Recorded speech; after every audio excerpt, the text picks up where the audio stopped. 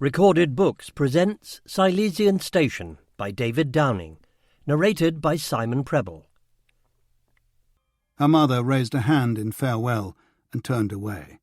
Her father stood gazing after her, a shrinking figure beneath the station's wooden canopy. She kept looking until the station had been dwarfed by the distant mountains and the wide blue sky. Her great-grandfather had come to this part of Silesia almost 60 years earlier, driven west by pogroms in his native Ukraine.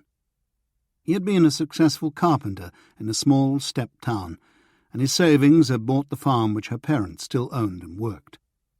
Seduced by the vista of looming mountains, his had been the first Jewish family to settle within 10 miles of Varta. Mountains, he told his son, offered hope of escape. The Cossacks didn't like mountains.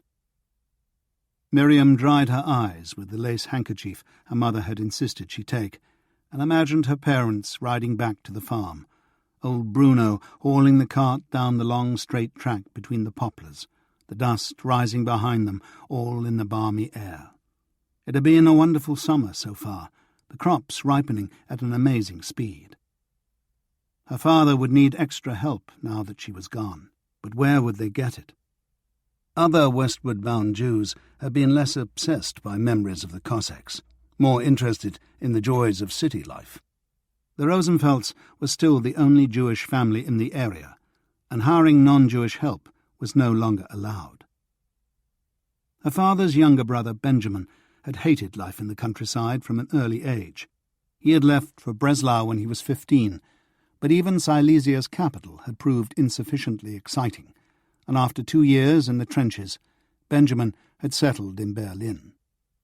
During the 1920s, he'd had a bewildering variety of jobs, but for the last 6 years he had worked in a printing factory, earning enough money to buy smart clothes and the exciting presents which distinguished his yearly visits. He had seemed less self-satisfied on his last visit, though.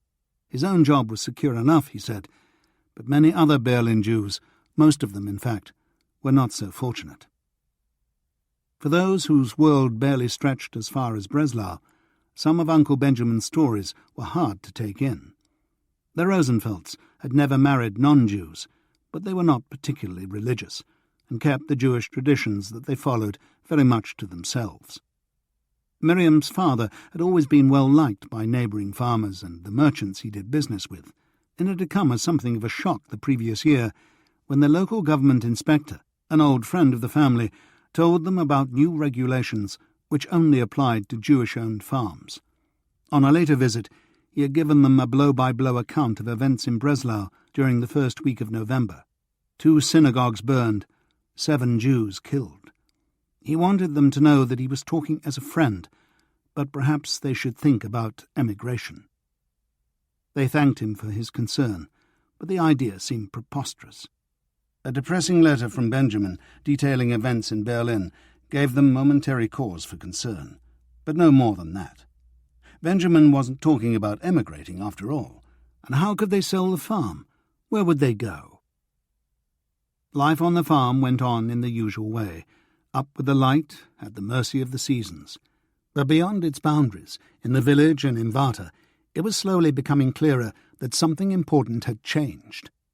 The younger men, boys really, not only lacked the civility of their parents, but seemed to delight in rudeness for rudeness' sake. They were only children, Miriam's father claimed. They would surely grow up. Her mother doubted it. Then a group of boys, on their way back from a Hitler Youth meeting, intercepted Miriam on her way home from the village shop. She wasn't frightened at first. She'd been at school with most of them. But the mockery soon turned to filth. Their eyes grew hungry, and their hands started tugging at her hair and her sleeves and her skirt. It was only the sudden appearance of one boy's father that broke the spell and sent them laughing on their way. She hadn't wanted to tell her parents, but one sleeve was torn, and she burst into tears, and her mother had dragged the story out of her. Her father had wanted to confront the boy's parents, but her mother had talked him out of it. Miriam heard them arguing late into the night, and the following day they announced that they were writing to ask Uncle Benjamin about finding her a job in Berlin. Things might be bad there, but at least she'd be with other Jews. There was always strength in numbers.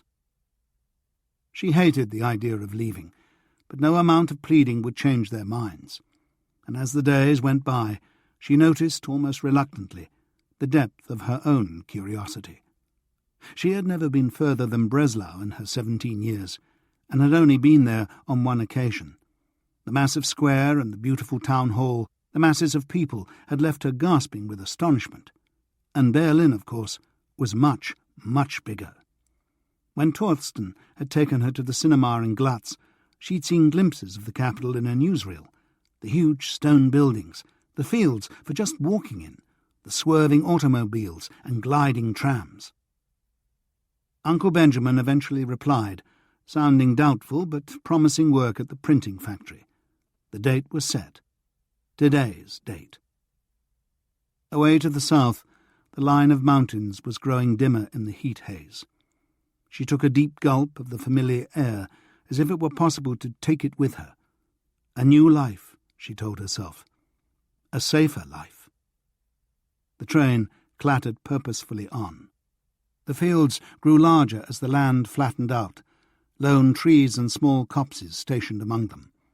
Red-roofed villages with solitary church spires appeared at regular intervals. A black and white cat padded along between rows of cabbages.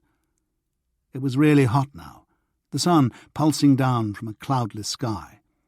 The platform at Münsterberg seemed almost crowded, and two middle-aged women took the corridor seats in Miriam's compartment, acknowledging her greeting but ignoring her thereafter.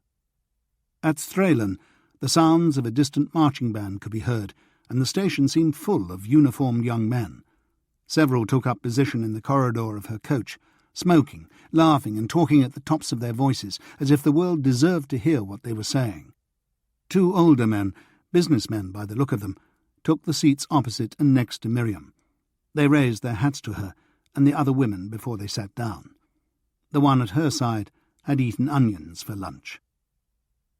Half an hour later, they were rolling into Breslau, dirt tracks giving way to metalled roads, small houses to factories. Other railway lines slid alongside like braids intertwining on a thickening rope, until the train rattled its way into the vast shed of glass and steel which she remembered from her first visit. The onion-eater insisted on getting her suitcase down, joked that his wife's was always a great deal heavier, and tipped his hat in farewell. Torsten's face appeared in the window with its usual nervous smile. She hadn't seen him since he'd taken the job in Breslau, but he looked much the same, unruly hair, crumpled clothes, an apologetic air. The sole children of neighbouring farms, they had known each other since infancy, without ever being close friends.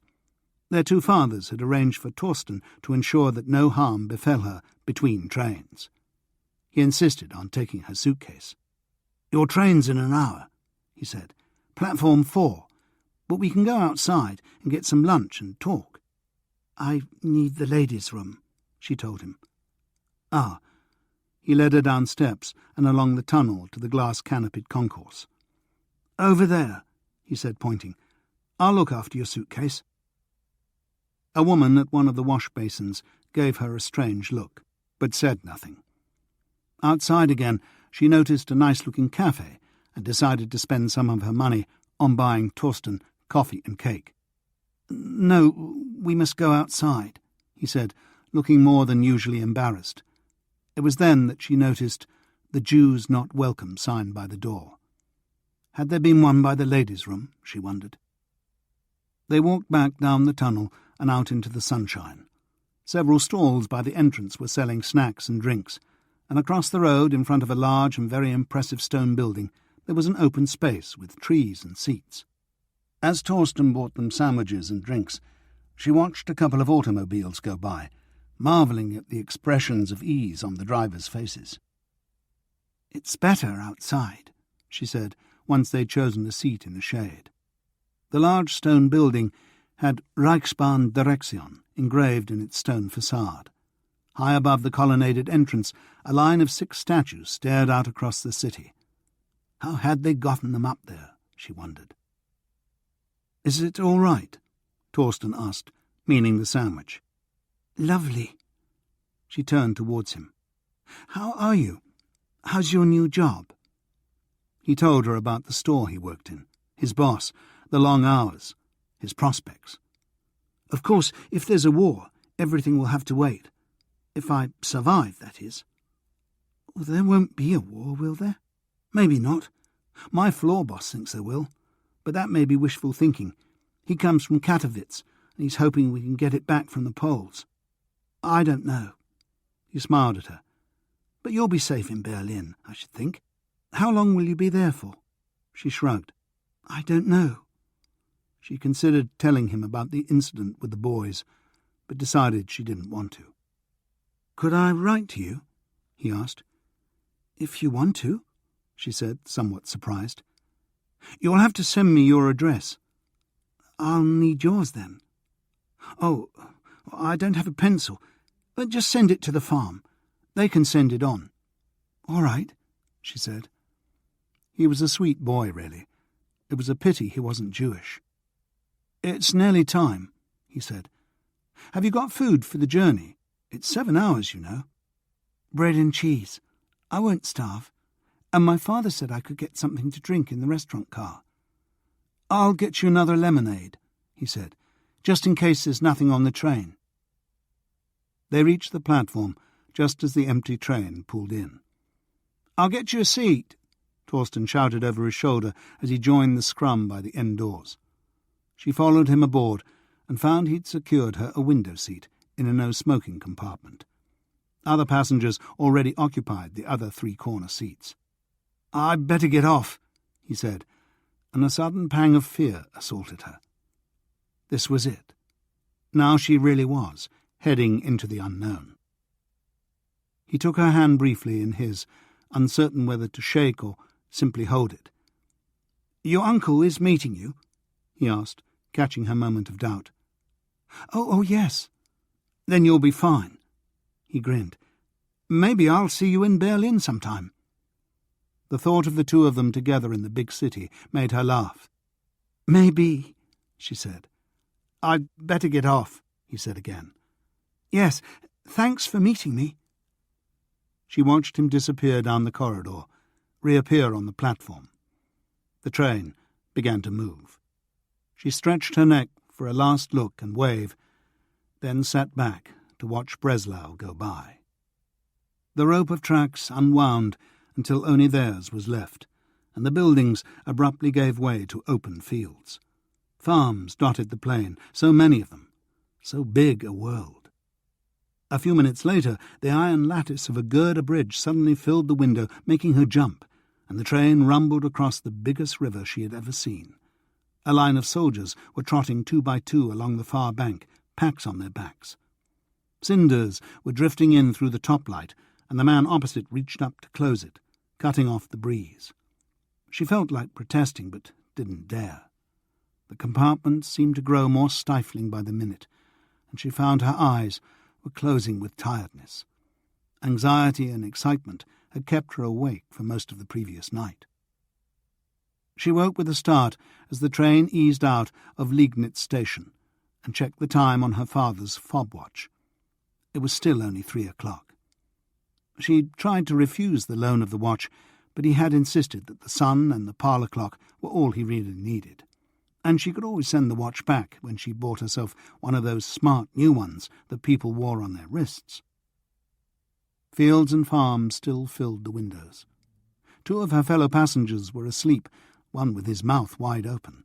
He suddenly snorted himself awake, eyes opening with annoyance, then closing again. Feeling thirsty, she reached for the bottle Torsten had bought her. She felt stiff after her sleep, and the sight of a man walking past the compartment encouraged her.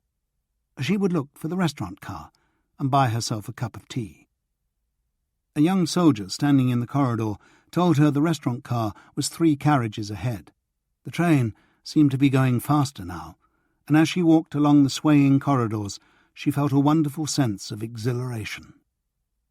The restaurant car had seats either side of a central gangway, booths for 2 on the right, booths for 4 on the left. She took the first empty 2-seater and examined the menu. Tea was 30 pfennigs, which seemed expensive, but a cup of coffee was 50. "A cup of tea, please," she told the young man who came to take her order. "No cake, then?" he asked with a grin.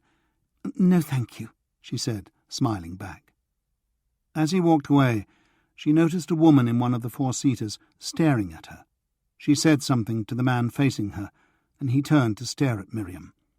The woman said something else, and the man got up and walked off in the direction her waiter had taken. A minute or so later, he returned with a different waiter, a much older man with a bald head and bristling moustaches. The set of his mouth suggested an unwelcome task. He came over to Miriam's table and lowered his head to talk to her. "Excuse me, miss," he said, "but I need to see your identity papers." "Of course," she said.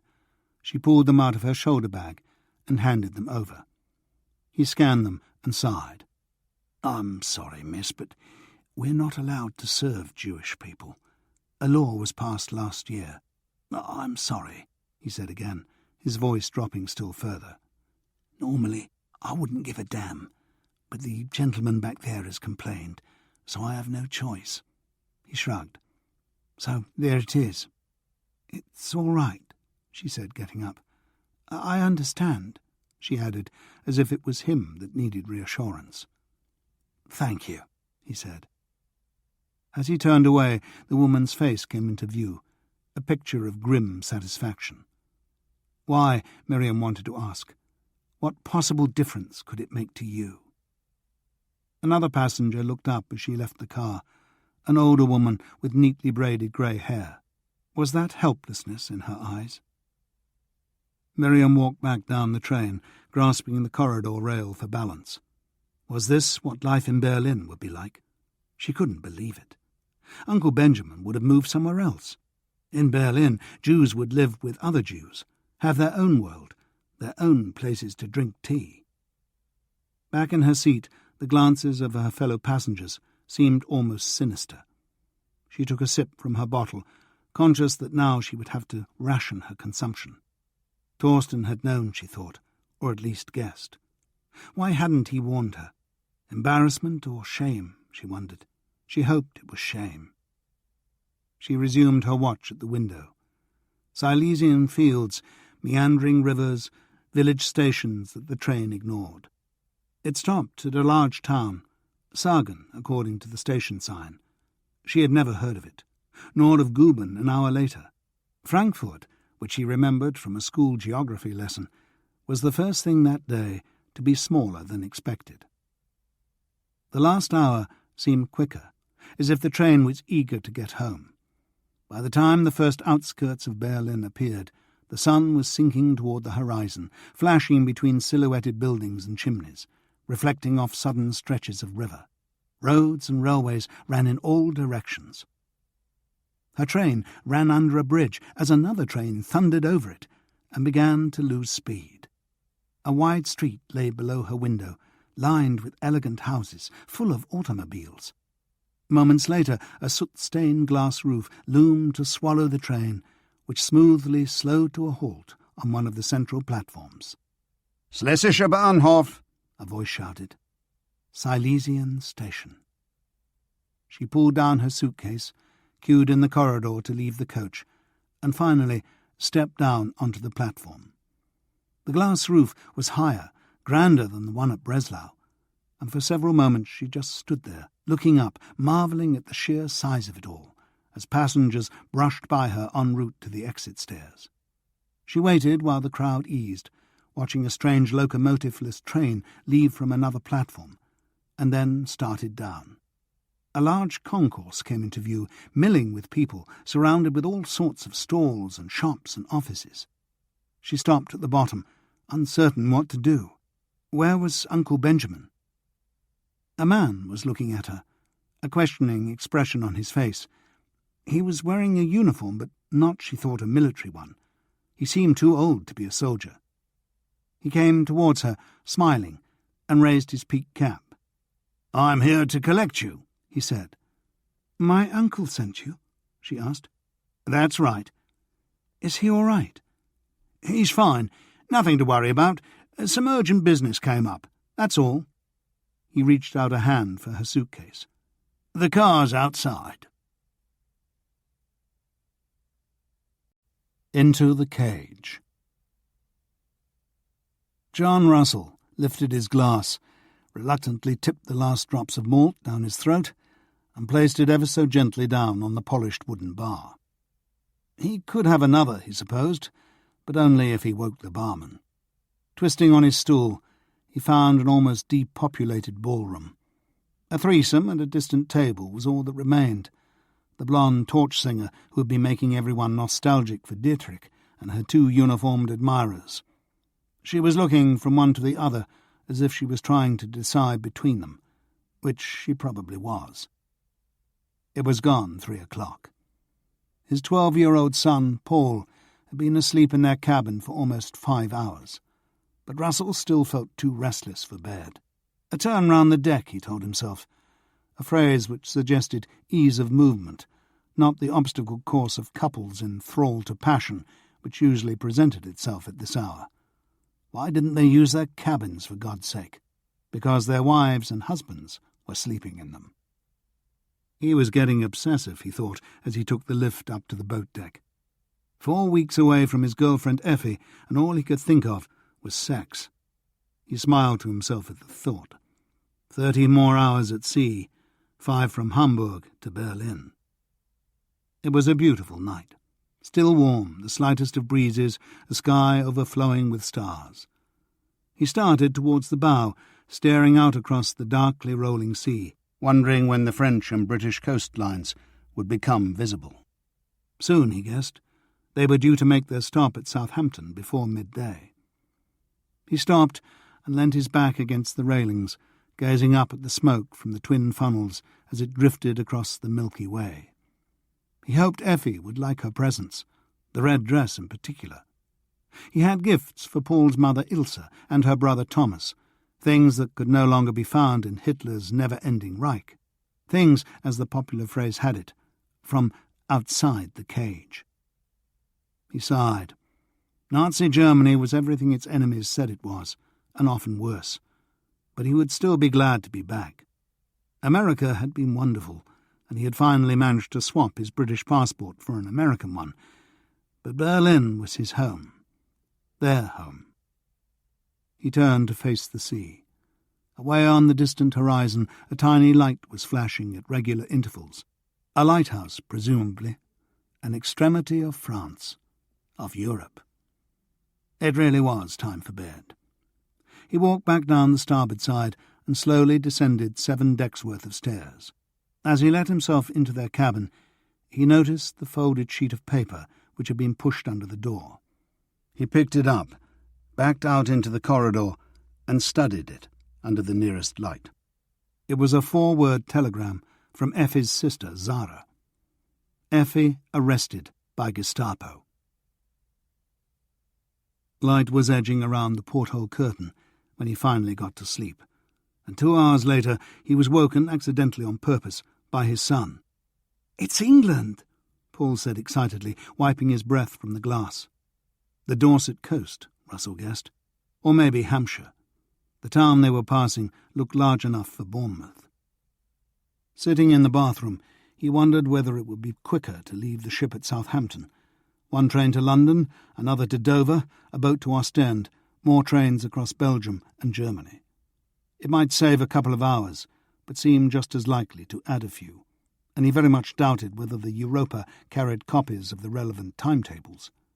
He would just have to cope with 24 hours of inaction. At breakfast, the elderly couple who had shared their table since New York seemed even more cheerful than usual. "Another beautiful day," Herr Feider announced, unaware that his upraised fork was dripping egg yolk onto the tablecloth. "We've been really lucky on this voyage.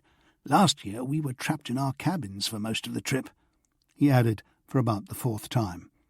Russell grunted his agreement and received a reproachful look from Paul. "I can't wait to get home, though," Frau Feider said. "I have a feeling this is going to be a beautiful summer."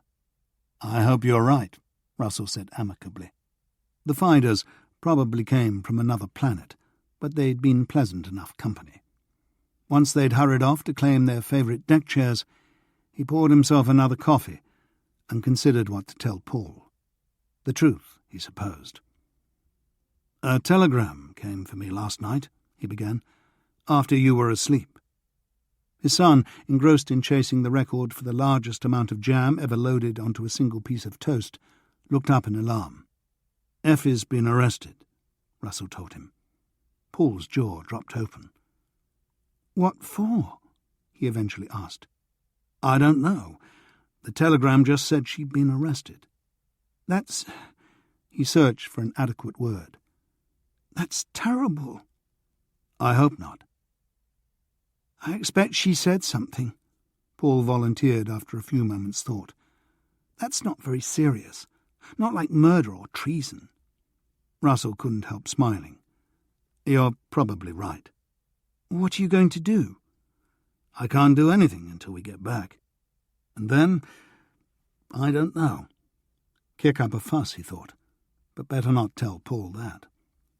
"I'm sorry, Dad." "Me too. Well, there's nothing we can do now. Let's get up on deck and watch the world go by." As Herr Feider had said, it was a beautiful day. The Europa, as they discovered on reaching the bow, was in mid-Solent. "That's Lymington," Paul said, after consulting his carefully copied version of the large chart below decks. "And that's Cowes," he added, pointing off to the right. Many small boats were in view, a couple of yachts to the south, white sails vivid against the darker island, a flurry of fishing craft to the north, sunlight flashing off their cabin windows. Only the squawking gulls disturbed the peace. "I had a wonderful time," Paul said suddenly. "The whole trip, I mean." "So did I," Russell told him. He smiled at his son, but his heart ached.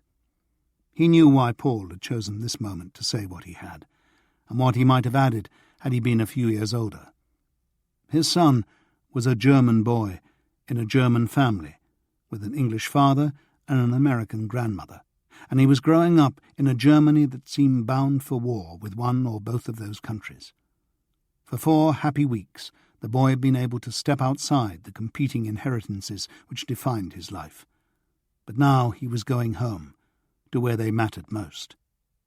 And though Paul would never say so, Effi's arrest could only make things worse. They spent most of the day outside, watching the toings and froings at Southampton, the warships anchored in the Nore roadstead off Portsmouth, the freighters in the Channel. The setting sun was colouring the white cliffs gold as they passed through the Straits of Dover, the lights brightening on the Belgian coast as darkness finally fell. They went to bed earlier than usual, but despite hardly sleeping the previous night, Russell was still wide awake. He lay there in the dark, wondering what had happened, where Effi was. Maybe she'd already been released. Maybe she was en route to the new women's concentration camp at Ravensbrück. The thought brought him close to panic. The Europa docked at Hamburg soon after 10 the following morning. It seemed an eternity before disembarkation was underway, but the queue at passport control moved quickly enough. Russell was expecting a few questions about his passport. He'd left the Reich 4 weeks earlier as a UK citizen and was now returning as an American. But the German consulate in New York had assured him that his resident status would be unaffected.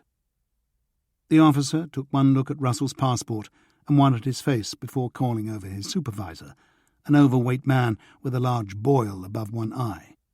He too examined the passport. "You are travelling directly to Berlin?" he asked.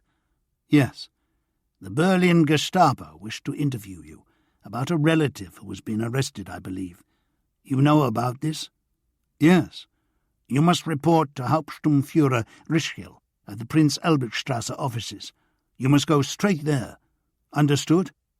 "I need to take my son home first." The man hesitated, caught in the familiar Nazi dilemma: human decency or personal safety. "That would be inadvisable," he said, reaching for the best of both worlds. "I'm back," Russell thought. There were no questions about his passport, no search through their American purchases at customs. The taxi ride to the station reminded Russell of his last visit to the city, when he'd been reporting on the launching of the battleship Bismarck, and the wonderful sight of Hitler struggling to contain himself as the ship refused to move. Arriving at the station, he bought what seemed the most likely newspaper, but could find no reference to Effi's arrest. He didn't know, of course, how long she'd been in custody. There were 40 minutes until the next DWWII express left for Berlin, so he parked Paul and the bags at a concourse cafe table and found a public telephone. Without a full address, he had almost to beg the operator for Zara's number, and the telephone rang about a dozen times before she answered. "Zara, it's John." "You're back. Thank God." "I'm in Hamburg. I'll be in Berlin this afternoon. Is Effi all right?" "I don't know," Zara almost wailed. "They won't let me see her. I've tried. Jens has tried." That was bad news. Zara's husband Jens was a ranking bureaucrat and ardent Nazi, with all the influence that combination implied. "What has she been arrested for?" "They won't tell me. 2 men from the Gestapo came to the house, told us that she'd been arrested, and that I was to let you know by telegram. They even told me what ship you were on. They said not to tell anyone else." "Has there been anything in the newspapers?" Russell asked, suspicion growing. "Nothing. I don't understand it. Do you?" she asked, more than a hint of accusation in her voice. "No," Russell said, though he probably did. "I'll be back in Berlin about 4, he told her. "The Gestapo want to see me the moment I arrive. I'll call you after I've seen them." He hung up and rang a more familiar number, that of Paul's mother and stepfather. Ilse picked up. Russell briefly explained what had happened and asked if she could meet the train at Lehrter station. She said she would. He walked back across the busy concourse, feeling both relieved and depressed. The whole thing was a set-up, aimed at him. Why else keep it quiet? Effi might have said something out of turn and been reported. It was hardly out of character. But when it came down to it, the Gestapo were more than capable of simply making something up. Whichever it was, they had their leverage against him, which was good news and bad news. Good because it almost certainly meant that he could secure Effi's release. Bad because of what they would want in return. Paul was looking at the newspaper. "The Führer revealed that the new Chancery would have another purpose from 1950, he read aloud, but declined to say what that would be. A lunatic asylum, Russell guessed, but he didn't think his son would appreciate the joke. "Can we go up to the platform?" Paul asked. "Why not?" The DWWII was already standing there, a long red bullet of a train. Paul placed a palm on its shiny side, and Russell could almost hear him thinking, "This is what Germans can do."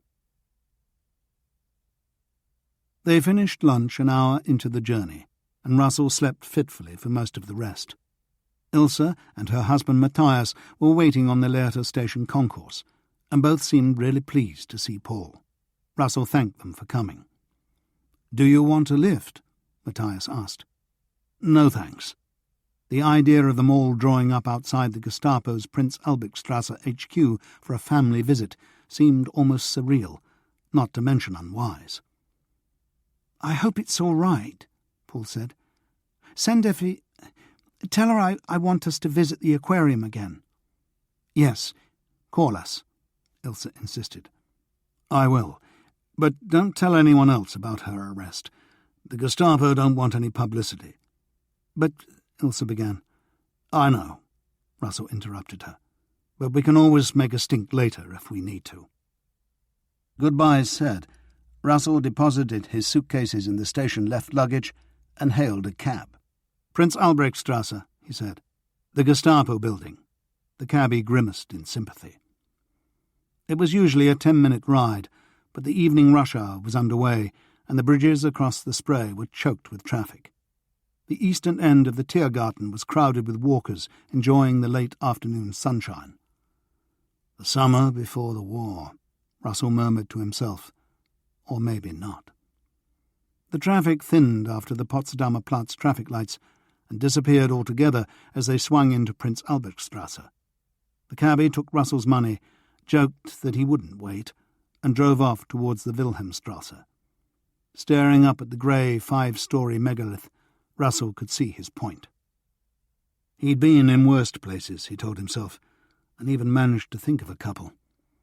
Pushing his way through the heavy front doors, he found himself surrounded by the usual high columns and curtains. A great slab of a desk stood in front of a flag which would have clothed half of Africa, always assuming the locals liked red, white and black.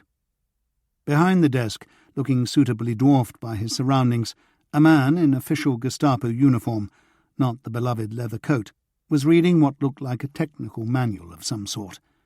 He ignored Russell's presence for several seconds, then gestured him forward with an impatient flick of a finger. "My name is John Russell, and I have an appointment with Hauptsturmführer Ritschl," Russell told him. "For what time?" "I was asked to come here as soon as I reached Berlin." "Ah." The receptionist picked up the telephone, dialed a 3-figure number, and asked if Hauptsturmführer Ritschl was expecting a John Russell. He was. Another call produced a uniformed Rotenführer to escort Herr Russell upstairs. He followed the shiny boots up, wondering why the Gestapo rarely wore their uniforms out of doors. A need for anonymity, he supposed, and Heydrich probably liked to economize on laundry bills. The stone corridors were infinitely depressing. So many offices, so many thugs behind desks. Hauptsturmführer Ritschl looked the part. A shortish man with thinning fair hair, a face full of ruptured blood vessels and eyes the colour of canal water. There were beads of sweat on his brow, despite the wide-open window, and a shirt open at the collar. His leather coat was hanging on the door. "Here, John Russell," he said. "How would you like to see Fräulein König?" "Very much." "You may have 5 minutes. No physical contact." He turned to the Rotenführer. "Take him down and bring him back." This time they took a lift. The floors were numbered in the usual way, which seemed somewhat incongruous in the circumstances. Basement, in particular, seemed a less than adequate description of the cell-lined corridor which awaited them. The silence of the grave was Russell's first impression, but this was soon superseded. A woman sobbing behind one door, a restless shuffle of feet behind another, a man's voice intoning, "Shut up, shut up, shut up," as if he'd forgotten he was still speaking. Oh my God, Russell thought. What had they done to her? The Rotenführer stopped outside the penultimate door on the right, pulled back the sliding panel for a brief glimpse inside, and drew back the 2 massive bolts. The door opened inwards, revealing Effi in the act of getting to her feet. As she spotted Russell behind the Rotenführer, her face lit up, and she almost jumped towards him. "No physical contact," the Gestapo man said, spreading his arms to keep them apart. They stood facing each other.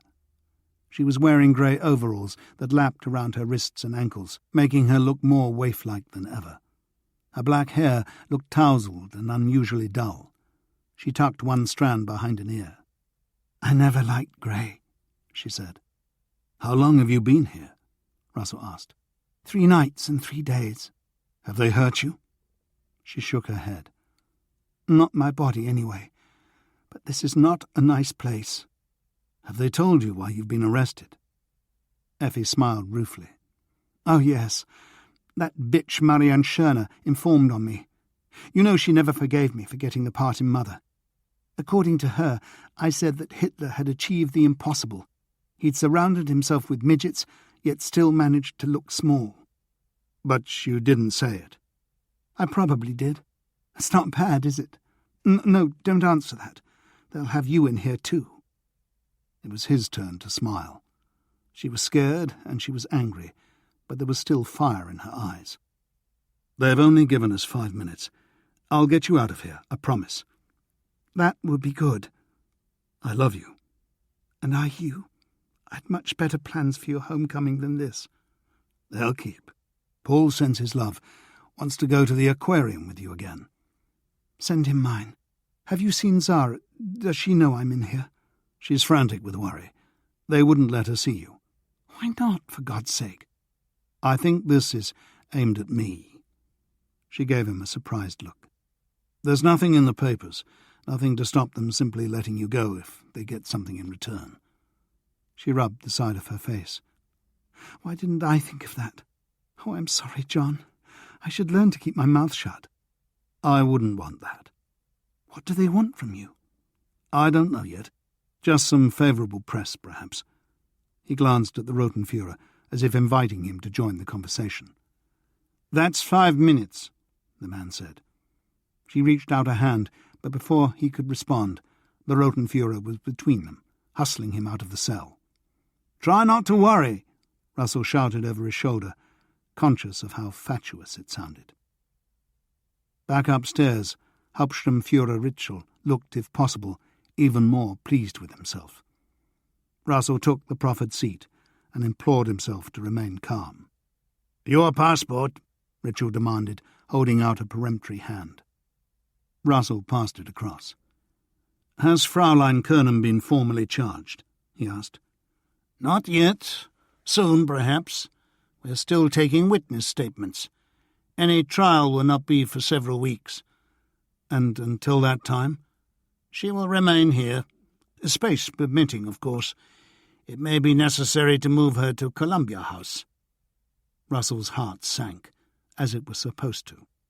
After sentencing, it will be Ravensbrück, of course, Ritschl added, as if determined to give a thorough account of Effi's future. And the sentence, unfairly perhaps, is bound to reflect Fraulein Kernen's celebrity status. A National Socialist court cannot be seen to favour the rich and famous. On the contrary. Effi is hardly rich. No? I understand that her father gave her an apartment on her 25th birthday.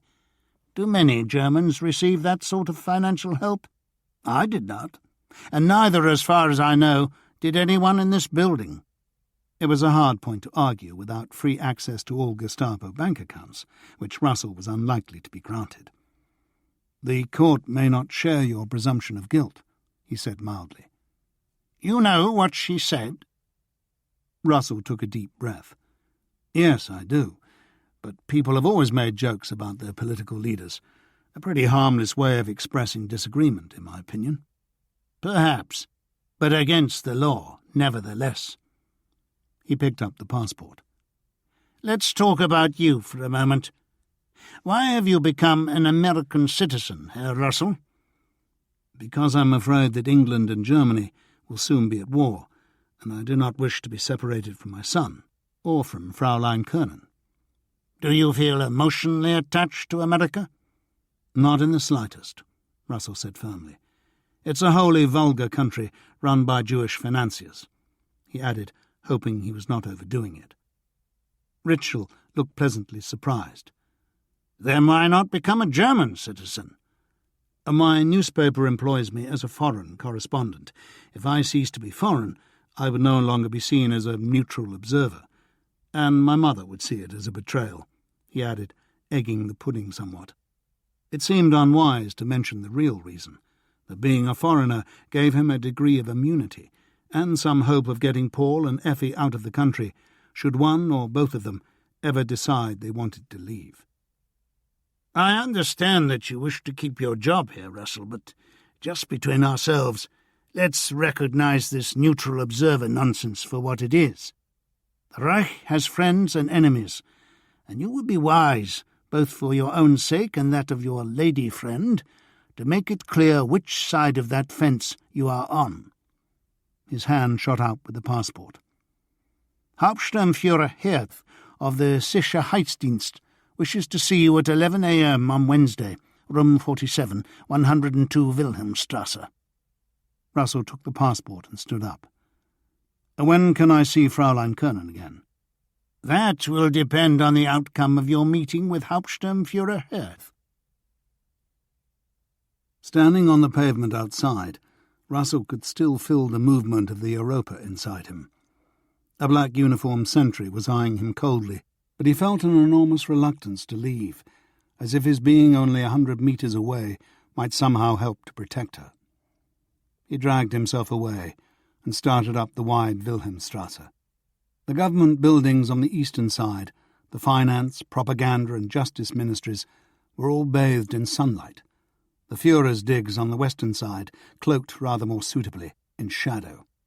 At the corner of Unter den Linden, he almost sleepwalked into the Adlon Hotel, but decided at the last moment that an encounter with his Foreign Press Corps colleagues was more than he could handle on this particular evening. He felt like a real drink, but decided on coffee at Schmidt's. If ever he needed a clear head, it was now. The cafe was almost empty, caught in the gap between its workday clientele and the evening crowd. After taking his choice of the window seats, Russell, more out of habit than desire, reached across for the newspaper that someone had left on the adjoining table. Hitler had opened an art exhibition in Munich, accompanied by the Gauleiter of Danzig and Comrade Astakov, the Soviet charge d'affaires. This interesting combination had watched a procession of floats, most of which were described in mind-numbing detail. Sudetenland was a silver eagle, Bohemia a pair of lions guarding the gateway to the east, as represented by a couple of Byzantine minarets. The Führer had gone to see the Merry Widow that evening, but Miss Madeleine Verne, the solo dancer, had failed to show up. Who could blame her? Russell tossed the newspaper back. He didn't feel ready for re-immersion into Nazi Germany's bizarre pantomime. At least the coffee was good. The only decent cup he'd had in America was in the Italian pavilion at the World's Fair. Sarah, he reminded himself. The telephone in the back corridor was not being used, and he stood beside it for a few seconds before dialing, wondering what he was going to say. Not the truth, anyway. She picked up after the first ring and sounded as if she'd been crying. "I've seen her," he said. "She's fine. They've told me to come back on Wednesday, and they'll probably release her then." "Why? I don't understand. If they're going to release her, why not now?" "Bureaucracy, I think. She has to receive a formal warning from some official or other. They didn't give me any details." "But she will be released on Wednesday." "That's what I was told," he said. There was no point in her spending the next 2 days in a state of high anxiety. If the Sicherheitsdienst was playing sick games with them, she'd find out soon enough. "Thank you, John," she said. "They won't let me see her, I suppose?" "I don't think so. They won't let me see her again until then. I think it's probably better to just wait." "Yes, I can see that. But she's all right." "She's fine. A little frightened, but fine." "Thank you." "I'll ring you on Wednesday. Effi will ring you." "Thank you." He jiggled the cut-off switch and dialed Ilse's number. "Paul's in the bath," his ex-wife told him. "I've seen Effi, and she's all right. Can you tell him that?" "Of course. But I think they're going to let her go on Wednesday." "Oh, that's good. You must be relieved. More than relieved."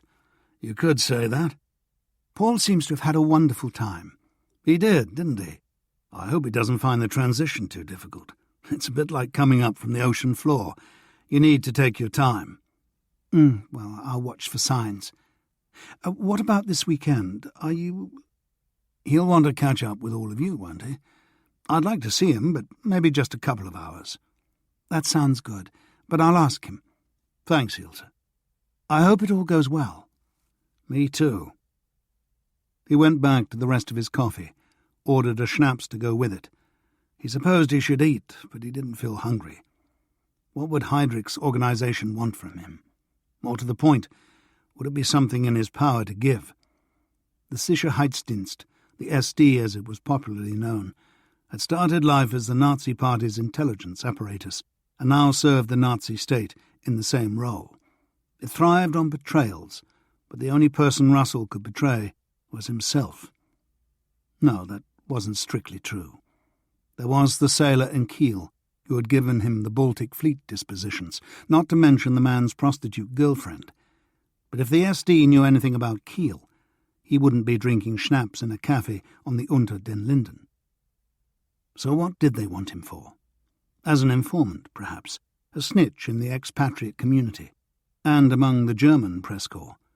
He had a lot of friends and acquaintances who still wrote, with well-concealed disgust in most cases, for the Nazi press. Effi might be asked to report on her fellow thespians. Or maybe They were more interested in his communist contacts. They certainly knew about his communist past, and after the business in March, they probably had a highly exaggerated notion of his current involvement. They might want to use him as bait, luring comrades up to the surface. The latter seemed more likely, on reflection, but who knew what the bastards were thinking? He paid the bill and stood out on the pavement once more. Where to go? His rooms in Halscher's Tor, or Effi's flat, where he'd been spending the majority of his nights? Her flat, he decided. Check that everything was all right. Make sure the Gestapo had remembered to flush. When it came down to it, he just wanted to feel close to her. He walked through to Friedrichstrasse and took a westbound Stadtbahn train. There was a leaflet on the only empty seat. He picked it up, sat down and looked at it. "Do you want another war?" the headline asked him. The text below advised resistance. Looking up, he noticed that several of his fellow passengers were staring at him, wondering, he supposed, what he was going to do with the treasonous missive now that he'd read it. He thought about crumpling the leaflet up and dropping it, but felt a sudden unreasoning loyalty to whoever had taken the enormous risk of writing, producing, and distributing it. 2 minutes later, as his train drew into Zoo Station, he placed the leaflet back on the seat where he'd found it and got off. The attractive young woman sitting opposite gave him what might have been an encouraging smile. He collected his suitcases from the left luggage and walked the half-kilometre to Effi's flat on Kammerstrasse. Everything looked much as he'd last seen it. If the Gestapo had conducted a search, then they'd tied it up after themselves. So they hadn't conducted a search. Russell sniffed the air for a trace of Effi's perfume, but all he could smell was her absence. He leaned against the jamb of the bedroom door, picturing her in the cell. He told himself that they wouldn't hurt her, that they knew the threat was enough. But a sliver of panic still tightened his chest. He stood there, eyes closed, for a minute or more, and then urged himself back into motion. His car should be here, he realized. He locked up and carried his cases back down. The Hanomag was sitting in the rear courtyard, looking none the worse for a month of Effi's erratic driving. It started first time. 20 minutes later, he was easing it into his own courtyard on Neuenberger Strasse. He felt less than ready to face Frau Heidegger and the inevitable deluge of welcome home questions, but the only way to his room led past her ever-open door, which, much to his surprise, was closed. He stood there, staring at it, and suddenly realized. The 3rd week of July, the annual holiday with her brother's family in Stettin. Her sour-faced sister would be filling in, and she had never shown the slightest interest in what was happening elsewhere in the building. Frau Heidegger was fond of claiming that the life of a Portierfrau was a true vocation, but her sister, it seemed, had not heard the call. He lugged the suitcases up to his 4th-floor rooms and dumped them on his bed unopened. The air seemed hot and stale, but throwing the windows wide made little difference. Night was falling much faster than the temperature, and the breeze had vanished. There were 2 bottles of beer in the cupboard above the sink, and Russell took one to his favourite seat by the window. The beer was warm and flat, which seemed appropriate. None of it was going to go away, he thought. Effi might be released on Wednesday, but they could always rearrest her, and next time they might feel the need or merely the desire to inflict a little pain. If Effi left him, God forbid, there was always Paul. Some sort of pressure could always be applied. The only way to stop it was to leave, and that would mean leaving alone. They would never let Effi out of the country now, and Ilse would never agree to Paul going. Why should she? She loved the boy as much as he did. If he left, they'd all be safe. The bastards would have nothing to gain. Or would they? They'd probably find jobs for him to do in Britain or the US. Do you care what happens to your family in Germany? Then do this for us. He needed to talk to someone, he realized. And there was only Thomas, his former brother-in-law, his best friend, the only man in Berlin, on earth, come to that, whom he would trust with his life. He went back downstairs to the telephone. Thomas sounded happy to hear from him. "How was America?" he asked. "Wonderful, but I've run into a few problems since I got back." "How long have you been back?" "In Berlin about 6 hours. I'd like a chat, Thomas. Can you find me half an hour or so tomorrow morning if I come to the works?" "I imagine so, but wouldn't you rather have lunch?" "I need a private chat." "Ah, all right. 10:30, 11? 10:30 I'll be there." Hanging up, he realised he hadn't even asked after Thomas's wife and children. Back in his room, he sat in the window, taking desultory swigs from the second bottle of beer. The roofs of the government district were visible in the distance, a barely discernible line against the night sky. He thought of Effi in her cell, hoped she was curled up in sleep, cocooned from the evil around her. The Sharda printing works were in Treptow, a couple of streets from the River Spree. As Russell parked the Hanomag alongside Thomas's Adler, a ship's horn sounded on the river, a long, mournful sound for such a bright morning. Russell had only managed a few dream-racked hours of unconsciousness, and the coffee he grabbed at Görlitzer station had propelled his heart into an unwelcome gallop for longer than seemed safe. The main print room was the usual cacophony of machines. Thomas's office was at the other end, and Russell exchanged nods of recognition with a couple of the men on his way through. Both looked like Jews, and probably were. Sharda Printing Works employed a higher percentage of Jews than any business in Berlin, largely because Thomas insisted that he needed all his highly skilled workforce to fulfill his many contracts with the government. The irony was not lost on his Jewish workers, much of whose work involved printing anti-Semitic tracts. A smiling Thomas arose from his desk to shake Russell's hand. "God, you look terrible," he half shouted over the din. "What's happened?" he added, seeing the look in his friend's eyes. Russell shut the door, which cut the noise by half. "Effi's been arrested." "Why? Oh, or do I need to ask? Someone informed on her? Oh, I'm sorry, that's not helpful. Where is she?" "Prince Albertstrasse. Can we talk outside?" "Of course." Thomas led him back into the printing room, through a storeroom and down a few steps into the yard, where a line of tarpaulin-covered wagons stood ready for unloading in the company siding. The two men walked down past the buffers and sat side by side on a low brick wall, facing the yard and printing works. Birds sang in the weed-covered wasteland behind them. A rumble of machinery emanated from the cement works on the other side of the tracks. "This do?" Russell looked round. No one could get within earshot without being seen. "They're going to let her go tomorrow, or at least I think they will. They more or less said as much. I was allowed 5 minutes with her yesterday. She's scared, but she's okay. They haven't done anything to her, haven't even questioned her as far as I know. So what? It's me they're after. They'll only let her go if I agree to work for them." "Doing what?" "I'll find that out tomorrow." "What could you do for them?" There's a history to this that you don't know about. You remember those articles I wrote for Pravda? On the positive aspects of Nazi Germany? How could I forget? I needed the money, and the Soviets fed me a line about preparing their readers for peace, which I could just about swallow.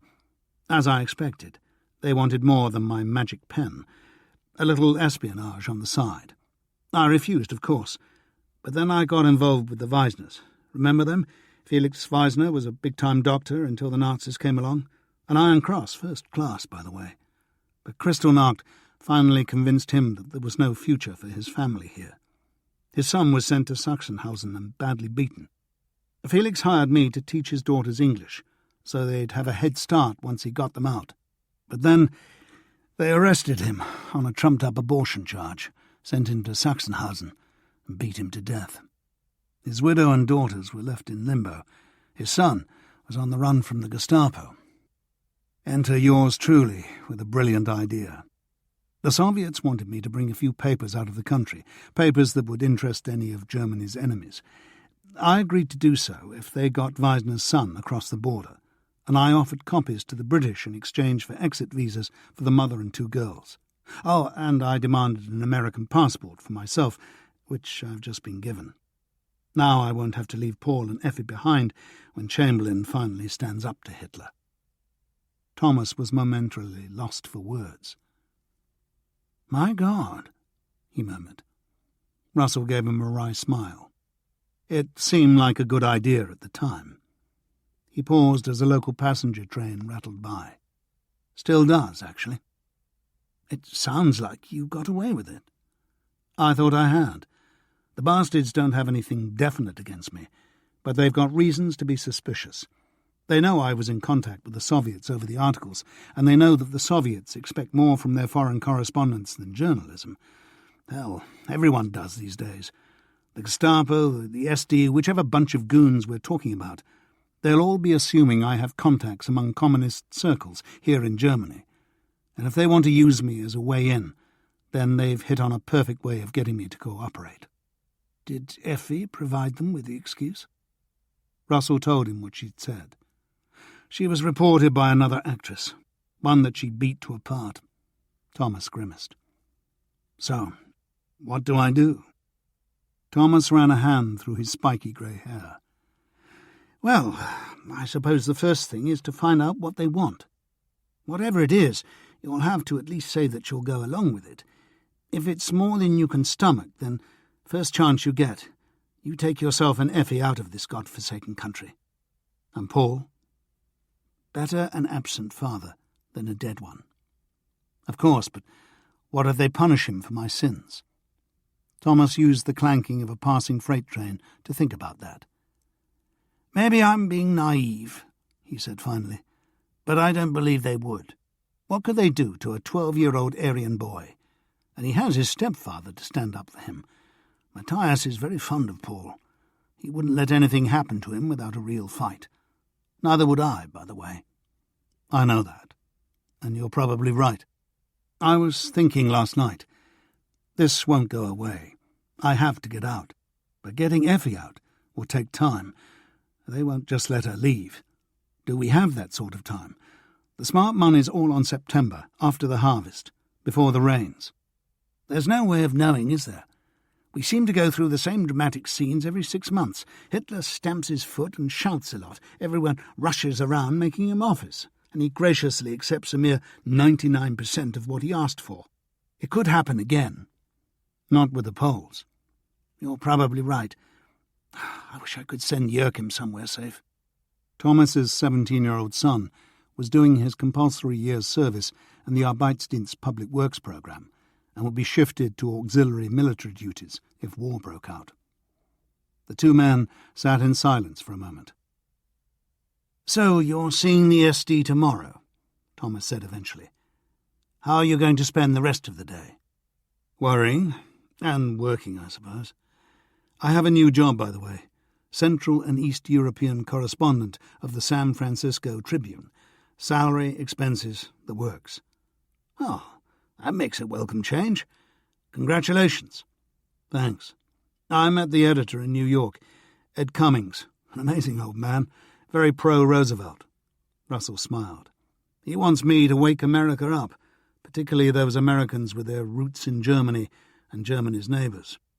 The Jewish Americans, of course, but the Polish Americans, the Hungarian Americans, all of them. He wants them to know what's really happening in the old countries, and to get really angry about it, and not to go along with all that crap, to use his own words, about it being none of America's business." Russell laughed. "Of course, we weren't reckoning on the SD and Gestapo breathing down my neck. I'll just have to convince the bastards that retaining my credibility as a journalist is in their interests too, because if I suddenly start sucking up to them in print, no one who matters will trust anything I do or say." "I suppose not. Are you going to be covering the day-to-day stuff?" "Not really. They'll carry on using the agencies for that. I'm more comment than news. The big diplomatic stories and whatever else strikes me as important. The first thing Cummins wants is a piece on how the Czechs are doing under occupation. and I thought I might visit that agricultural school in Scarby that the Jews are running for would-be emigrants to Palestine. I can't believe the Nazis are still sponsoring it." Thomas grunted his agreement as another suburban train headed for Görlitzer station. One carriage seemed full of overexcited young boys, most of whom were hanging out of the windows. A school trip, Russell supposed. "Talking of Jews," Thomas said, "I've got a mystery of my own to solve." He brushed a speck of dirt off his trousers. "I had an employee by the name of Benjamin Rosenfeld. A good worker. He started here 5 or 6 years ago. A Jew, of course. About 6 weeks ago, he came to ask if I had a job for his 17-year-old niece. Her family are farmers in Silesia, the only Jews in the area, apparently, and she was being harassed, perhaps more, he didn't say, by the local boys. Her parents thought she'd be safer in Berlin." Thomas's shrug encompassed both the sad absurdity of the problem and the impossibility of knowing where a Jew might be safest in such times. "As it happened, I'd just lost a young woman. Her exit visa had arrived that week and she was off to Palestine. So I said yes. Rosenfeld arranged the trip, sent the ticket, and arranged to meet her at Silesian station. Well, that was on the last day of June, almost 3 weeks ago. As far as I can make out, on the day she was supposed to arrive, Rosenfeld left here with the intention of walking straight to the station. It's only about 3 kilometres away. Somewhere along the way, some thugs decided he needed beating up. Stormtroopers, probably, from their barracks on Kopernikerstrasse, but they weren't in uniform, according to Rosenfeld. Someone took him to one of those makeshift Jewish hospitals in Friedrichshain, and he was in and out of consciousness for several days. I didn't know he'd been attacked until one of the workers told me on the following day. I wondered what had happened to the girl, but assumed she'd managed to make contact with Rosenfeld's friends and that she'd turn up for work on the Monday. But she didn't.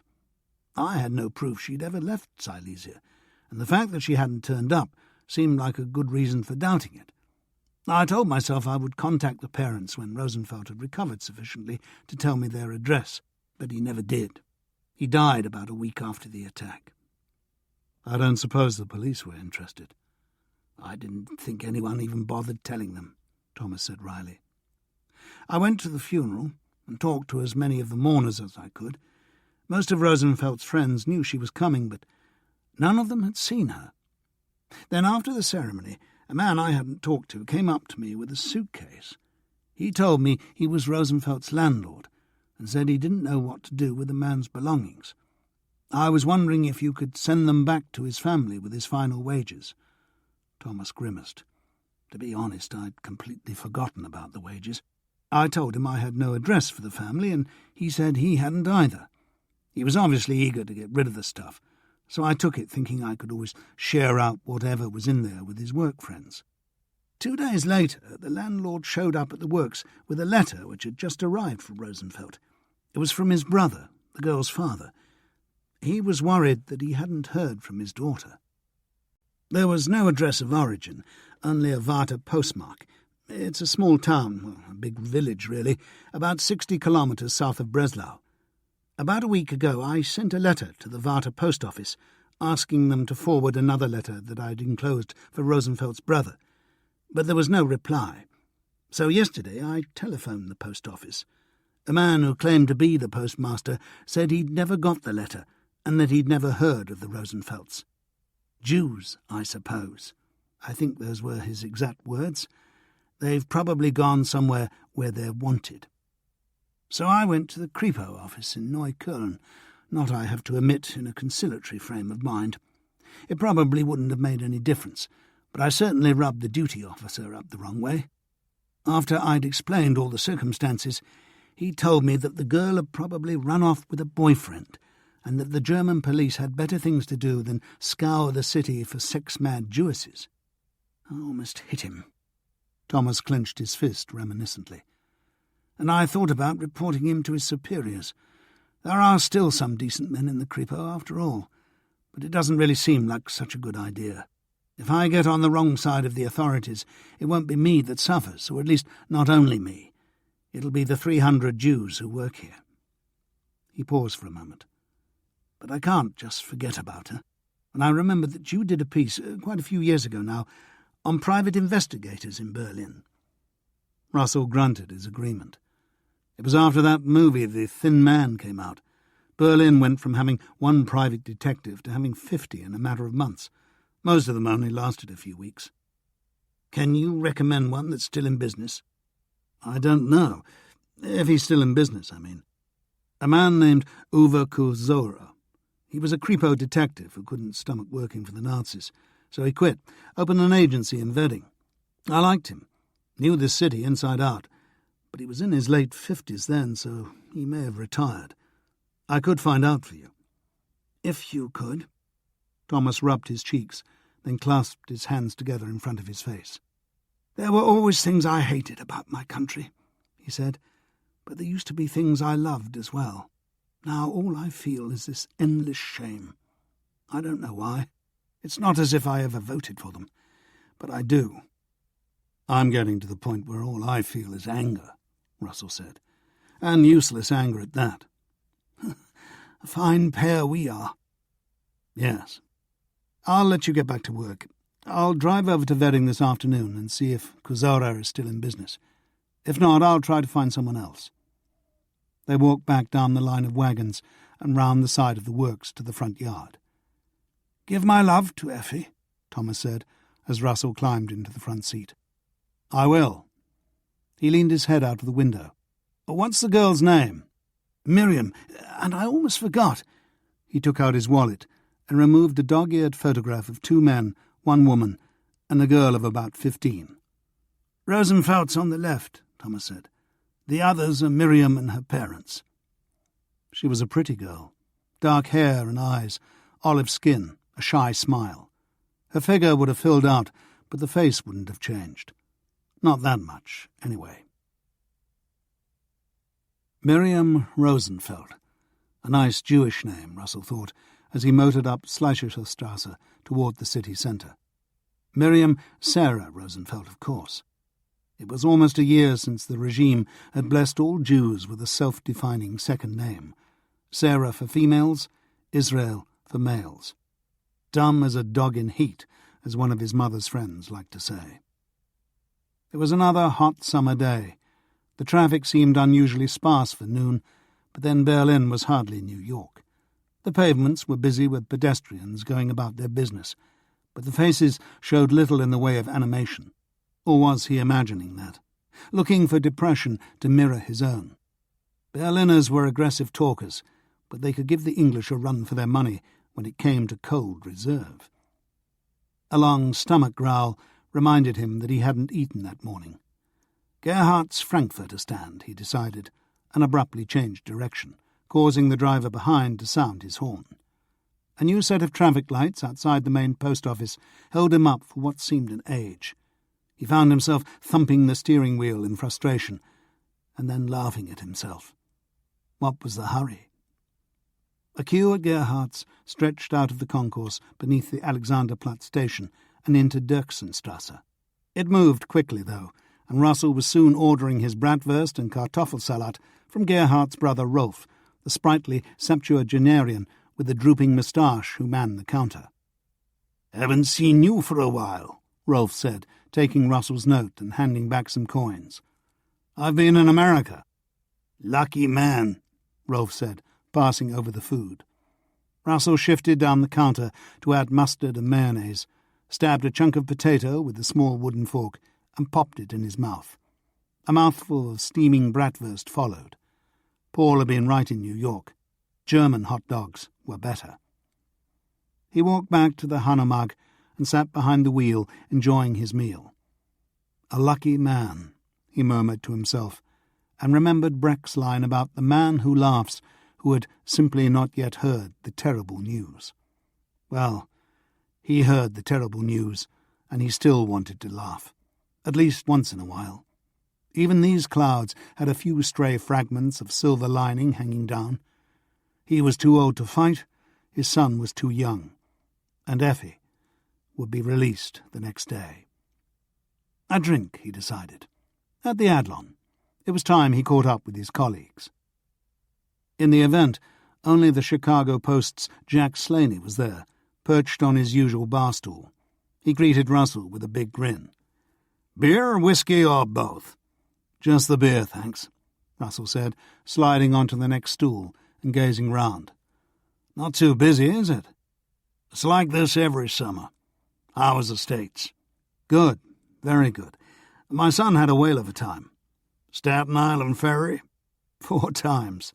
Statue of Liberty, Central Park, Grand Central Station, Macy's Toy Department, not to mention the World's Fair." "And you're one of us now." "News travels fast." "We are journalists. How's next year's election looking? Any chance that Lindbergh's going to run?" "Doesn't look like it. The way things are going in Congress, it doesn't look like he needs to. Roosevelt's chances of revising the neutrality bill seem to be getting worse, not better. America won't be joining a European war any time soon." "Pity. The sooner we get into a war, the sooner I get to go home." "What's been happening here?"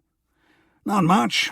Lots of grumbling in the press about you British, how the guarantee to Poland has given the Poles a free hand to persecute their poor German minority. A few incidents around Danzig, but nothing serious. Calm before the storm, of course." "Most calms are." "Maybe. The German universities all closed for the summer last week, 2 weeks earlier than usual, so the students can help with the harvest. They're busting a gut to get it in on time this year, and why do you think that might be? If I was a betting man, and I am, I'd put money on a new batch of Polish atrocity stories in the first 2 weeks of August, and then Hitler will start ranting again. A complete idiot could recognize the pattern by this time. I know they're an evil bunch of bastards, but what really gets me down is that they're such an insult to the intelligence. Talking to you is always such a joy." "You love it. I'm the only man in Berlin who's more cynical than you are." "Maybe. I seem to be moving beyond cynicism, but God knows in what direction. Despair comes highly recommended." Russell laughed. "Like I said, a real pleasure. But I've got to be off. I owe you one. At least 3, actually. Where are you off to?" "To see a man about a missing girl." Wedding had been a communist stronghold before the Nazi takeover, and it still seemed depressed by the outcome of the subsequent reckoning. A few faded hammers and sickles were visible on hard-to-reach surfaces, and billowing swastikas were less ubiquitous than usual. Uwe Kozora's office was on the east side of Müllerstrasse, 100 metres or so south of the S-Bahn. Or it had been. His name was still among those listed by the door, but the detective himself had retired. "End of last year," a brisk young woman from the ground-floor laundry told Russell. "If you want his home address, I think they have it upstairs." Russell climbed the 4 flights to Kozora's former office and found it empty. An elderly man with a monocle eventually answered his knock on the opposite door. A wooden table behind him was covered with clocks in various stages of dismantlement, chalk circles surrounding each separate inventory of pieces. "Yes?" "Sorry to interrupt, but I was told that you had Uwe Kozora's home address." "Yes, I do. Come in. Sit down. It may take me a while to find it." The room gave off a rich melange of odours, wood polish and metallic oil from the workbench, soapy steam from the laundry below, the unmistakable scent of a male cat. The beast in question, a huge black tom, stared bleakly back at him from his patch in the sun. The horologist was shuffling through a pile of papers, mostly unpaid bills if the frequent mutters of alarm and dismay were anything to go by.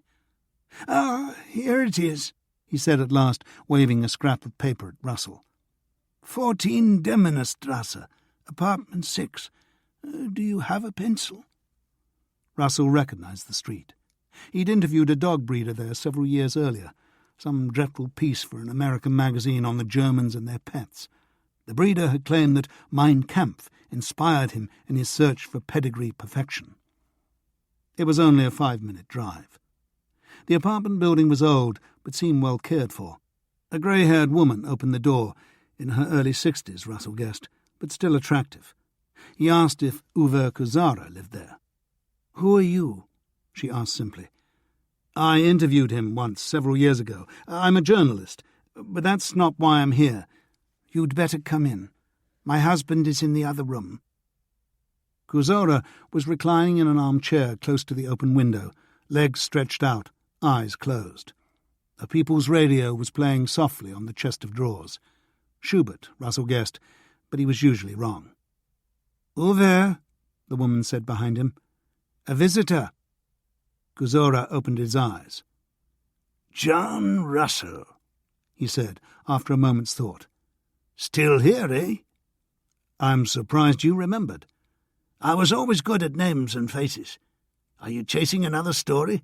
Please, sit down. Katrin will make us some coffee." "You've had your 2 coffees," she said sternly. "I can't let Herr Russell drink alone." She laughed. "Oh, all right. So, what brings you to me? Well, how did you find me?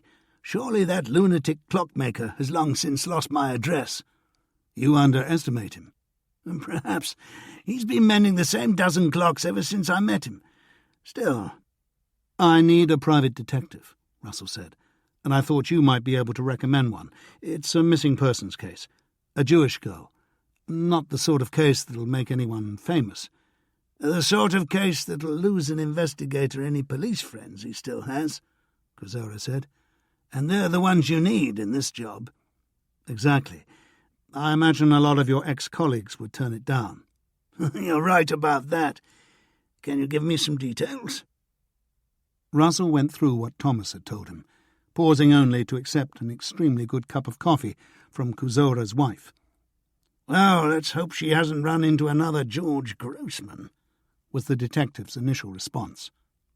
"Who?" "Before your time, I suppose. You remember the German cannibals of the 20s? There were 4 of them: Fritz Hamann, Karl Denker, Peter Curtin, and George Grossman." He almost danced through the names.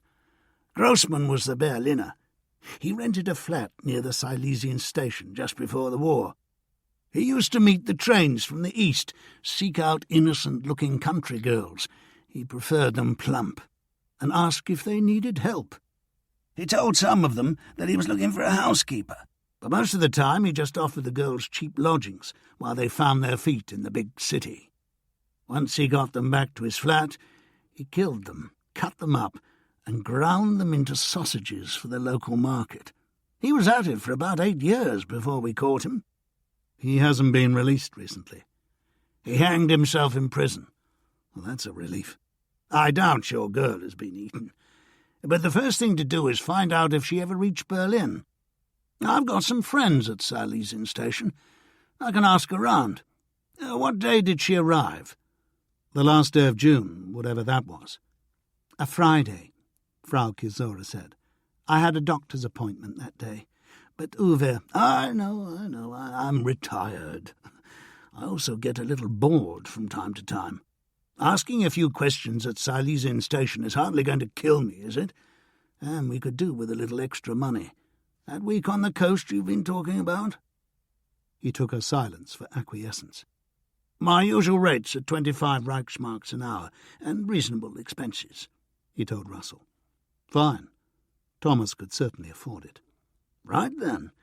If I go down on Friday evening, there's a good chance the same crew will be working that train. Have you a picture of her?" Russell passed it over. "Lovely," Kuzora said, "but very Jewish. Let's hope she didn't reach Berlin." He got to his feet, wincing as he did so. "They say old war wounds are more painful in wet weather," he said, "but mine always seems worst in summer. You fought in the war, didn't you?" "In Belgium," Russell admitted. "The last 18 months. "Well, who would have guessed we'd find a leader stupid enough to start another one?"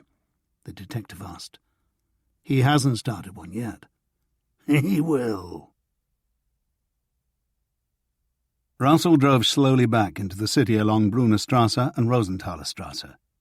The area around the latter had once hosted a large Jewish population, and reminders of Kristallnacht were still occasionally evident. Shops abandoned and boarded up, a few with crudely daubed Stars of David on their doors. He hadn't told Thomas or Kazora, but he already had one missing girl to find in Berlin. In New York, his mother had introduced him to the Hahnemann family, rich Berliners from Charlottenburg who had decided they could no longer abide life in Hitler's Germany.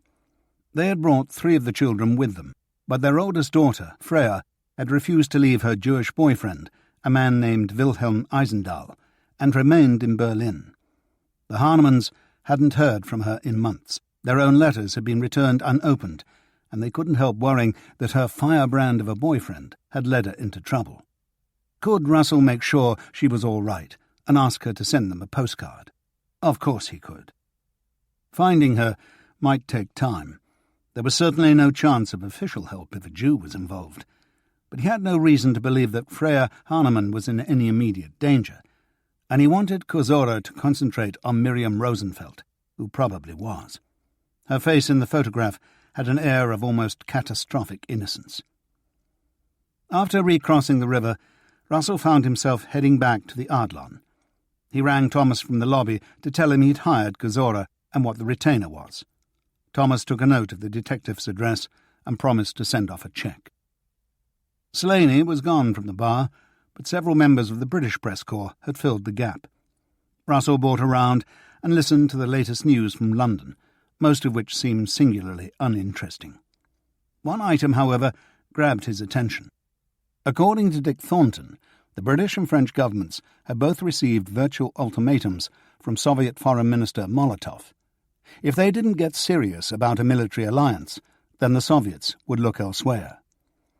"They won't do a deal with Hitler, will they?" the Chronicle man asked. "Why not? It will give them some time. Stalin has just killed half his generals."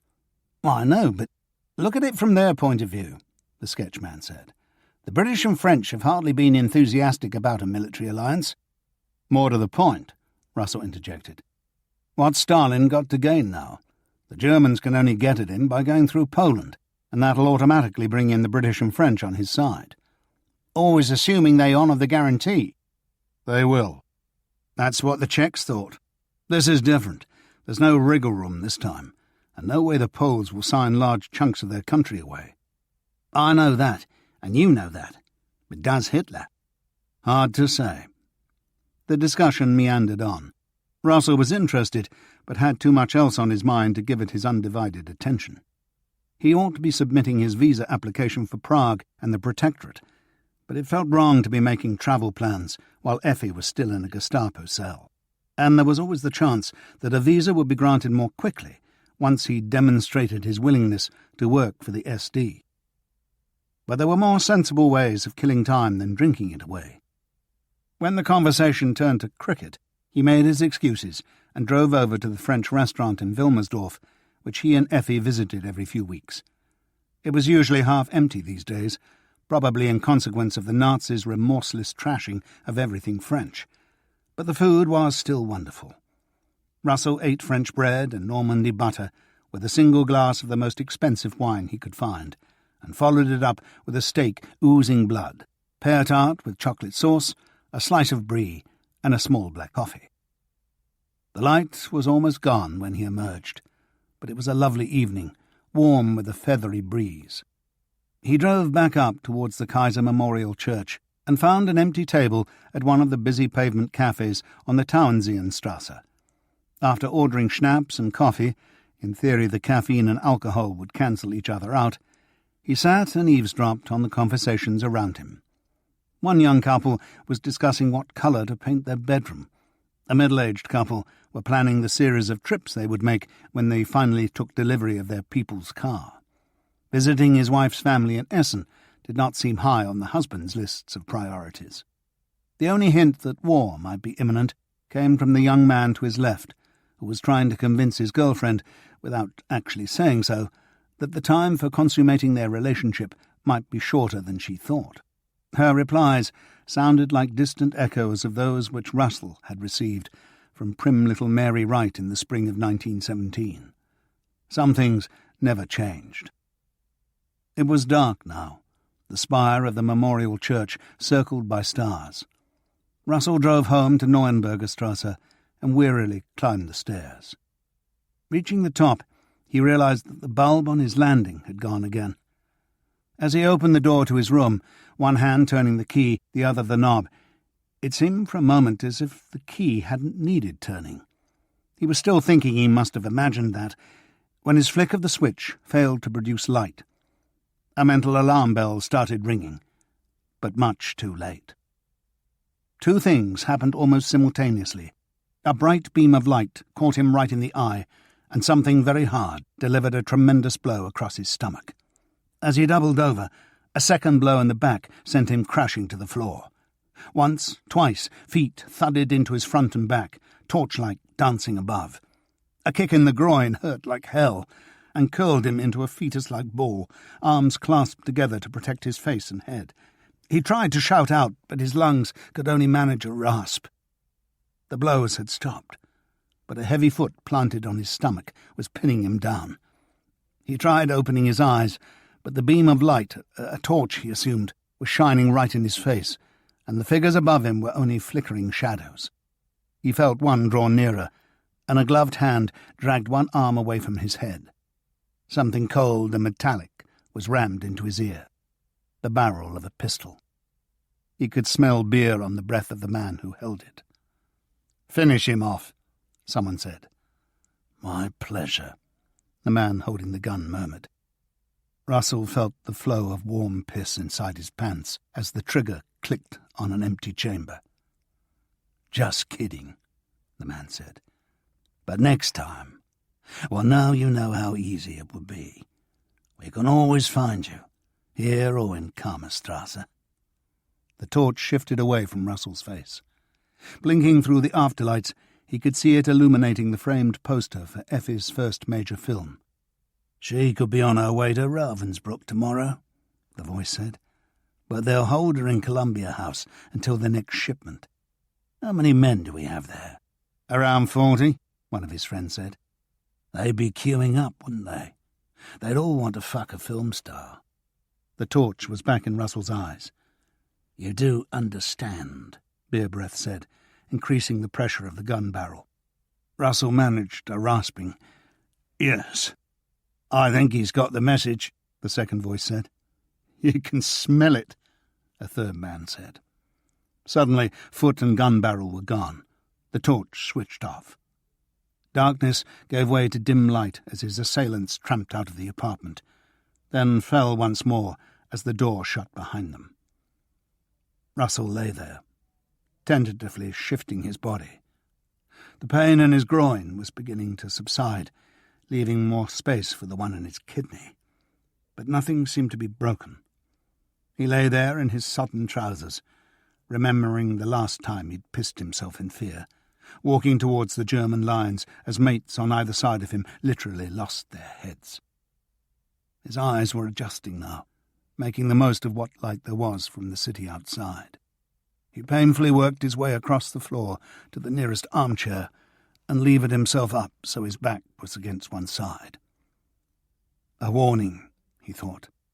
His visitors had been told to hurt him, but leave no visible marks, to scare the shit out of him. They'd succeeded. He sat there for a while, then clambered laboriously to his feet. The standard lamp responded to its switch, revealing an apparently untouched room. The 2 extracted light bulbs had been left on the table. Russell swapped his clothes for a dressing gown and walked down to the bathroom he shared with 3 other tenants. The red patches on his body would doubtless turn blue over the next few days, but he avoided his own face in the mirror, frightened of what he might find. Back in the flat, he lowered himself onto the bed and turned out the light. Sleep came more easily than he expected, just as it had in the trenches. He woke much earlier than he wanted to, and sat at his window for the better part of an hour, listening to the city stir. His body ached in the expected places, and movement was still painful, but at least there was no blood in his piss. At around 6:45, he ran himself a deep, hot bath, and lay soaking until a fellow tenant began banging on the door. Back in the apartment, he wondered how he should dress for his 11 o'clock appointment. A suit and tie seemed called for. The Heydrichs of this world liked a smart appearance. He chose the dark blue, took time to polish his shoes, and then spent another 5 minutes at the sink, scraping the polish off his fingers. A look in the wardrobe mirror proved less than reassuring. The outfit was all right, but his hair was slightly over-length by SS standards, and the dark circles underneath his eyes suggested debauchery or worse. "You don't look a day over 50, he mumbled at his reflection. "Pity you're only 42. During his coffee and rolls in the Café Kranzler, an altercation broke out on the other side of the intersection. A tram driver was leaning from his cab window and shouting at a brown-shirted team of flag-hangers, all of whom seemed blissfully unaware that their truck was blocking the rails, or that the occupants of the Café Kranzler pavement seats were watching them with interest. One of the brown shirts walked across to the tram, shouting as he went, whereupon the driver climbed down onto the road. His wide shoulders and impressive height, around 2 meters of it, clearly gave the stormtrooper pause for thought. The driver, aware of the wider audience, seized his chance to show his flair for mime. "These are rails," his arm seemed to say, "and this thing here, the tram, could only run on rails. Their truck was slewed right across them. Conclusion, they had to move the damn thing." There was a spattering of applause from the Café Kranzler clientele. The stormtrooper spun round, face twisted in anger, but decided with obvious reluctance against arresting everyone in sight. He turned away from the crowd and ordered his underlings to move the truck. When one of these disconsolately raised an unhung flag, he was treated to a loud burst of abuse.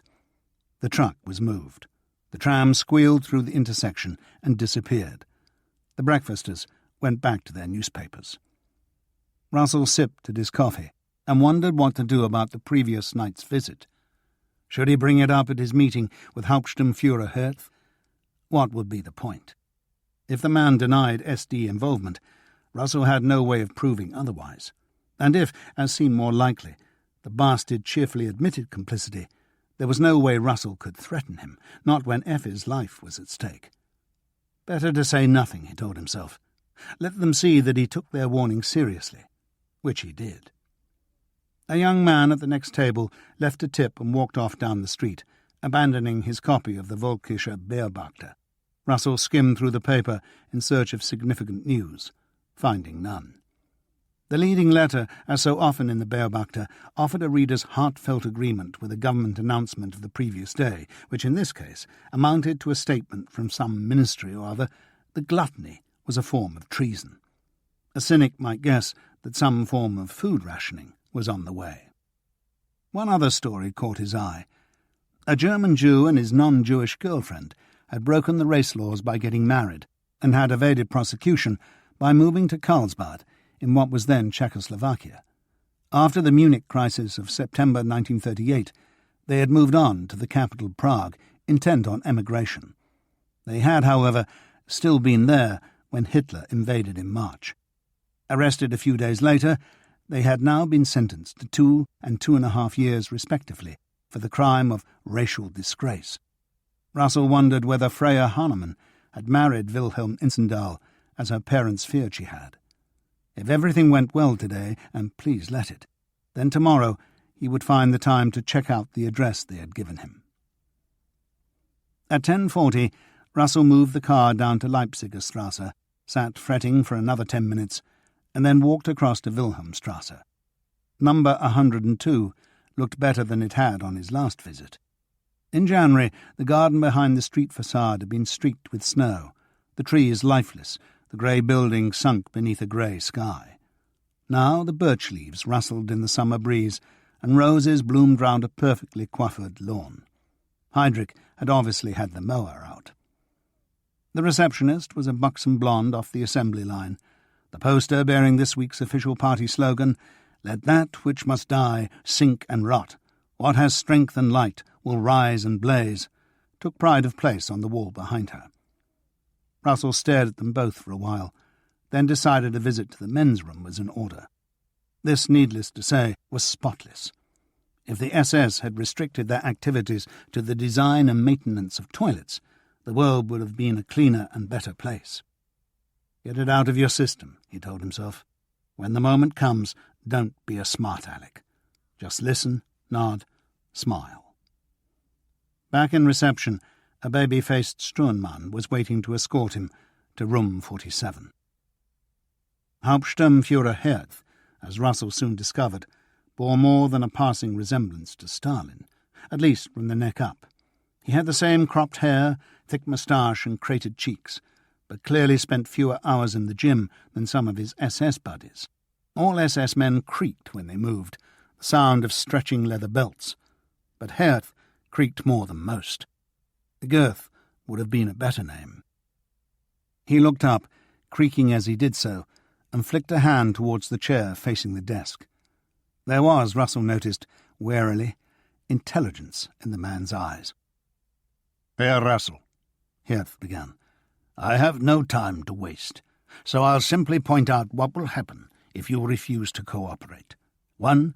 Fraulein Kernen will spend a very long time in a concentration camp. She may survive, she may not. She will certainly lose her beauty. Her career will be over." He paused, as if expecting Russell to protest. Russell just nodded. 2, Herth continued, you yourself will be arrested and questioned over events which happened in March of this year. "Which events?" Russell asked. He hadn't expected this. On the night of March 15th, only a few hours before our troops moved in to restore order in what was then Czechoslovakia, you travelled from Prague to Berlin. The Gestapo received an anonymous tip that you were carrying illicit political materials. Your bag was searched. And nothing was found. Indeed. But why would anyone go to the trouble of betraying you if there was nothing to betray? Mischief-making? Please, be serious, Herr Russell. You are a former communist. You had only just written several articles for the Soviet newspaper Pravda, with the approval of your organization. Indeed, that is hardly— Russell put his hands up. Very well. I will tell you what happened. It's very simple. I did those articles for the Soviets and was well paid. They then asked me to do other work for them. Journalistic work perhaps, but the sort that verges on espionage.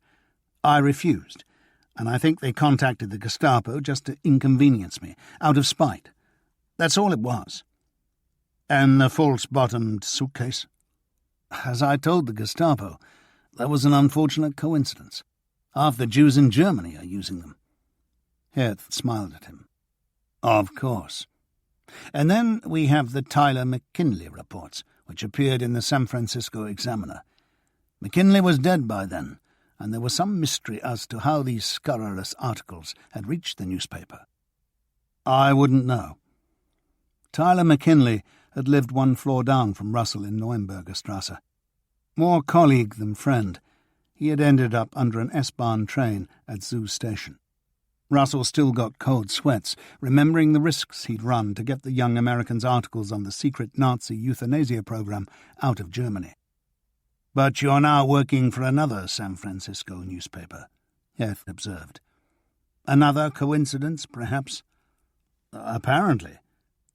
"Herr Russell, are you really telling me that you have nothing to fear from a thorough investigation of these events?" "Not a thing," Russell lied. Dig deep enough, and they could probably have him for breakfast. "Look," he said, "you don't need to dig up the past. Just tell me what you want me to do. Release Fraulein Kernen, and I'll do it." "Good." Herth leaned back in his chair and put his hands behind his head, a symphony in creaking leather. "I think we understand each other. I hope so, at least, and the fact that the Soviets approached you actually makes this easier. You will go back to them, say you've changed your mind, and offer to supply them with information." Russell hid his relief. "What information?" "That is not yet decided, only that it will be false." "And that's all you want me to do?" "For the moment, yes." "And Fraulein Kernen will be released?" "When we are finished here, I shall call Prince Albrechtstrasse, and she will be waiting for you. She will be able to attend the premiere of her latest film. It's on Friday, I believe." "She may not feel like dressing up." "She will. The Reich propaganda minister will be there." Wonderful. A kiss on the cheek from Joey. He only hoped Effi would refrain from kneeing the little runt in the balls. "It may take me some time to contact the Soviets," he said. "I can't just ring up the embassy." "Why not?" "Because they'll know you're listening in, and watching everyone who goes in and out. They'll expect a would-be spy to be a little more circumspect. A Soviet embassy outside Germany, perhaps. Warsaw or Paris. How soon could you go? In a week or two. My paper wants me in Prague, which, he couldn't resist adding, is no longer a foreign capital. That's too long, Heth said. Unless you are willing to wait a week or two for Fraulein Kernen's release. Why not go to the Soviet embassy for a visa? People do that all the time, and while you're there, ask for an outdoor meeting with someone. In the Tiergarten or somewhere like that. Won't that be circumspect enough? Russell agreed, somewhat reluctantly, that it might be. Good. Fraulein Kernen will be waiting for you at Prince Albertstrasse. Enjoy your reunion. But let me make it clear. This is a last chance for both of you. Help us out, and we'll help you.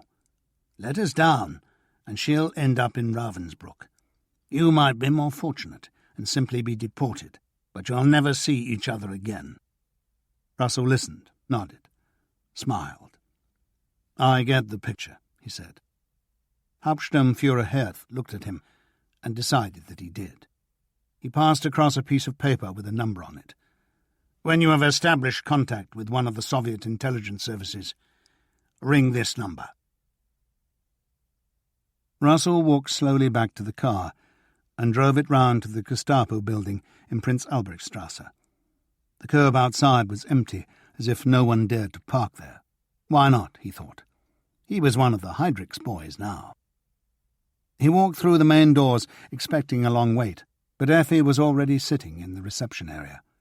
He'd half expected to find her still wearing the oversized grey pyjamas, but she was wearing her own clothes, the deep blue dress he'd bought her a couple of Christmases ago, and a pair of matching heels. Her hair was tied back with what looked like a shoelace. She flew into his arms, and they stood there, clinging to each other. "Oh, John," she said, and he squeezed her still tighter, revelling in the familiar softness and warmth, ignoring the pain in his abdomen. "Let's get out of here," she whispered. Gladly. They hurried across the pavement to the car as if they were escaping. Was Ritschl, watching from the window, proud of his little ploy? "Where to?" he asked Effi. "Home?" "Home, yes. God, I need a bath. I must smell awful." "You don't." He started the engine and turned to her. "How were the last 2 days?" he asked. "Better," she said. "Let's go." He moved the car off in the direction of Potsdamer Platz. "Better once I'd seen you," she explained. "I knew you'd sort it out." "Did they question you?" "Yesterday, though there weren't many questions. I was simply given my last chance to pledge undying allegiance to the Führer and all his moronic minions." "And you did?" "Of course. I won't be making that mistake again." Russell glanced across at the oh-so-familiar profile. Something had changed, he thought. Forever, or just for the time it took for the shock to fade. It crossed his mind that he didn't want Effi to change, but this thought was soon supplanted by another, that the needs of survival might well demand changes from both of them. She returned his glance. "You must tell me all about America." "It seems a long time ago." She smiled. "I can imagine. But I don't want to talk about the last few days. Not yet." "Okay. I've got a new job." He told her about his meeting with the Tribune editor in New York, what his new brief was. "Is that the paper Tyler McKinley worked for?" "No, but Tyler's editor recommended me. I phoned him to find out what sort of response they'd had to Tyler's story. The answer was not much. A few angry voices, but Washington didn't want to know. The paper finally got an assurance that our ambassador here would raise the subject with Ribbentrop, and I'm sure he did, but I don't suppose the bastard was listening." Neither was Effi. "I was only in that place for 5 days, but I had trouble remembering what a tree looked like," she said, gazing out at the sunlit Tiergarten. "Can we take a walk?" Russell pulled over, and they took the first path into the park. Most of the benches were occupied by Berliners enjoying a picnic lunch in the hot sunshine, and there was a lengthy queue at the first ice cream stall they came to. They joined it anyway. "Has it been as hot as this for long?" she asked. "Since I got back." Effie shook her head in disbelief. "I was cold in that place, really cold." Russell put an arm round her shoulder and received a wan smile in return. "We're giving you your life back. That's what he said. You know, I can't even remember the swine's name." "Ritschel?" "That's right. He told me no one knew I'd been arrested, apart from you and Zara, that is. That I should just carry on as if nothing had happened. The premiere on Friday, the new film on Monday. Oh, I haven't told you about that." "More Than Brothers? I saw the script at the flat." "I only agreed to do it a few hours before I was arrested." Having reached the front of the queue, they bought their ice creams and walked across to the lake. A pair of ducks were fighting over a floating cone a few feet from shore. The previous owner, a very young child, was watching the fight with interest, while his mother berated him. "Is it a good part?" Russell asked. "It's a big one." "Tell me about it." Talking about her films was something they always enjoyed. She seemed about to refuse, then shrugged her acquiescence. "It starts at the end of the war," she began. "My sister's husband gets killed in the fighting, and she's completely distraught. When she finds out that she's pregnant, she gets even more hysterical, and I only just managed to dissuade her from having an abortion. So she has the baby, but he, it's a boy of course, reminds her so much of her dead husband that she runs away. I'm left with the baby, which isn't very convenient." She paused to take a lick of ice cream. "I already have a baby of my own, and I'm looking after my father, who's been crippled in the war. I'm a nurse at the local hospital. It's set in Reading, by the way, working split shifts. Since my husband can't find a job, he's supposed to look after things at home, but he's not happy about looking after one baby, let alone two. He gets drunk and tells me I have to choose between him and my sister's baby. I throw him out and struggle on. Only trouble is, the boys fight all the time." She took another lick and smiled. At this point, the writer wants one of those through-the-years type collages of them fighting with each other. You know what I mean. The problem is they always end up using children of different ages who look nothing like each other. In the distance, a military band started up and promptly fell silent again. They waited in vain for a resumption. "Where was I?" Effie asked. "Oh, yes, we've reached 1932. The boys are strapping lads who still can't stand each other. Enter the hero. Several young SA men are brought into the hospital after a street fight with the Reds. One of them's in really bad shape, and he eventually dies, but not until I've been through my whole Angel of Mercy routine. The squad leader who keeps visiting them can't help but notice how wonderful I am, and of course I can't help but notice how stern and fatherly he is. I ask him over for dinner. He gets on like a house on fire with my father, and much more importantly, takes the two boys to task for fighting all the time. After a couple of visits, he has them eating out of his hand. Cue wedding bells, and the boys go off to join the Hitler Youth together. It ends with another collage, the two of them hiking in the mountains together, helping an old lady across the road, collecting for winter relief, etc., etc. My husband and I stand at our front door, new children liberally scattered around our feet, and watch the two of them go smiling off to war. The end. Incredible. Ridiculous, but it's a living. Where's it being shot? Out at the Schiller Park studio. I don't think they'll do any location shooting. How long? 3 weeks, I think. You don't have to work today? No. And you're not going anywhere in the next few days? She asked, betraying only the slightest hint of anxiety. Nowhere. Prague could wait. You know, I feel hungry. After I've rung Zara and had a bath, let's go and have a nice lunch. What are you going to tell her? Russell asked. What do you mean? Russell told her what he'd said to Zara on Monday. It's better for everyone if she believes it was all a mistake, he added. Yes, I see that, Effie said. It'll feel strange, though, lying to her. But of course you're right. They drove back to the flat.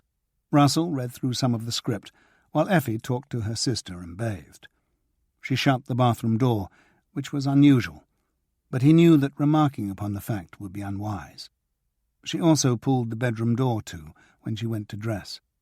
"Let's go to that bistro in Grunewald," she said on emerging. "Celebrate our new jobs." Once they were seated in the restaurant, she insisted on a blow-by-blow account of his trip to America, filling any space in his narrative with questions. "You're useless," she said, after failing to elicit a satisfactory description of the World's Fair. "I shall have to ask Paul. I bet he remembers everything." "Probably." "And you got the American passport?" she asked. "I did." This didn't seem the right moment to mention the other side of the bargain, that he was now working for American intelligence. A picture of the sunny briefing room in Manhattan crossed his mind, the gaunt-faced Murchison dragging on his umpteenth lucky strike of the day. Over there it had all felt a little unreal. Europe had seemed a long way away. He still meant to tell Effie, but the events of the last few days had complicated matters. She sensed his reticence, though not its cause.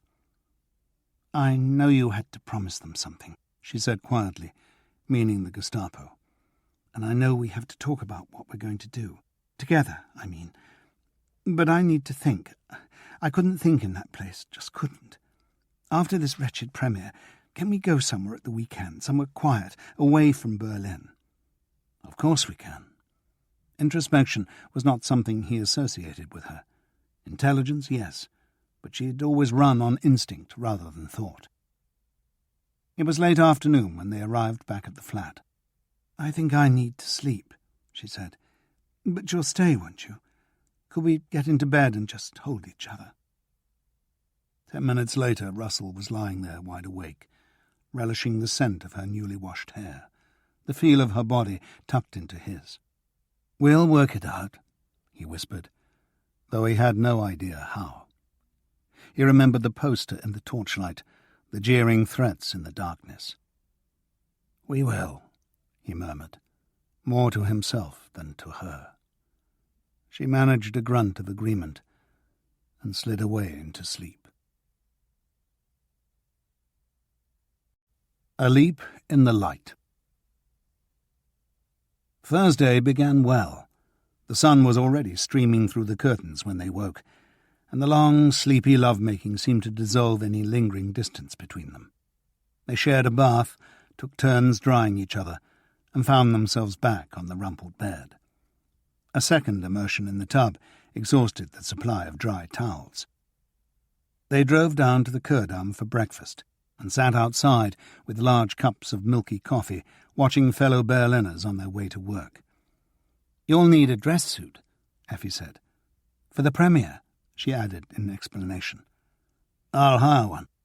And that reminds me, I've got presents for you at home." Her eyes lit up. "You'll bring them over?" "I will." Effi looked at her watch. "I told Zara I'd see her this morning." "Then we'd better get going," Russell said, signalling the waiter. During the drive out to Grunewald, he told her about Miriam and his hiring of Kuzora on Thomas's behalf.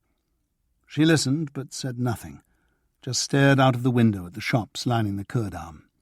When Russell realized she was crying, he pulled over and took her in his arms. "I'm sorry," she said. "It sounds like a story with such a sad ending." Outside Zara's house, she kissed him a loving goodbye, and he watched the front door close behind the two sisters before moving off. Russell had woken in the middle of the night, full of fear that Effie would leave him, that she wouldn't risk her life on his ability to satisfy the SD. Here now, in the bright light of a summer morning, the notion seemed risible, but traces of the fear still lingered. He drove back into town, stopping for petrol at the garage halfway up the Ku'damm. According to Jack Slaney, the special permits required by travellers to the Czech Protectorate were only available from the Ministry of Economics building on Wilhelmstrasse, and needed further ratification from the Gestapo. A long morning's work, Russell guessed. The ministry office concerned did not open for business until 10:30. Russell read the Beobachter over a second coffee at Kempinski's and arrived at the permits desk a few seconds early. The bureaucrat behind it checked his watch, raised his eyes, and asked Russell why he intended visiting the Protectorate of Bohemia and Moravia. "I'm a journalist," Russell said, passing over his Ministry of Propaganda press credentials. "I want to see how the Czechs are enjoying their liberation." The bureaucrat suppressed a smile. "You are entitled to a permit, of course, but I should warn you that the Gestapo are unlikely to ratify it. The border is tightly closed," he added with unnecessary relish. "When do you wish to go?" "Monday week," Russell told him. "The 31st. The man took one printed green card from the small stack on his desk, filled in the dates by hand, and signed it. "You must take this to the Alex, room 512. Russell drove across town, parked his car in the street beside the Startbahn station, and walked across Alexanderplatz. The bell-towered slab of a building, which housed most of Berlin's Kripo detectives and several Gestapo departments, was situated on the far side, the relevant entrance on Dirksenstrasse. Room 512 was on the 5th floor. The Gestapo duty officer hardly glanced at the green card. "Come back in a week," he said dismissively. Russell smiled at him. "If there should be a problem, please contact Hauptsturmführer Ritzel at Prince Albertstrasse or Hauptsturmführer Herth of the Sicherheitsdienst at 102 Wilhelmstrasse. I'm sure one of them will be able to help." "Ah," the man said. "Let me write those names down." Russell retraced his path to the outside world, pausing only to wash his hands at one of the green wash basins which dotted the corridors. A ritual cleansing, perhaps. The heat was still rising, but a few clouds had gathered almost apologetically in the western sky. Resisting the temptation to eat an early lunch at Gerhardt's, he drove across town, left the Hanomag in the Adlon parking lot, and walked the short distance back along Unter den Linden to number 7, where the former palace of Princess Amelia, Frederick the Great's youngest and reputedly favourite sister, now housed the Soviet embassy. Russell rang the bell and glanced around, half expecting a posse of men in leather coats propping up linden trees, all reading their newspapers upside down. There were none. The door was opened by a thin-lipped Slav in a grey suit. He was holding the last few millimetres of a cigarette between thumb and forefinger. "Visa?" Russell said in Russian. "Come," the man said, looking beyond him for an unlikely cue. He took Russell's press identification and passport, gestured towards the open door of a waiting room, and strode off towards the rear of the building, his shoes rapping on the marble floor. There was an obvious couple in the waiting room, Jews by the look of them, in their mid to late 30s. Russell wished them good morning and sat down in what proved a surprisingly comfortable chair. "You are here for a visa?" the man asked. "Yes," Russell said, surprised by the directness of the question. "I'm a journalist," he added, "an American journalist." "You are not German?" "No, but I've lived here for many years." Silence followed, as if the two Jews were trying to work out why anyone foreign would choose to live in Germany. They were middle-class Jews, Russell noticed. The young man's clothes showed signs of serious wear and repair, but they would have been expensive when he bought them. "Do you know anything about the situation in Shanghai?" the woman asked him suddenly. "Not really. A lot of German Jews have emigrated there over the last 6 months. I believe the Gestapo chartered several ships." "They did. My cousins went on one, but we have heard nothing since." "That doesn't mean anything," her husband interjected. "You know what the post is like here. Imagine what it's like in an occupied country like China." He turned to Russell. "We are here for transit visas," he explained. "I still think," his wife began, but saw no point in completing the thought out loud. "But what are they all doing in Shanghai?" she asked her husband. "What will we do?" "Survive," he said tersely. "So you say we could survive in Palestine?" Her husband made a disparaging noise. "Palestine is just a big farm. Shanghai is a city. And if we don't like it, we can go on to Australia or America." "With what?" "We shall learn. We always have. Until Hitler came along and said we couldn't." "That's all very—" She stopped as footsteps sounded in the hall. The grey suit appeared in the doorway, a newly lit cigarette in one hand. "Joseph and Anna Handler? This way." Russell was left to examine his surroundings. The embassy seemed remarkably silent, as if most of the staff were off on holiday, or off on a purge. The waiting room contained framed portraits of both Lenin and Stalin gazing severely at each other from opposite walls. He thought through what he intended to say one more time, and hoped he wasn't guilty of overconfidence. He had got away with playing both ends against the middle in March, but he knew he'd been lucky as well as clever. The penalties for failure would be even worse this time, because Effi would have to pay them. He might be shot as a spy, might escape with deportation. She would go to Ravensbrück.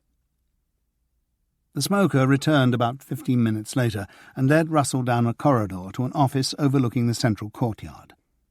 A youngish woman with short curly hair and glasses sat behind the only desk, filing her fingernails. After a minute or so she held them up to the window, examined them from every conceivable angle, and lowered them again. "Do you speak Russian?" she asked Russell in that language. "Only a little." "English?" "I'm American." "Yes, I see." She picked up the passport. "I'm not here for a visa," Russell said.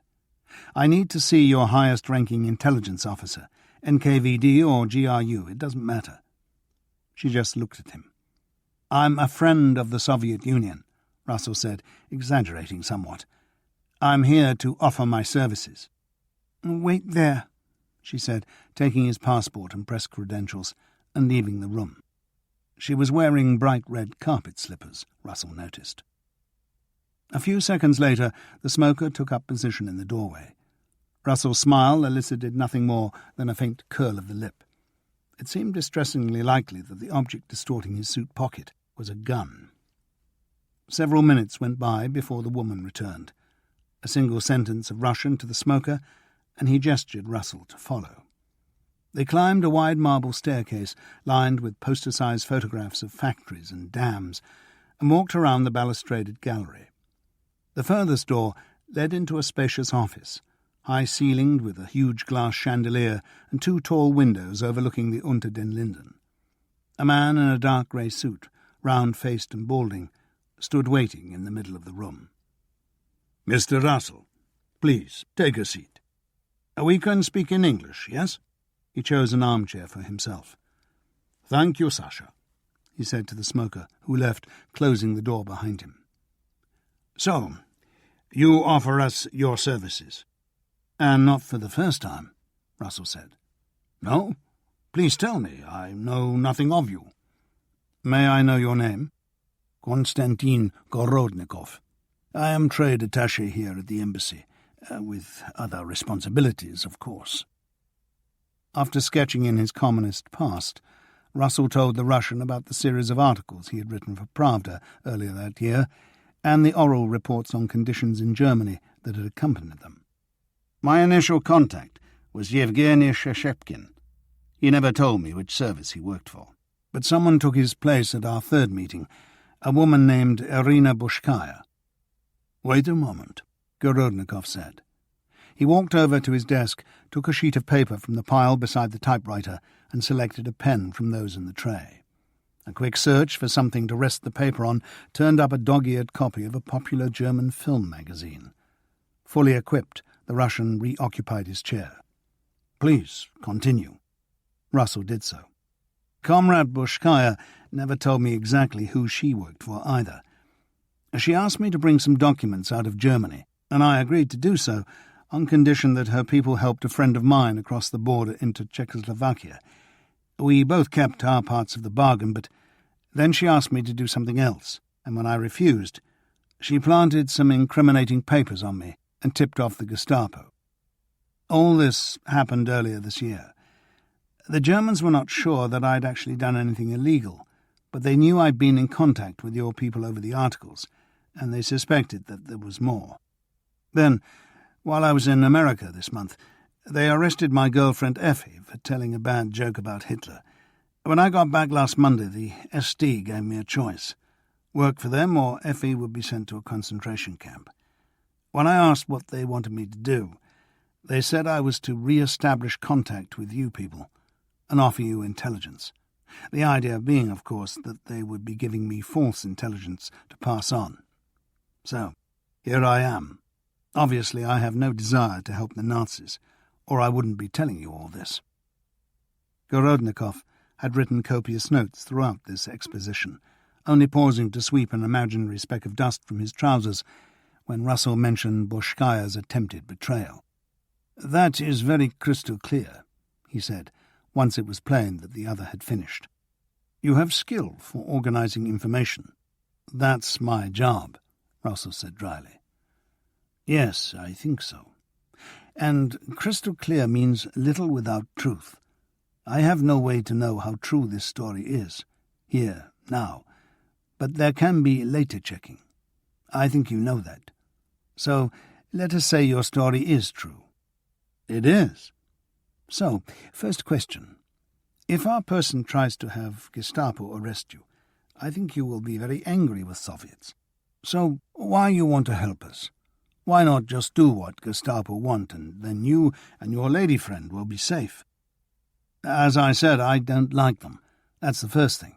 I'm not crazy about you lot either, but if I'm forced to make a choice, then there's no real contest. The Soviet Union might turn into something good. Miracles can happen. Nazi Germany is something else. Nothing good grows out of scum. Do you understand? You are anti-Nazi. That is good, but not surprise. Many people are anti-Nazi. Many Germans. True, but they're not all being asked to help the bastards." Gorodnikov smiled for the first time.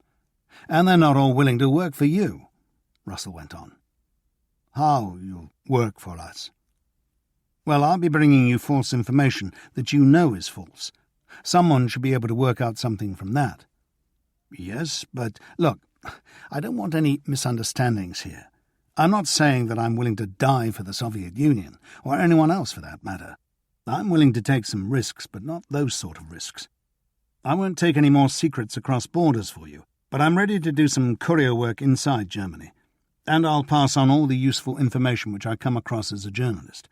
I have good contacts here, and in London. And you'll do this because the Nazis are scum. And for one other thing. I want an escape route for myself and my girlfriend. I want you and your people to guarantee us a way out of Germany if we need one. I don't think that's unreasonable. I mean, it must make sense for you to keep your people out of the bastards' clutches. I know you can do it, and after the trick Comrade Boshkaya tried to play on me, I think you owe me that much." Gorodnikov scribbled another couple of lines. "All right, Mr. Russell. I will send this information to Moscow. They will decide." "How long?" Russell asked, hoping the Russian would say a couple of months. "Oh, not long. 1 week, 2 maybe. Say you come again next Friday, yes?" "Right," Russell agreed without enthusiasm. The Americans, the Germans, and now the Russians. Thank God the British had given up on him. The embassy door closed swiftly behind him, as if pleased to be rid of his presence. It wasn't personal, Russell guessed. Just that sense of carefree bonhomie which Soviet establishments exuded the world over.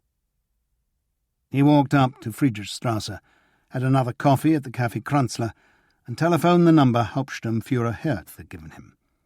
The voice at the other end recognized Russell's name, which was hardly surprising but disconcerting nevertheless. He gave a brief rundown of his first meeting at the Soviet embassy and listened as the message was laboriously repeated back to him. "That is all?" the voice said, as if expecting applause. If only it was, Russell thought. He walked back down Unter den Linden to the car, retrieved the Berlin street map from the glove compartment and spread it across the wheel. His next port of call, he discovered, was out beyond Friedrichshain. His route took him past the end of the street in which the Weisners had ended their Berlin days. There were more than a few obviously Jewish faces to be seen, but fewer stalls selling furniture and knickknacks than there had been 6 months ago. Perhaps they'd all been sold. Perhaps some new regulation forbade it. He eventually reached the address he'd been given, a boarding house in a quiet cul-de-sac that had seen better days. The landlady, a thin middle-aged woman with a young woman's hairstyle, looked Russell up and down and apparently decided that he was worthy of assistance. The Isendals were gone, she said, at the end of May as far as she could remember. And yes, Freya had received letters from America. She had always given the stamps to the boy next door who collected them. Her husband had said they would send her a forwarding address, but they hadn't, and to be perfectly honest, she'd been glad to see the back of them. They were always having friends round, lots of them, and no, they weren't noisy, but there was something about them. Were they Jews? Russell asked innocently. Certainly not. That's not allowed, is it? Well, it certainly shouldn't be. Of course not, Russell agreed.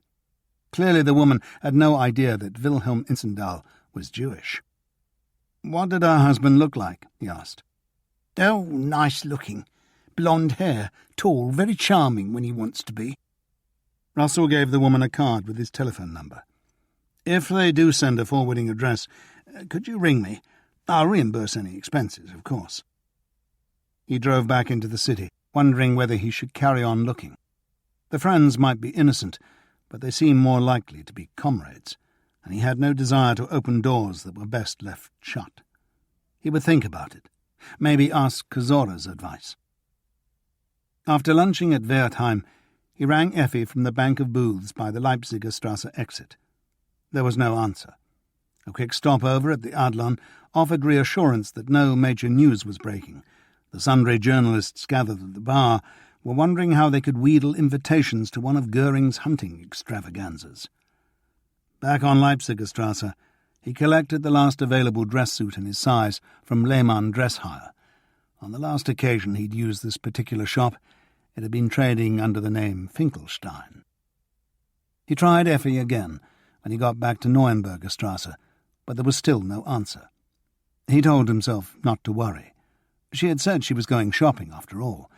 She might still be with Zara, and he couldn't afford to spend his days wondering what she was up to and worrying whether she was all right. That wasn't who they were. There was still no sign of Frau Heidegger's sister, but she had stirred herself sufficiently to attach an official notice to the inside of the front door. A city-wide air raid protection exercise was being held on the following Wednesday, and all citizens were obliged to cooperate fully with the relevant authorities. Reading through the small print, Russell discovered that a complete blackout would be in operation. Selected buildings would be bombed, the resulting victims removed by medical teams. Where to, Russell wondered? Imaginary hospitals? It might make a good story, though. Frau Heidegger would be in her element. He collected Effi's presents from upstairs and drove across town to her flat. He half expected that she'd still be out, but they arrived together, she in a cab full of her purchases. Helping her carry these up, he forgot his own pile of parcels. She looked exhausted, but barely a minute had passed when she sprung back up from the sofa and insisted on their walking down the Ku'damm for dinner. Russell had a brief memory of himself more than 20 years earlier.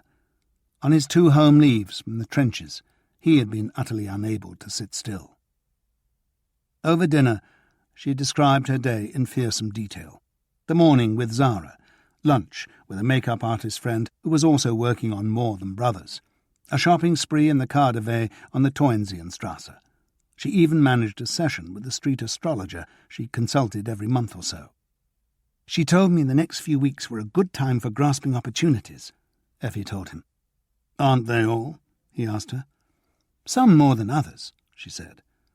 I paid 3 marks for that. Russell shook his head. He was never sure how seriously Effi took her astrological adviser. Back at the flat, he remembered her presents and went to collect them from the car. She loved them all. The soft leather driving gloves from Macy's, the Billie Holiday records which he'd half expected customs would confiscate, the French perfume she'd originally discovered on their second trip to Paris, the deep crimson dress from Bergdorf Goodman. The latter looked every bit as good on her as Russell had imagined it would. "I'll wear it tomorrow," she said, thanking him with a kiss. Friday evening's premiere was at the Universum, the modernist cinema halfway up the Ku'damm. The stars of the film, along with their escorts, were supposed to arrive between 6:45 and 7. the stars of the party in the following 15 minutes. "This is one time we can't afford to be late," Effi told Russell the next morning, "so please be back here by 5. Getting a lecture from Effi on punctuality was like taking dietary advice from Goering, but he let it go. "I'll be here. But how are we getting there? A cab?" No, the studio are sending a car. It'll be here at 6:30. "Right, so what are you doing today?" "Hairdresser and manicurist this morning, and learning this," she added, holding up the More Than Brothers script. "I was hoping you could test me on Sunday." "Love to." She seemed more like her old self, he thought, as he eased the Hanomag out onto the street. Or was she just putting up a better front? He thought about the talk they had planned for the weekend, and wondered just how much it was safe to tell her. He was intending to do some background reading that morning, but events conspired against him. A major story was breaking, according to the British colleagues who frequented the Café Kranzler, and Russell joined the rest of the Foreign Press Corps in pursuit of the pieces. According to reliable sources, one Robert Hudson, Secretary of the Department of Overseas Trade in London, had buttonholed the German delegate Hermann Volthardt at, of all things, a recently opened whaling conference, and made him a series of unofficial offers. According to Volthardt, whose swift report home was now being disseminated throughout the Berlin rumour mill, Hudson had offered him joint rule of the former German colonies and British economic assistance in return for German disarmament. None of this was in the public sphere as yet, but it soon would be. First things first, Russell told himself, and called an old contact in the Foreign Ministry. Was it true? He asked. Off the record, yes.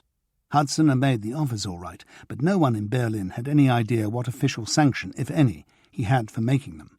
The smart money in Ribbentrop's entourage was that the man had been drunk.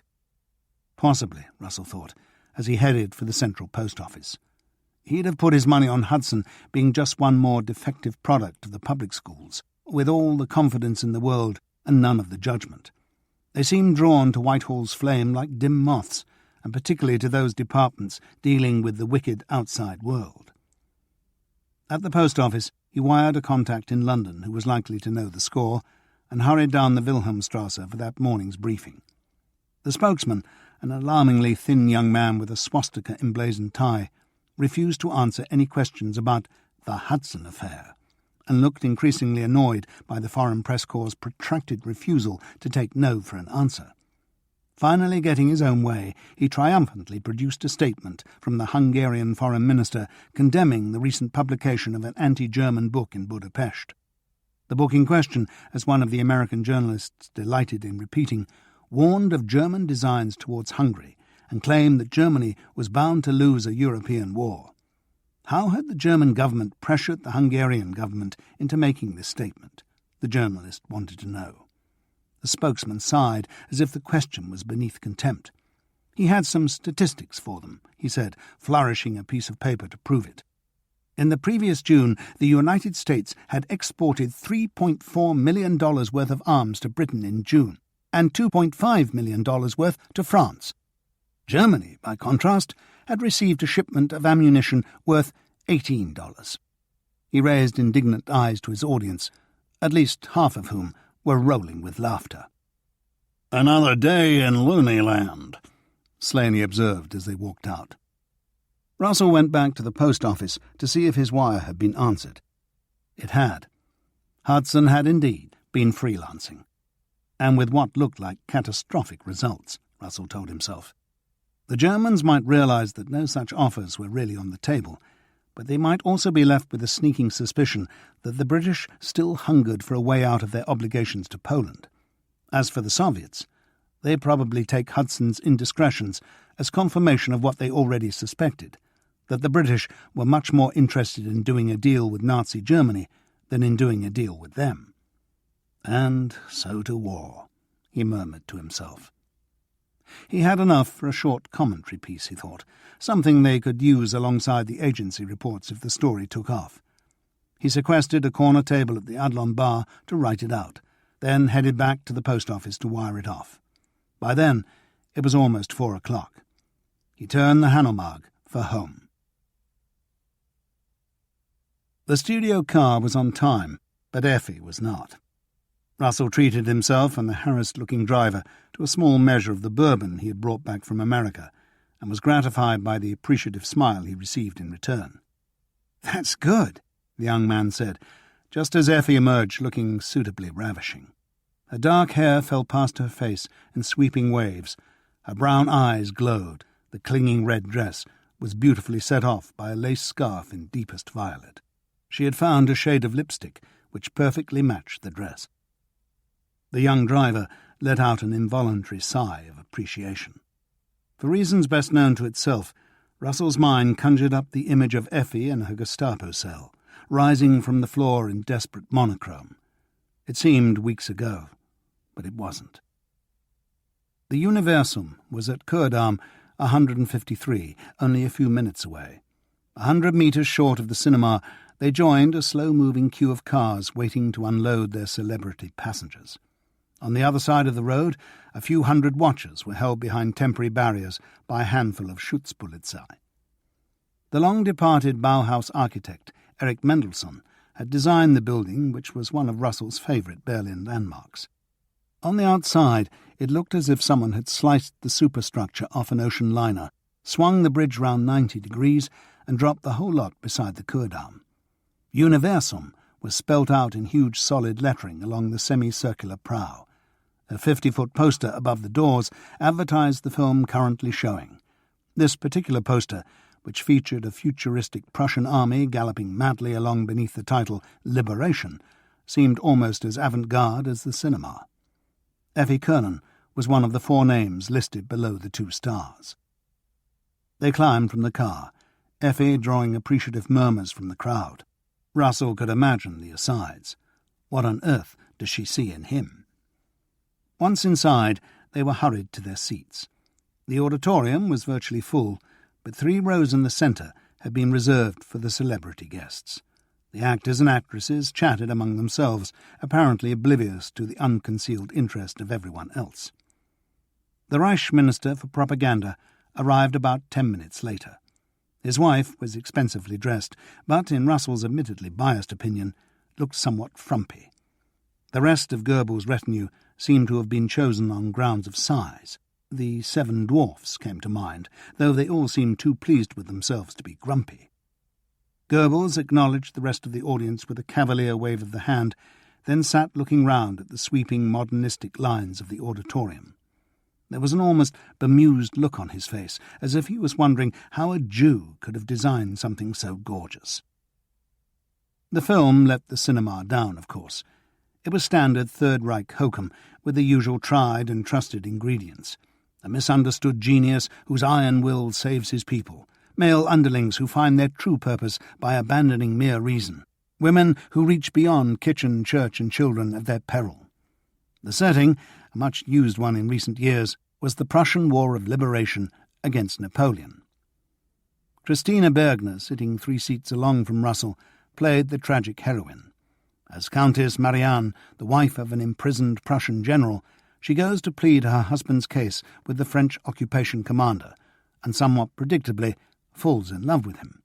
Effi plays her friend, her confidant, and when the Countess finally sacrifices love, life, and everything else for the fatherland, her teary exculpator. She looked rather good in 18th century costume, Russell thought. She looked good in the red dress, too. Goebbels seemed to hold her hand for rather too long as he greeted the cast in the huge foyer. Russell, stationed in the background with the other escorts, found himself praying that Effi would restrain herself, but he needn't have worried. She smiled prettily throughout, and only he seemed to notice how tightly she was holding herself. "He tried to proposition me," she hissed a few minutes later. "With his wife a metre away," she added angrily. "I shouldn't take it personally," Russell said. "I don't think he can help himself." "What did he actually say?" "Oh, how much prettier I was in modern clothes, how he had admired my performance in Mother, how he'd like to hear my thoughts on how German cinema was progressing." "I don't suppose he knows you've been a recent guest of the Gestapo." "Maybe not, but I wouldn't bet on it. I think he expects me to jump at his offer, as if he knows I could do with the protection." They moved outside. where some of the party luminaries were still waiting for their own transport. As they stood there, Russell noticed a woman standing a few metres away. She was fairly tall, about his height, with elaborately coiffured brown hair framing a rather stark face. Her companion, a high-ranking SS officer in uniform, was talking to one of Effi's male co-stars, and she was looking around with the air of someone who could hardly believe where she was. Their glances met for a moment, and her face was suddenly familiar. Where had he seen her before? And then he remembered. It had been at the Weisner's flat on the night they had gone to tell Ava that her husband was dead. This woman had answered the door. Curly hair she'd had then. What was her name?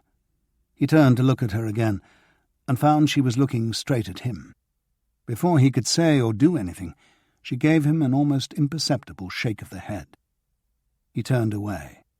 Sarah Grostein was her name. A Jew, he'd assumed at their first meeting, though she didn't look like one. What the hell was a friend of the Weisners, Jewish or not, doing on the arms of an SS Gruppenführer? It was an interesting question, but not, he suspected, one that he'd ever know the answer to. Once they were home, he told Effi what had happened, expecting her to share his surprise. "I'm beginning to think that Berlin is full of people leading double lives," was all she said. Delightfully languorous Saturday mornings, Russell reminded himself on waking, were one of the perks freelancers received in exchange for their miserable income.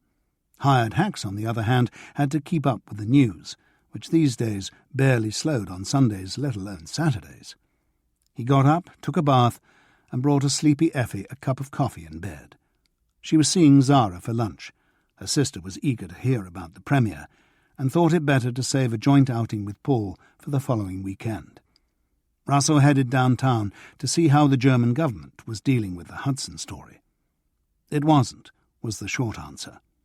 In Britain, the News Chronicle had blazed the story across its front page. Hudson's Howler, they called it.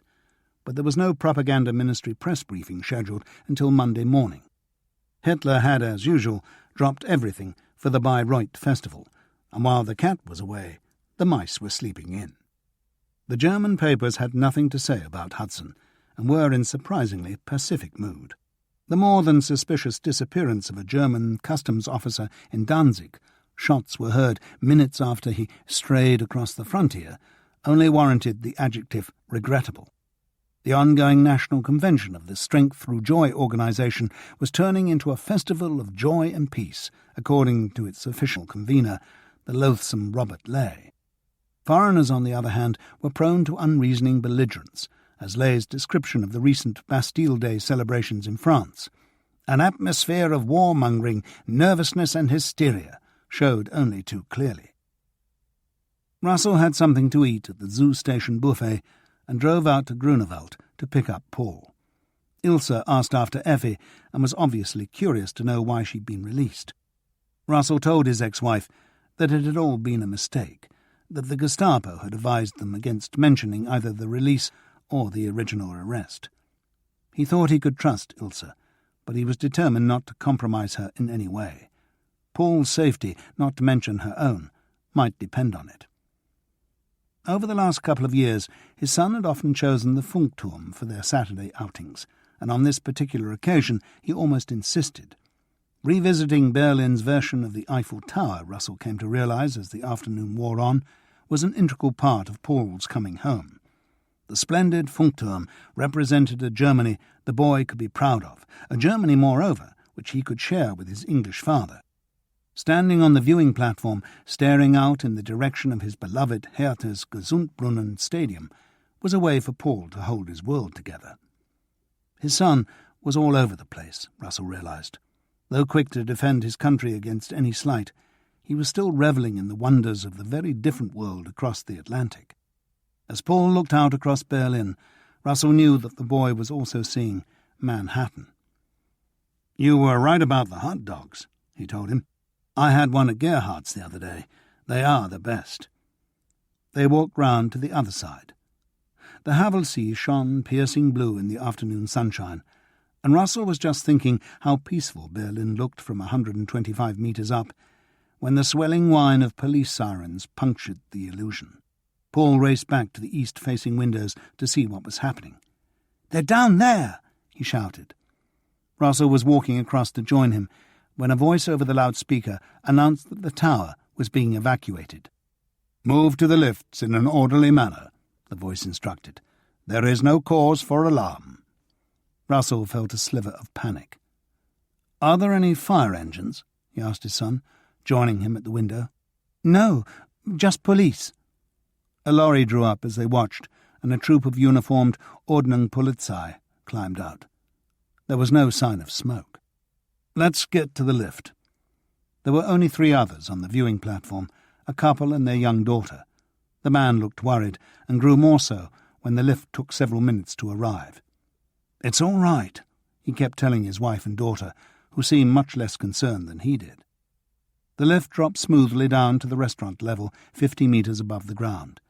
More people were waiting here, enough to make a real squeeze for the final descent.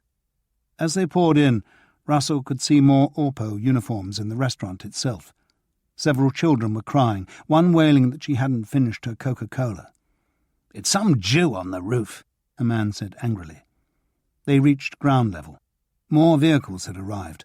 Half the Berlin police force seemed to be there, and the ground around the tower was littered with leaflets.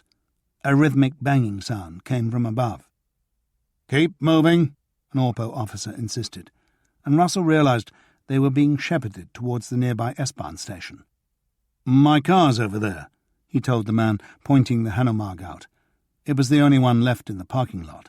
"All right, but leave that where it is," the officer added as Russell bent to pick up a leaflet. He shifted his gun slightly to reinforce the order. "Whatever you say," Russell agreed, putting a protective arm around Paul's shoulder and pulling him away. "There's someone up there," Paul said quietly. Looking up, Russell could see the lone figure on the restaurant roof. They were too far away to see the face, but there was an impression of smart clothes, as if the man had dressed up for the occasion. The banging suddenly stopped, and several more figures appeared on the roof. As they moved toward their quarry, he simply stepped off the edge, falling soundlessly to the concrete below. Russell cradled Paul in his arms. "Fuck off out of here!" the Orpo officer shouted. They walked onto the car, got in, and drove out of the parking lot. Russell headed west, crossing the S-Bahn at Heerstrasse and turning south into the forest. A kilometre in, he pulled the car up and turned to his son, wondering what to say. Much to Russell's surprise, Paul pulled a crumpled leaflet from his pocket. They read it together. The headline was, "A Life Worth Nothing." The text beneath explained why the man had jumped. His Jewish wife had been working as a nurse at Wedding's Augusta Hospital for almost 20 years when she was forced out by the Nazis. Earlier this year, she had been hit by a tram on Invalidenstrasse, taken to the same hospital, and refused treatment. In the hour it took to reach a Jewish-run clinic in Friedrichshain, she had bled to death. "Do you think it's true?" Paul asked, his voice quavering slightly. "I can't see any reason for the man to lie," Russell said. "But why?" There were tears in his eyes now. "Why are people cruel? I don't know. I like to think it's because they don't know any better." Russell looked at his watch. He was supposed to have Paul home in a few minutes. He put a hand on his son's shoulder. "That was a terrible thing to see, but the man did what he wanted to do, and at least he's not in pain anymore." "Perhaps he's with his wife again," Paul said hesitantly, as if he was trying the idea out. "Let's hope so." "Well, if there's a God, I think he must treat everyone the same. Don't you?" Russell couldn't help but smile. His son never ceased to amaze him. "I think it's time I took you back," he said, putting the car in gear. 10 minutes later, they were turning into Paul Street. "Will you tell Mama?" the boy asked. "If you want me to." "Yes, please," Paul said. The moment they were inside, he rushed off up the stairs. Russell explained what they'd seen to Ilse. "Oh, God," she said, looking up the stairs. "Is he all right?" Russell shrugged. "I don't know. It was a shock." "And he always loved going to the Funkturm." Ilse glanced upward again. "I'd better make sure he's all right." Back in his car, Russell felt a wholly unreasonable anger. Why couldn't the man have jumped off some other high building, the Shell House or the Borsig Locomotive Works? Why did he have to spoil the one place Russell shared with his son? Returning to Effi's flat, Russell was greeted by the rare smell of cooking. "I thought we could stay in this evening, and you could test me on the script," she called out from the kitchen. "It's only macaroni and ham." She seemed in good spirits, almost too good. He decided against telling her about his and Paul's afternoon. The food was better than he expected, and so was the evening. Effi's mastery of the atrocious script proved near perfect, so they set about improving it. There was a lot of unintentional comedy in the original, and the storyline seemed made for farce. Their new version featured a squad of stormtroopers who mistakenly beat themselves up in an air raid rehearsal blackout and ended with the two war-bound brothers fighting over a grenade and blowing each other up in the process. At one point, Effi was laughing so much that tears were running down her cheeks. Russell found himself wondering whether Hitler ever gave himself up to a giggling fit. "Where are we going for our talk tomorrow?" Effi asked as they got ready for bed. "I don't know. How about the Harz Mountains?" Russell had begun to think she'd abandoned the idea, and felt mixed emotions at finding she had not. He didn't know how she would react to the things he had to tell her. "That's a long way," she said. "A couple of hours in the car. If we leave early, we can be there by 11. "All right," she said. "The mountains it is." They got up late, and Russell rang the house in Grunewald while Effi was in the bath. Paul seemed fine, according to Ilse, no nightmares, and he was out in the garden with his football. She was keeping an eye on him, though. The drive to the mountains took almost 3 hours, and it was past noon when Russell and Effi reached the summer resort of Ilfeld. It was another hot day, and hikers were queuing to fill their water bottles at the inn's outdoor tap. While Effi stood in line, Russell researched their options. The most popular ascent was that of the Bergberg, which boasted a picturesque ruined castle, but already seemed crowded with groups of Hitlerjugend and Bund Deutscher Madel. Of the other 4 suggested climbs, the Eichenberg seemed the least strenuous and least frequented. They encountered 2 descending pairs of elderly hikers in the first 10 minutes, then had the hill to themselves. The path wound upwards through the pines, offering increasingly dramatic vistas of the plain below. It was around 1:30 when they reached an ideal spot for lunch, a hillside clearing with a single picnic table overlooking the valley below. Effi unwrapped their chicken rolls while Russell opened the bottle of Moselle and poured a couple of inches into each of the tin mugs. "To us," he said, clunking his mug against hers. "To us," she agreed. They ate their rolls in silent harmony, staring out at the view. There was a good breeze this far up the mountain, and the heat was not oppressive. "When they came to arrest me," Effi said matter-of-factly, as if they were continuing a conversation already started, "they rapped on the door really softly. I thought I'd imagined it until they did it again, but when I opened the door they just pushed me backwards into the room and closed it behind them. I thought they were going to rape me. But they didn't. They just told me to get some shoes on and come with them. Once I was ready, they told me not to speak until we reached their car." She grimaced. "And now we know why. They didn't want the neighbours to know." She looked down at her feet and then up again. "They told me nothing. They took me to a room in the basement where an old hag watched me change into that grey outfit, and then they took me to the cell. I had a bucket of water to wash with. No soap. I had another bucket to pee in. They emptied that twice a day. I was never questioned, never told why I was there. It doesn't sound bad, does it? I wasn't hurt. I didn't go hungry or thirsty. The thing was, they would come for other people at all times of the day and night. You'd hear the boot steps, the bolts pulling back, the door swinging open, the shouts. Some people would start talking really quickly. Some would sob. A few screamed, and then they'd disappear. An hour or so later, the boots would be back. The doors would slam. But you couldn't hear the prisoner anymore. You could just imagine whoever it was being shoved back into the cell, barely conscious. And every time the boots come back, you think it's for you, and you're so relieved that it's someone else whimpering out there. And I thought, if I get out of here, I can't forget this. And I haven't. I'm sitting here looking at this beautiful countryside, and I'm thinking about those people in those cells who are dreading the sound of those boots. And that's just one building. There are all the concentration camps, more than 20 of them, someone told me. I know, Russell said. He had never seen her like this. We have to fight these people, she said, turning to face him. He felt shocked and knew he shouldn't. I have to fight them, she corrected herself. I don't really know how, but I can't go on living here and doing nothing. You were right the first time, Russell said, taking her hand. We're in this together. She squeezed his hand. So how do we start?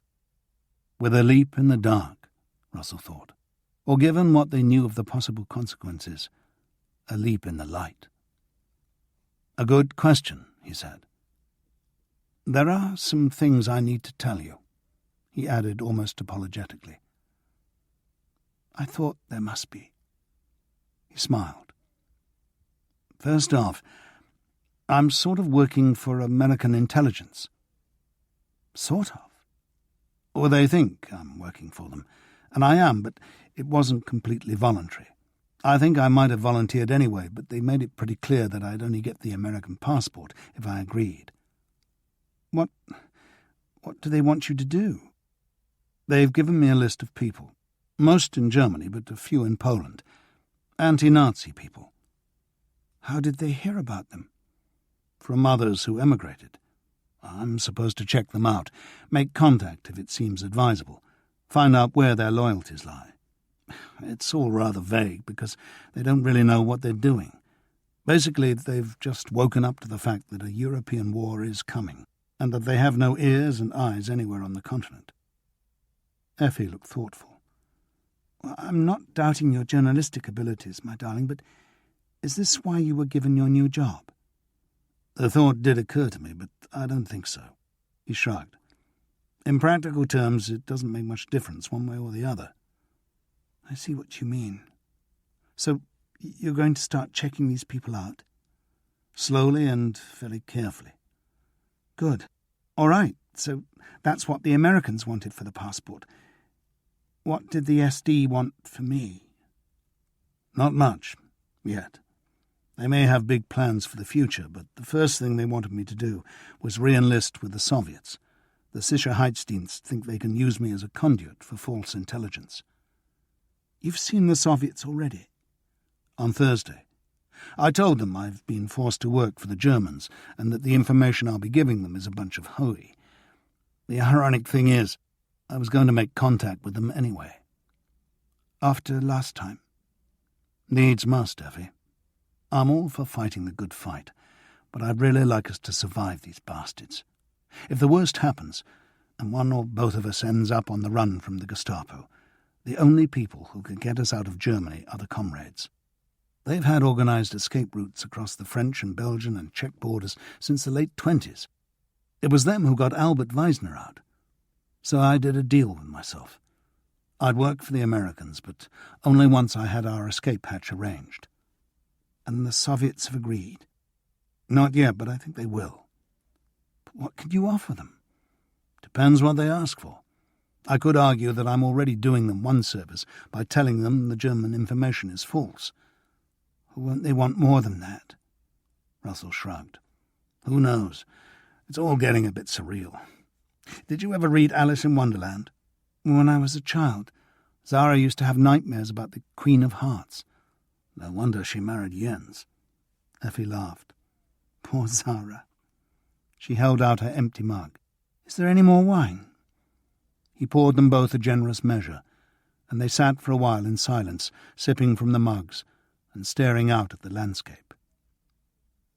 "John," she said eventually, "I want to help you however I can, but that's not all I want to do. You and I, well, we move in different worlds, don't we? The people I know, I have to do what I can in my world. I'm going to start talking to people. Carefully, of course. There are thousands of people, millions for all I know, who think the Nazis are a cruel joke. I don't know, you'll probably think I'm an idiot, but I've asked Lily Roder to teach me more about makeup. I've told her it's because I'm getting older and there aren't many parts for older women, and I need to think about my future, but that's not the real reason. Makeup, disguise really, seems like something that might come in useful in lots of ways." She looked at him warily, as if expecting ridicule. "It could," he agreed. Reassured, she went on. "And I've been thinking about something else. We don't want to keep secrets from each other, but I think we may have to keep some. I was thinking that we could talk about what we were doing without using the right names. That way—" "I understand," Russell said. He had expected one of two reactions from Effie, either one of her trademark rants or a rueful decision to play it safe. He had not expected a simple statement of intent, let alone a cool appraisal of risk. He had underestimated her, and fear had been the reason. This new Effie was living proof that things had changed, and he was scared for both of them. "I was never interested in politics," she said, "and I'm still not, really. You have to be for something in politics. You have to have some idea of a different world which is better than the one you've got. I just know what I'm against. Killing children because they're handicapped in some way, locking up anyone who publicly disagrees with them, torturing them, and all this violence against the Jews. It's just wrong. All of it." She turned to him, angry tears welling in her eyes. "I'm right, aren't I?" "I'm afraid you are." Rehearsals. The studio car picked Effie up at 5:30 on Monday morning, establishing the pattern for the next 2 weeks. Whenever she had this sort of schedule, Russell spent the weekday nights at Neuenbergerstrasse, but on this occasion they agreed to spend Wednesday night and the air raid rehearsal together. Being bombed would be so much more interesting in each other's company. That Monday morning, Russell left the flat soon after 8 and headed across town to the Café Kranzler.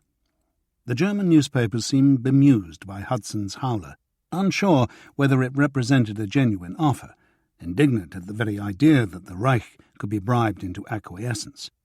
As a story, Russell decided it had run its course.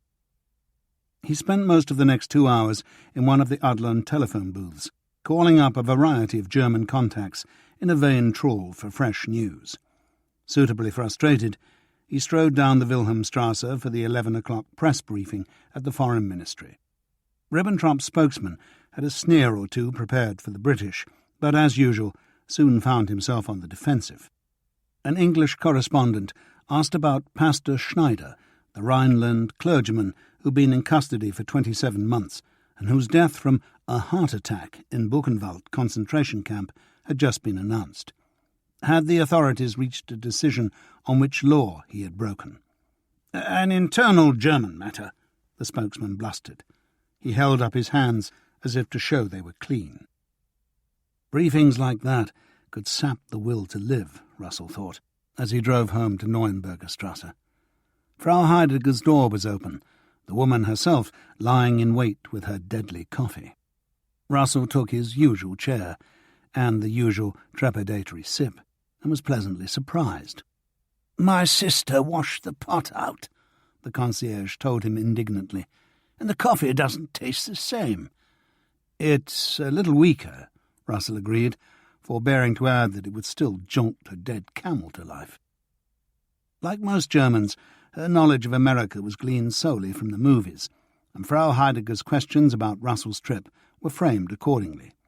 She was disappointed that he hadn't seen the West, thrilled that he and Paul had visited the skyscraper made famous by King Kong. A distant cousin had once thought of emigrating to America, she told him, but the thought of giant apes running wild had put her off. The woman hadn't been very bright, Frau Heidegger admitted. But then no one from the East Prussian side of the family was. Her own week in Stettin had been wonderful.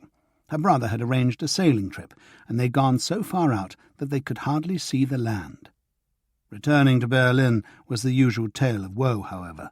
It always took her 2 weeks to undo what her sister had done in 1. "There's one thing I should know," she said, having reminded herself of her duties. "Will you be here on Wednesday night for the air raid rehearsal? I'm asking because Beiersdorfer will want to write it all down." Beiersdorfer was the block warden, in name at least. He was as frightened of Frau Heidegger as the rest of them. "No, I'll be at Effi's," Russell said. "Ah, I saw her picture in the paper," Frau Heidegger said, leaping up and riffling through the pages of that day's Beobachter. "Here," she said, passing it over. Christina Bergner was talking to Goebbels in the Universum foyer, a smiling Effi just behind them. "It's a good picture," he said. "Did she talk to the minister?" "Just a few words. He complimented her on her acting." "Well, that is good. She must have been pleased." "Yes, she was." Russell took a final sip, gently pushed the cup away, and asked if any messages had been left for him. There were 2. Uwe Kusora had called. "He has information for you, but he has no telephone, so you must call on him whenever it's convenient." The second message was from a Frau Grostein. "She said you know her. She would like you to call her on this number." Frau Heidegger passed over a small square of paper. "As soon as possible," she said. "But that was on Saturday, soon after I got back." The woman sounded not upset exactly. Excited, perhaps? Russell shrugged his ignorance. "I hardly know her, but she's a friend of a friend. I'll call her now." He got to his feet. "Thanks for the coffee. It's good to have you back." She beamed.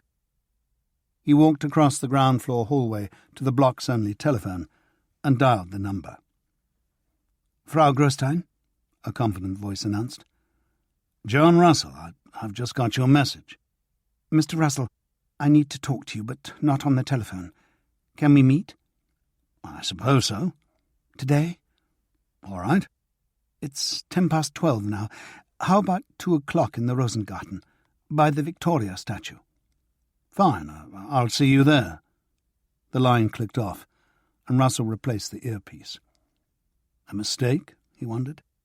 These days his life seemed like one of those downhill ski runs he and Effi had seen at the Winter Olympics in 1936.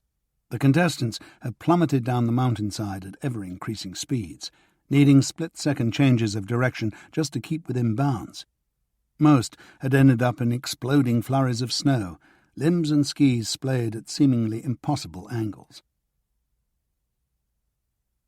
Russell parked close to the Wagner monument on Tiergartenstrasse and walked up through the trees to the lake.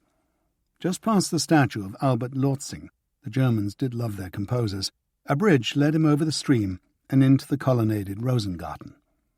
He caught sight of Sarah Grostein, crouched down to smell the dark red roses that surrounded the Empress Victoria's marble plinth. He walked towards her, glancing around as he did so. There were a few office workers, nannies with children, a pensioner or 2. No one seemed interested in her or him. No one's head was hidden behind a raised newspaper.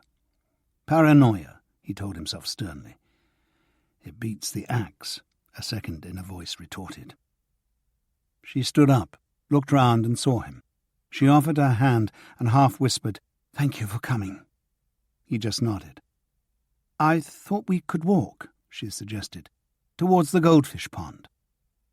She was older than he thought, around his own age probably. Still attractive, though. Tall, big for a woman, but well-proportioned. Her clothes looked extremely expensive. Her hair like someone had spent a lot of time on it. There was something feline about the contours of her face, something sad in the large brown eyes. "Wherever you like," he said. After leaving the Rosengarten, she chose one of the less used pathways. "Have you said anything to anyone about seeing me where you did?" "I should think half of Berlin saw you." "You know what I mean. After meeting me at the Weisners, it must have surprised you." "Seeing a Jewish woman on an SS general's arm? It certainly made me curious." "So did you tell anyone?" "Only my girlfriend." "Will she tell anyone?" "No. When I told her, she just suggested that half the people in Berlin were living double lives. And I didn't mention your name." "I'm surprised you remembered it." She fell silent as a couple walked past in the opposite direction. "I'm not Jewish, by the way," she said once the pair had gone by. She let out a short, brittle laugh. "Now that all Jewish females have Sarah as their second name, it's assumed that anyone called Sarah is Jewish. But there are thousands of non-Jewish women named Sarah, or were. I expect most of them have changed their names by now." "So how—" "My husband was a Jew," she said. "Richard Grostein. A wonderful man. He died in Sachsenhausen 5 years ago. He was one of those social democrats who wouldn't shut up when the Nazis came to power. He was an old friend of Felix Weisner's, and I was an old comrade of Eva's. That's how we met." "I see," Russell said, and thought he did. "You don't need to tell me anything more. Your secrets are safe with me. Even safer if I don't know what half of them are." She smiled at him. "It's not that simple, I'm afraid." She gave him an appraising look. "You don't seem to hide how you feel about the Nazis," she said. "Of course that must be easier for a foreigner, and you may not take it any further. I have the feeling you do, though, or maybe that you will at some time in the future. If you do, you'll probably reach that place that I've reached, where you suddenly find that your own decisions have become matters of life and death.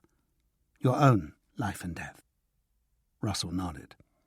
6 months earlier, agonizing over what to do with a false passport, he had experienced exactly that thought. "I've decided to trust you," she said. "With my life," she added lightly. "I'm guessing you must be a good man because of what you did for the Weisners, but I don't really know anything about you.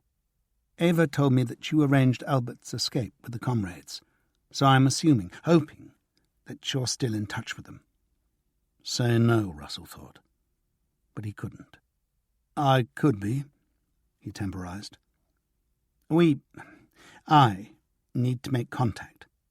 Our group has had no contact for 4 years, and we have no idea who it's safe to approach and who it isn't. We just need an address or a telephone number." Russell thought about it. She was, to repeat her own phrase, asking him to trust her with his life. He assumed she was a good person because she too had been a friend of the Weisners, but he didn't really know anything about her either, except that he'd seen her on an SS Gruppenführer's arm. Her story rang true. The KPD had certainly been decimated by the Nazis in 1933.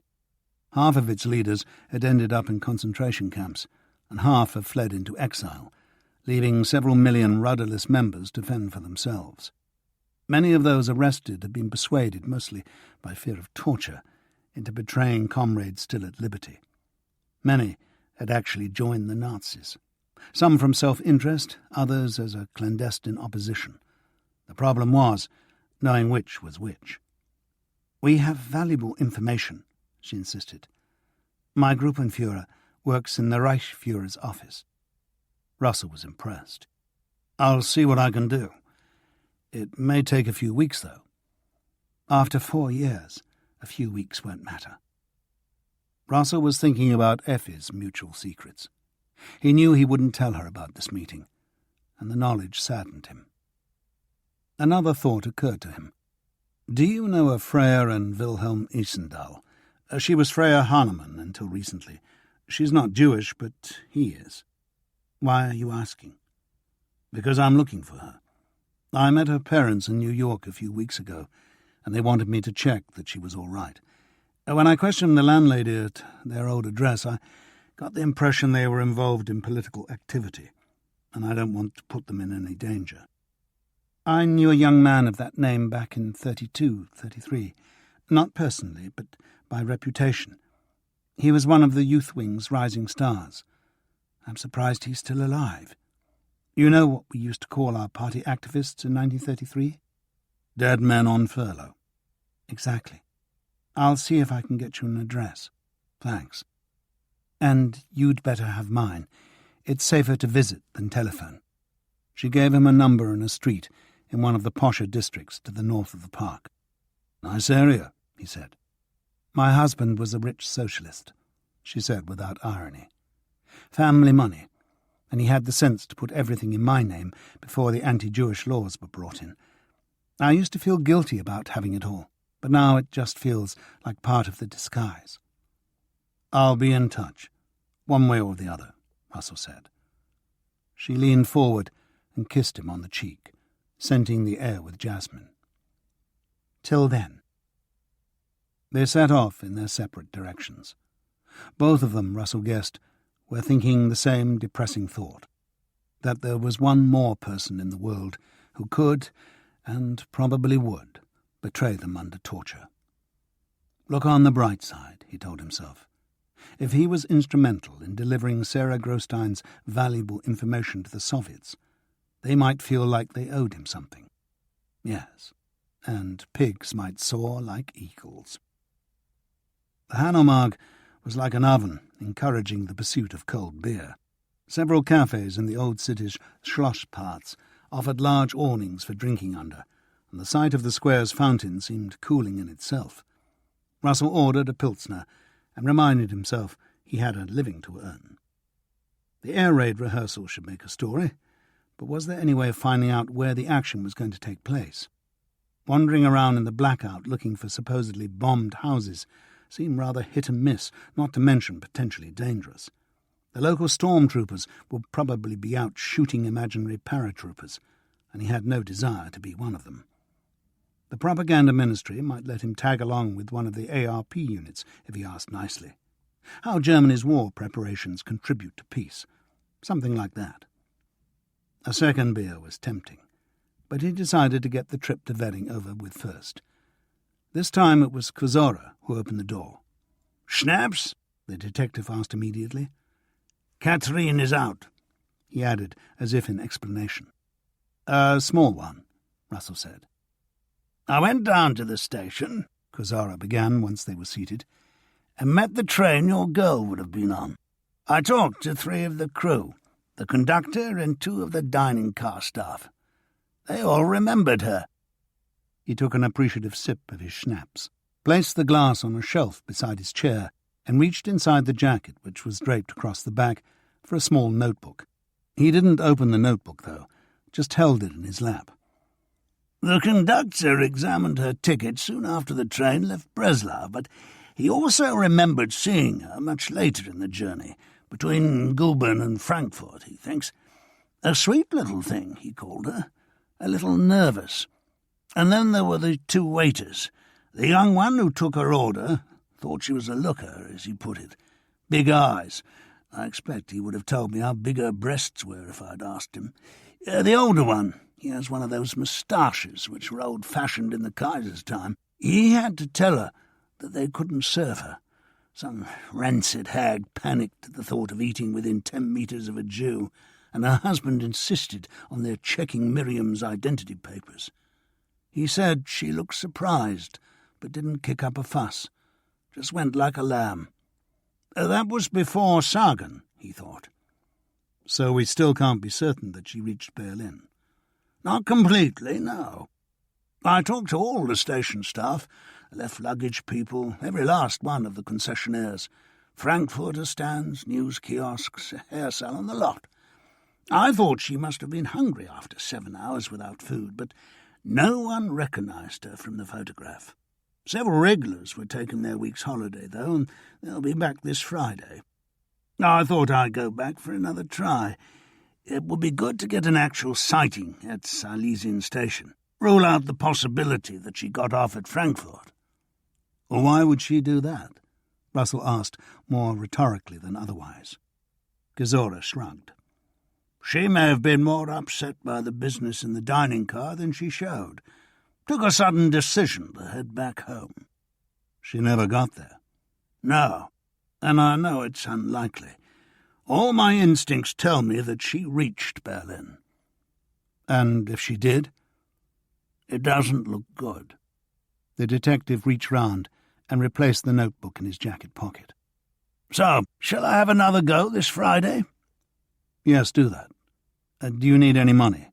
No, I'm still earning the retainer. Russell got to his feet.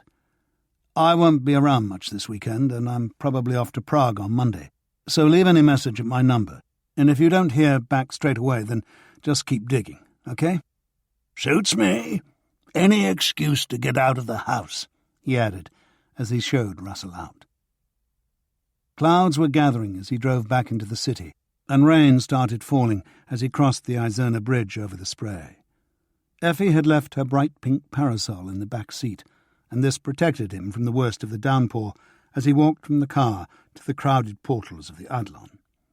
He phoned Thomas from the lobby to deliver the latest news. "I've never met the girl," Thomas said, "but for some reason she's keeping me awake at nights." "It's called humanity." "Ah, that." In the bar, his fellow correspondents assured him that Hudson's Howler had died a well-deserved death, and that no new story had risen to take its place.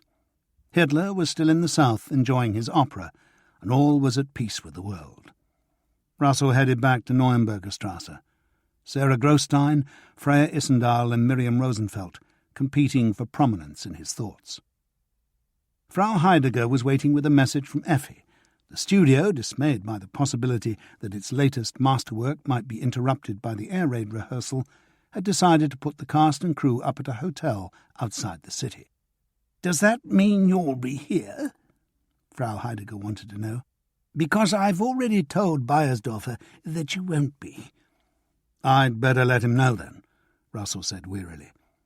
It amused him that Frau Heidegger, so scrupulous with her Herrs, Fraus and Frauleins, always refused that courtesy to the block warden. There was nothing political in it, unless contempt could be read as such. Beiersdorfer's rooms were on the first floor, and Russell had only entered them once before as part of a deputation formed to dissuade him from reporting a 10-year-old girl for repeating a political joke that she was too young to understand. He remembered the portraits on the wall, the Führer on one, Fat Hermann on the other. The man was too old to have served in the Luftwaffe, but he liked making model aeroplanes. Russell was left to wait in the hall while Beiersdorfer collected his clipboard. The man then amended his finely wrought chart with painstaking care, sighing all the while. Russell let him finish, before adding that he might be out anyway on a journalistic assignment, and was duly rewarded with a Hitlerish splutter of exasperation. He approached his own room with an apprehension that he half knew was unwarranted. Why would Hauptsturmführer Herth have him beaten up again? But still felt stomach-tinglingly real. This time, though, the door was definitely locked, and the light responded to his flick of the switch. There were no thugs reclining on his sofa. He took a fresh bottle of beer to the seat by the window and put his feet up on the sill. The rain and clouds had cleared as quickly as they'd come, leaving an unusually clear sky. The odd passing car apart, Berlin gave off a gentle hum. It was only 6.5 years since the Nazis had taken over the city, but sometimes it felt as if the bastards had been there forever. Not tonight, though. He wondered whether Sarah Grostein was in bed with her unsuspecting SS general, whether Freya and her firebrand were out there dancing round the feet of the Gestapo elephant. He thought about Thomas and his missing girl, about the new look in Effi's eyes.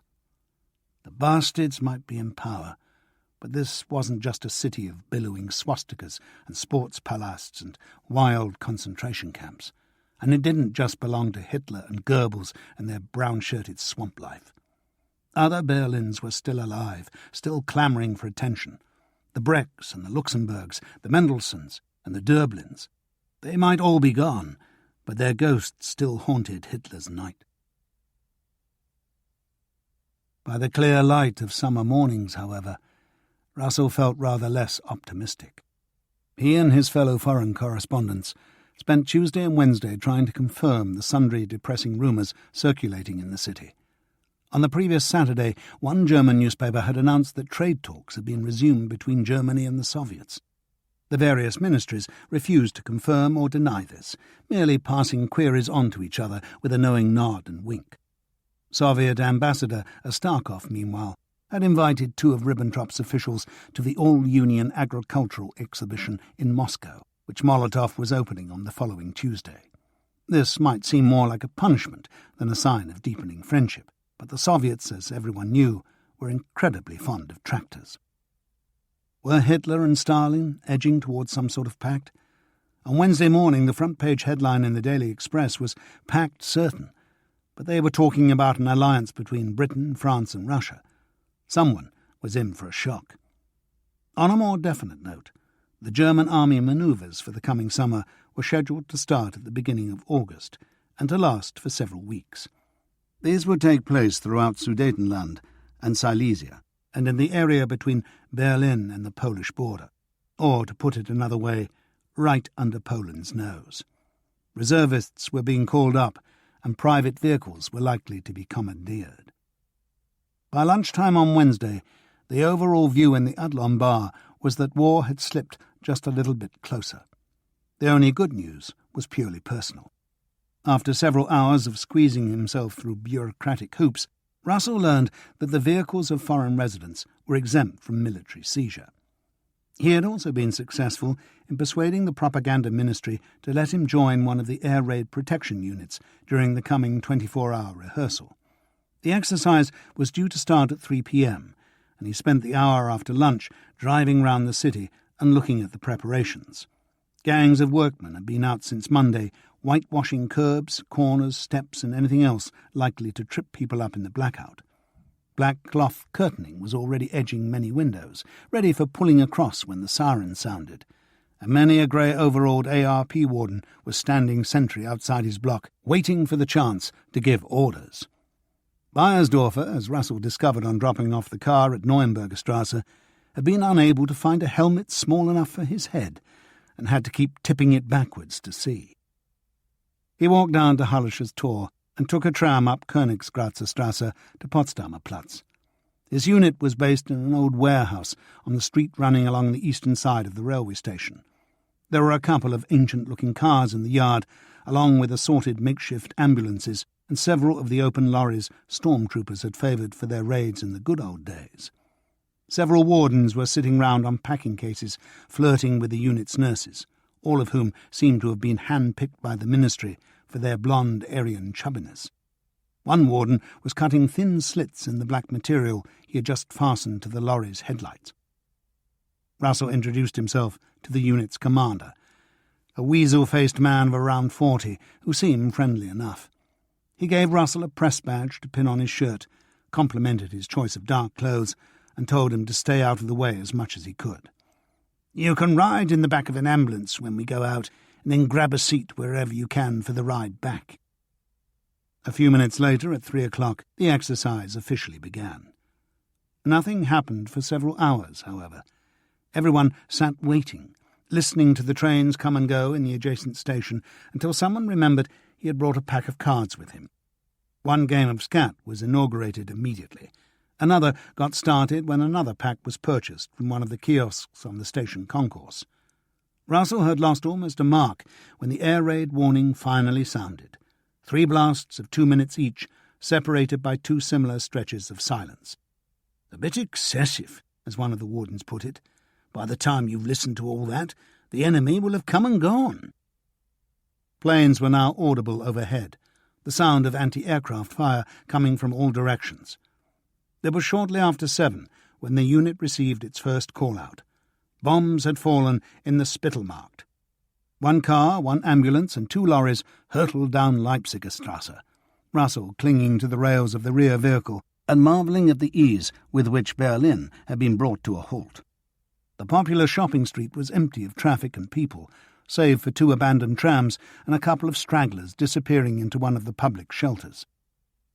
At the Spittelmarkt, smoke was pouring out of 2 adjoining office buildings. A fire engine had already arrived and was pumping imaginary water in through the first-floor windows.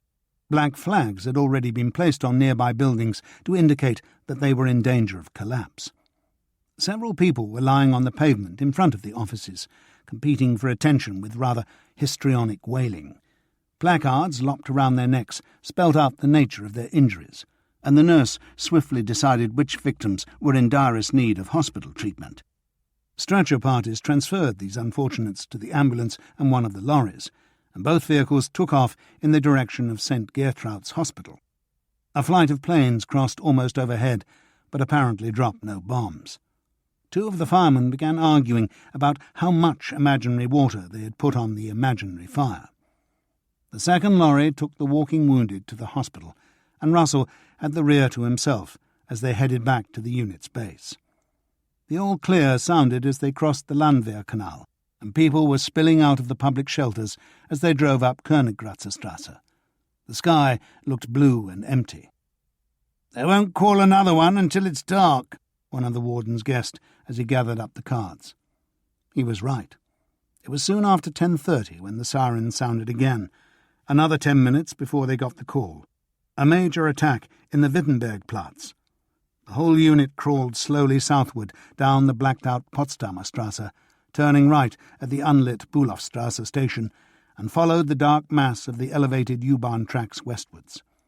Clinging onto his lorry, Russell could see the dark shapes of planes against the stars, the flash of AA guns from the direction of the Tiergarten. The scene in the Wittenbergplatz probably echoed that in the Spittelmarkt, but the darkness made everything more difficult, and Russell thought more distressingly real. It was easier to imagine the burst arteries and severed limbs when the wailing victims were invisible, easier to smell the panic when pencil torches were all you had to see through the smoke, and when everyone seemed to be shouting at once. Russell found himself fighting back a rising tide of trench battle memories, and grasped at the prospect of action, when a warden said, "Come with me," and led him in through the front door of an apartment block. The warden stopped at the first-floor landing, shone his torch on Russell, and realised he made a mistake. "What the hell?" he said. "You take the east side. Knock on every door. If there's anyone in here, get them out." Russell did as he was told, or almost. He thought he heard noise behind a couple of doors, but didn't knock again when no one answered. The one family that did respond to his knock filed obediently down the stairs and out into the street, the adults arguing with each other, the children giggling nervously. The ambulances were loaded and ready to go, but Russell decided he'd seen enough. Effi's flat was only a 10-minute walk away, hidden away in a back street, and as far as he could tell, the organisers of this particular exercise were going for large squares and maximum publicity. He chatted to a few evacuated residents outside the Kardewey until the all-clear sounded, then headed up Tauenzienstrasse to the Kaiser Memorial Church. As he crossed the eastern end of the Kurdamm, he stopped in the centre and stared up the long, arrow-straight avenue. A car was moving away in the distance. Barely visible in the dim blue lights, it soon became one with the shadows. No ARP wardens came knocking at Effi's door, but the Luftwaffe's continuing antics made for a restless night. He was probably imagining it, but many of his fellow Berliners looked distinctly bleary-eyed as they waited at tram stops on their journey to work. Not everyone had been inconvenienced, of course. Hitler had been enjoying Tristan and Isolde at far-off Bayreuth while the capital rehearsed, and Soviet Ambassador Astakov, as Russell learned from Jack Slaney, had been wined and dined by Ribbentrop's East European chief, Julius Schnurrer, until the early hours. "Where?" Russell asked. "Evests." "They must mean business, then," Russell said dryly. The restaurant on the Behrenstrasse was one of Berlin's finest. "You can bet that street didn't get bombed," Slaney said in a similar tone. "Anyone know what was discussed?" Slaney shook his head. "The trade guy Barbarin was there too, so maybe just that. They all seem really chummy, though, according to one of the waiters." "Another straw in the wind," Russell murmured. "Or on the camel's back," Slaney suggested. Russell headed back to Neuenberger Strasse to write up his ARP exercise article. The smooth modern typewriter he'd inherited from Tyler McKinley was at Effi's place, but he still preferred the brutal mechanics of his old one. Another consequence of living in Nazi Germany, you only felt you were getting somewhere if physical violence was involved. The ARP exercise had spared Neuenberger Strasse, much to the dismay of both Beiersdorfer and Frau Heidegger. The former was only now removing the blackout sheets from the communal hallway, and both were eager to hear Russell's account of his attachment to one of the mobile units. Frau Heidegger seemed horrified by what she heard, and was only slightly mollified by Beiersdorfer's assurance that London, not Berlin, would be on the receiving end of such bombing raids. Russell left them to their optimism and went up to his rooms. He took almost 3 hours over the article. It was his first major piece for the Tribune, and he wanted it to be good. After lunching at the bar under the Hallisches Tor station, he drove back into the old city and sent the story off. Next stop was the Alex. The duty officer in room 512 searched through a pile of refused protectorate visa applications for Russell's, and deduced from its non-appearance that the refusal had not yet been put to paper. When Russell suggested that his application might have been accepted, the man opened a drawer to demonstrate its emptiness, only to find a single waiting permit. He examined it for several seconds and finally passed it over. Russell drove back across the river to the American Express office on Charlottenstrasse. A couple of months earlier, a German friend had told him that first-class travellers, like army officers and government officials, were allowed to sleep through border checks, provided they handed their documents over to the carriage attendant with a decent tip. And after his traumas at the same border in March, that seemed like a really good deal, especially if the Tribune was paying. As it happened, the American Express office could sell him a first-class ticket and book him into a hotel, but the sleeper reservation required a trip to Anhalter station. By the time he got back to the Adlon bar, it was gone 5. Noticing Dick Normanton hard at work at a corner table, Russell bought him a whiskey. "Anything I should know?" he asked, placing the glass down on the polished wooden surface. "Thanks," Normanton said wryly, and took a sip. "Just between us," he said, "I don't want my fellow Brits to get wind of this." "My lips are sealed." "Have you ever heard of Ernest Tennant?" "English businessman, friend of Ribbentrop's, impossible as that seems." Normanton smirked. "Not so much these days. Tennant's just been visiting Ribbentrop's castle. The one he stole by putting the owner in Dachau. Do you want to hear this story or not?" Russell raised his palms in surrender. "They arrived in Berlin together this afternoon. Ribbentrop had his 2 private coaches attached to the express from Munich. Tennant came straight here, and I had a chat with him in his hotel room." "You know him?" "My owner does, and Tennant told him he was seeing Ribbentrop. Reading between the lines, I'd say he was hoping to emerge as a peacemaker, but ready to put some distance between himself and the Nazis if Ribbentrop refused to play ball, which, of course, he did. Told Tennant that Hitler was the greatest human being since Mohammed, and then started backtracking when he realised the implication, that the Führer was less important than a mere Arab." "The usual nonsense." "Exactly. The important part came later. On the train here, Tennant got talking to Walter Huel. Know who he is?" "Hitler's liaison with Ribbentrop. Or is it the other way round?" "Both, I suppose. Anyway, his take on the current situation, and we assume Adolf's, is that Chamberlain and co. rushed into guaranteeing Poland without really thinking it through, and that they're now desperately looking for a face-saving way out. The Germans think that Hudson's Howler was just the first of many trial balloons, that when push comes to shove, the British will provide themselves with some sort of excuse not to fight. Which is bad news for everybody. The Poles because they'll get squashed, the Germans and the British because they'll find themselves at war with each other without really wanting to. Happy days. Thanks for the drink." Russell played poker with several American colleagues that evening and gave Jack Slaney a lift home in the small hours. They stopped at the all-night kiosk in Alexanderplatz for sobering coffees and early editions of the morning papers. "What did I tell you?" Slaney asked after a few moments with the Beobachter. He folded the paper in half and pushed it under Russell's nose and jabbed a finger at the editorial. Danzig, it seemed, was no longer enough. Real peace, the editor announced, would require a Polish willingness to discuss self-determination in the corridor, in the lost provinces, in Upper Silesia.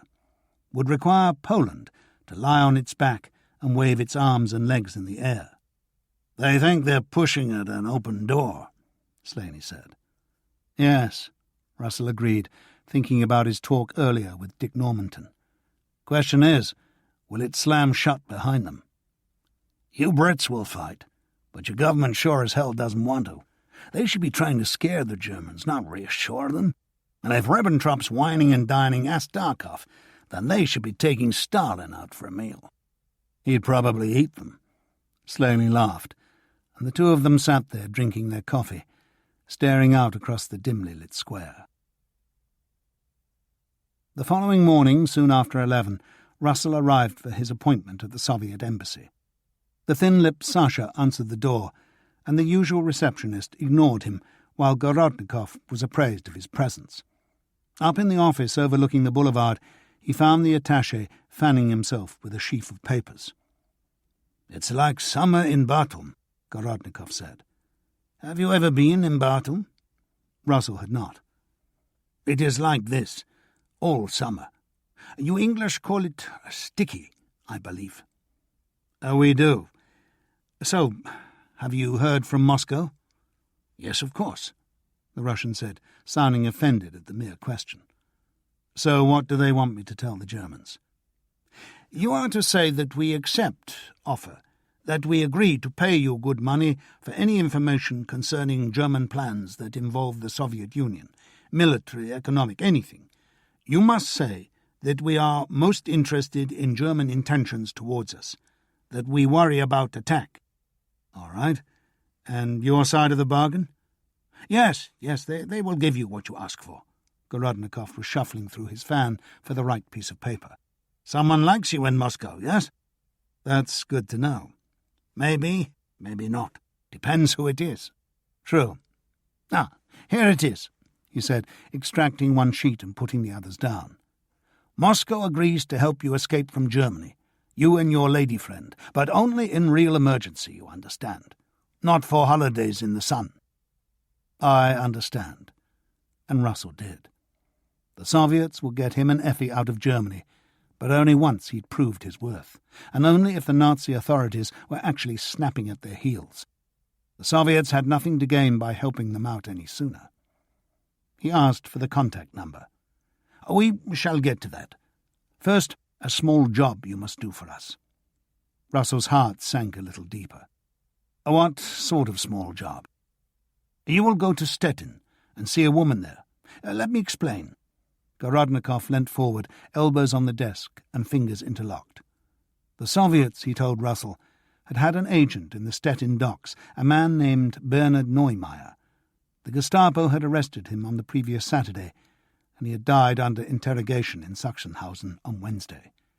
A couple of weeks before his arrest, Neumeier had told the regular courier that his girlfriend was pregnant. He had asked the party to look after her if anything happened to him.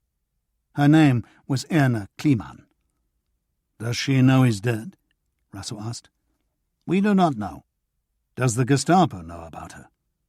"Our best information is that Neumeier gives nobody up. A brave man, if that is true." Russell hoped it was. If it wasn't, and her name had slipped out under torture, then the Gestapo would be waiting for someone to turn up. "Why not send the regular courier?" he asked.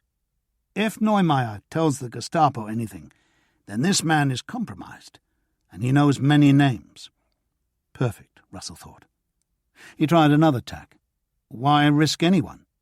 "The woman needs to know that Neumeier is dead. If she goes to authorities with questions, bad for her and bad for us.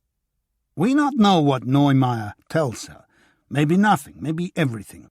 If she says nothing, then good for her and good for us.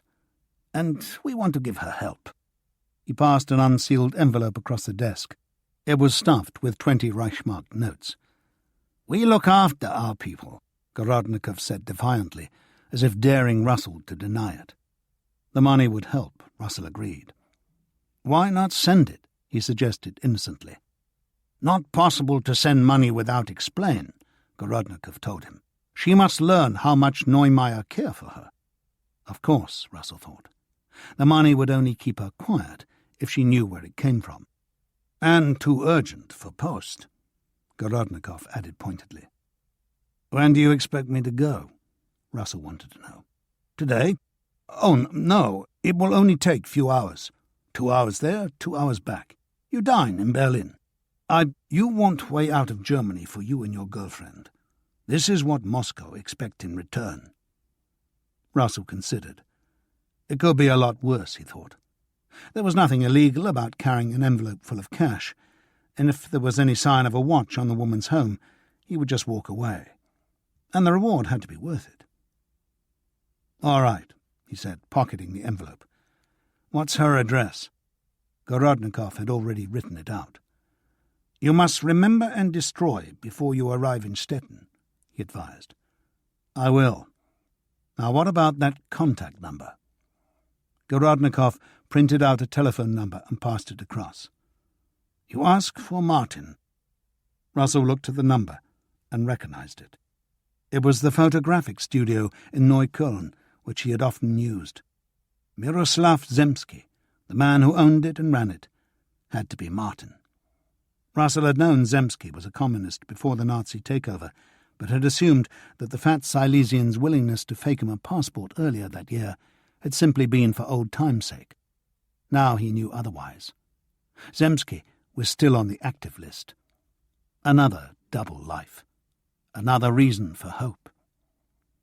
"I have some information for you," he told Gorodnikov. "A KPD cell, here in Berlin. It has had no contact with the leadership for 4 years, and this is a matter for the KPD. One of the women has become the lover of a high-ranking SS officer. She says she has access to information that will be very useful to you." This woman's name?" "Sarah Grostein. A Jew. Her husband Richard was a Jew, and a prominent member of the KPD. Gorodnikov wrote the name down. "I'll look into." He looked up. "If Moscow says yes, they will expect you to be woman's contact. I'd rather you contacted her directly. You know her, and the SD not object to you coming here. They tell you to come here." It made sense. "We'll see," he said weakly. Sasha was summoned to show him out. As he walked down the marble stairs, Russell remembered Sarah Grostein's comment about life-and-death decisions. Had he just taken several more? There was an autobahn to Stettin, but Russell decided to give the Hanomag a rest. Erna Kliman probably lived in one of the city's less salubrious districts, where cars and their occupants tended to be conspicuous, and the train would be just as quick. He arrived in Stettin soon after 5. After obtaining directions for Lastadi, he walked up the west bank of the wide Oder to catch a tram across the Hansa Bridge. A 5-minute ride brought him to Große Lastadi, the Dockland suburb's main street, where a helpful old woman pointed him in the direction of the junction with Schwangstrasse. Number 14 was 50 metres down, a house with 3 stories of living space above a small workers' restaurant and a tobacconist. The former was already closed for the day, and the proprietor of the latter was busy locking up. The entrance to the rooms above lay between them. It was the sort of area that the Nazi authorities liked to visit in strength, but Russell carefully scanned the surrounding windows and ostentatiously examined the piece of paper he had inscribed with her address and a made-up name, before heading across the street and in through the open front doors. The smell in the stairwell, an unhappy blend of boiled cabbage and tobacco, pursued him upwards, growing stronger with each flight of creaking treads. Room 7 was right at the top, and a small piece of paper bearing a neatly inscribed E. Kliman was pinned beside the door. There was no answer to his knock. A second louder knock brought no response from inside, but the door behind him opened to reveal a young boy in his school uniform. "Erna's not back yet," the boy announced. "Do you know when she will be?" Russell asked. "She goes to her sister most days," She's usually back by 8 o'clock. It wasn't much gone 6. He'd have to come back. Thank you, Russell said. I'll try again later. You are most welcome, the boy told him. Back on Schwangstrasse, Russell noticed an open bar on the opposite side. The evening trade hadn't yet arrived, and the only 2 customers were sat at the back, half hidden in a cloud of pipe smoke. Russell ordered the only food on the menu, a sausage casserole, took a beer back to a window seat, and began his vigil. 2 hours dragged by. He was beginning to think he must have missed her, when a young woman in a blue frock walked slowly by on the opposite pavement. She had straight dark hair cut to the shoulder, was small, slim, and obviously pregnant. Russell watched her turn in through the open front doors. He waited a couple of minutes, then followed her in. Responding to his knock, she pulled the door back a few inches and placed a careworn face in the gap. "Erna Kleeman?" Russell asked. "Yes," she admitted, gazing past his shoulder to check he was alone. "I've come about Bernhard Neumeier." Her body seemed to sag. "He's dead, isn't he?" "I'm afraid he is." She closed her eyes, fingers tightening on the edge of the door. "Can I come in?" The eyes reopened, bleak and hostile. "What for?" she asked. "Who are you?" "I have something for you. From his friends." "Why should I believe that?" "If I was the enemy, I wouldn't be asking." She gave him a searching look, then widened the aperture to let him in. Russell stepped inside. The room was right under the roof, with a sloping ceiling and a small dormer window. It was sparsely furnished, with just a bed, a single upright chair, and a wide shelf for the washbowl. She closed the door and turned to face him. "He died last Saturday, didn't he? I felt it." "I don't know when he was killed," Russell lied. It seemed kinder to leave her believing in some special psychic connection. And who knew, maybe some part of Neumeier had died on the Saturday. "It was Saturday," she reiterated, sitting down on the bed and holding her belly with one hand. She had a pretty face beneath all the weariness and grief, Russell realized, and she couldn't be much more than 18. "How did he die?" she asked. "We think he was shot," Russell said, taking the upright chair. There was no need for her to know that Neumeier had died under torture. She looked at the floor for several moments, rocking gently to and fro, hands clasped against her swollen belly. Russell asked if she had known that Neumeier was a communist. "Of course." She raised her head. "Bernhard believed in the Soviet Union and the International." The recitation sounded almost defensive, but he could see that the words were important to her. Her man had died for something worthwhile, something noble. The solace of any religion, Russell thought cynically. "Bernhard told his contact that you were having his child. He asked the party to look out for you if anything happened to him." A large tear rolled down one cheek, the first of a stream. He handed her the envelope and watched her examine its contents. "There's hundreds of Reichsmarks here," she whispered. "For you and the child." She lowered herself to her knees and pulled a battered suitcase out from under the bed. "It was his," she explained, clicking it open.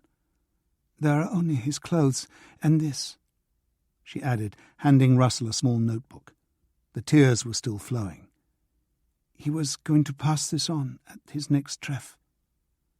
It was full of small, neat writing in black ink. Timetables, tonnages, names of ships. At first glance it looked like a detailed breakdown of the cross-Baltic trade in Swedish iron ore. That trade was certainly vital to the German war machine, but Russell had no way of knowing if the information in the notebook was secret or valuable. He didn't want to know. "This could get you arrested," he said, holding it out to her. "You should burn it." She stared at him, surprise sliding into disgust. "He died for that," she almost hissed. "Then post it anonymously to the Soviet embassy in Berlin," Russell suggested. She angrily shook her head. "Bernhard said that anything with that address was intercepted and opened. That's why he was waiting for the courier. Now you must take it." She wiped her face with the back of her hands and glared at him.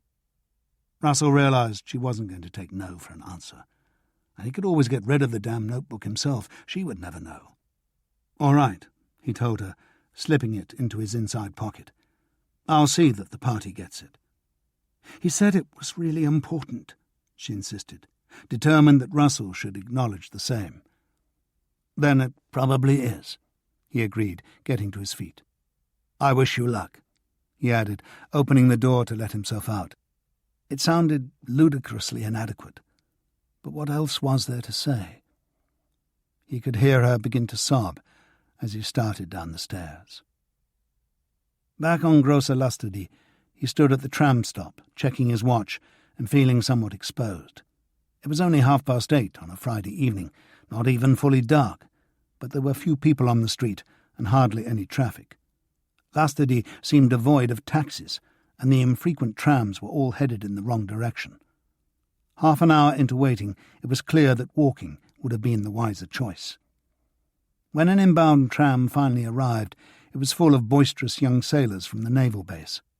Russell fought his way off on the far side of the Hansa Bridge, checked his watch one last time, and gave up on the idea of catching the last train. He would have to get a hotel room, but first he walked out onto the bridge, intent on dropping Neumeier's notebook into the Oder, and stared down at the shining black waters for what must have been more than a minute. He couldn't do it. She was right. Her lover had sacrificed his life for this. Not directly, perhaps, but in some essential way. Russell stood at the parapet, notebook in hand, knowing he owed the man more than this, knowing he owed himself more than this, and cursing the knowledge. He put it back in his pocket and started walking. His last and only other night in Stettin had been spent at the luxurious Preußenhof Hotel, and he felt in need of further cosseting. When he reached that establishment 10 minutes later, the bar was doing a roaring trade, and he allowed himself a couple of confidence-boosting schnapps before heading up to his room. Unfortunately, the sight of 2 probable Gestapo men in the lobby, both of whom watched him all the way to the lift, undid all the alcohol's good work. Russell let himself into his third-floor room, double-locked the door, and frantically wondered how he could conceal the notebook from unwelcome visitors. There was nowhere to hide it, but the ensuite toilet, a Preußenhof luxury extra, offered the option of instant disposal. Russell sat down on his and took out the notebook. After numbering all the pages Neumeier had used, he carefully tore them out and placed the loose pile on the side of the adjacent wash basin. If the Gestapo came to call, he would flush the incriminating evidence away. He dropped a few blank pages into the bowl to test the efficacy of the flush. The pages disappeared and didn't come back. He left the toilet light on, stripped off his clothes and got into bed. Having nothing to read, he turned off the bedside lamp, closed his eyes, and tried to lull himself to sleep with happy memories. It seemed to take forever, but he was finally drifting off when a sudden noise in the corridor outside jerked him wide awake again. What was it? He could hear people whispering, and someone was trying to turn the doorknob, trying to get in. He leapt naked from the bed, rushed into the toilet and took up position beside the open bowl, notebook pages in one hand, flush in the other. In the corridor outside, a sudden bout of giggling was followed by a loud squeal of pleasure. Russell caught a glimpse of himself in the wash-basin mirror and wished that he hadn't.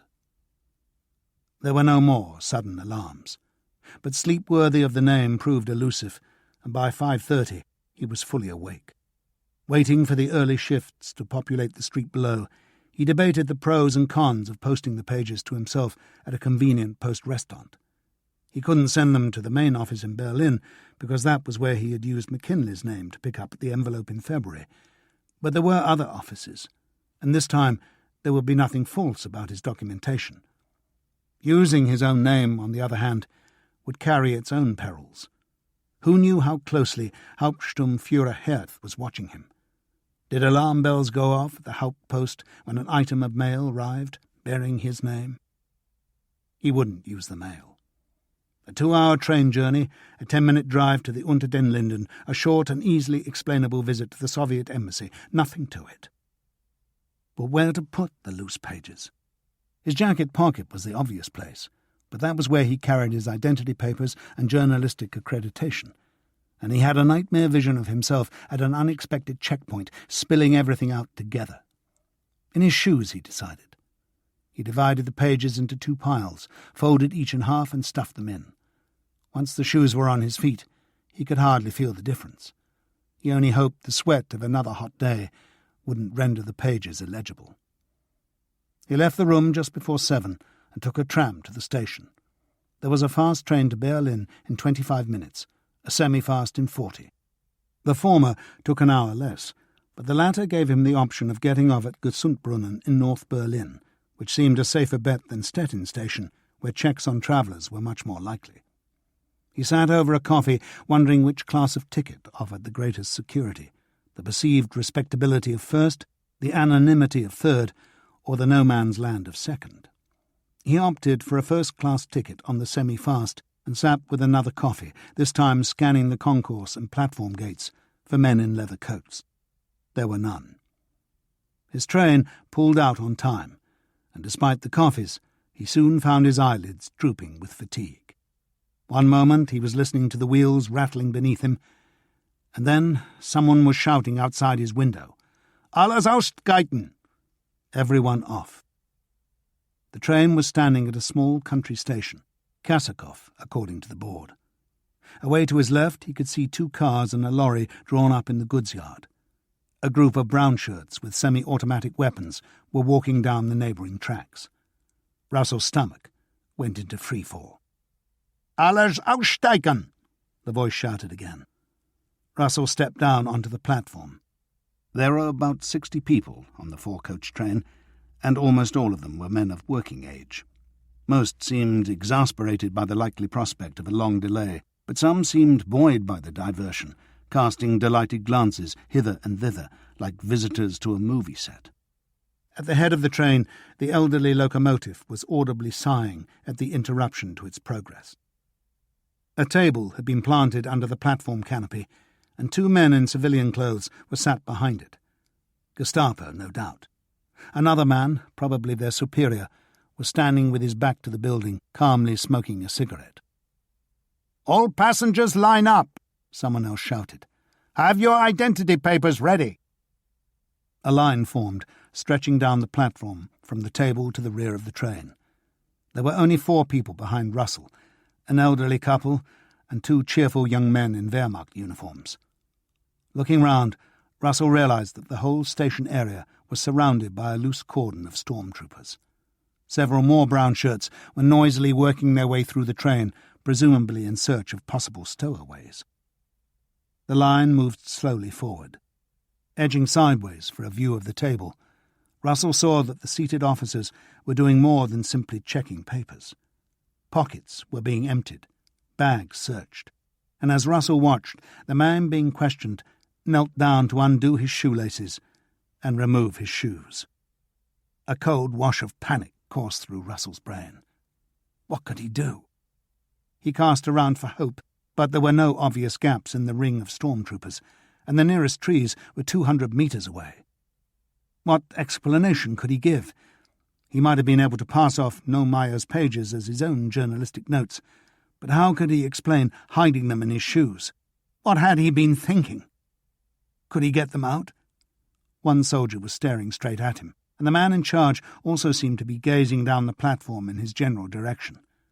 There was no way he could take off a pair of shoes, remove their illicit contents, and put them back on again without making it bloody obvious. He was fucked. Well and truly fucked. What would happen to Effi? How would Paul cope? "Stop it," he told himself. "Don't give in to panic. Keep thinking." Were they asking everybody to take their shoes off? He edged out again. A man was handing his papers, getting a smile in return from the Gestapo officers. His papers were returned with a nod of thanks, and the man turned away. He hadn't been asked to remove his shoes. Was there hope after all, or was that glint on the man's lapel a party badge? 2 middle-aged businessmen came next.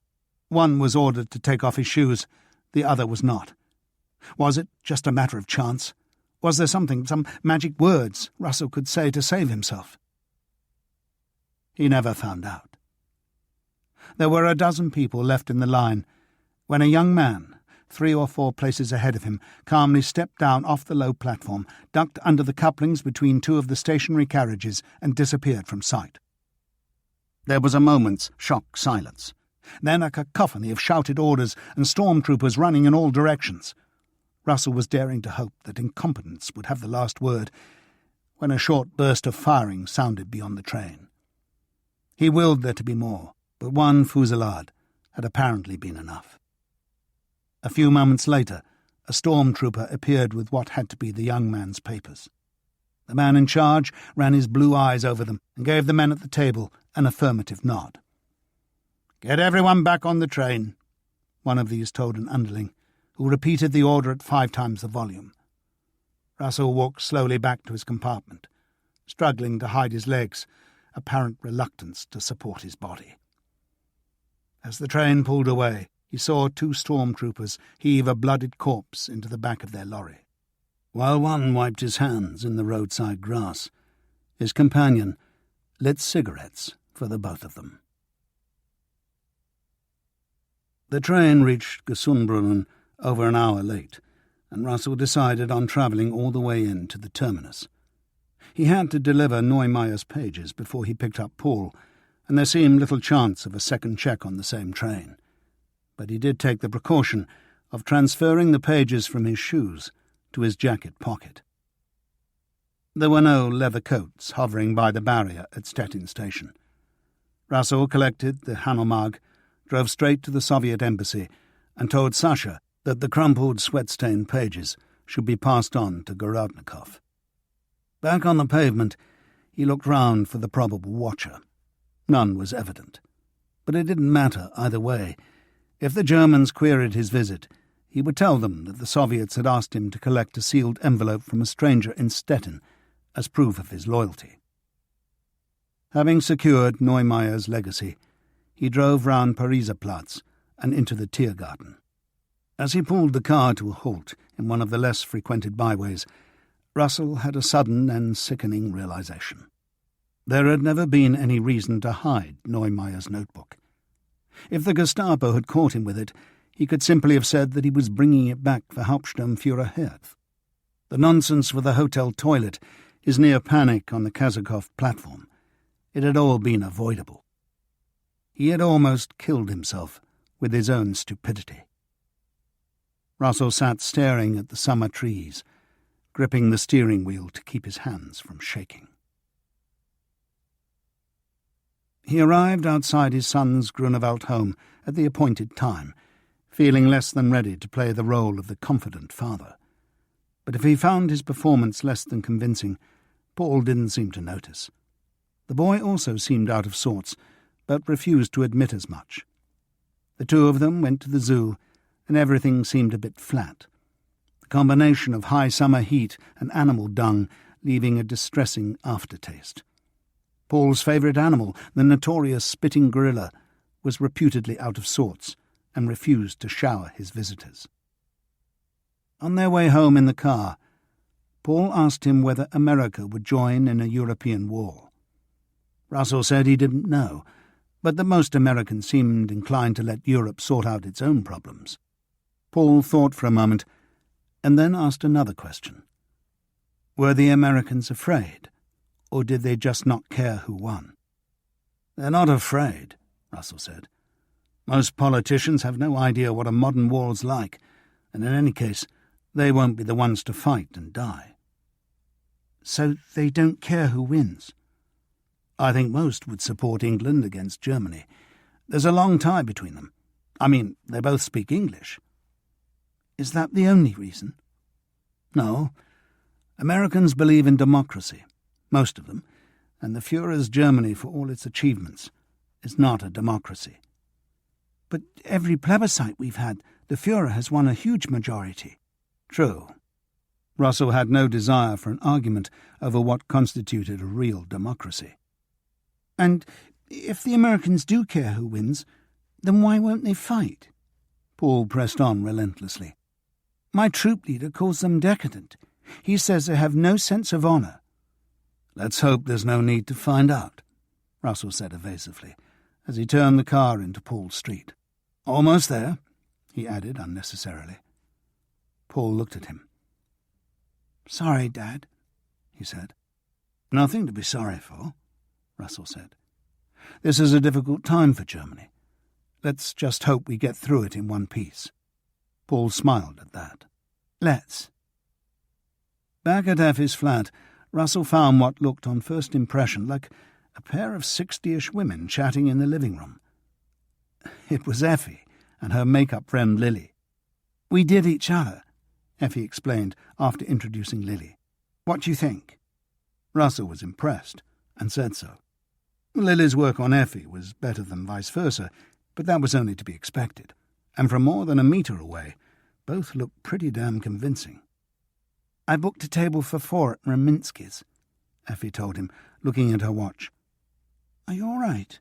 She added, giving him a closer look. Fine, he said. A bit tired. He could tell her later about Kazakov, if he told her at all. She decided to take him at his word. Lily's husband should be here soon, so you can let him in while we get this stuff off. Of course, Russell said, repressing a slight surge of irritation at not having Effi to himself. Erika Roda arrived a few minutes later, a tall man, probably just into his 30s, with cropped hair, pugnacious face and nervous smile. He also worked at the film studio as a prop carpenter and scenery painter. His family was from Chemnitz, his father and brothers all miners.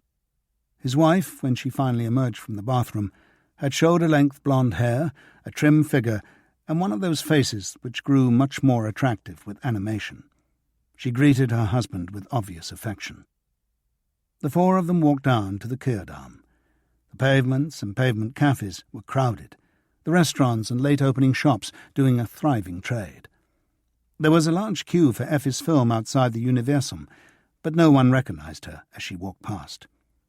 At Raminsky's, they ate canapés and shared a bottle of Moselle before ordering their main courses.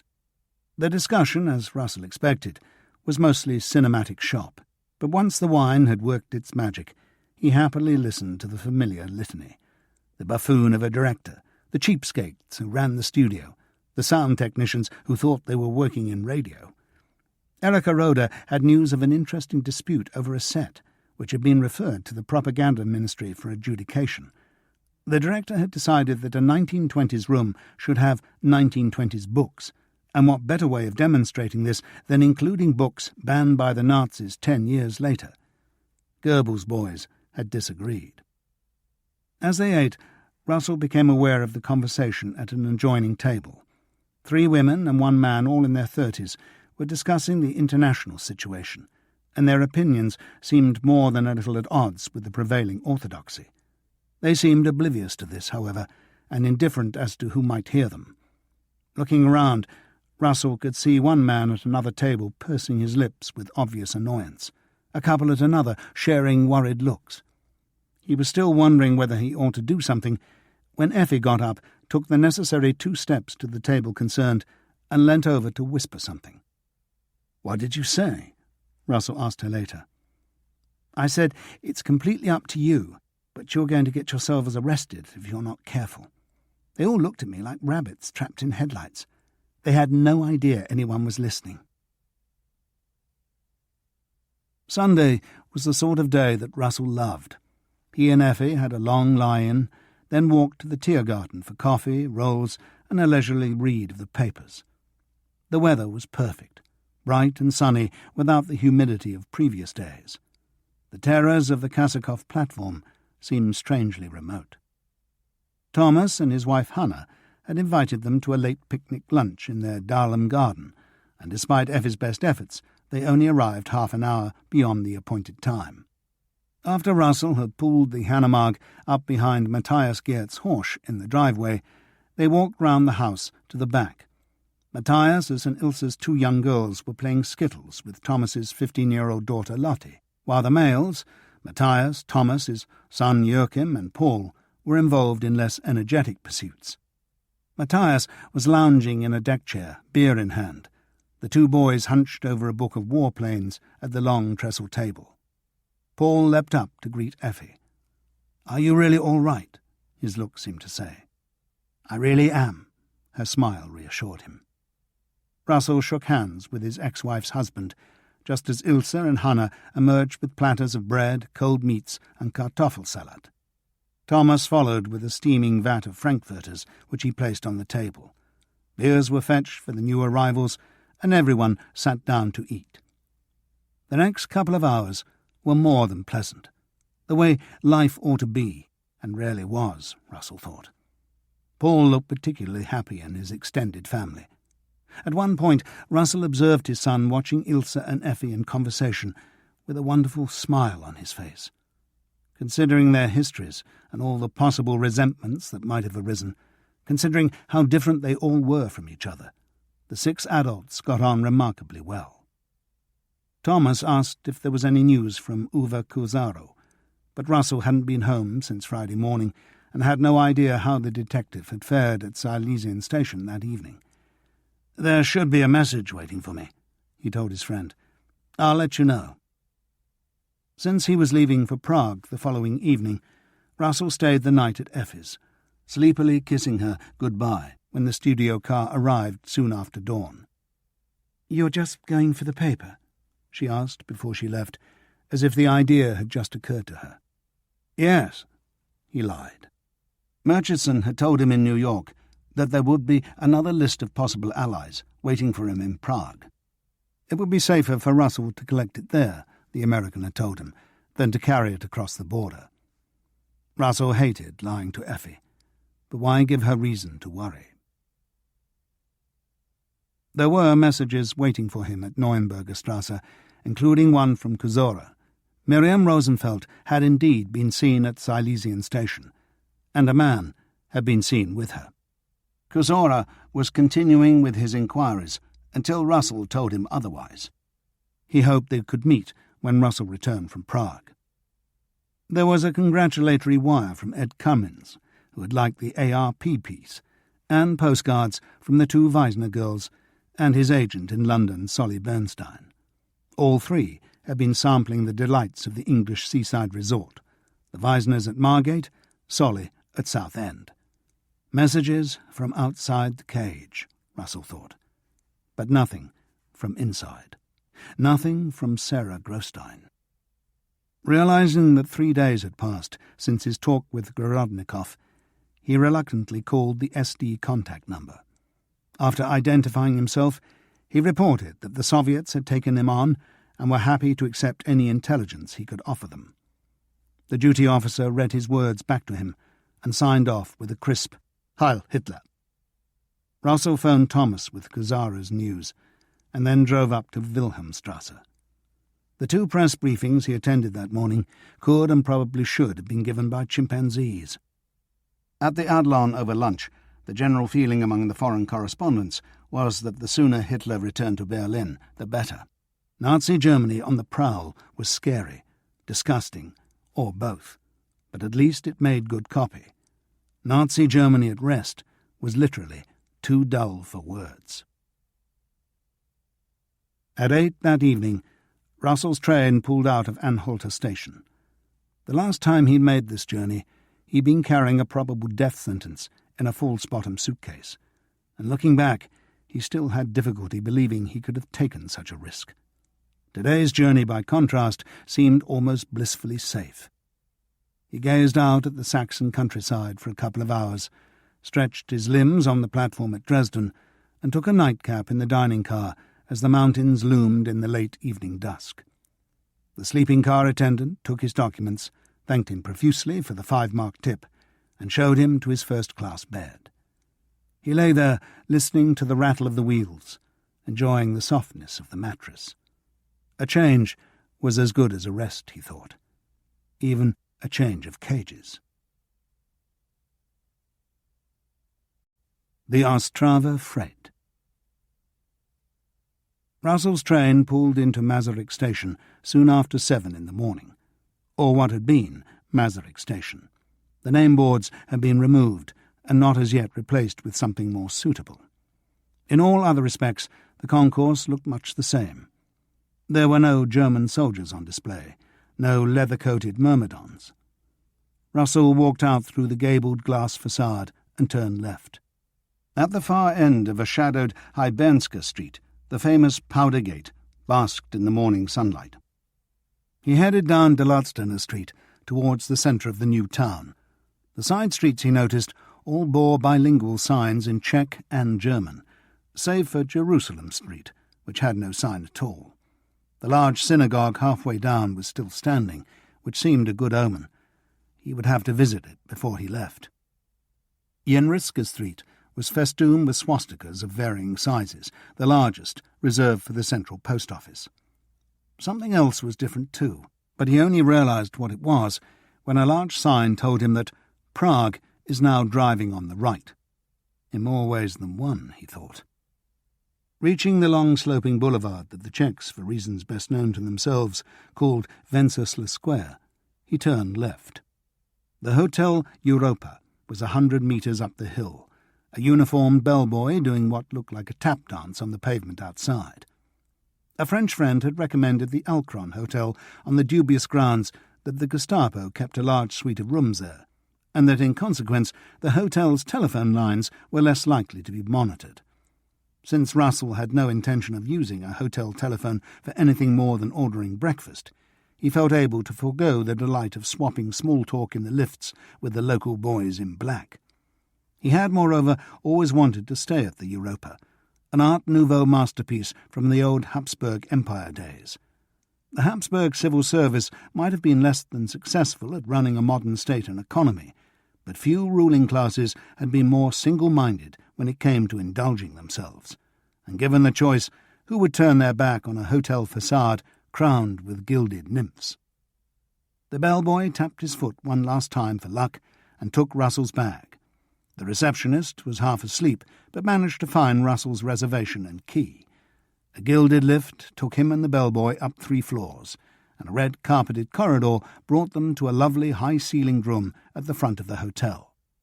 Russell handed over the few small coins he'd had since March and asked if the hotel changed money.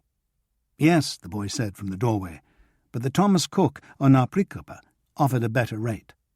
So much for loyalty. Russell's appointment at the American legation was for 10 o'clock, which gave him a couple of hours. He could walk to the little quarter, he thought, through the old town and over the Charles Bridge. But first, breakfast. He could see from his window that most of the cafes on the square were open for business, and sitting outside seemed preferable to the hotel restaurant, no matter how ornate the decoration. The kiosk at the nearest intersection had a selection of Czech titles, yesterday's Beobachter and a Daily Express from the previous Friday. He brought the latter, settled himself in the nearest cafe, and explored the world as seen from England over coffee and strudel. There was a society wedding in Mayfair, a 30-stone man crammed into the back of a Ford Prefect, and a spread of sepia photographs from the Indian Mutiny. The new league season was about to begin, and the paper's football correspondent was tipping Wolverhampton Wanderers to win the First Division title. The cafe slowly filled around him, and the tram seemed to clank across the nearby intersection with increasing frequency. A trio of German officers walked by, slapping gloves against their thighs with alarming appropriateness, and Russell examined the faces of the Czechs they passed. Expressions of disdain, mostly, a touch of fear. No liking or love, that was certain. He paid for his breakfast and walked down Naprikopa. Thomas Cook was next door to the Deutsches Haus, which was advertising a German culture week with several giant posters of Aryan composers. The exchange desk was opening as Russell arrived, and the young Czech woman's demeanour switched from sullen hostility to warm friendliness the moment he showed his American passport. "Journalist," she murmured in English, reading it under occupation. "Yes," Russell agreed. "You write about my country?" "Yes." "And the Germans?" "Yes." "That is good," she said, as if the subject admitted of only one viewpoint. The subject probably did, Russell thought, as he crossed Neprikapa and took the nearest of the narrow streets burrowing into the old town. There were fewer people than he expected, and the main square was almost empty. Russell circled it slowly, reminding himself how beautiful the surrounding wall of buildings was, and trying to ignore the Culture Week posters that hung from many of the first-floor windowsills. He discovered he was 10 minutes too late for the hourly procession of apostles in the town hall clock. The winding Karlover Street brought him to the river. 2 bored-looking German soldiers stood sentry by the bridge tower, but the only traffic on the bridge was a single horse-drawn cart piled high with school desks. Above the far bank, the little quarter and its crowning castle rose to meet the blue sky. Russell walked slowly out, examining the statues that lined both parapets. The river hardly seemed to be flowing. The whole scene seemed bathed in slow-motion tranquillity. The tram, gliding across the downstream bridge, seemed a different machine from the one that clanked its way around the city. Even the castle looked almost benign. Still looking up, Russell could understand Kafka's anxiety. The sheer size of the place was intimidating.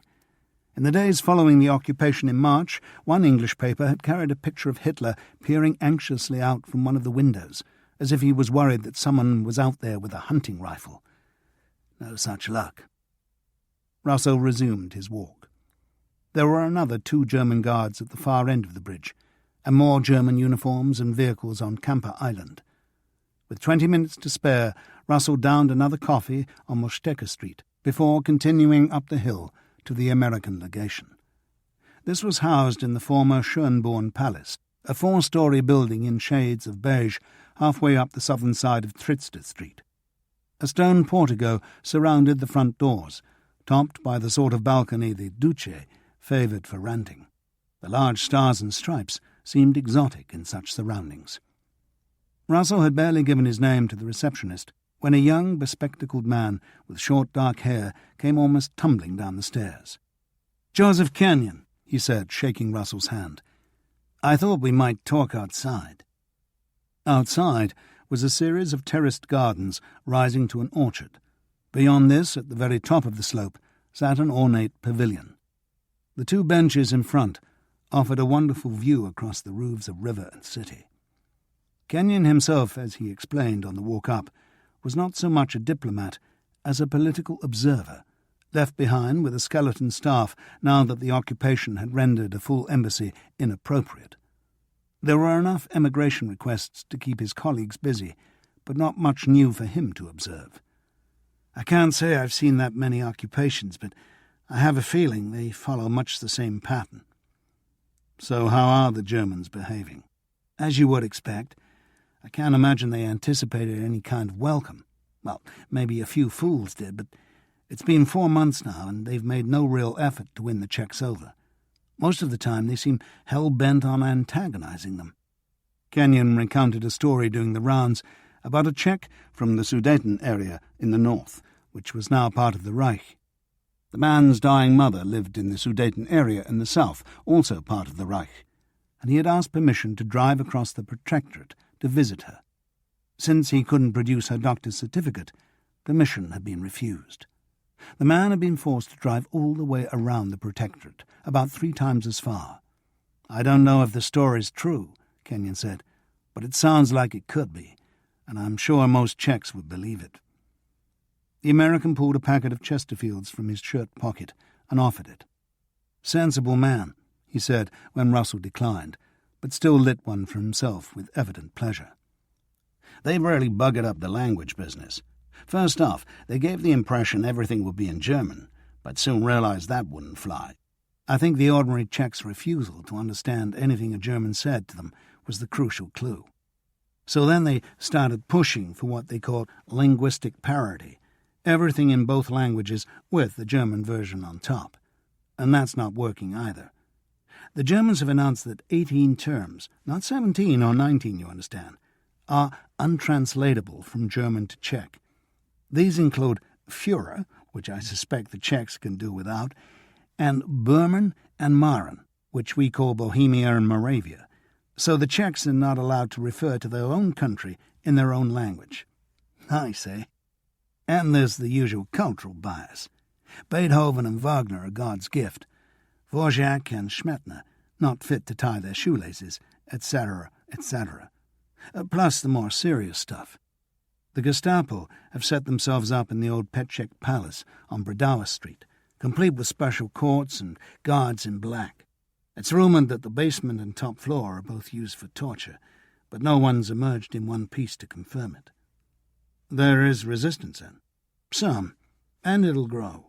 The Czechs are still getting a kick out of booing Hitler in cinema newsreels and passing Germans their bailback to face down, but they'll graduate to higher things. What about the local Nazis? Kenyon made a dismissive gesture. Several groups joined together and called for wholehearted collaboration, but not even the Germans took much notice. The Gestapo did fund one bunch of Moravian fascists, mostly criminals, led by a Brno brothel keeper. Turned out the only thing they were good at was beating up Jews. Not a talent the Gestapo dismisses. No, I guess not. But maybe they like their monopoly. How are the Jews doing? That could be worse. About 5,000 Jews have been detained in a special camp outside Prague, and the screw was slowly being tightened on the other 50,000. The Jews were being pushed out of business, forced to declare their assets. All the stuff that happened in Germany a few years ago. But there was no reign of terror, not yet at least. An SS Hauptsturmführer named Eichmann had been put in charge. He had arrived a few weeks earlier and set himself up in a confiscated Jewish villa in Stressowice. But he hasn't shown his hand yet, Kenyon said, carefully flicking the ash from his cigarette onto the gravel path.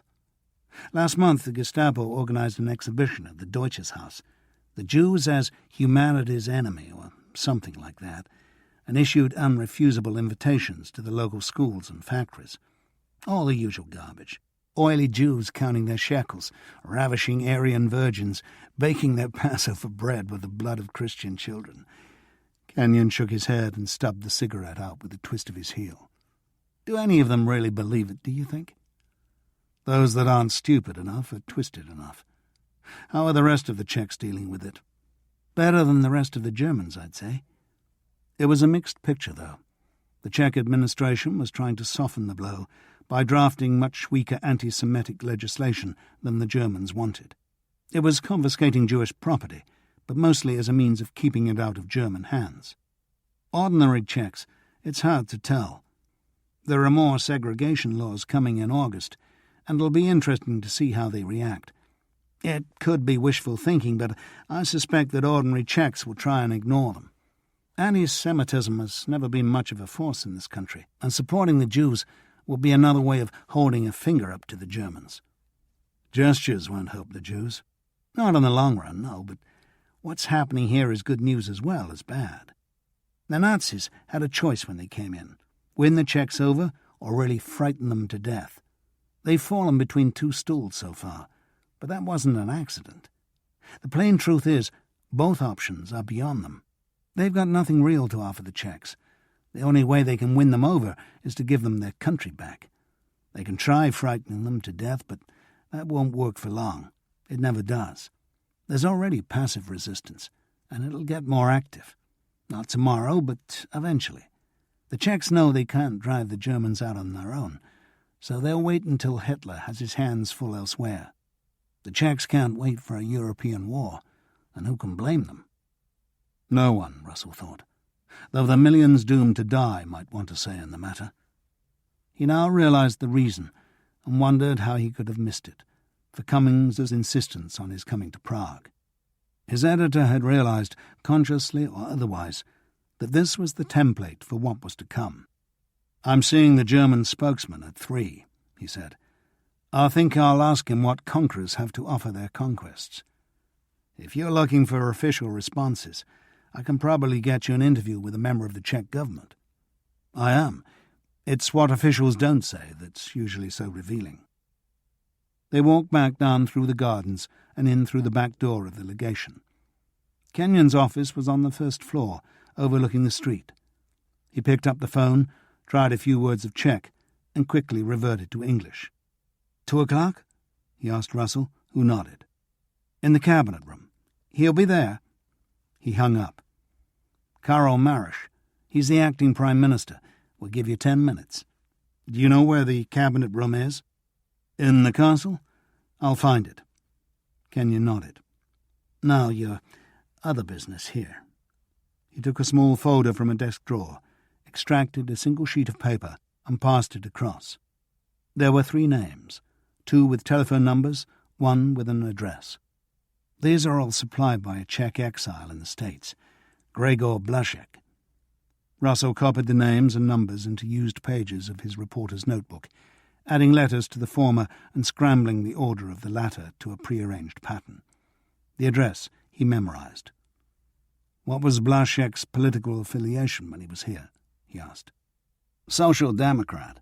He only left in February, so the information should be up to date. I haven't done any checking, I'm afraid. I'm not supposed to know anything or do anything.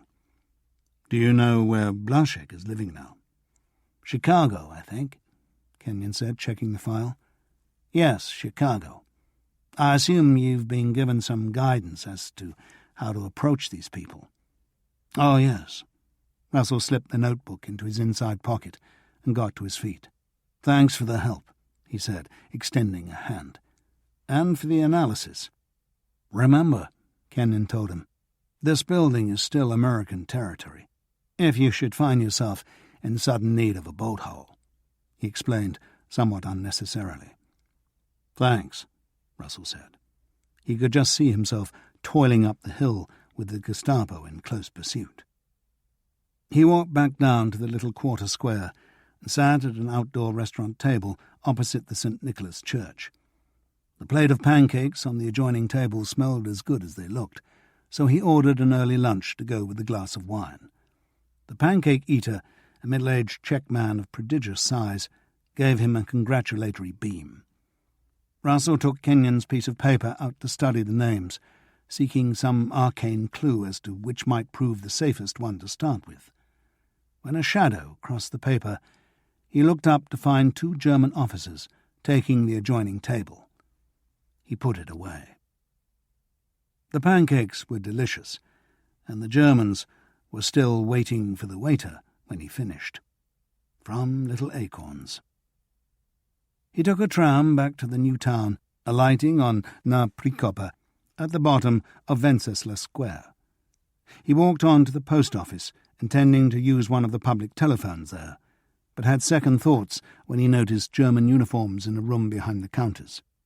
Masaryk Station, he decided. Secret agents always used stations. The booths in the corner of the concourse seemed ideal. He took the last in line because it offered the widest angle of vision and rummaged through his pocket for the right coins. After dropping and recovering the piece of paper, he spent several seconds deciding which of the 2 numbers to call, in the end plumping for the second. The name that went with it was easier to pronounce. A woman answered. Otto Nemec? He asked. A garbled burst of incomprehensible Czech. Otto Nemec, he said again. Is he there? He asked first in English, then in German. There was a loud click as the woman hung up.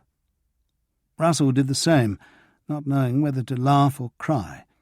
The Americans hadn't mentioned the possibility of language difficulties, and he'd foolishly assumed that they knew the contacts spoke English or German. He had committed the cardinal sin, expecting intelligence from intelligence. He dialed the second number. It rang a long time, and he was about to hang up when a hesitant male voice mumbled in answer. Pavel Bijebel? Russell asked. Beabel, the man answered, correcting his pronunciation. I am Beabel. Do you speak English? Russell asked. Sprechen Sie Deutsch? I speak German. I'm an American. Gregor in Chicago gave me your name. Gregor Blaszek? Yes. There was a pause. Have you a message for me? Yes, but I need to deliver it in person. Could we meet? Another pause, longer this time. Russell could hear a whirring noise in the background. A fan, probably. Today? Berbel asked. He didn't sound enthusiastic. Around 6. "You pick the place," Russell said in an instantly regretted attempt at reassurance. "Do you know Streletsky Island?" Beowulf asked, suddenly sounding more decisive. "No. If you are looking from the Charles Bridge, it's just upstream. The Leggy Bridge goes over it. There are steps on the southern side. There are benches at the northern end of the island. I'll be there at 6:30. Russell could picture the spot. "How—" he began, but the line had gone dead. He hung up the earpiece and re-examined the piece of paper.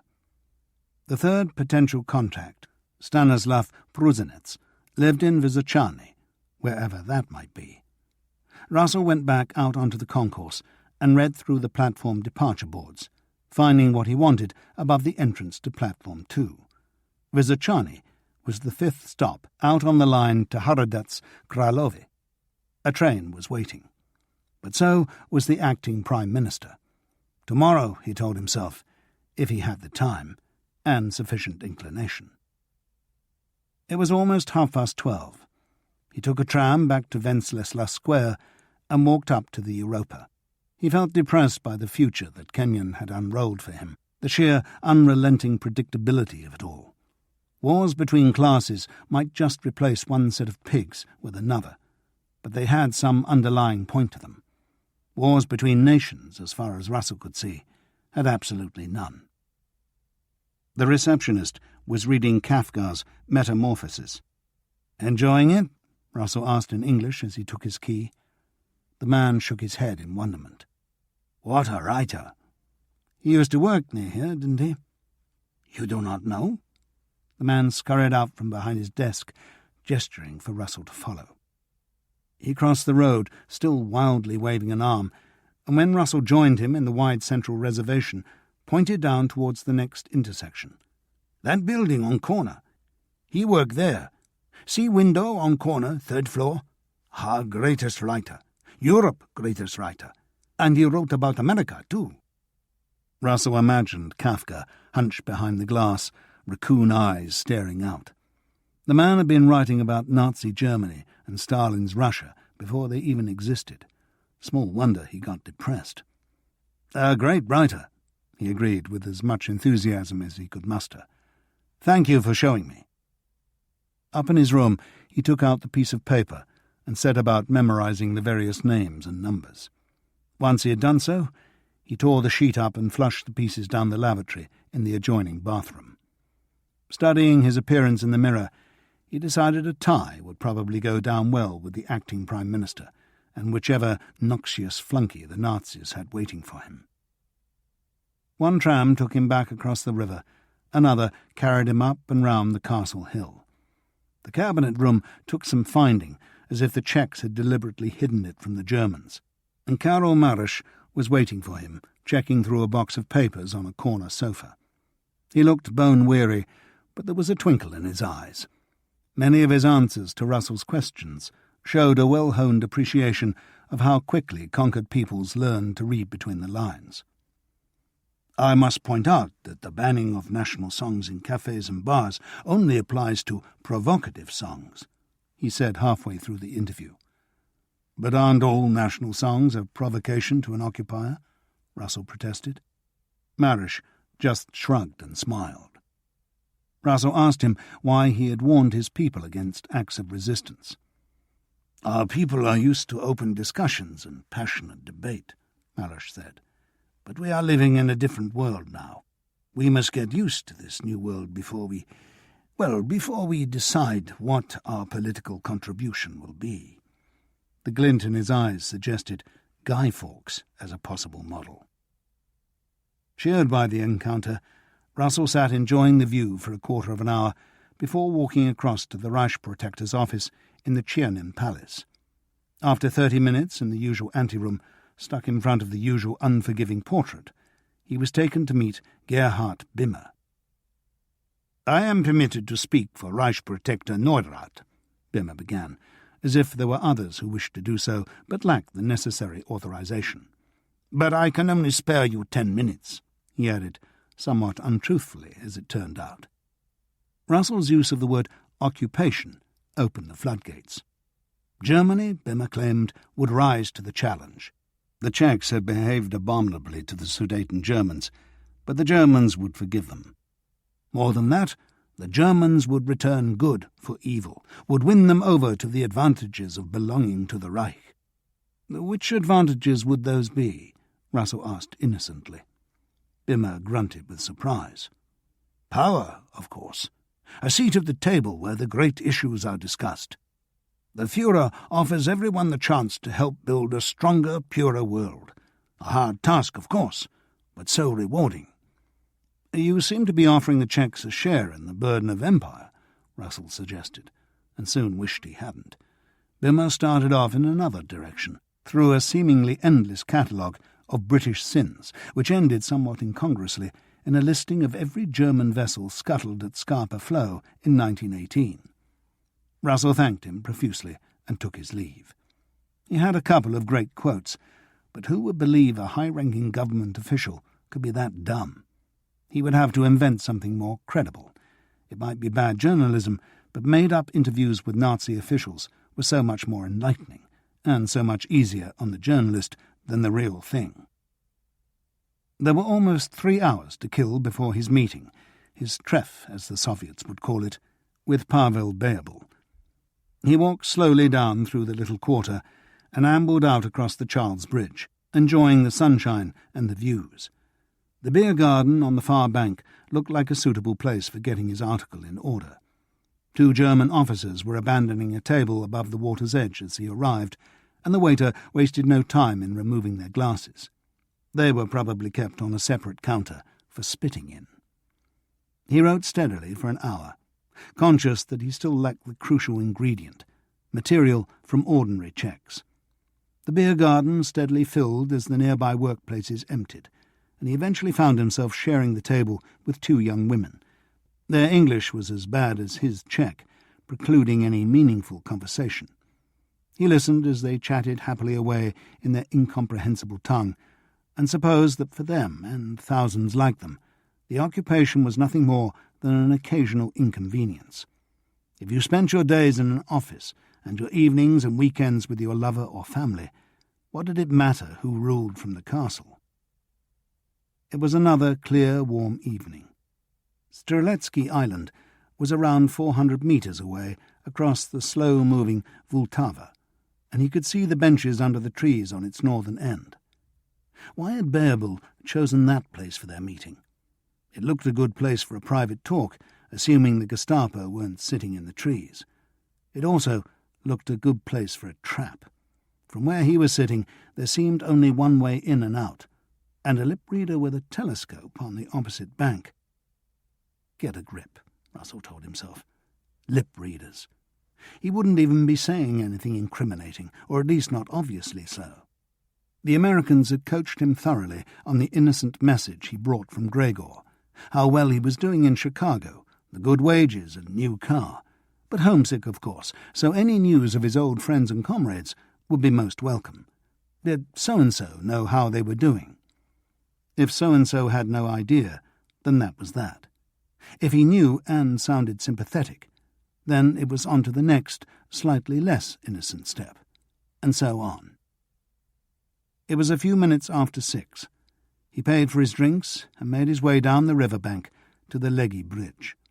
The German guards at the eastern end were sweltering in their uniforms, gazes seemingly hooked on the inviting waters below. Russell crossed in front of a bell-ringing tram and walked out towards the island. As he feared, the steps that Beabel had mentioned were the only way onto the island. He stopped for a moment, reminding himself he had nothing to fear. Why would anyone trap him? He had done nothing illegal. Not yet, anyway. In the last resort, he could always reveal he was working for the SD. Hauptsturmführer Herth wouldn't let him down. He trotted down the steps and turned left under the wide bridge. The island tapered to a blunt point some 150 metres ahead of him. The path that followed the water was shaded by oaks, and at the tip a copse of white willows. Only the furthest bench was empty, the others occupied by 2 courting couples and a woman with a child. Russell sat down and stared back across the river at the beer garden he had just left. Beowulf arrived 10 minutes later. He was a thin, shortish man of about 40, his still boyish face framed by floppy fair hair. He was wearing office clothes, a dark suit that had seen plenty of wear, a pale blue shirt and a dark blue tie, badly scuffed shoes worn at the heel. He sat down at the other end of the bench, pulled a half-smoked cigarette out from behind an ear, and lit it with a silver lighter. "I am Beowulf," he said softly in German. "Thank you for coming. What is your name?" "John Fulligar," Russell said, pulling his mother's maiden name out of the ether. How had he forgotten to prepare a false name for himself? "You have a message from Blushik?" Beowulf asked. He was sitting forward on the bench, elbows on knees. "Yes." Russell went through his spiel, ending with the request for news from home. "We are doing fine," Beowulf said, flicking the cigarette stub away. "Considering the situation," he added. "That is bad?" "Of course it's bad. Gregor would like to help. He and his friends in America." Beowulf smiled, leaned back and loosened his tie. "How?" he asked. "With whatever you need." "Ah. Are you interested?" Russell asked. "Of course. But I cannot answer for the others." "Who can?"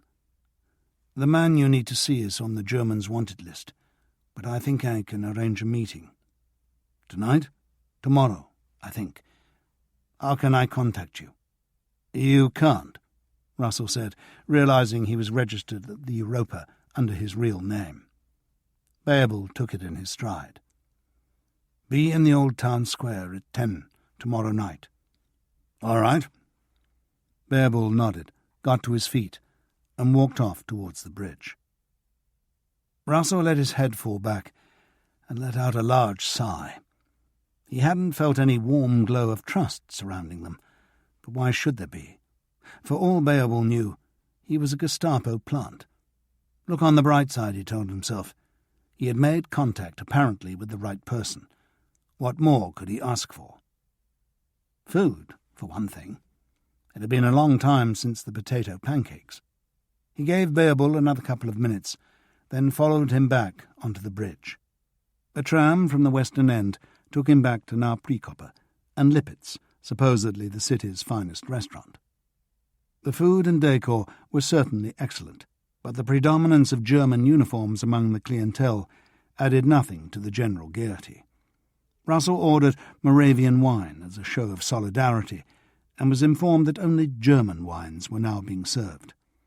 The pianist in the corner had taken the hint and was sticking to Mozart and Schubert. It was dark outside when Russell emerged. Wenceslas Square was displaying almost American levels of neon. Feeling decidedly full after 4 courses, Russell strode slowly up to the King's statue and back again. There were a couple of short, blonde streetwalkers in high heels outside his hotel, and he watched as 2 off-duty German soldiers walked past them. The girls seemed to shrink, as if they temporarily switched off their allure, and the men seemed to hurry their steps, perhaps frightened of where foreign temptation might lead them. The lights were burning in Kafka's office, Russell noticed. A whirling figure appeared in the window, and for a moment he imagined the great writer pacing madly to and fro, arms hurled aloft in despair. It was only a cleaner, though, brushing a large feather duster across the stacks of files. Having forgotten to pull the curtains, Russell woke next morning with the sun full on his face. The cafe proprietors across the street were already drawing up their big front windows, and he decided to forego the dark hotel breakfast room for a large milky coffee in the bright morning light. After buying both Monday's Daily Express and Tuesday's Volkische Beobachter from the nearby kiosk, he left the former out as a bait for passing English speakers, and scoured the latter for Slaney's predicted escalation of hostility towards Poland. There was more trouble in Danzig, but mostly of the Poles' making. Hitler was probably still in Bayreuth. Czechs at nearby tables were chattering away, and Russell felt more than a little frustrated that he couldn't understand a word they were saying. His English paper only snared one victim, a young Brummie who craved the latest cricket news from home. His West Midlands firm used a Czech supplier for some of their machinery, and he'd been dispatched to sort out their increasingly erratic deliveries. The Czechs had told him it was all the Germans' fault, and the Germans, though polite, had been singularly unhelpful. His impression of Czech attitudes to the occupation echoed Kenyon's. "Resignation, mostly," was his verdict. "They're just waiting for the war to shake things up." The young man went off to do some sightseeing, and Russell was unable to find a good reason for further postponing his trip to Vysočany. He reached Masaryk station with 10 minutes to spare before the next departure, but only climbed aboard when the whistle shrilled. He was almost certain that he wasn't being followed, but the last time he'd played poker, a similar level of confidence in a high strait had proved sadly misplaced. The train, a few grubby suburban carriages pulled by a wheezing tank engine, slowly rattled its way across an industrial landscape of factories, goods yards, and weed-infested carriage sidings. It seemed hotter than ever, and Russell opened a window, only to receive a shower of smuts for his pains. Vysočany station was in a cutting, its booking office up on the bridge which carried the street above the tracks. He showed the address to the ticket collector, who gave him a long, cool look before miming some rough directions.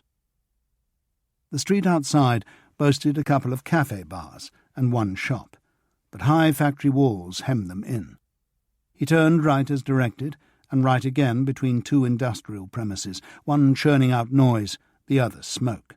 A couple of workmen sitting on the back of a lorry, legs hanging over the tailgate, watched him with what seemed a grim intensity. His wave of acknowledgment received a single-syllable response.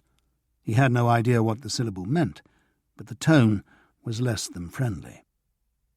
An iron bridge over a small black river brought him into a residential area, streets of small houses and yards divided by cobblestone alleys. According to his piece of paper, Stanislav Pruzanets lived in the second. He walked down to the relevant number and took a look around. 3 women were watching from out of their respective windows. He knocked, and a 4th woman came to the door. "Stanislav Pruzanets?"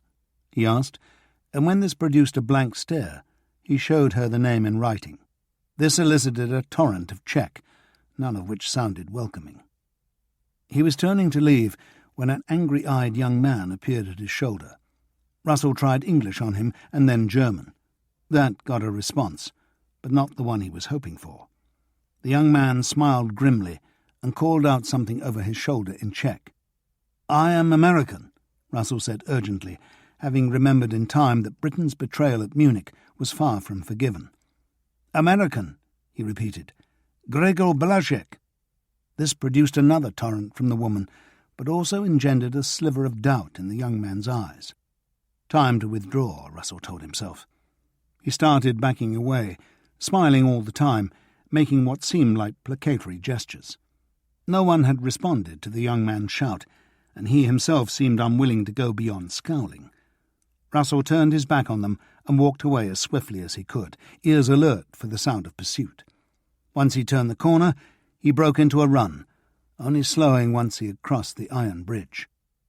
The men on the lorry had vanished, and he met no one else on his walk back to the station. He sat down heavily on the only platform seat, sweating profusely. After about 15 minutes, a trickle of prospective passengers began descending the steps. A few minutes more, and another grimy locomotive puffed wearily into the station. At Masaryk station, he treated himself to a breathwurst before walking back out. He was still sweating, but so was everyone else. The street was like a steam bath. A cold beer, he thought, just as the right tram ground to a halt at the station stop. 10 minutes later, he was sitting in the riverside beer garden at the same table he'd occupied the day before. The sky was hazier, and dark clouds gathered above the castle as he worked his way through 2 bottles of Pilsen. He and Paul had stood gazing at an El Greco storm in the Metropolitan Museum of Art only a few weeks earlier, and here was nature's version. The first fork of lightning seemed to plunge into the castle, as if some resident Nazi wizard was draining power from the cosmos. A few seconds later, the thunder cracked and rolled, and the sky lurched further into gloom. For several minutes, Russell and the rest of the beer garden's customers watched the storm draw nearer until a wall of rain swept across the Voltova, driving them all indoors. Already half soaked, Russell worked his way round to the tower at the eastern end of the Charles Bridge and stood in the archway watching the storm crackle and flash its way over. As the sky lightened in the west, the thunder faded to a distant growl, and a faint rainbow glimmered above Streletsky Island. The rain slowed and stopped, and soon the sun came out, lighting the terracotta roofs and copper-green spires of the little quarter. He headed back towards his hotel, stopping en route at the large bookshop he had noticed the previous day. It took some time and some linguistic assistance from the proprietor before he found a book that suited his purpose. Back at the Europa, he took off his wet clothes and stretched out on the bed. The trip to Vysočany had been a disaster, but he could hardly blame Blaszek or the Americans for the quality of their intelligence. If they'd had an up-to-date picture of what was happening in Prague, his own visit would have been unnecessary. It was just one of those things. He didn't think he'd been in any real danger, but he wouldn't want to go through those few seconds again. Beaten to death by Czech patriots was not what he wanted on his tombstone. He spent the afternoon drifting in and out of a pleasant snooze, then lay in a nicely tepid bath for another half an hour. 1 out of 3 wouldn't be bad, provided Beable turned up at their rendezvous later that evening. Soon after 7, he walked down to reception, where his Kafka-loving friend was just coming off shift. "Can you recommend a restaurant?" Russell asked. "Preferably one without Germans." The man could. A small restaurant, not expensive, but wonderful food, only 10 minutes away. It was on his way home if Russell needed a guide. They crossed Venceslas Square and walked down Lepanska Street, passing the Gestapo-favoured Ulkran Hotel. Russell asked the man about the occupation and received as Kafkaesque an answer as he could have hoped for. The next war would be all about bombing from the air, the man said. The lucky cities would be those which surrendered promptly, because there'd be no point in bombing them, and Prague had shown remarkable foresight in getting itself occupied before the war even began. He might be right, Russell thought. He was certainly right about the restaurant. A snug little family affair with 6 tables indoors and another 4 filling a small foliage-screened yard. The service was friendly, the food delicious. The Germans nowhere to be seen. His meal finished, Russell sat with a small glass of juniper-flavoured Borovitska, wondering what Effi was doing that evening. He emerged from the restaurant soon after 9. The streets were wholly in shadow, the last rays of the sun gilding the highest chimneys. The sky was still blue when he crossed Naprikopa and entered the old town, but the yellow streetlights had already been switched on in the narrow streets and alleys. A Gestapo car was parked on the cobbles of the old town square when he arrived, but drove off soon afterwards, its painted swastika a lurid splash in the half-light. There were more people around than Russell expected, some sitting in outdoor cafes, others orbiting the square like deck-circling passengers on a cruise ship. He took a seat facing the huge and wonderfully named Church of Our Lady before Tallinn and settled down to wait for Beable. A few stars were becoming visible in the rapidly darkening sky. The 10 o'clock appearance of the town hall clock disciples had just ended when Beable emerged from the alley beside the church. There was no hesitation about him. He strode out into the open, scanning the square until he caught sight of Russell, then walked straight towards him, lighting a cigarette as he did so. "Let's go," he said after shaking hands. "This way." Beable led them around the front of the town hall and into the alley opposite. A couple of turns took them past a small church, an outdoor cafe, and into a longer, yellow-lit passage empty of business or people. Light and sound seeped out of the upstairs windows, but there were few windows on the ground floor, only heavy-looking doors. The words "rat" and "trap" sprung to mind. Bearable veered right into another alley, and this time there was life ahead. A car going by, the sound of someone laughing.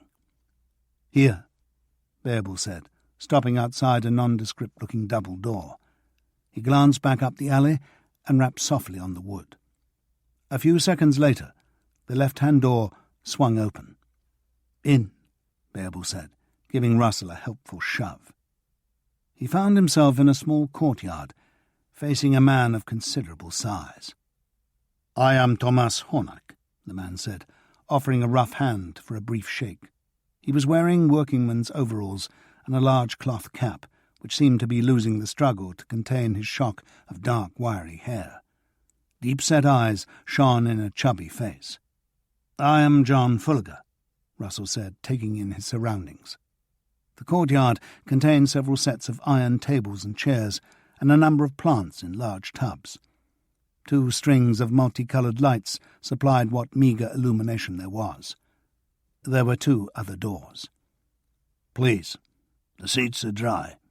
You will drink something? A beer, something stronger?" "A beer would be nice," Russell said. He chose a seat and sat down. Hornack said something to Bearable in Czech, and the smaller man disappeared through one of the other doors, spilling cafe light and noise as he did so. "I have reserved the garden for us," Hornack said, spreading his arms to indicate that all this was theirs. It felt like the bottom of a well, Russell thought, as he looked up through the coloured lights at the small circle of sky. "So how is Gregor?" Hornack asked, settling his bulk onto another chair. "Doing well, I believe. I've never actually met the man. I'm just here to pass on his messages." "And he wants to help his old comrades." "His American friends want to help," Russell clarified. "Your English is excellent," he added, wondering where he'd learnt it. "I had some good English friends," Hornack said noncommittally, just as Bearable returned with 2 bottles of beer and a second glass. He put them down on the table and went back into the cafe. "And why do Gregor's American friends want to help us?" Hornack asked. "Because there's a war coming, and they want all the allies they can get." Hornack smiled at that. "Well, you have come to the right people." "I hope so. You know who I represent. Who exactly are you speaking for?" "We are the only organized group." "Who is we?" Hornack gave it some thought. "The left," he said eventually. "Social Democrats like Bearable and Gregor Blaznik, come to that. Communists as well, even a few liberals of the old school. We are all together this time." "How organized are you?" "Are worthy of support, you mean? You will not find anything better in Prague. We have been preparing since the betrayal at Munich." "Have you lost many to the Gestapo?" "Some. Like I said, we are organized. There are several hundred of us in the city, but nobody knows more names than he has to. Sometimes we have to cut off a limb to save the tree, but another always grows." The classic cell structure, Russell thought. He had fallen among comrades. "So how does the American government mean to help us?" Hornack asked. "What is your need?" "At the moment, nothing. For now we just try to annoy them, let their tires down, cut their telephone wires. Anything more will be suicide, we know this. But when the real war begins, well, we shall see. I think the Germans will be very successful. The Poles won't last more than a few weeks." He laughed. "Which will serve them right, yes, for joining all the other jackals and stealing a part of our country from us. But the Germans, the more successful they are, the harder their task will become, because each battle will cost them soldiers, and each conquered country will need a garrison, and they will get weaker, not stronger. And that is when we shall start fighting them, and when we will need help from outside, the explosives and the guns. America will provide these things." "Yes, but how will they get these things to us? We are already surrounded by enemies." "Airdrops, I suppose, once radio communications have been established. I'm not here to set anything up. I'm just here to make contact, find out what you need and how you can be reached in the future. We need a dead letter drop, an address and false name to write to. You understand the book code? I think so, but tell me. Both parties have the same edition of the same book, Russell began, with the distinct impression that he was teaching Stalin's grandmother to suck eggs. Words are picked out by numbers, so 2278 will be either page 2, line 27, word 8, or page 22, line 7, word 8. Whichever makes more sense of the message. You understand? It seems simple. Have you chosen the book? The Good Soldier Schweik, 4th edition in Czech. That's the current edition. I bought one in the big bookshop on Prikopa this afternoon. They have several copies. You must buy one, and I'll send mine back to Washington. All right. Now all we need is a name and address. Hornock thought about it for a moment. Here is good, he said at last. The Skorepka Cafe, Milan Nemetsk. Russell could see no risk in writing it down for memorizing later. Is there anything else? Hornock asked.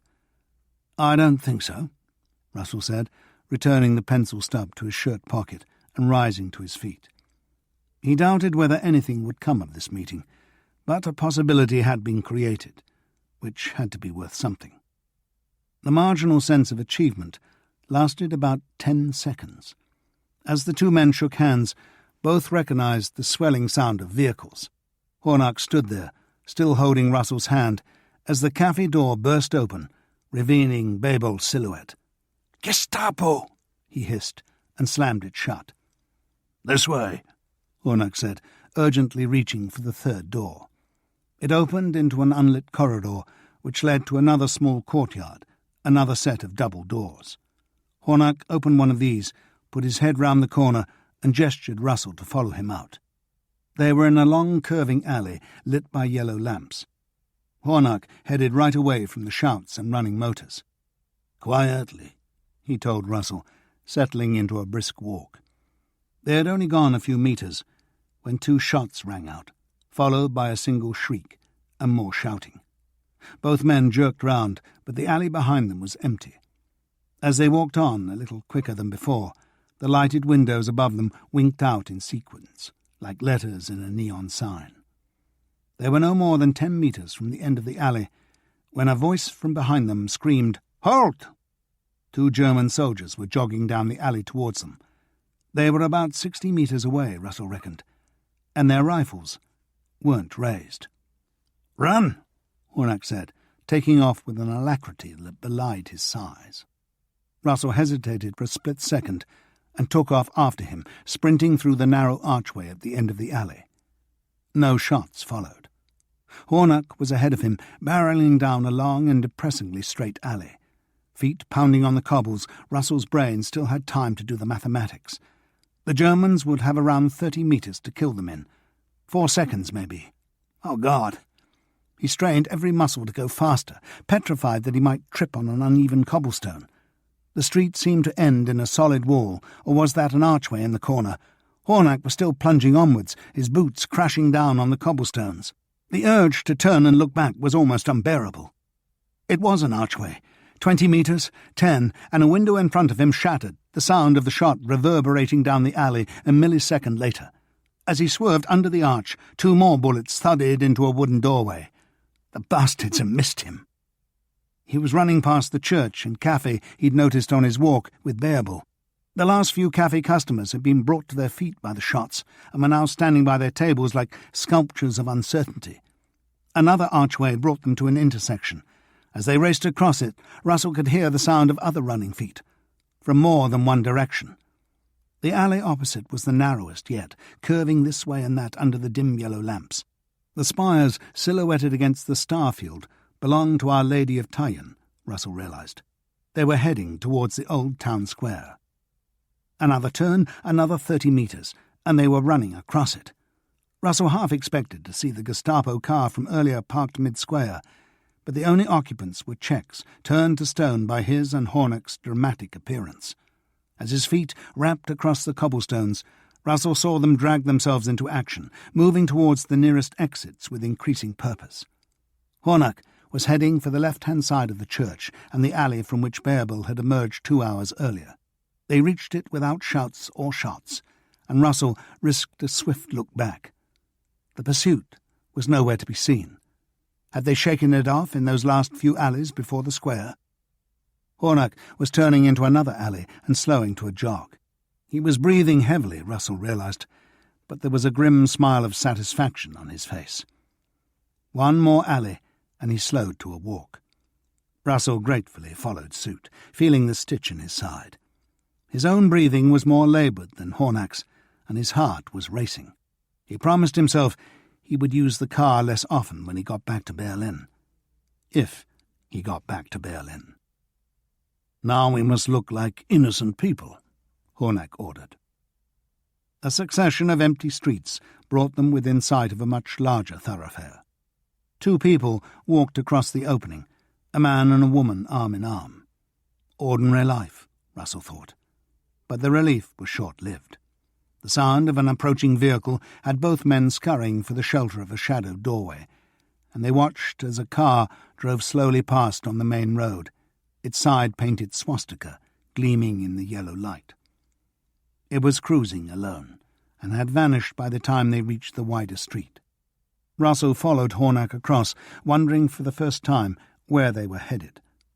"Not far now," the Czech replied. A few minutes more, and the familiar canopy of Masaryk station appeared in front of them. "I know where I am now," Russell said. "I can get back to the hotel from here." "No, please," Hornack said. "We must find out what happened. My office is just a short way. Please." Looking back, Russell found it hard to believe how meekly he bowed to the Czech's insistence. The only reasons he ever came up with were simple curiosity and good manners, neither of which, in retrospect, seemed worth risking his life for. They turned left into the long yard adjoining the station. A couple of inlaid sidings ran the length of the yard, and a short rake of tarpaulin-covered wagons was stabled beside one of the small cranes. A line of parked lorries stood between them and a row of darkened offices and storehouses. It suddenly occurred to Russell why Hornack had insisted on his presence. "We must find out what happened," he had said. Someone had tipped off the Germans about their meeting, and as far as Hornack was concerned, he was a prime suspect. His heart lurched a beat or two. Turning and running seemed ridiculous, but so did happily walking into peril. "This is it," Hornack said, as they reached what was almost the last door in the row. The Czech pushed it open and invited his companion in. It was all very friendly, but Russell had the distinct impression that refusal was never an option. Hornack shut the door behind them and closed the shutters before turning on a desk lamp. Filing cabinets filled the spaces between 3 desks. Railway diagrams and a picture-post gallery of Greta Garbo pictures adorned the walls. "We shall wait here. It won't be long." He walked across to the sink, ran some water into a tin kettle, and placed it on an electric ring. "Tea will be good," he added as if to himself. "We've had a shock, I think." Russell watched Hornack scoop tea into a pot, rinse out a couple of enamel mugs, and check that there was still sugar in its tin. "Where did you meet your English friends?" he asked. Hornack hesitated a few moments before answering. "In Spain," he said eventually. "The International Brigade?" "Yes. Almost 2 years. I came back in 38 to fight the Germans, but the British and French sold us out. In Spain, too, come to that." He moved the kettle slightly on the electric hob. "You sound more English than American," he added, with only the slightest hint of accusation. "My father was English. My mother's American." The temptation was there, but Russell resisted telling his life story. This didn't seem the time to start explaining his residence in Hitler's Germany. The kettle was boiling. Hornack poured water into the pot and stirred it with a large spoon. A stained piece of cloth provided a strainer, and after adding 2 huge heaps of sugar to each mug, he carried one across to Russell. "So how did you come to do this work?" Hornack asked, leaning back against a desk and carefully sipping at the scalding tea. "I'm a journalist. We get asked to help. Times like these, it's hard to say no." "I'm sure many do." "Maybe," Russell agreed noncommittally. Was Hornock complimenting him on his commitment or doubting his story? He took a sip of the sweet tea and burnt his tongue. "And you believe the Americans are serious?" the Czech said. "Serious, yes, but whether they know what they're doing, I'm not so sure." Hornock raised an eyebrow. "Should you not be?" Approaching footsteps saved Russell from answering. It was Babel. A single interrogative syllable from Hornock unleashed a torrent of Czech, none of which Russell understood. Babel had given him a single dismissive glance, which seemed like good news. It was. "We have caught the informer," Hornock eventually told him in English. "He was in the cafe and saw me arrive. He was seen using the public phone around the corner, calling Petchek Palace." Hornock came over and gave Russell a pat on the back, as if he was congratulating him on his acquittal. "And the Germans are all over the new town," he added. "So it's a good thing you came with me." Babel was talking again, having poured himself what was left of the tea. Hornock offered Russell a further translation. "The informer claims the Gestapo have threatened to take his sister." "What about the shots?" Russell asked. Hornock asked Babel and translated the answer. "A man was shot in the leg. He panicked and tried to run. Not one of our people," he added dismissively. He put his empty mug down. "We are going to see the informer now. A walk up the line, not far. I think you would be wise to come with us. Give the Germans time to pick up a few suspects." It seemed like a good idea, or at least the better of two bad ideas. He might get to judge how effective Hornock and his people were. "All right," he said. They let themselves out into the silent yard and walked along beside the rails to the bridge beyond the station throat. Hugging the walls of the short cutting beyond, they emerged into a wide expanse of tracks, carriage sidings to one side of the running lines, a large goods yard to the other. A creamy three-quarter moon had risen behind the hill ahead, edging the rails with pale light. One line of carriages was lit up, cleaners at work within, and a locomotive was at work somewhere in the goods yard, its occasional stuttering puffs interspersed with the clanking of buffers. Hornock and Babel walked on up the slight incline, talking softly in Czech. A brightly lit signal box lay ahead, and as they passed it, the signalman leaned out of his window to share what sounded like a joke. A locomotive came under the bridge up ahead. It cut across their path and into the goods yard, the faces of its crew bright orange in the firebox glow. The engine seemed to be freewheeling, not so much expelling steam as leaking it.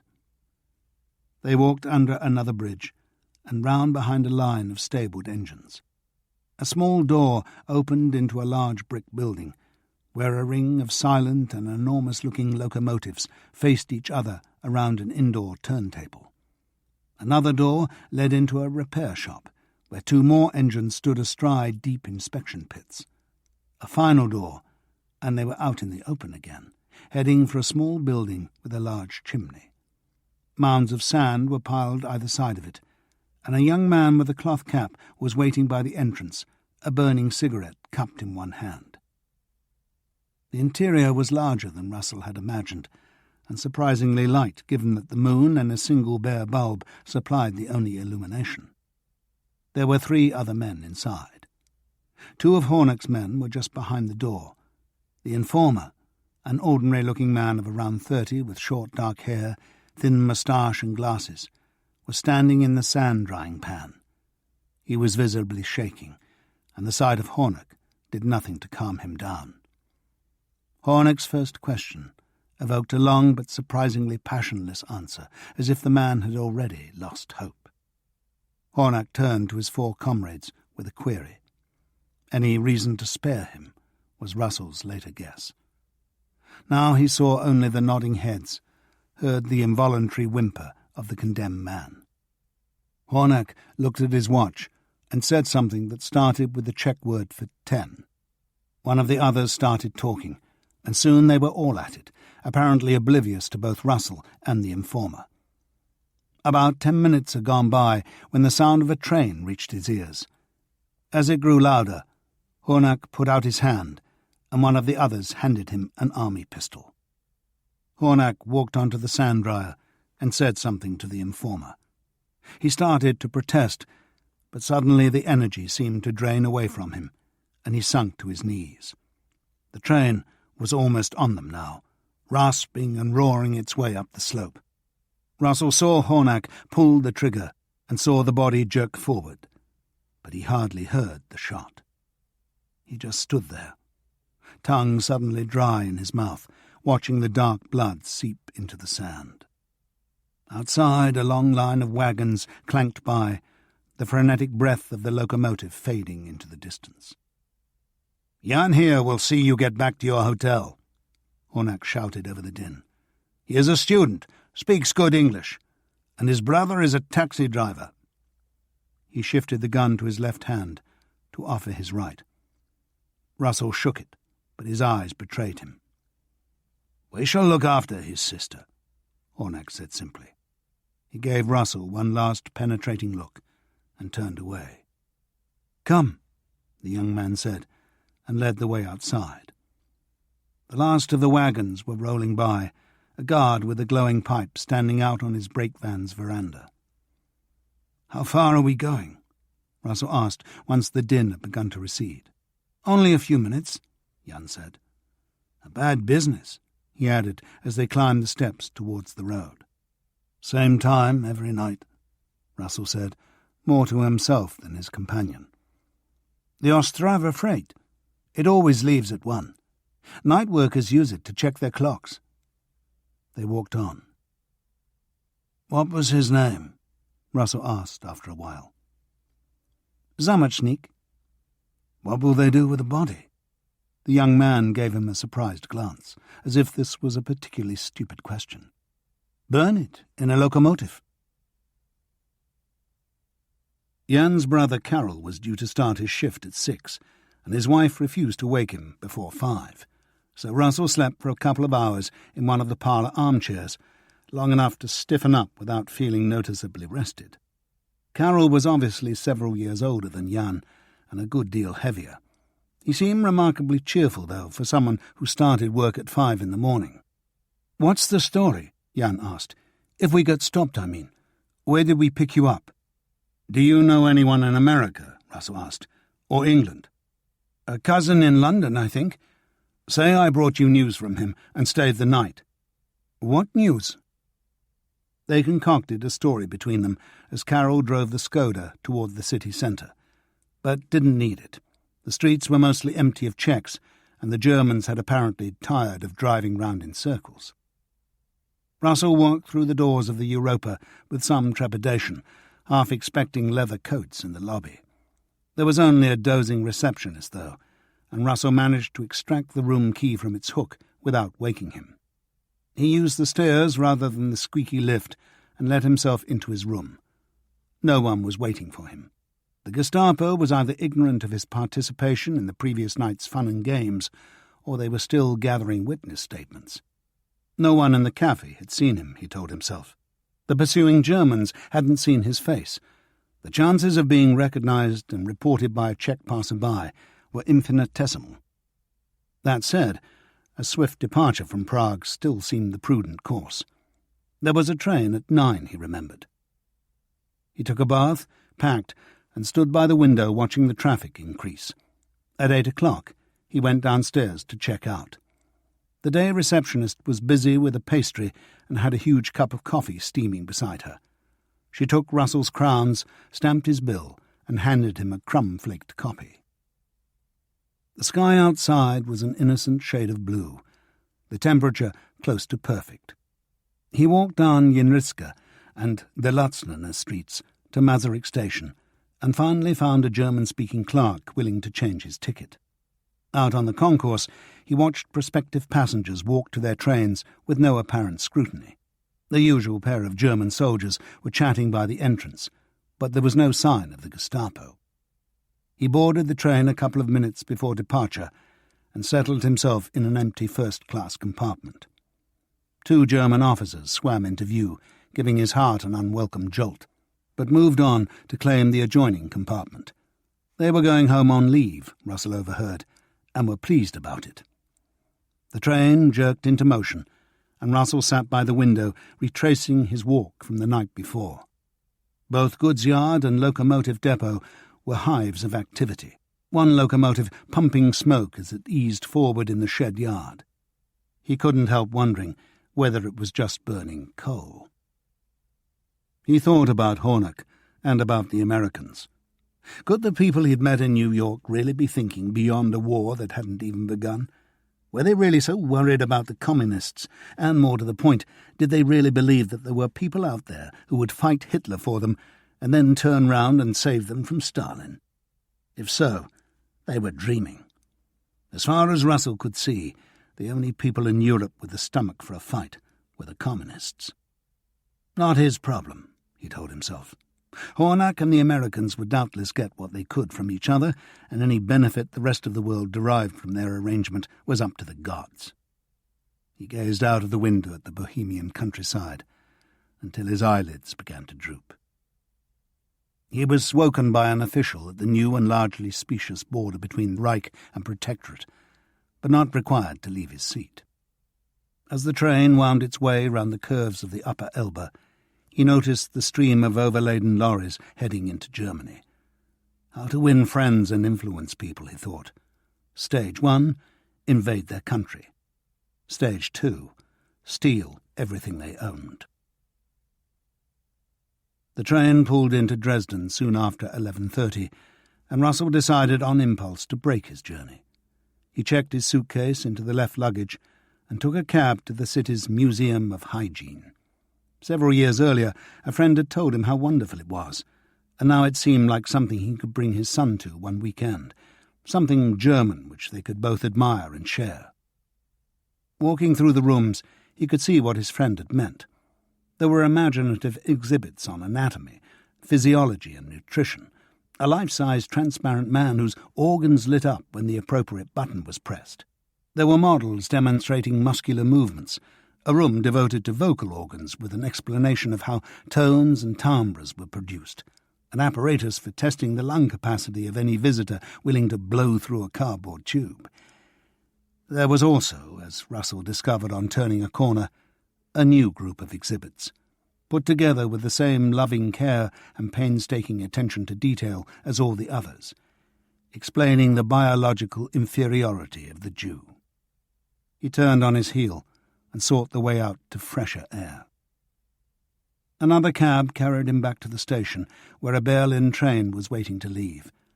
As it gathered speed towards the capital, he sat back, eyes closed, and watched Zametnik's body pitch forward into the sand. The war had already begun, he thought, and everyone has lost.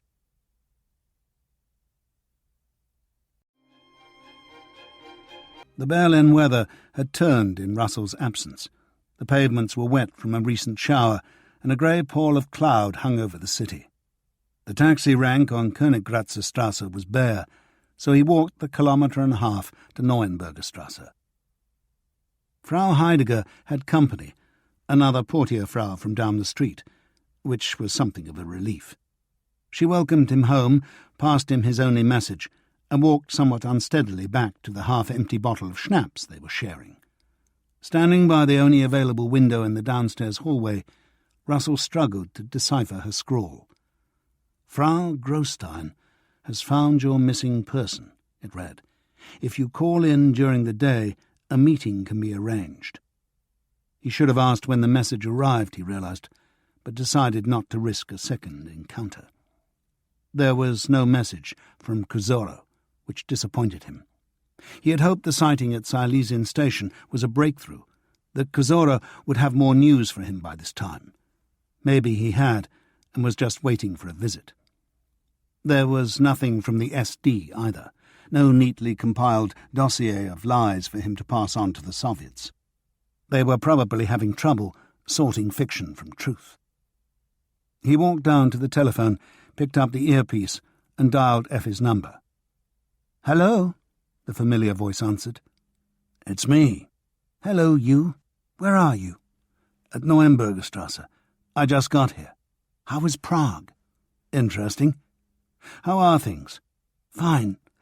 But I'm really tired, John. I was on my way to bed when the telephone rang." "Oh. I'm sorry, but you wouldn't enjoy me this evening. I've been grumpy all day. These 5 o'clock starts are killing me." "Tomorrow, then?" "Of course, but come as early as you can. We're shooting on Saturday as well. We're so behind. The producer's pulling out large clumps of his hair, and he can't afford to lose any." "Okay. I love you." "You too." Russell took the suitcase up to his rooms and dumped it on the bed. The apartment matched his mood, which didn't bode well for an evening in. It was only 10 to 9. The Adlon bar would still be busy. The blanket of cloud was hastening the light's departure. The Hanomag started first go, and he drove it down to Belle Alliance, intent on heading up Wilhelmstrasse.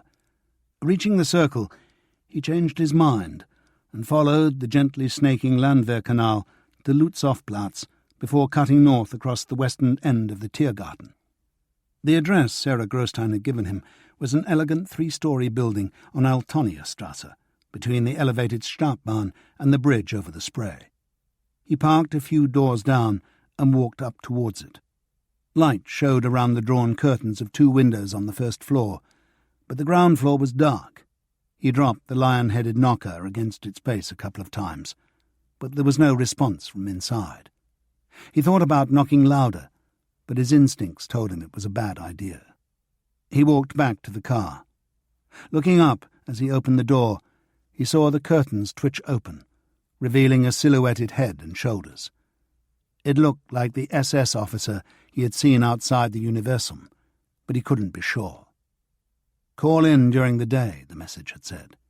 He had assumed she meant the day of the message, but he'd been wrong. The curtain closed again, and Russell waited a few moments before driving off. He had parked between streetlights and didn't think he'd been seen, but he didn't want to advertise his presence by starting the engine. Let them get back to whatever it was they were doing.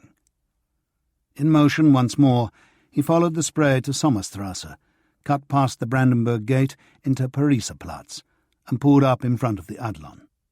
There were hardly any cars on Unter den Linden. In fact, the traffic had been light all evening. Commandeered by the army, he supposed, and now axle-deep in Silesian mud. "But not you," he told the Hanomag, tapping its steering wheel. The Adlon bar was not exactly hopping.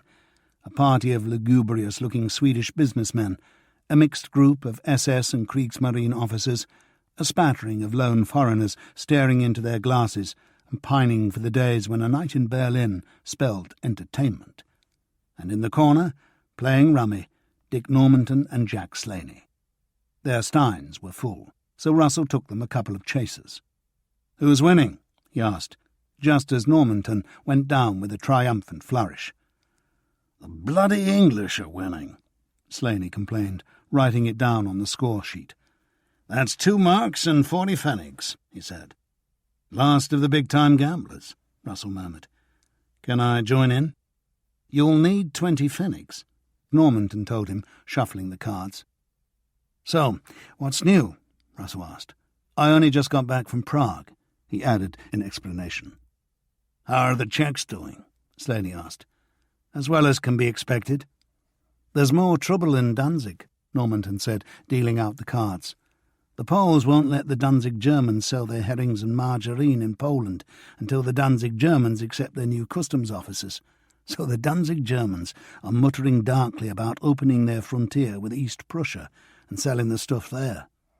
"Are the East Prussians short of herrings and margarine?" Russell asked. Normanton laughed. "Who knows?" "Who cares?" Slaney added, arranging his cards. "So, we're waiting to see who backs down?" Russell asked. "That's about it. But I can't see Hitler going to war over herring and margarine. It's not exactly a rallying cry, is it?" "The important stuff's happening in Moscow," Slaney said. Molotov met the German ambassador this morning and was a damn sight more affable with him than he was with the French and British ambassadors yesterday. Any hard information on what they discussed? Russell asked. None. Lots of rumours, though. The Germans are willing to give the Soviets a free hand in the Baltic states. They'll share Poland with the Soviets if the Poles make the mistake of starting a war. According to our man in Moscow, the German ambassador had the nerve to tell Molotov that the Anti-Comintern Pact isn't aimed at the Soviets. Then who the hell is it aimed at? That's what Molotov asked. The ambassador told him there was no point in dwelling on the past. One of the Soviets leaked this to our guy because he couldn't believe his ears and wanted a second opinion. No government statement here? Not a word. They're playing this close to their chests. Sounds serious. Slaney grunted. The British and French don't seem to think so. Their delegation left for Moscow yesterday. Guess how they're getting there? They can't have gone by train. Worse. They've taken a boat, and the slowest one they could find, some obsolete warship with a top speed of 12 knots. They should be in Moscow by the middle of the month. It would be quicker to walk, Russell observed. Jim Danvers came up with a good line, Normanton said. He said the British and French had missed the boat by catching it. Not bad at all, Slaney agreed. Remind me to steal it. 2 hours later, and several marks poorer, Russell drove back through the wet and empty streets to Neuenbergerstrasse. Would Hitler and Stalin really do a deal, he wondered. Both would have a mountain of words to eat, but the advantages were obvious. A free hand for Hitler, time for Stalin. Poland, kaput. The only message by the unhooked telephone was for Dagmar, the blonde waitress on the 3rd floor. Siggy is desperate, Frau Heidegger had written. He must see you tomorrow. Dagmar was obviously not at home and probably sleeping with Klaus. He would get an update from Frau Heidegger in the morning. The stairs seemed endless. It was less than 24 hours since the sand dryer, but it seemed a lot longer. After taking off his jacket, he extracted the slip of paper with Hornack's suggested contact details from his wallet. How long before they were safe to use, he wondered, now that the local Gestapo had come calling. Friday morning was grey as Berlin stone, and the giant swastikas on Wilhelmstrasse hung limp in the humid air. In the Kranzler Café, the waiters seemed more interested in arguing with each other than in serving their customers, and Russell's coffee was lukewarm. The newspapers lauded the imprisonment of a Wittenberger worker for laziness, but conspicuously failed to mention either Danzig or Soviet-German relations. Time to earn your living, Russell told himself. The Bristol Hotel had a convenient bank of public telephones, and while the booths lacked the luxurious fittings of those in the Adlon, they were much less frequented by his fellow journalists. He settled down on a cushioned seat to make his calls. Over his years in Berlin, Russell had met a lot of influential people in government, arts and the media. Most leaned to the left politically, and many had lost their jobs when the Nazis came to power. Some had even left the country. But a surprising number was still in the same positions, keeping their heads down and waiting for the whole shocking business to blow over. Self-preservation was an obvious priority and precluded open criticism. But briefings off the record were another matter. The urge to stick spokes in the Nazi wheel was surprisingly widespread. Sometimes, though, there was no dirt to dish. After speaking to a dozen people, Russell was no nearer to knowing how likely a Nazi-Soviet agreement might be. Some of his contacts had laughed at the idea. Others had thought it possible. But only one man, an economist who worked for the Trade Ministry, had anything definite to tell him. A trade agreement between the two countries was a racing certainty, the man said, but there was no guarantee that a political deal would follow. He dropped in on the Adlon bar to make sure no official briefings were imminent, and checked his wire service. A 3-word message had arrived the previous night from San Francisco. How about Silesia? How about it? Russell muttered to himself, but he saw his editor's point. As far as the international community was concerned, Danzig looked like a solvable problem. The Poles might not like it, but Danzig was, in the last resort, a German city. A bilateral deal that included its peaceful absorption into the Reich would not involve the Poles in giving up any of their own territory. Upper Silesia was a different matter. Poland had been reformed in 1918 from the debris of the German, Austrian and Russian empires, and any reversal of that process could only be seen as a national death knell. If Hitler went for Upper Silesia or for any of the other so-called lost territories, his intent would be crystal clear. So what was happening down there? Was the border between the two Silesias as tense as Poland's border with Danzig? It would be worth a trip to find out. Russell went back to the Hanomag, collected the good soldier Schweik from under the seat, and walked round the southern side of Pariser Platz to the new American embassy. As usual, a long line of anxious-looking Jews stretched around the corner from the front entrance on Hermann-Göringstrasse.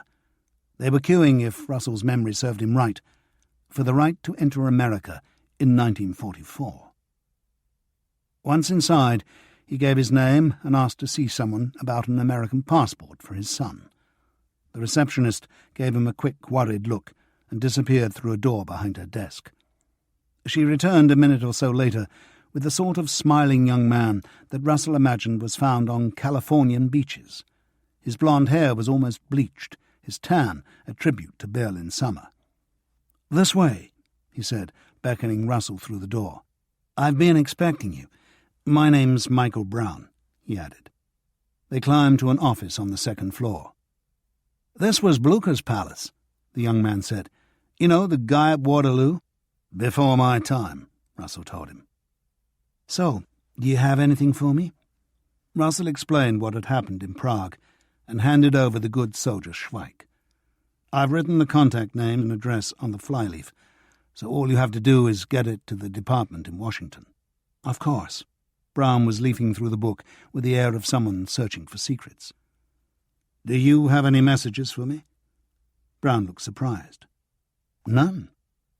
"So, for German consumption, you're being difficult about giving my son a passport, and you've told me to come back in a couple of weeks. All right?" "Sure." Russell got to his feet. "Nice to meet you." A neatly uniformed maid answered the door on Altonierstrasse. Was Frau Umbach expecting him? "Frau Großstein is," Russell said, wondering who the hell Frau Umbach was. "Wait there," the maid said, shutting the door in his face. She returned a few moments later to beckon him in. "This way," she said, leading him down a hallway, through a very modern-looking kitchen, and out into a small, secluded courtyard garden. Sarah Großstein was sitting at an iron table under a pergola draped in deep red roses. She was wearing a simple blouse and slacks, smoking what smelt like a Turkish cigarette, and halfway through writing a letter. Her mass of wavy brown hair certainly looked feminine, but in all other aspects she fell lamentably short of the official idea of Nazi womanhood. "Mr. Russell," she said, offering him a chair. "Frau Umbach?" he asked. She grimaced. "I should have told you. My friend has decided I should use my maiden name, for obvious reasons." "I got your message." "Good. Freya wants to meet you, and so does Wilhelm, come to that." "Why?" She smiled. "I think he's looking for some publicity. But for what?" "He can't tell you that. Are you busy this evening around 6 o'clock? That was one of the times they offered me." He hated giving up precious time with Effi, but she would understand. "I'm free." "I'll confirm it with them this afternoon. You have a car?" "Of a sort." "You can pick me up then. Say 5:30. "Fine." He considered telling her about Gorodnikov, but decided it would be safer to have that conversation in the car. As she led him back to the front door, he caught a glimpse of a Kandinsky on the living-room wall. "Doesn't your friend object to the painting?" he asked. "He likes it," she said simply, and opened the door. 5:30, he reiterated over his shoulder. The Hanomag looked particularly down at heel in its current surroundings. The luxury models, which usually lined Altenierstrasse, were nowhere to be seen, but not, Russell suspected, because they were out on military manoeuvres with the Wehrmacht. Those cars would have been hidden away for the duration at their owners' country homes. A tap on the fuel gauge revealed that the Hanomag was running low on petrol. The big garage on Müllerstrasse was almost on his way to Kazora's, and had a public telephone he could use to call the studio. The garage was open, but would only sell him 5 litres of petrol. There was a shortage, the manager told him, with the air of someone explaining something for the umpteenth time. The military had first claim on what there was, and everyone was running short. All over Berlin, regular customers were getting 10 litres. Strangers, 5. He should go to his local garage and not waste too much time about it. The Autobahn service stations had already run dry. Russell took his 5 litres and pulled over beside the telephone to call the studio. The woman who answered seemed only half there, but managed to repeat Russell's name and message back to him. "That's for Effi Kernan," he repeated. "Oh," she said, as if it was the first time she'd heard the name. He drove on to Kazora's, wondering whether he'd even reach his local garage with this much petrol in the tank. Maybe the SD had stores set aside for their best agents. He couldn't imagine the Gestapo running dry. Cruising up and down the streets looking ominous was what made them happy. Frau Kazora's welcome seemed chillier than before, and her husband, ensconced in his usual chair, could only manage the wryest of smiles. The man looked older, Russell thought, as he refused Frau Kazora's half-hearted offer of coffee. "I won't waste your time," Kazora said once Russell was seated. "I have to give up this inquiry." "Why?" Russell asked simply. "I will tell you, but I ask you not to repeat any of this, except to Herr Schade, of course, and please ask him not to repeat it to anyone else." "I will." Kazara leaned back in his chair. "A few days ago I received a visit from an old colleague, a man whom I disliked intensely when we worked out of the same office. He's still on the job, a criminal inspector now.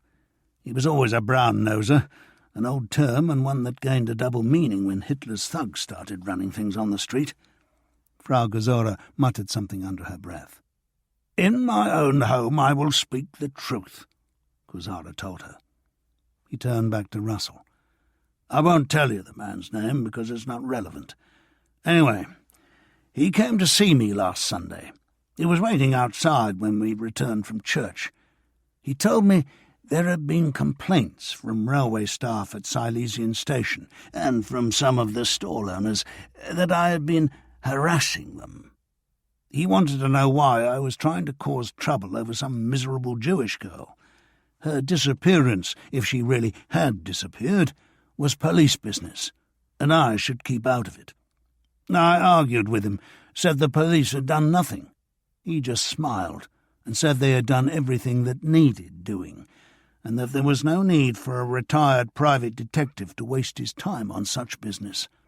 I said it was my time to waste, and my living to earn. He said not any more, that my license to operate as a private detective had been withdrawn. I tell you, the bastard was really enjoying himself. And there was more. If I carried on with the investigation, I will be putting our pensions at risk. Our pensions, you understand, not just my police pension, but both our pensions from the state. We could not live without them. So," he spread his hands in a gesture of resignation. "I am sorry." "So am I," Russell said. He was wondering whether Thomas had also been leaned on. "The last message you left for me, you said Miriam had been seen with a man." "I have been told to tell you I discovered nothing," Kazara said. "So please be careful how you use what I tell you. The witness, it wouldn't help you to know who he is. This witness thought he recognized Miriam from the picture you gave me." He took it out of his wallet and gave it back to Russell. "He wasn't absolutely sure, but he thought it was her. And he saw her talking to a man he has seen before at Silesian station. He's about 50, average height, a little overweight perhaps. He has closely cropped grey hair, a little like mine, the man said. The detective ran a hand across his grey stubble. And eyebrows which are darker than his hair. He was wearing some sort of dark blue uniform. My witness thought it might be a chauffeur's. I spent a couple of hours at the station on Thursday evening, but no one of that description met the train which Miriam had taken. So I went back on the Friday, more in hope than expectation.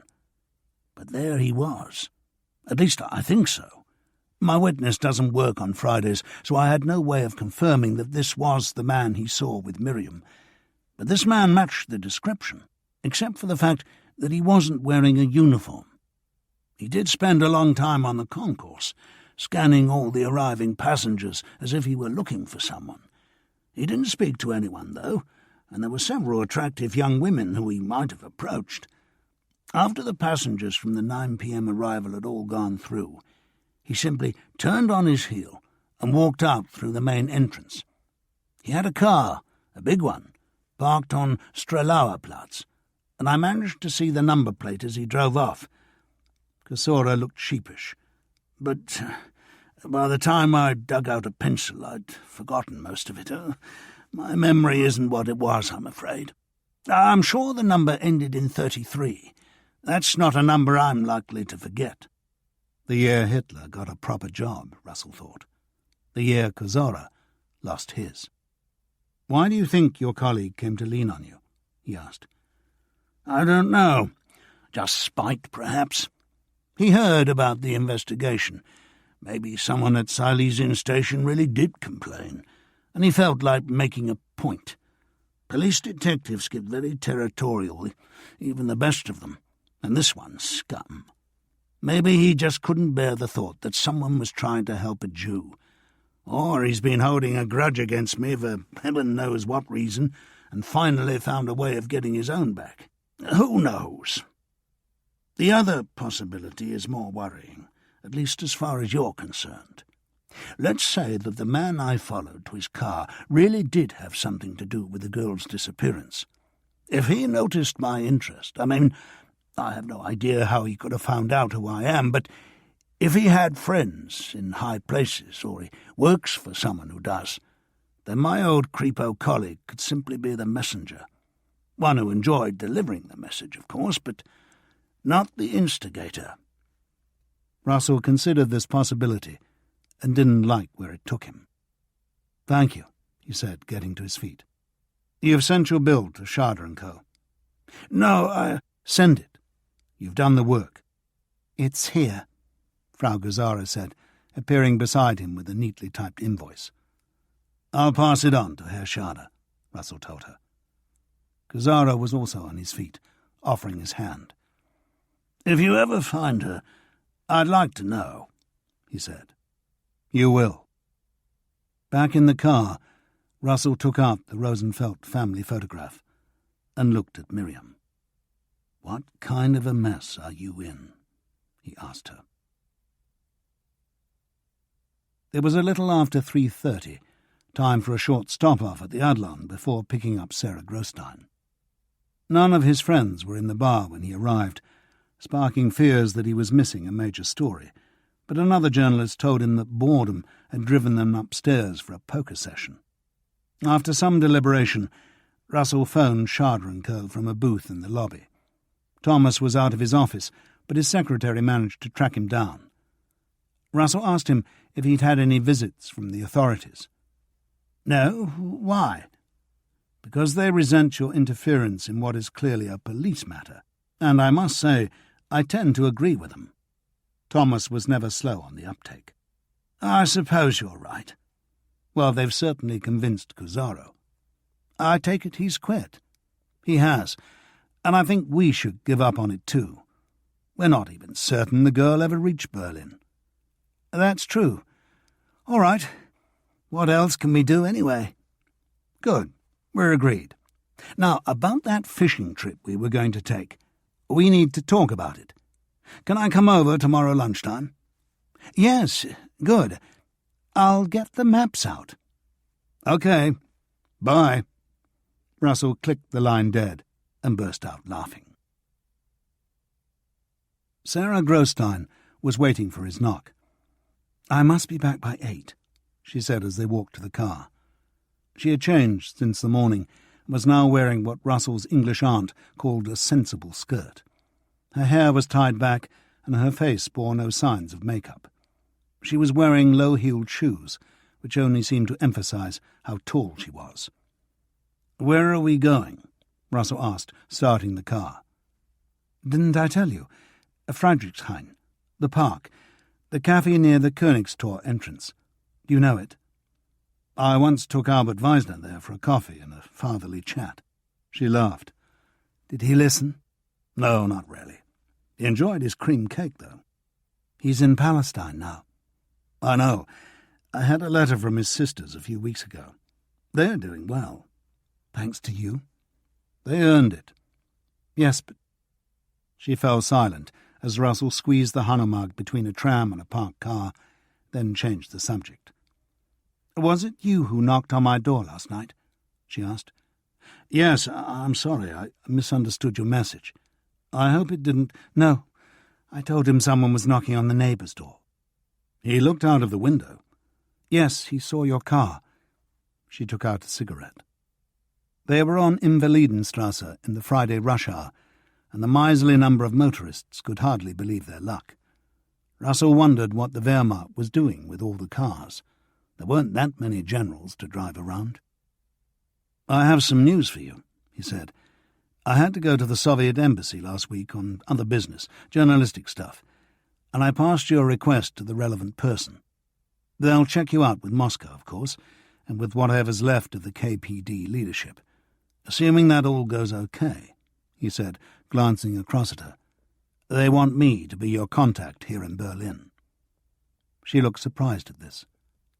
"I didn't realize—" she began. He thought about explaining his involvement and decided against. She didn't need to know. "It sounds like a good idea," she said at last. "We are people who could have met and become friends in ordinary circumstances." He glanced at her, wondering if that was true. "You've got my number," he said, "and I'll give you my girlfriend's as well, but please, only use hers in an emergency. She's not involved in this." They sat in silence for the rest of the journey. Every so often she flicked the ash from her cigarette out of the window, but seemed too lost in thought to actually smoke. The sun appeared behind them as they drove east on Lothringerstrasse, and by the time they reached the entrance to the Friedrichshain Park, the sky was rapidly turning blue. Freya and Wilhelm Insendahl were waiting by the sculptures of Hansel and Gretel at the foot of the Manschenbrunnen waterfalls. They looked like the ideal Nazi couple.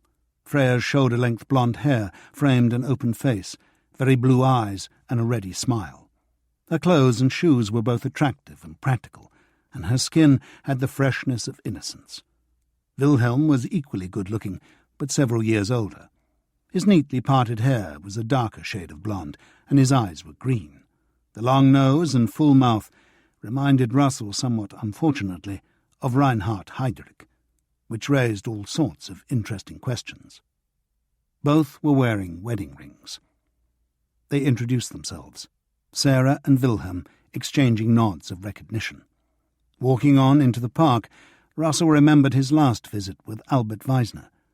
The trees had been bare, the grass flecked with snow, and Albert had been silently daring every passer-by to call him a Jew. The cafe owner had risen to the challenge and initially refused to serve them. Russell suspected that Wilhelm Insendahl was every bit as angry, but that his defiance took a different form. Wilhelm simply assumed his right to equality as worthy of his human status as any paid-up member of the master race. The lack of stereotypical Jewish features helped, but the self-belief came from within.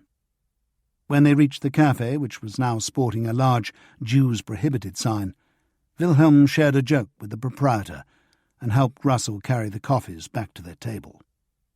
Russell told Freya about his meeting with her parents. "How are they?" she asked without much enthusiasm. "They were so rotten to Wilhelm," she added, as if in explanation. "I still find it hard to forgive them." Russell shrugged. I'll take your word for it. All they said to me was that he was a bit of a mischief-maker. Wilhelm grunted with apparent amusement, but Freya's eyes blazed. You see what I mean? A mischief-maker. What do they expect Jews like Wilhelm to do? Just let the Nazis walk all over them? Russell smiled. I understand. I'm just the messenger. They just asked me to make sure you're all right. Well, you can see that I am, she said, and Russell had to agree. She looked tired, certainly, but there was a happy sparkle in the eyes. Look, she said, relenting, I will write to them. Tell them that we are married. Do you have their address? She looked sheepish for a moment. I'm afraid I threw their letters away. Russell wrote it out in his reporter's notebook and tore out the page. I'll wire them and say you'll be writing, he said, passing it across. Are you still working at the university? He asked. No, at Siemens, she said, as a secretary in the offices. Wilhelm works there too. Russell raised an eyebrow. The government lets them hire Jews because they're short of armaments workers, Wilhelm told him, and Siemens are all in favour because they can get away with paying us next to nothing. But both of them may live to regret it. We're getting organised, Jews and non-Jews together. Frau Grostein said you wanted to meet me in my journalistic capacity. Yes. He pulled a much-folded piece of paper from his shirt pocket and carefully opened it up. Have you seen these? He asked, passing it over. It looked like the leaflet Russell had read on the tram.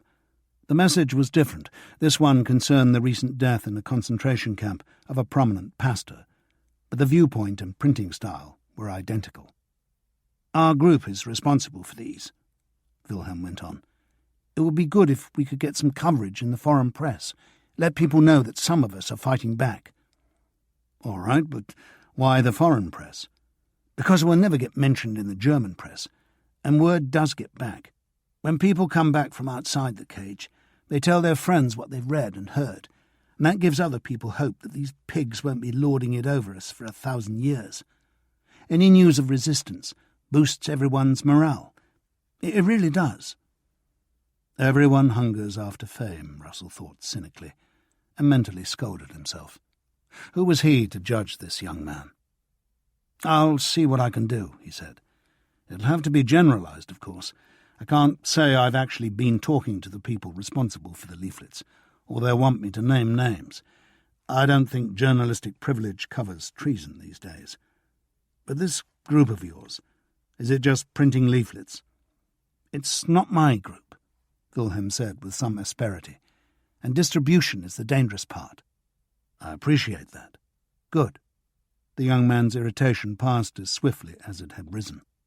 Otherwise, well, we hold discussion meetings, and we help organise support for people with no income, and we're thinking about printing a regular news sheet. Any connection with the Palestine group? Wilhelm looked scornful. You don't fight race hatred by creating a state based on race. That's what the Nazis are doing. Not in the same way, Sarah Grostein interjected. What's the difference? Wilhelm wanted to know. I think that's an argument for another time and place, Russell said, aware that at least one other customer was watching them. An open-air cafe in Hitler's Berlin hardly seemed the ideal setting for an angry argument between communists about the future of Palestine. He turned to Freya.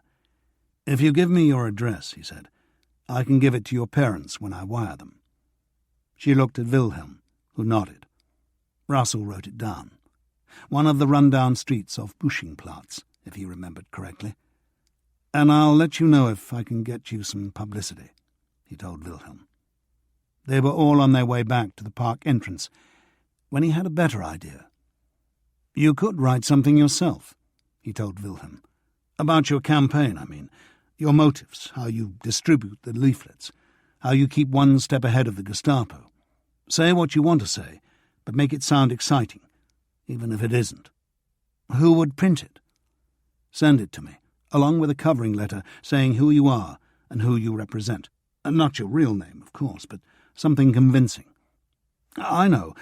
You can also send me an advance copy of your next leaflet and tell me to look out for other copies in a few days' time. On a particular tram route, say. That'll give me all the proof I need that the article and the leaflets have been written by the same people. The creeps at the propaganda ministry won't be very happy, but I'll just be behaving like a responsible journalist. I got sent the piece, I checked its source, and I sent it for publication. And no, I have no idea who it came from. Wilhelm smiled and looked several years younger. I will do it. Send it to me, John Russell, care of the Adlon Hotel. They shook hands. Russell and Sarah Grostein watched the young couple walk off arm in arm, Freya's blonde head resting on Wilhelm's shoulder. The similarities between her past and Freya's present accounted for the wistfulness in Sarah's face. But there was also something harder there, something beyond recall. Just age, perhaps, or the knowledge of what could go wrong and how you dealt with that. In the car she lit another cigarette, took a single puff and threw it away. "He's a brave man," she said eventually, "but I don't know whether he's careful enough. What did you think of him?" "Impressive. Young. As for careful, it's hard to say. I'm not sure it matters that much. I have a horrible feeling that survival's more a matter of luck than anything else." "Not in the long run." "Because history's on our side?" "Even if it is, there don't seem to be any individual guarantees." "No," she agreed. "My husband would have agreed with you. Not that he ever tried to be careful." As they turned into Lothringer Strasse, the evening sun hit Russell squarely between the eyes, temporarily blinding him. A lorry roared past only inches away, horn blasting, before the road swam back into focus. "There's some sunglasses in there," he said, gesturing towards the glove compartment. "I haven't seen anything like those before," she said, passing them over. "I bought them in New York," he told her. "They're called Polaroids, which means they're reflective. They were only invented a couple of years ago. Richard and I went to New York in 1929. We were on the boat home when we heard about the stock market crash." "Tell me about him." She thought about it for the better part of a minute. "He was a lovely man," she said eventually. "Temperamental, argumentative, a bit too sure of himself, but always kind. A businessman who wrote romantic poetry. A wonderful lover." "That's some testament." She looked away, and he half suspected tears. But when she turned back towards him, her face was harder. "I expect you're wondering how I can prostitute myself with the people who killed him." There was no easy answer to that. "It must be hard," was all he said. "Sometimes. You know the worst thing of all? He's not a bad man. He makes interesting conversation. He makes me laugh. He represents everything I hate, but I can't hate him." She almost laughed. "Isn't that ridiculous?" "Not at all. I didn't hate any of the Germans on the other side of no man's land, but I was quite prepared to kill them." "Is that the same?" "I suppose it is in a way. But you weren't sleeping with the enemy." "No." She managed another half-strangled laugh. "I suppose this is what passes for small talk in a 1,000-year Reich." After dropping Sarah off at her home, Russell headed straight for Effi's. As he pulled the Hanomag into the yard beside her building, he noticed two men standing outside the front door. They were in civilian dress, but they didn't look like salesmen. Both were wearing long coats and hats, despite the warmth of the evening, and the shorter of the two, a slim blonde with a weasel face, sported beads of sweat on his forehead and above his upper lip. As he moved to block Russell's entrance, he tried for a winning smile. He failed, but the mere attempt was reassuring. "John Russell," he said. It wasn't a question. "That's me." "We need to talk to you.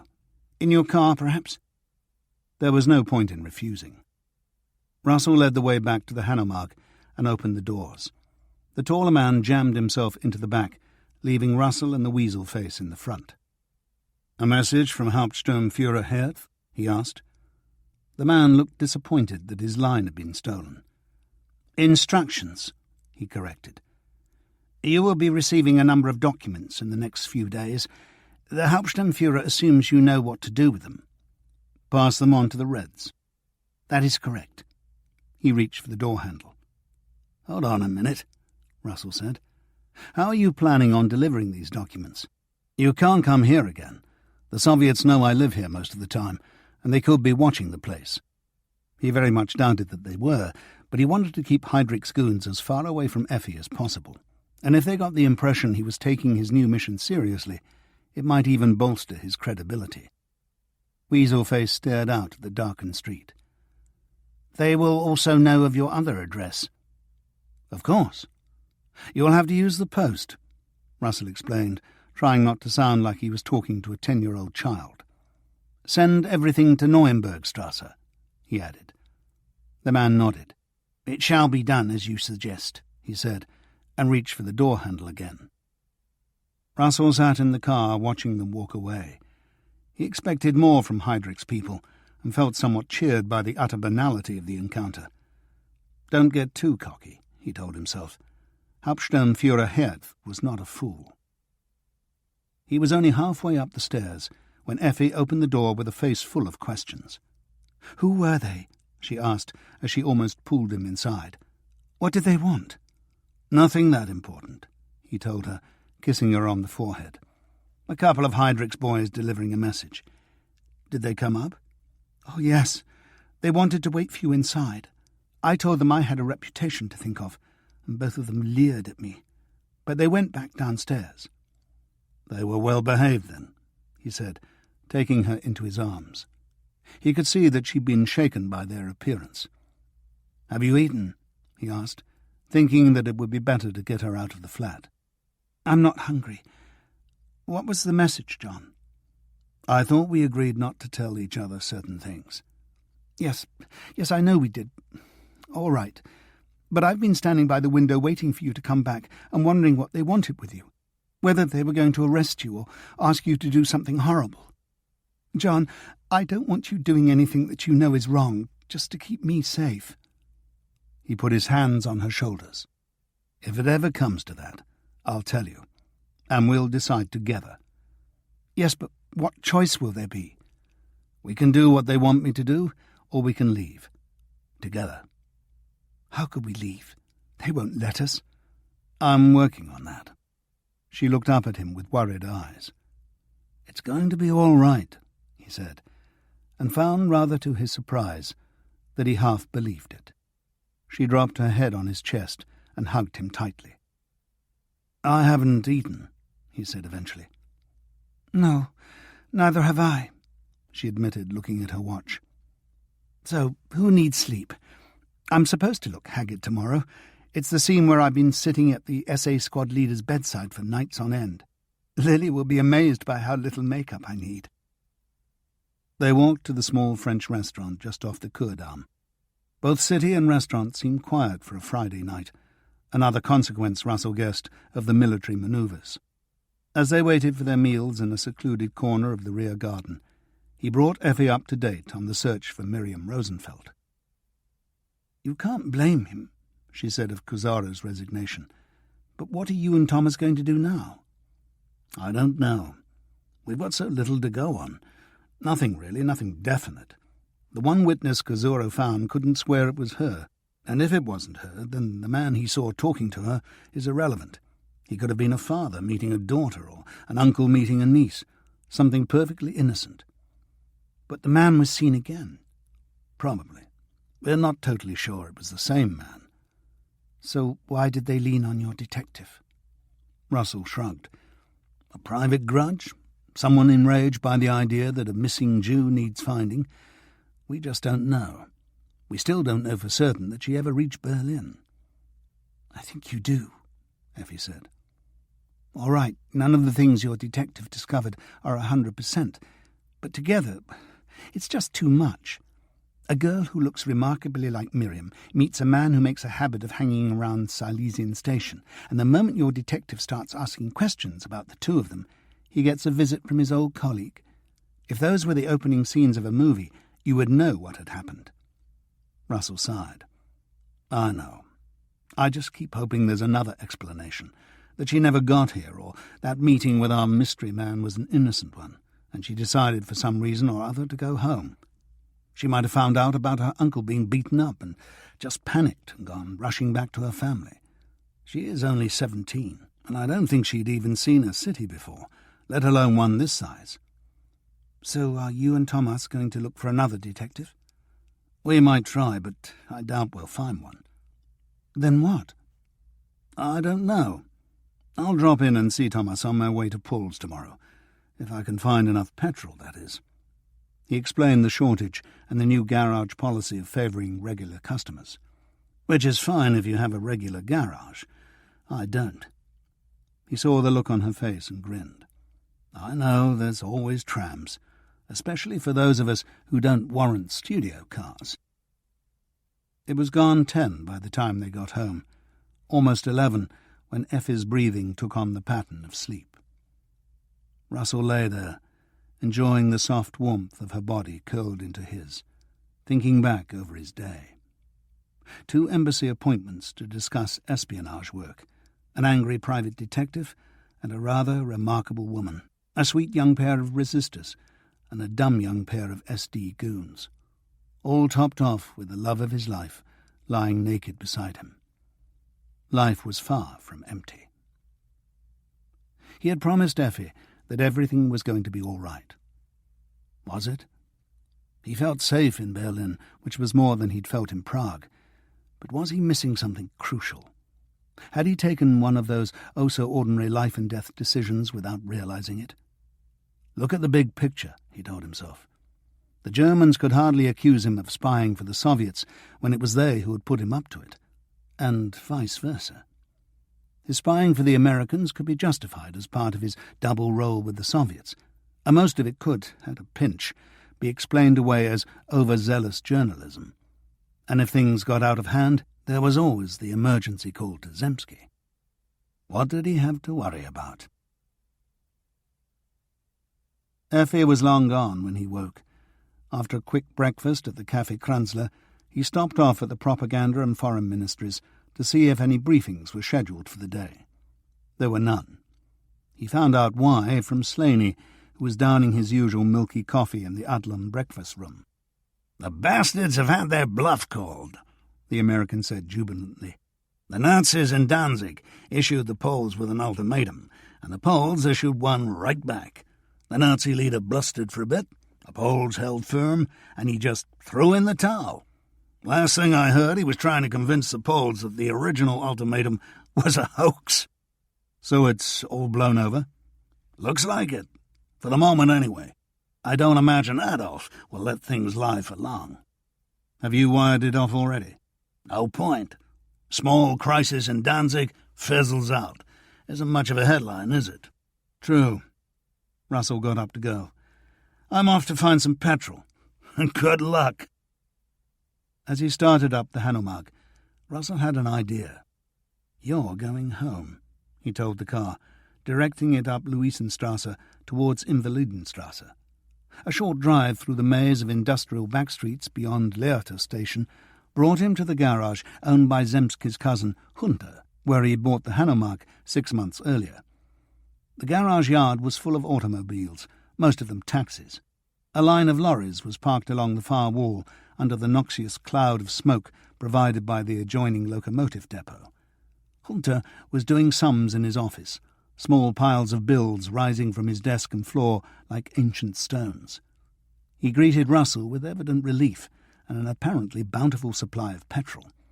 Since they were friends, he would let the Englishman have a full tank at only twice the usual price. Russell grinned and accepted.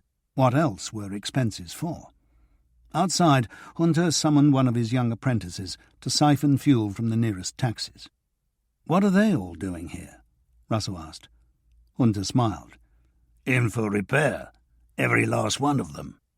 Russell got it. "And they'll be ready for the road the moment the manoeuvres end." "What a cynic you are." 10 minutes later, he was on his way. A tap on the fuel gauge brought it springing to attention like a 14-year-old in a brothel, as his old sergeant had used to say. Berlin's other motorists seemed to be conserving their fuel, and the trip out to Dahlem took him less than half an hour.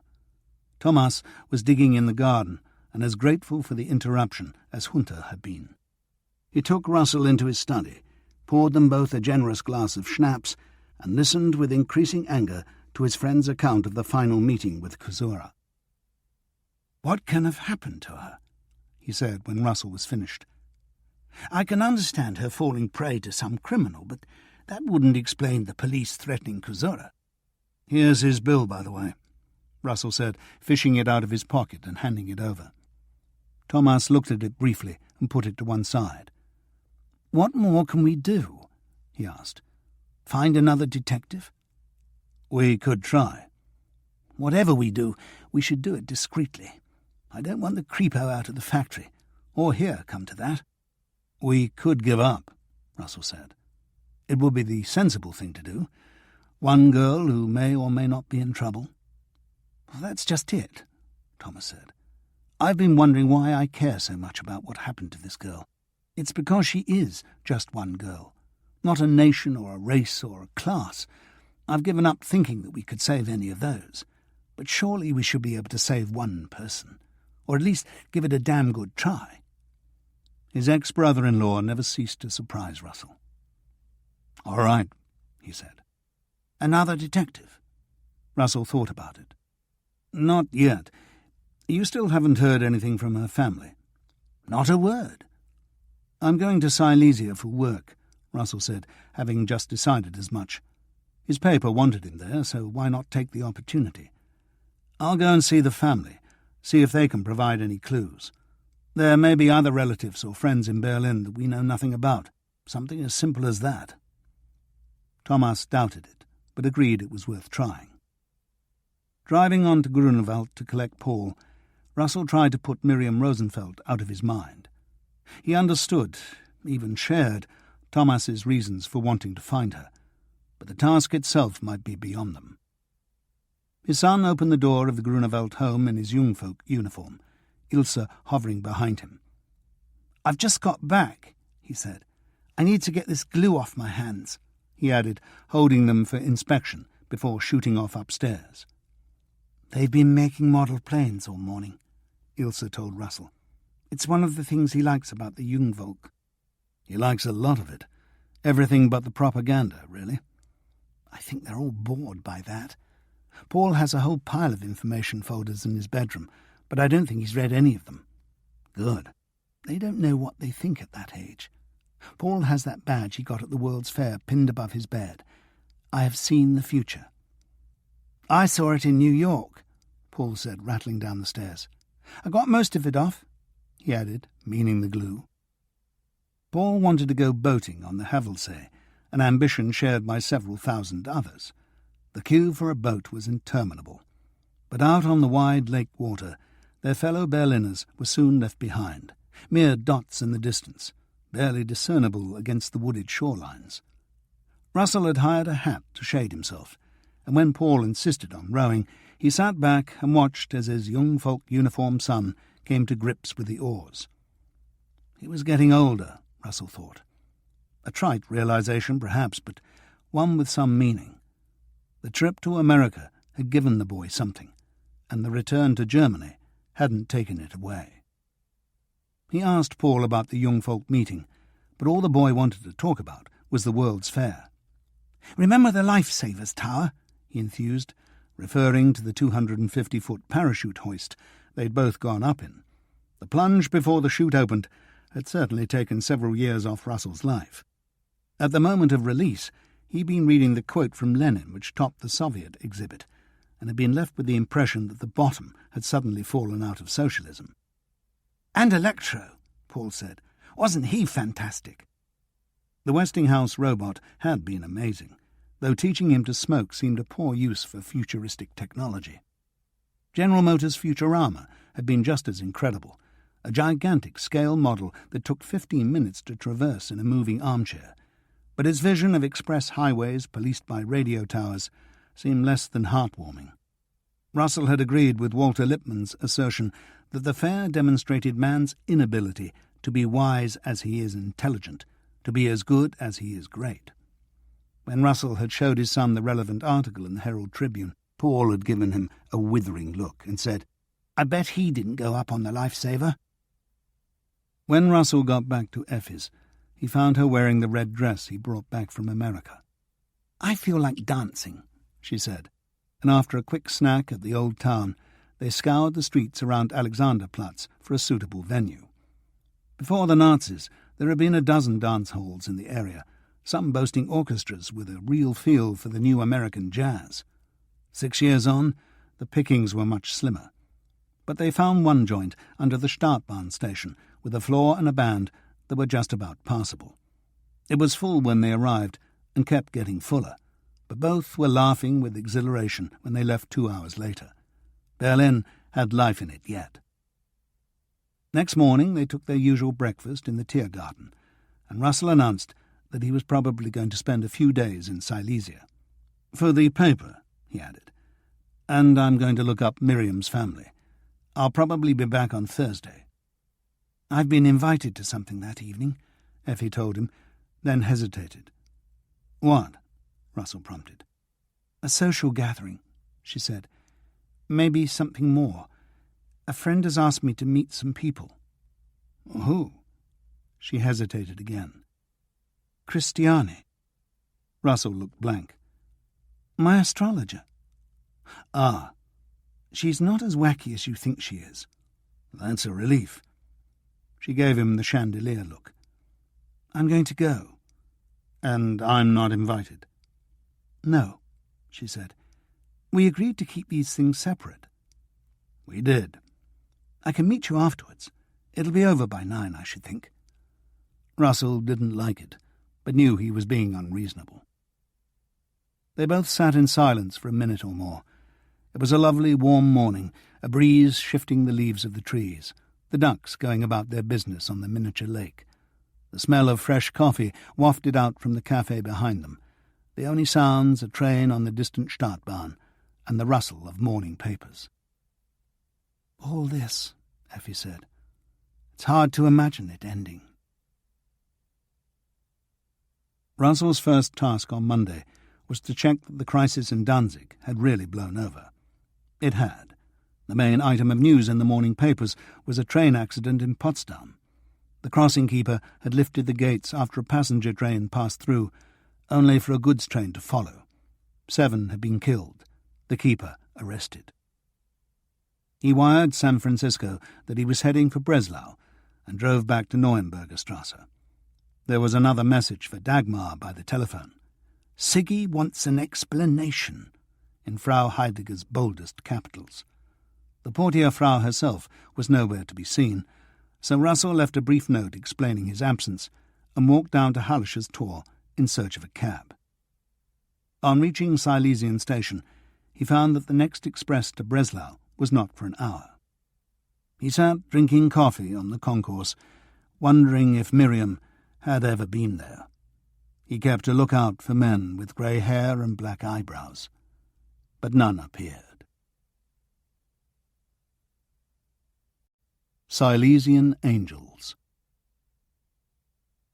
Russell had considered driving the 450 kilometres to the Polish border. The Autobahn would, after all, have carried him 2/3 of the way, but finding petrol in Silesia might prove difficult, and there was always the chance that some jumped-up uniform on manoeuvres would choose to commandeer the car.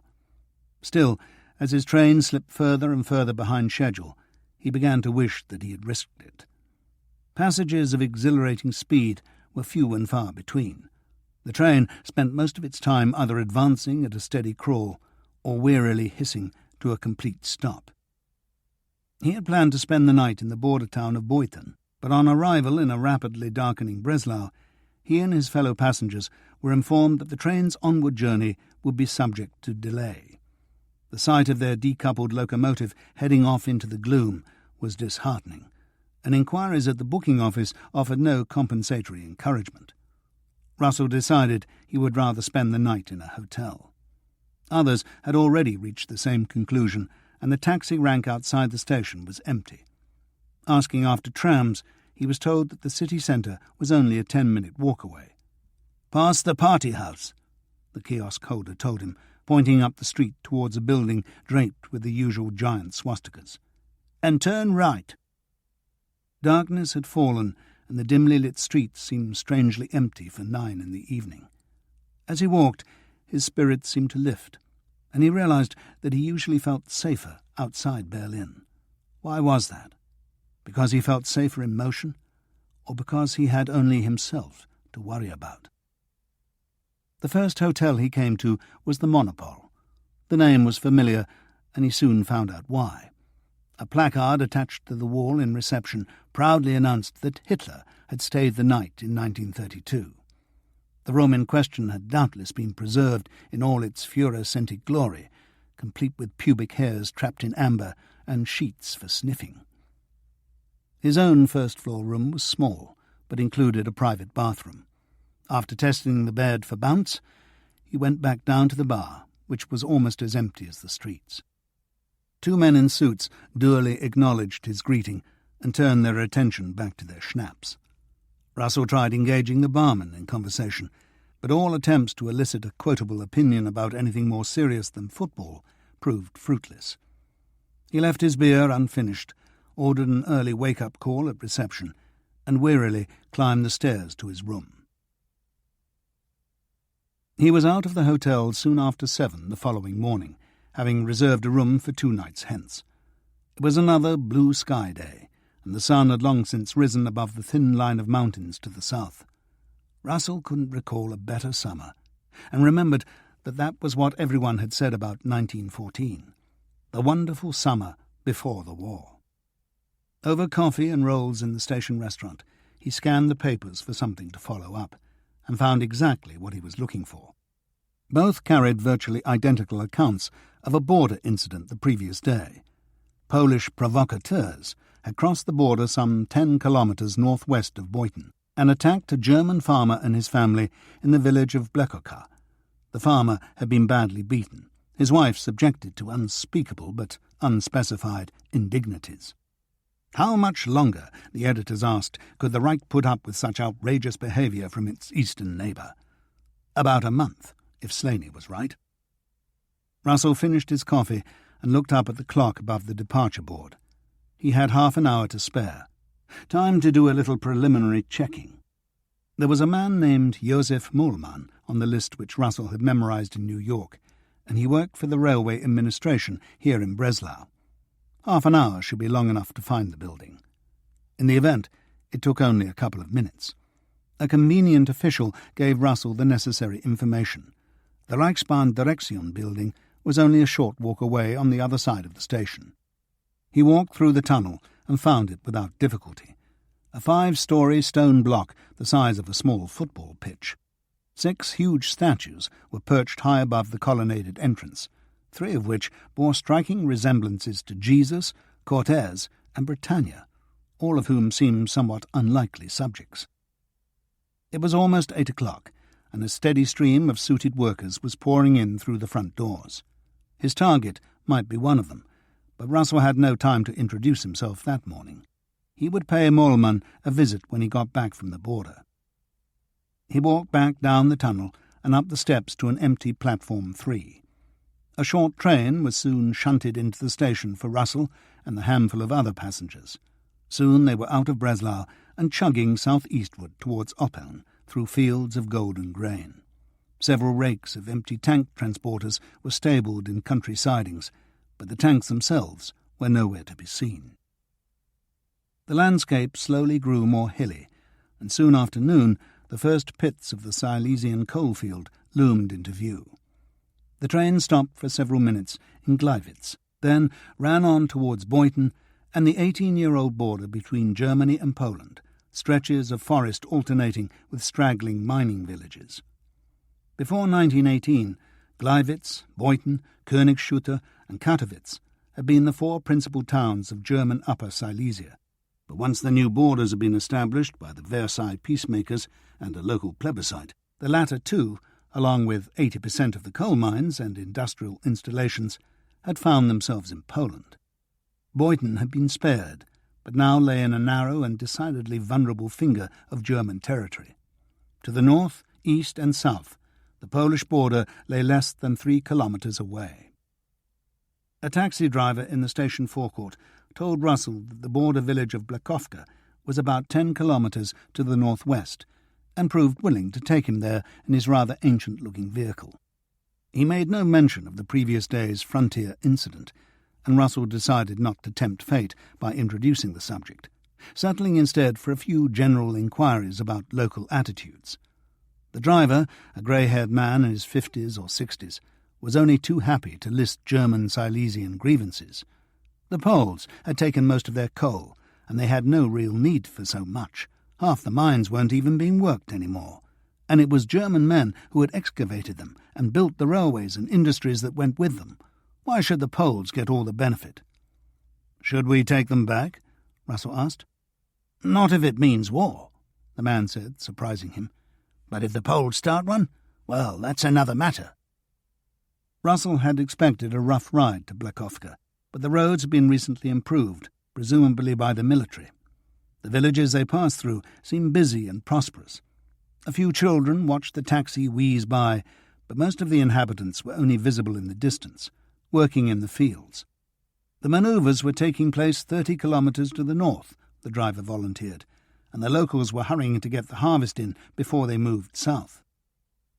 Blackowka was on the other side of the Boyton forest, a straggly street of houses and farms less than a kilometre from the border. It had a couple of shops and a police station, worthy of a much larger community. Russell marched into the latter and asked the duty officer about the previous day's incident. The man asked him what he was talking about. Russell showed him the newspaper report and watched an emotional sequence play itself out in the man's face, from bewilderment to suspicion, anxiety to denial. "I'll have to see about this," he said, and disappeared through an adjoining door, newspaper in hand.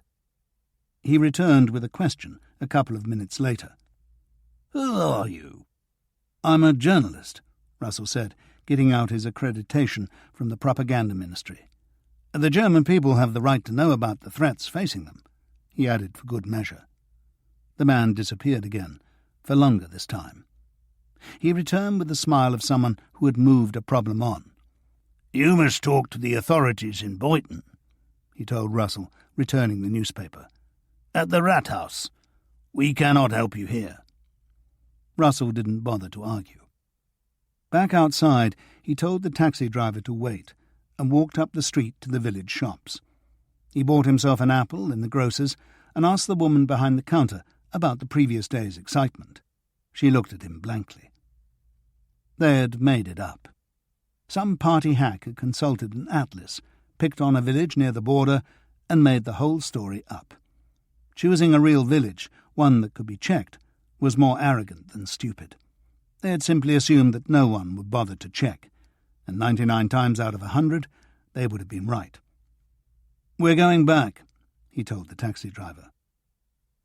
The Rathaus in Boyton was a substantial affair, the officials suitably sure of themselves. They had also had time to sort out their answers. When Russell complained about the newspaper story, one of his 2 interviewees asked him what more he needed to know. Surely the articles had facts enough to make German blood boil.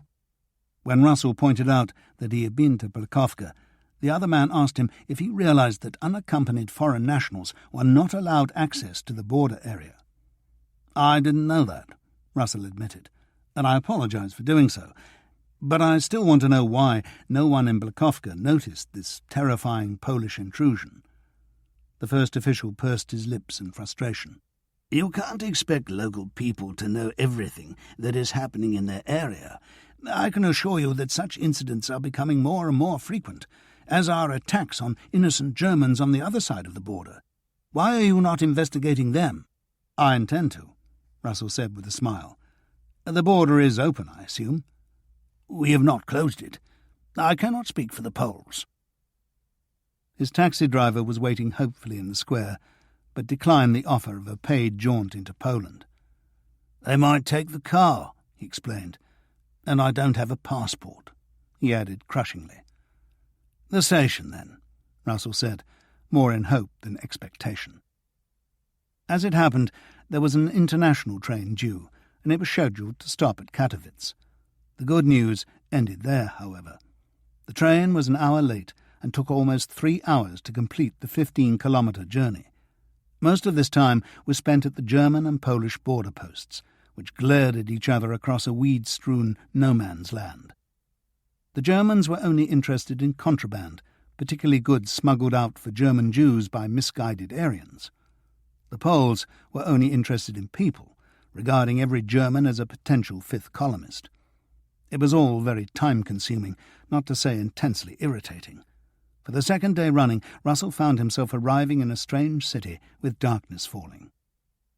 A Polish railway official with a few words of English pointed out the nearest hotel, which stood almost opposite the station entrance. It had the same name as his hotel in Breslau, but Russell rather doubted whether Hitler would ever patronize this monopole. The rooms seemed designed for a race of dwarfs, or perhaps propaganda ministers. The bed was a carpet of springs, the wall dotted with recently slain mosquitoes, and the bathroom was 50 metres away down a barely lit corridor. "Welcome to Katowice," Russell murmured, or even Katowice, he corrected himself. Russell's morning interview at the old Rathaus was instructive. His interviewee, a skeletal old man with wispy grey hair and weary eyes, was Tadeusz Jedrzejewski. He announced himself as commissioner for the Silesian district, but left the nature of his responsibilities undefined. He was in civilian clothes, an open white shirt and grey suit as faded as the eyes. His German was as good as Russell's. He responded to the first question about Polish incursions into Germany with a tired shrug. "It's all nonsense," he said. "Sheer make-believe. I mean, you must ask yourself, why would we give them the excuse they are looking for?" When Russell asked about German incursions into Poland, Jedrzejewski invited him into the next room, where a huge map of the border area was festooned with pins. "Each of these represents a violation of our border. Most have not been serious, it is true, a few hotheads with too much to drink, but some have been. Men in uniform, whether army or Hitler's private goons, and more than 20 of our people have been killed in the last 6 months." "What about the Germans who live on the Polish side of the border?" "Some get involved, but most just want to get on with their lives." Russell took care with his next question. "Those who do get involved, it would be understandable if their Polish neighbours sought to punish them." "It would, and it happens, but not on the scale the Germans claim, or anything like it." He ushered Russell back into his own office. "We want peace, you know. We have nothing to gain from war." "And can it be avoided?" Jedrzejewski managed another weary smile. "I don't think so." An international train was due soon after 11, and Russell decided to catch it. A conscientious journalist would have checked out one of the pins on Jedrzejewski's map, but an afternoon roaming Polish dirt tracks and another night on a broken trampoline were far from appealing. Besides, he believed the Poles. When you looked at the overall situation and the interests of those involved, the Polish claims made sense, unlike those of the Germans. The train was on time, and the border rituals shorter, at least on the Polish side. As the afternoon wore on, pit wheels, slag heaps and sidings gave way to forests and fields, mining towns to market towns. Russell sat in the half-empty dining car, nursing a glass of schnapps and writing out his Silesian story for dispatch from Breslau. It was not an easy one to write, but over the years he'd grown quite adept at exposing the Nazis as shameless liars without actually saying so. They reached Breslau soon after 6, too late, Russell guessed, for catching Josef Mollmann at work in the Direktion Reichsbahn building. He walked across on the off-chance and was directed up to a room on the 3rd floor, just in time to intercept a young parasol-wielding secretary. Yes, Herr Mollmann was still in his office, she said, clearly keen to be on her way. "I'm an old friend," Russell lied helpfully. "You know where he is, then?" she said cheerfully. giving him the clue he needed with a slight flick of the head. "Thanks," he said, walking in the direction indicated. The first door he came to bore Mollman's name under the job description Deputy Director of Operations, Southeast Germany. Without hesitating, he opened the door and walked in.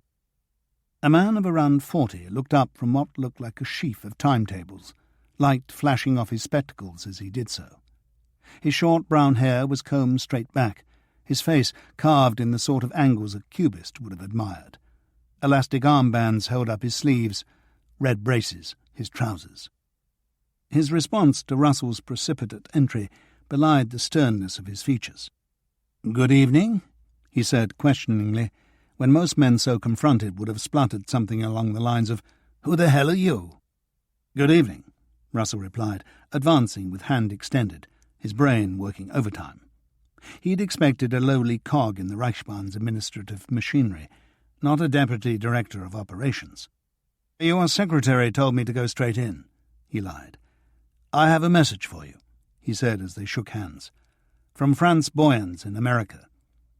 Mollman's eyes lit up. "From France? He is well?" "He's fine." "When did you see him?" "A few weeks ago, in New York. Look, do you have time for a meal or a drink somewhere?" Mollman looked down at his timetables, and his hand jerked slightly, as if he was checking a sudden desire to sweep them from his desk. "Of course," he said. "I work too many hours in any case," he added jokingly, taking his suit jacket from the back of his chair. The building seemed almost empty as they walked down the wide central staircase, but Russell hadn't wanted to risk a real conversation in Mollman's office. There was no knowing how thick the walls were, or who was on the other side. "Where shall we go?" Mollman asked. "I have a car," he added, almost apologetically. "It's your city," Russell said. "The Biergartenstrasse, then. It's the local name for the promenade above the Stadtgraben," he explained, "and not too far away." His car, an Opel Capitan, was parked behind the building. They drove round the station, under the bridge carrying the westbound tracks, and up towards the city centre. Biergartenstrasse was aptly named, a series of beer gardens overlooking the waters of the ancient city moat, and doing a brisk business with after-work drinkers. "This is the furthest garden from the loudspeakers," Mollman said, pushing through a particular gate. He steered Russell to a tree-shaded table and insisted on buying the first round. "So, tell me about France." Russell did. The Americans had actually introduced him to Franz Boyens, a serious man in his 30s who yearned to do something for what he called the real Germany. He had been a signalling engineer in Breslau until 1934, when someone had informed the Gestapo of his involvement in a local strike. After 6 months in a concentration camp, Boyens had smuggled himself into Poland on a freight train, walked all the way to the Baltic, and worked his passage to America. The New World had provided him with rewarding work and a loving wife, things that would have caused many men to forget their anger and sorrow for the old country. But Boyens' success had just made him sorrier for those he'd left behind. Men like Mollman, whom he'd known in the final years of the Weimar Republic. Russell had liked Boyens. He told Mollman about his job with the Pennsylvania Railroad, about his expectant wife, Jeannie, and their house in suburban Trenton, with its big garden backing onto the tracks. He told him that Boyens was active in the Union, and a campaigner against the pro-Nazis who dominated the German-American Bund, all of which was true, at least in outline. "I'm really happy for him," Mollman said. "I didn't know him for long, but, well, it was a time when you found out who your friends were, when the Nazis were arresting anyone who ever said a word against them." "I was here," Russell said. "In Berlin, that is." Mollman gave him a shrewd look. "So you know, then?" This was the moment to talk about potential American help for resistors. But Russell held back. He simply nodded and signalled the waiter to bring them more beers. "Have you always lived in Breslau?" he asked. "No, I was posted here in 1920. I was called up in the last week of the war," he added, "and my father had a job waiting for me when I was discharged. He was a station manager in Hamburg, and he wanted me as far away as possible in case anyone accused him of nepotism. And my wife liked it here." He looked away, as if gazing out across the water, but not before Russell had seen the hint of tears in his eyes. "She died not long ago," Mollman said, as if he still had trouble believing it. "I'm sorry." "It takes some getting used to." "Do you have any children?" "2 daughters, both married to party members, one in Dresden, one in Berlin." "Ah. At least they're safe," he said wryly. "I've been down to the border for my newspaper," Russell told him, "but I had another reason for coming to Breslau." He told Mollman the story of Miriam Rosenberg's probable trip to Berlin, and studied the other man's face as he did so. He wasn't disappointed. "That's disgusting," was Mollman's verdict on the Berlin Kripo's refusal to investigate. Russell showed him his picture of the Rosenberg family. Mollman studied it closely. "You know, I think I saw this girl. 6 weeks ago. I can't be sure. I was on my way to lunch with a friend in the station, and a girl like this was sitting on the seat outside. She was with a young man. I remember thinking what an odd couple they looked. She was so dark and Jewish, and he had this tousled blonde hair. Perhaps they went off together, a Silesian Romeo and Juliet." "I'm afraid not. She was seen on the train to Berlin, alone." "Just one life," Mollman murmured, unconsciously echoing Thomas. "But that's all any of us are." He drained the last of his beer. "Were you ever in the SPD?" he asked Russell. "I was in the KPD until 1929. After my son was born, it seemed sensible to leave, although that wasn't the only reason." "Social Democrats and Communists. We should have fought together," Mollman said. "That was the one big mistake." They talked for another half hour, mostly about Germany's problematic history, but Russell's mind was already made up. Mollman dropped him off at the Monopole after extracting a promise from Russell to share an evening on his next visit to Breslau. A lonely man, Russell thought, as he trudged upstairs to a new room, and an angry one, with no distracting responsibilities. He would make a wonderful spy, but not for the Americans. What use would a knowledge of train operations in southeast Germany be to them? For the Soviets, on the other hand, they might be the difference between life and death. Looking round the Monopole's breakfast room the following morning, Russell could understand why Hitler had stayed there. It was the first time he'd seen it in daylight, and it was impressive in a Führer-ish sort of way. Huge brass chandeliers hung from the high ceiling, which was held up by enough dappled marble columns to support a small Egyptian temple. Portraits of earlier German megalomaniacs featured on all but one panelled wall, which carried a mirror large enough to encourage serious delusions of grandeur. Rolls and coffee hardly did the setting justice. The hotel receptionist told him that the Polish consulate was a 15-minute walk away on Oderstrasse, a small street between the Ring and the river, or at least it had been. She couldn't remember anyone mentioning it for several years. Russell walked north up Schweidenitzerstrasse to the Ring, the market square at the city's heart. The 600-year-old Rathaus, which occupied the square's southeastern corner, was famous throughout Germany, and it wasn't hard to see why. The gable at the eastern end was both huge and elaborate. Walking down the swastika-draped southern side, he came to the square's open space, a long cobbled rectangle flanked by classic 5-story houses in pastel shades. At the northwestern corner, the soaring spire of a shadowed church glinted in the morning sunshine. The entrance to Oderstrasse was beside the church, and Russell was nearly at its far end when he found a plaque announcing the Polish consulate. A typed notice in a small glass case beside the door gave opening hours of 10 a.m. to 3 p.m., which left him with at least 2 hours to kill, assuming the place was still in business. He looked up at the windows for any sign of life and found none. There was still glass in them, though, which might mean something. It was worth coming back, he decided. There had been 5,000 Poles in Breslau in 1918, and it would be interesting to know what had become of them. In the meantime, another coffee. He walked on to the Oder and across its southern channel, then stopped to watch two lightermen manoeuvre two fully laden coal barges into the lock on the canalised section. Away to his right, a cluster of spires rose out of the trees on the far bank, a picture of peace until a clanking tram drove across it. Retracing his steps to the southern bank, Russell walked east past a row of university buildings and finally found an open cafe close to the market hall. Music was playing from the loudspeaker on the street corner, and Russell just had time to order his coffee before a voice started droning. It was the chief of the German police giving a speech on the perils of alcohol in the workplace. The authorities' answer, needless to say, was sterner measures.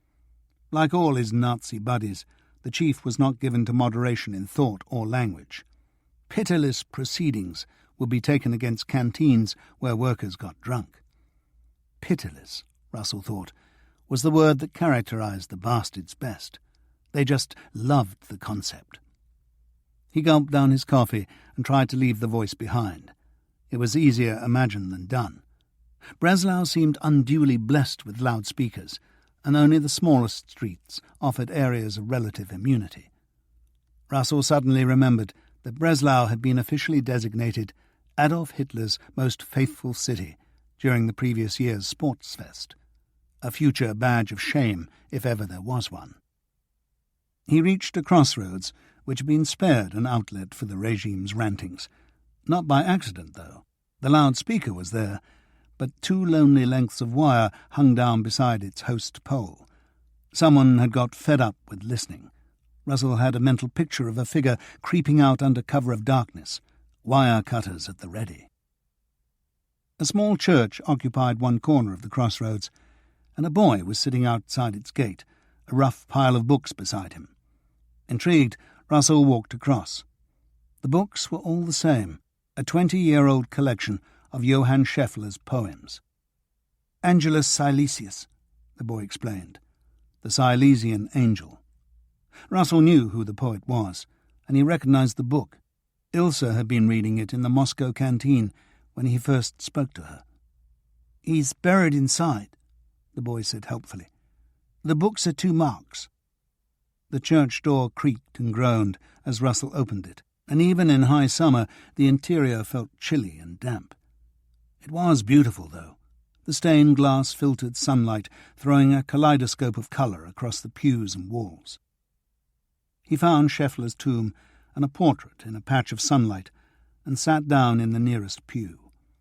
He remembered wondering on that day in 1924 why an ardent young communist like Ilse Schade would be reading religious poetry, and he also remembered teasing her about it after they'd become lovers. How could she take such nonsense seriously? Easily, she told him, and showed him one of Scheffler's epigrammatic verses.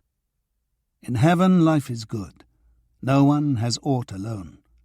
What one possesses there all others too will own." "See," she said, "he was a communist." Russell had expressed doubts. "It's how you read them," she told him. "Look at this one. The nearest way to God leads through love's open door. The path of knowledge is too slow for evermore." Yes, but just substitute socialism for God and apply the rest to our revolution. We need love and a socialist spirit more than we need science and organization. It had seemed a stretch at the time, but Scheffler and she had been right. Stalin and Trotsky wrong. Believers, he muttered to himself. They had all been believers then, or had aspired to be, but the world had caught up with them. He looked up at the poet's portrait, the serene certainty in the eyes. The world had moved a lot slower in Scheffler's day. Grab hold of a vision, and there was a good chance you'd make it to the grave before someone tore holes in it. Back in the sunlight, he handed over his 2 marks, more because the seller looked hungry than because he really wanted the book. It was almost 10 o'clock. He walked back to Oderstrasse, but the Polish consulate was still devoid of life. He banged a fist on the door rather harder than he intended, the noise echoing down the narrow street. The only answer came from behind him. "They're gone," a woman shouted from a first-floor window. "And good riddance." According to the timetable, there were trains to Warta every 2 hours, but only, it appeared, when the Wehrmacht was not practising in the neighbourhood.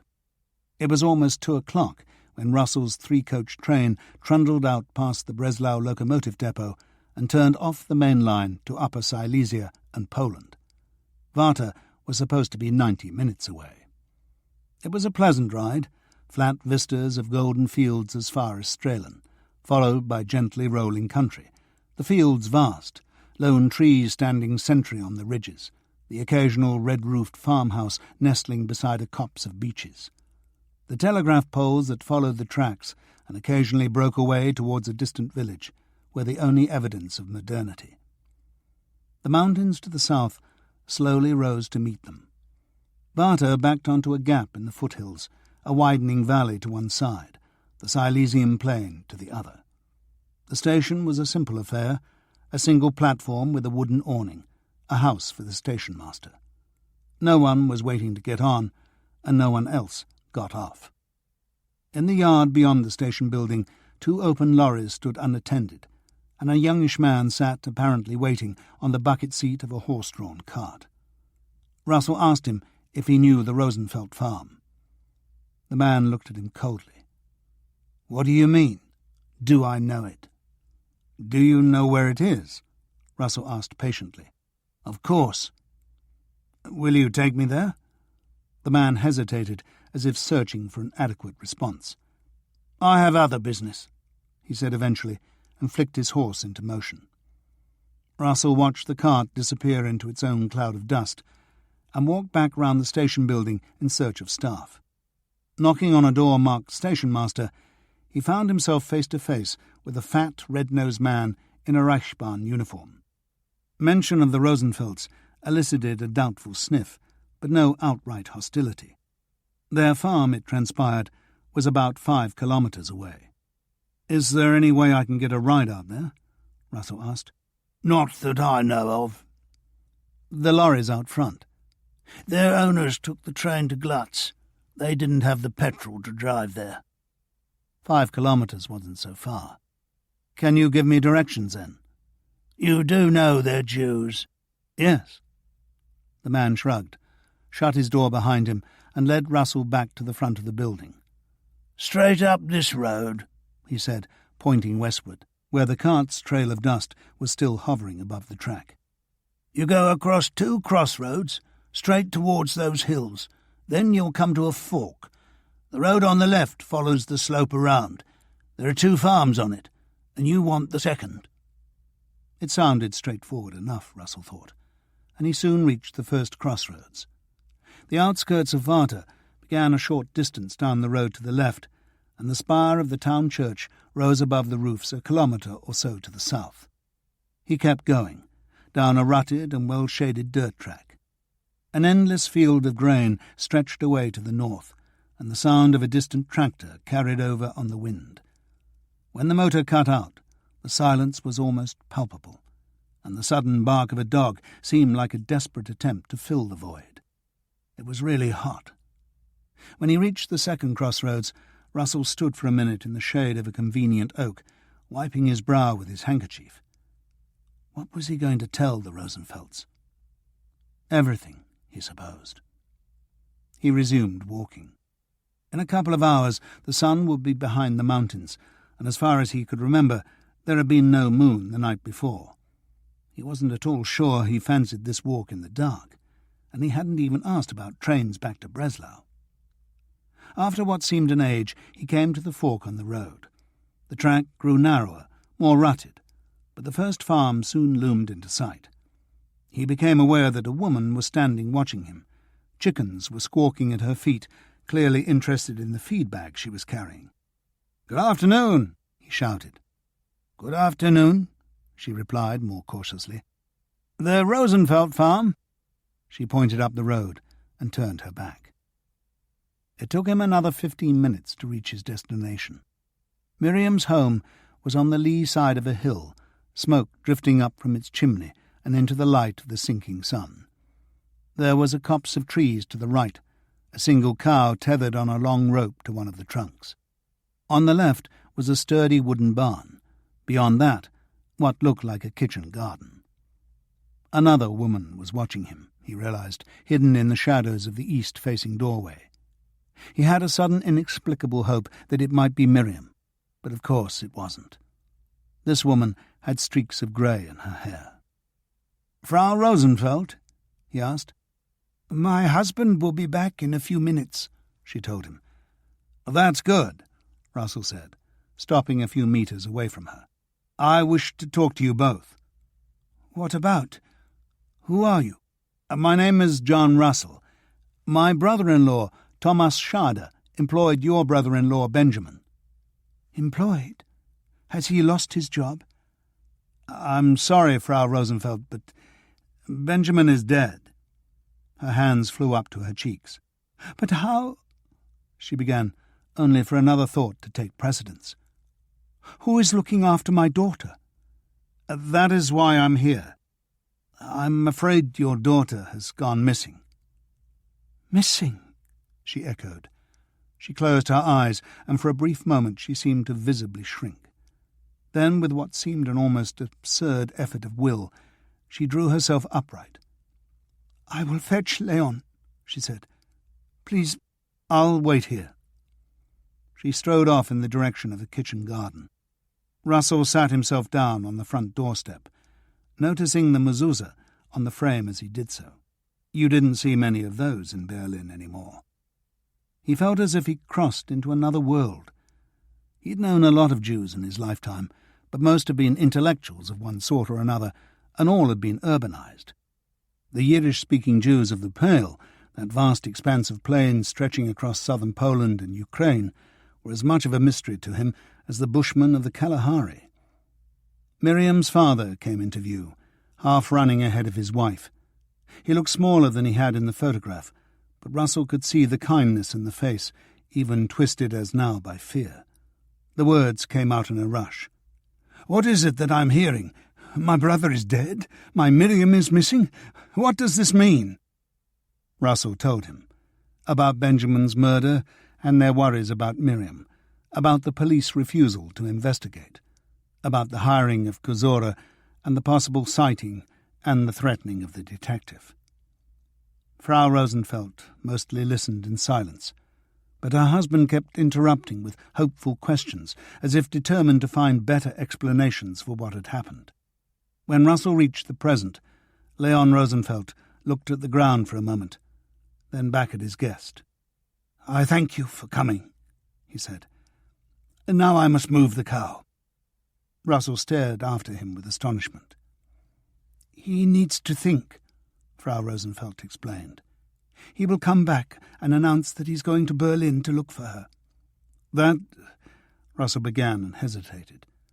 Wouldn't he scour the planet for Paul if his son went missing? He would, but that didn't make it wise for Rosenfeld to go charging off. "I would do the same, but it would not be a good idea." Her look questioned his wisdom, if not his motives. "Forgive me," she said, "but you are not a Jew. If she is with other Jews in Berlin, would not another Jew have a better chance of finding her?" "I'm not a Jew, but many of the men who work for my brother-in-law are. They knew Benjamin, and they've spread the word among Berlin's Jews. No one has heard from her or of her.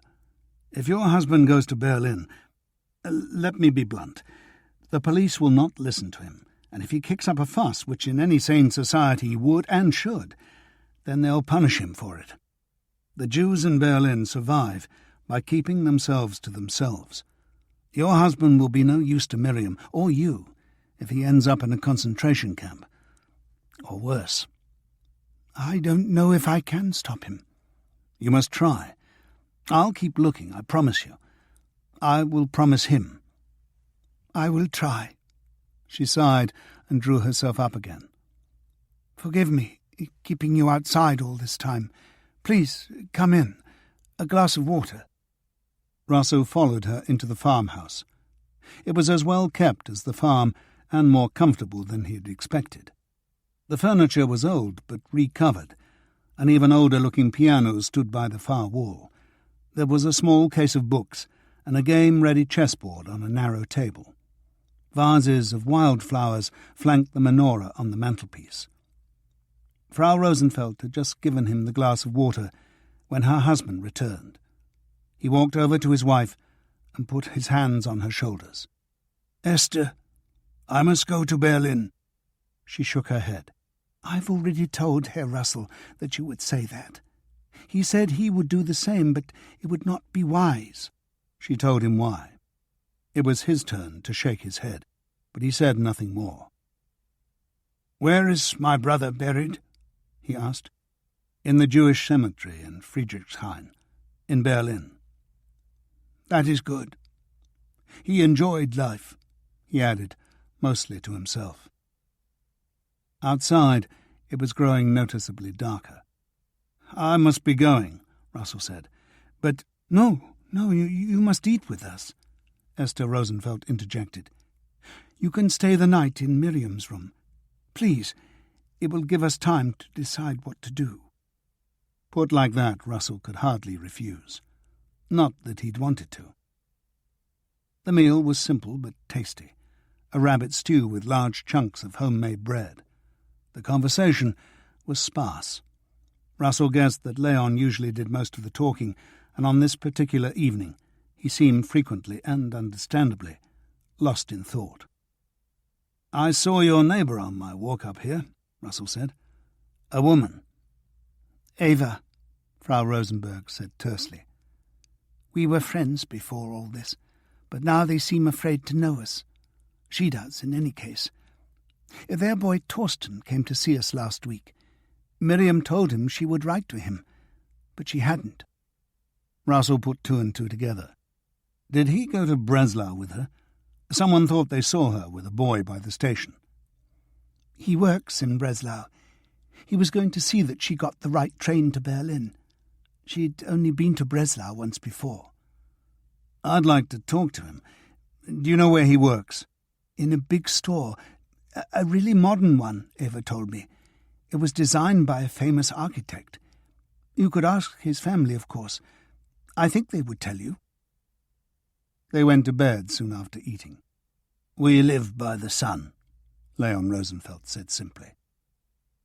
Miriam's room contained an iron bed, a wooden chest of drawers, and a small table. Russell lay in bed, watching the candlelight flicker on the ceiling, listening to the shuffling of the horse in the barn outside. On the other side of the inner wall, a conversation was being conducted in fierce whispers. He understood Leon Rosenfeld's desperate need to go looking, but he hoped Esther would be able to dissuade him. If she didn't, the only outcome of his own visit was likely to be a third family casualty. He leaned over to blow out the candle and thought about losing Effi. Her mystery meeting was tonight, he remembered. He wondered what sort of people she was getting herself involved with. Many of her friends and acquaintances had a somewhat tenuous grasp of political realities. Effi was sensible enough when she took time to think. But who was he kidding? There were no riskless paths anymore. Safety had only ever lain in keeping one's head down and one's conscience in cold storage. It was too late for that now, for him and for Effi. Hauptsturmführer Herth had pushed them both over the edge.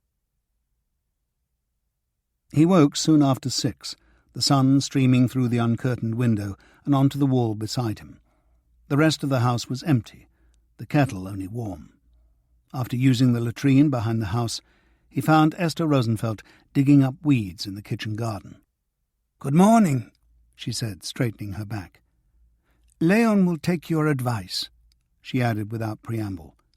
"He wants to go, but he's also afraid to leave me unprotected, and I encourage him in that thought. God help me." "It's the right decision," Russell said. "I hope so. Come, let me give you some breakfast."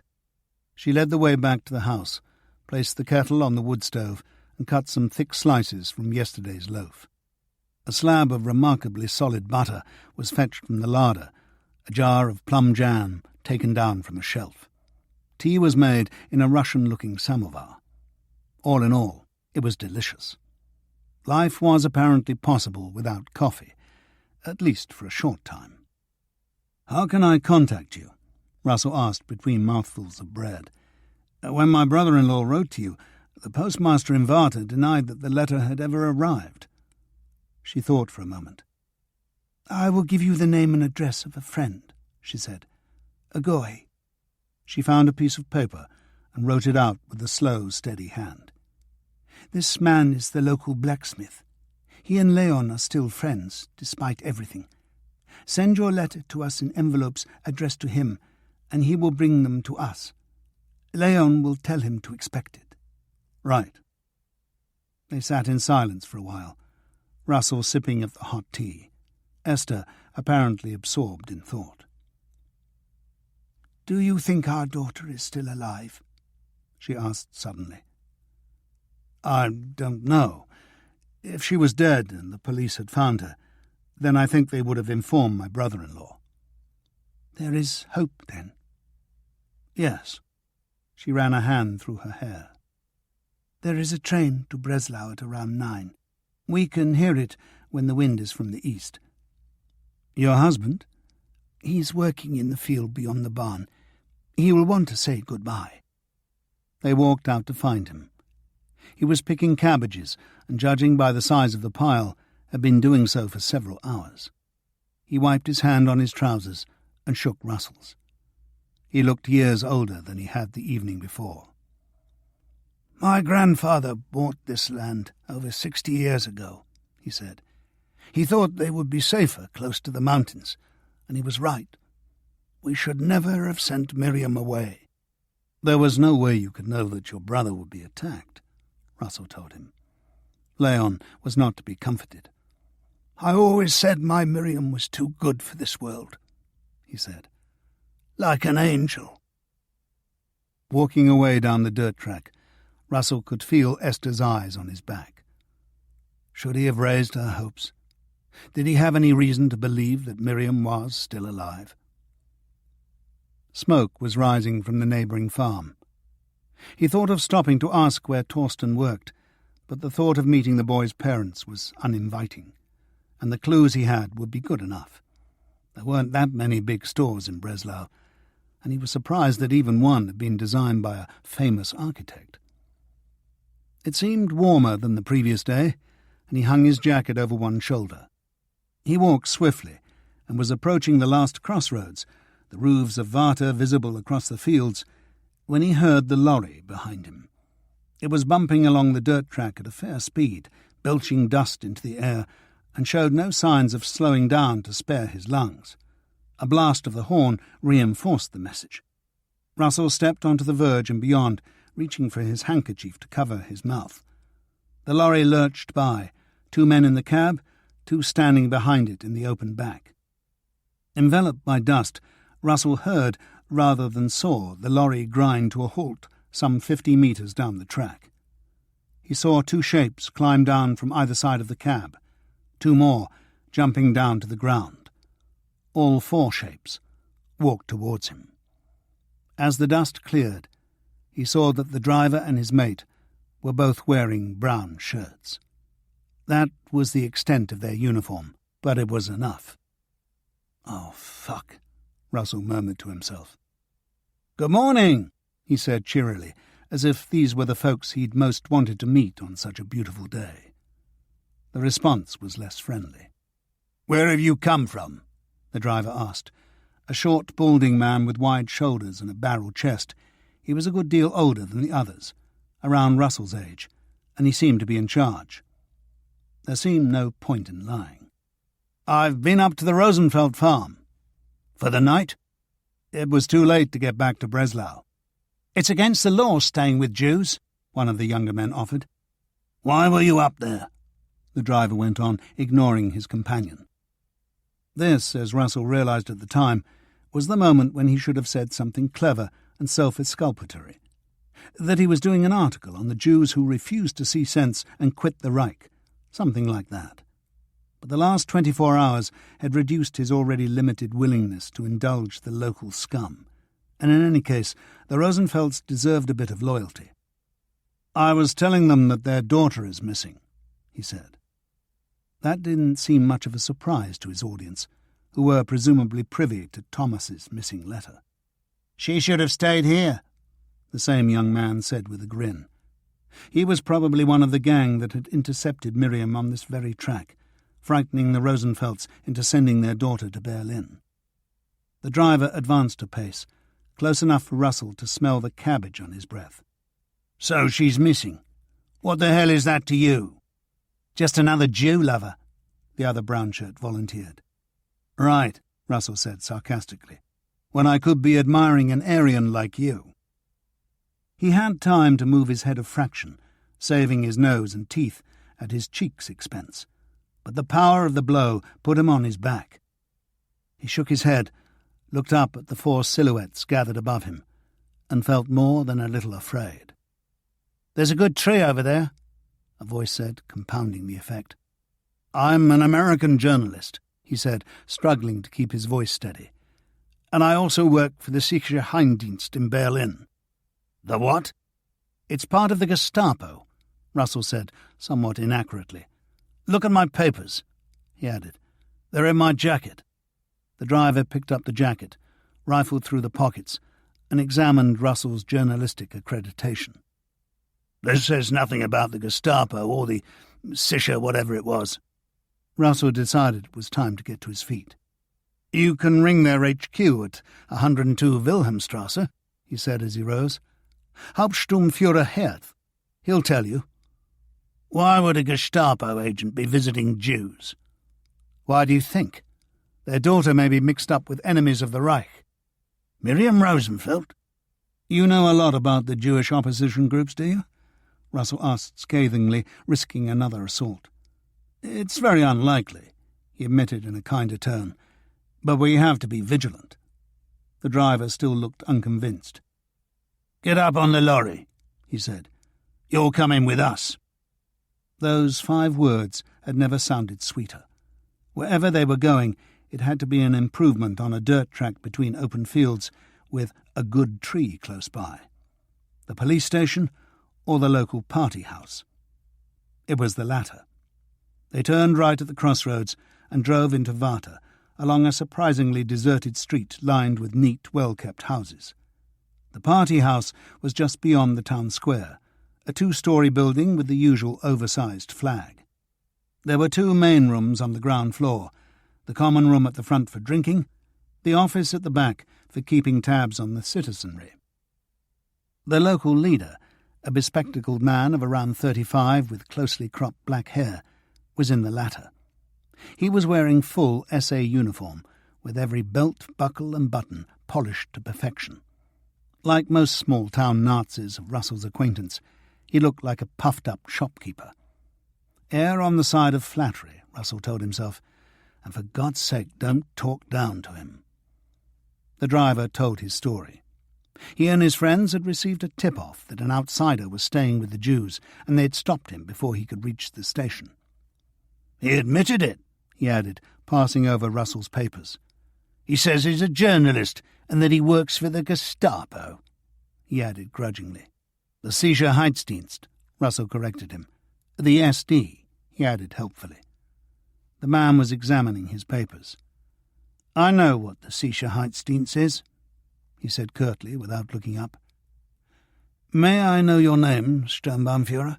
Russell asked politely. "Lemfert. Wilhelm Lemfert. The headquarters of the Sicherheitsdienst is at 102 Wilhelmstrasse, Sturmbannführer Lemfert. Hauptsturmbannführer Herth will vouch for me." "Not Gruppenführer Heydrich in person?"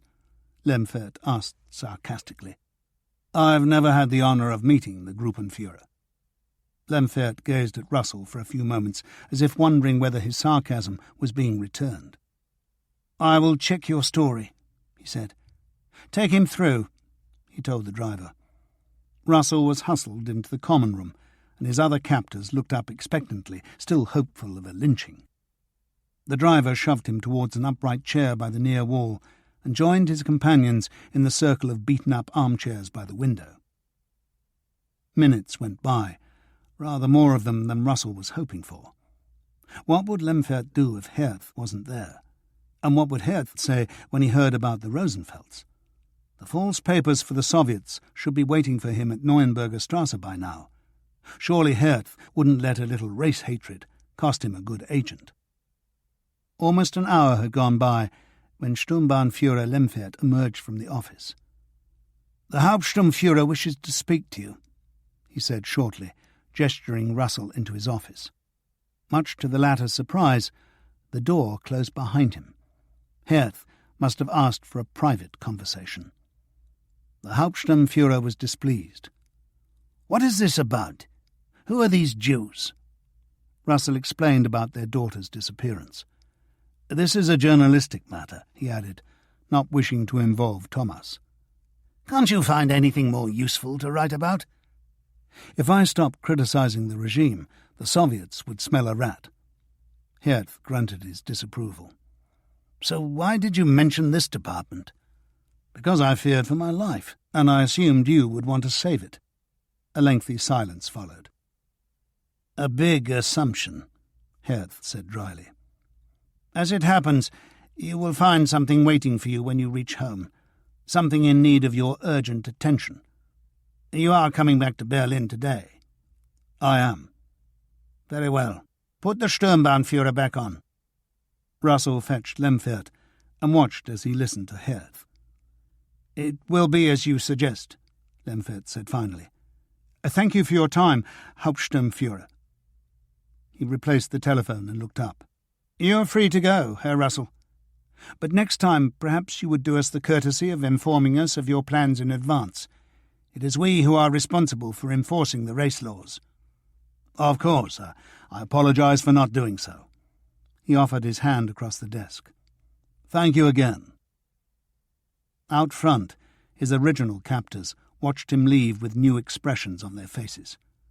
A simple enemy had turned into something of a mystery, a foreigner who worked for the famous Heydrich and who made enormous sacrifices for Reich and Führer, like sleeping in a Jewish bed.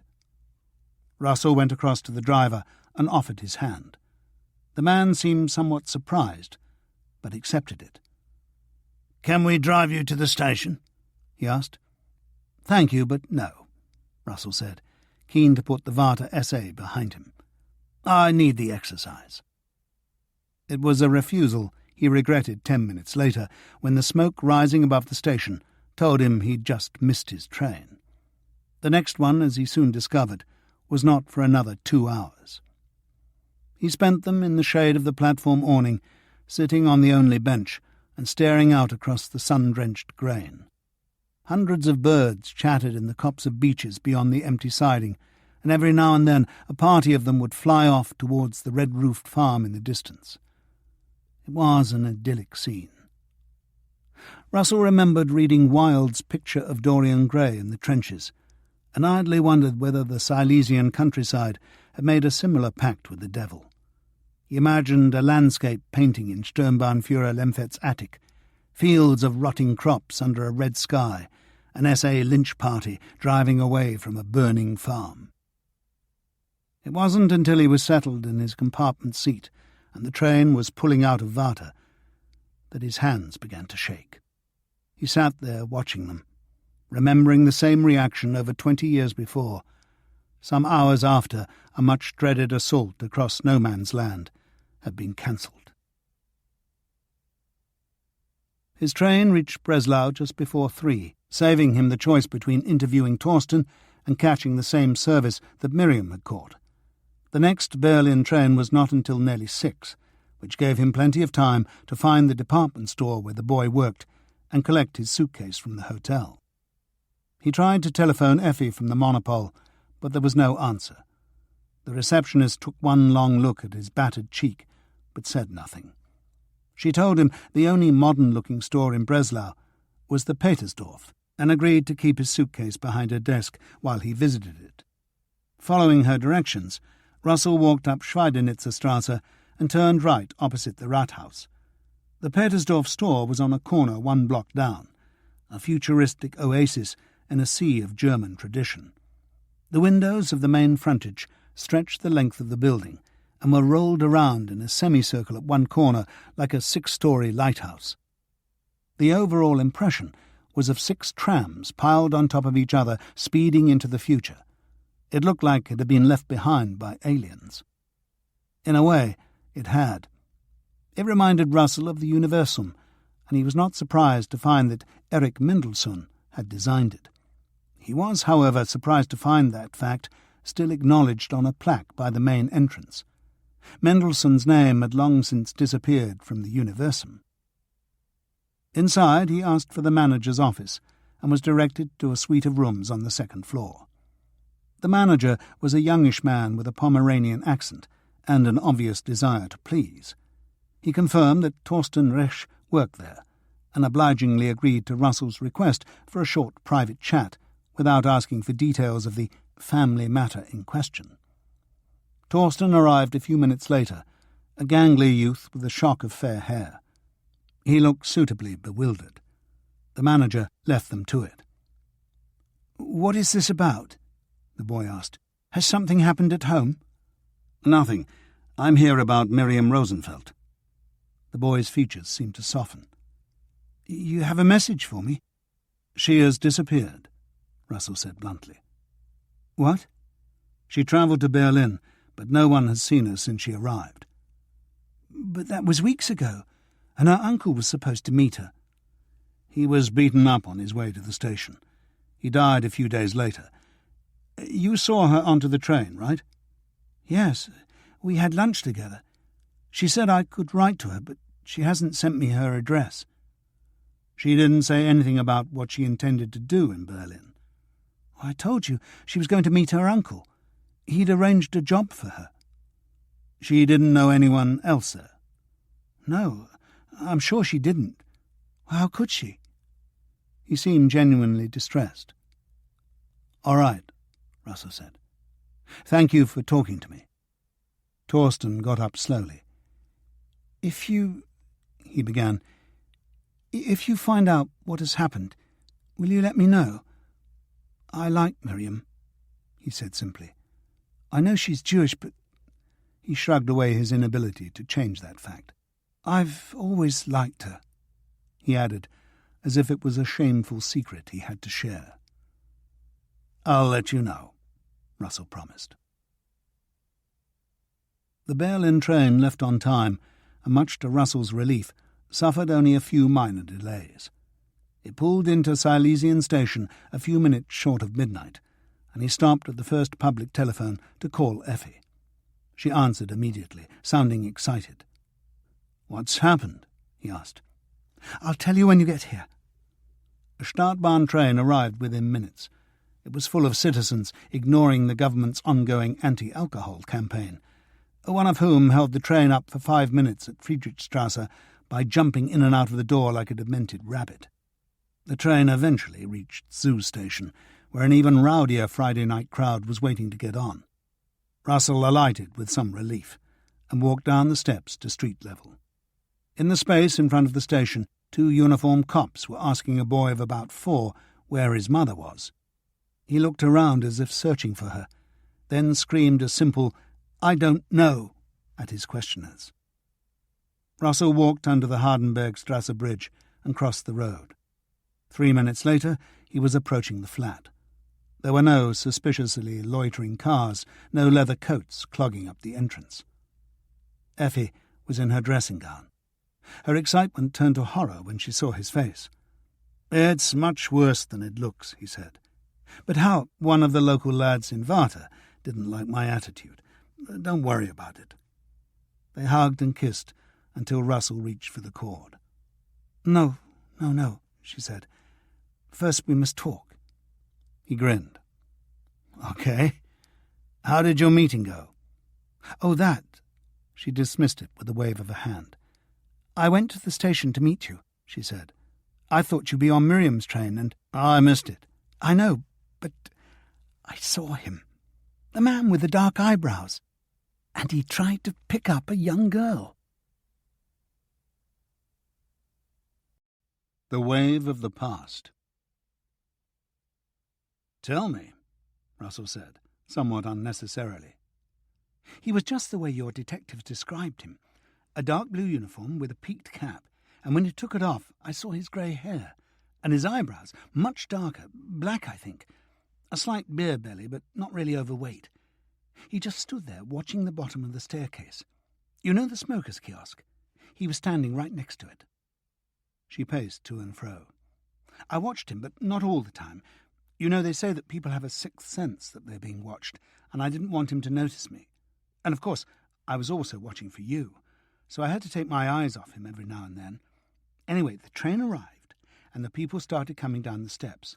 Quite a few of them, but not really a crowd. You could see each person.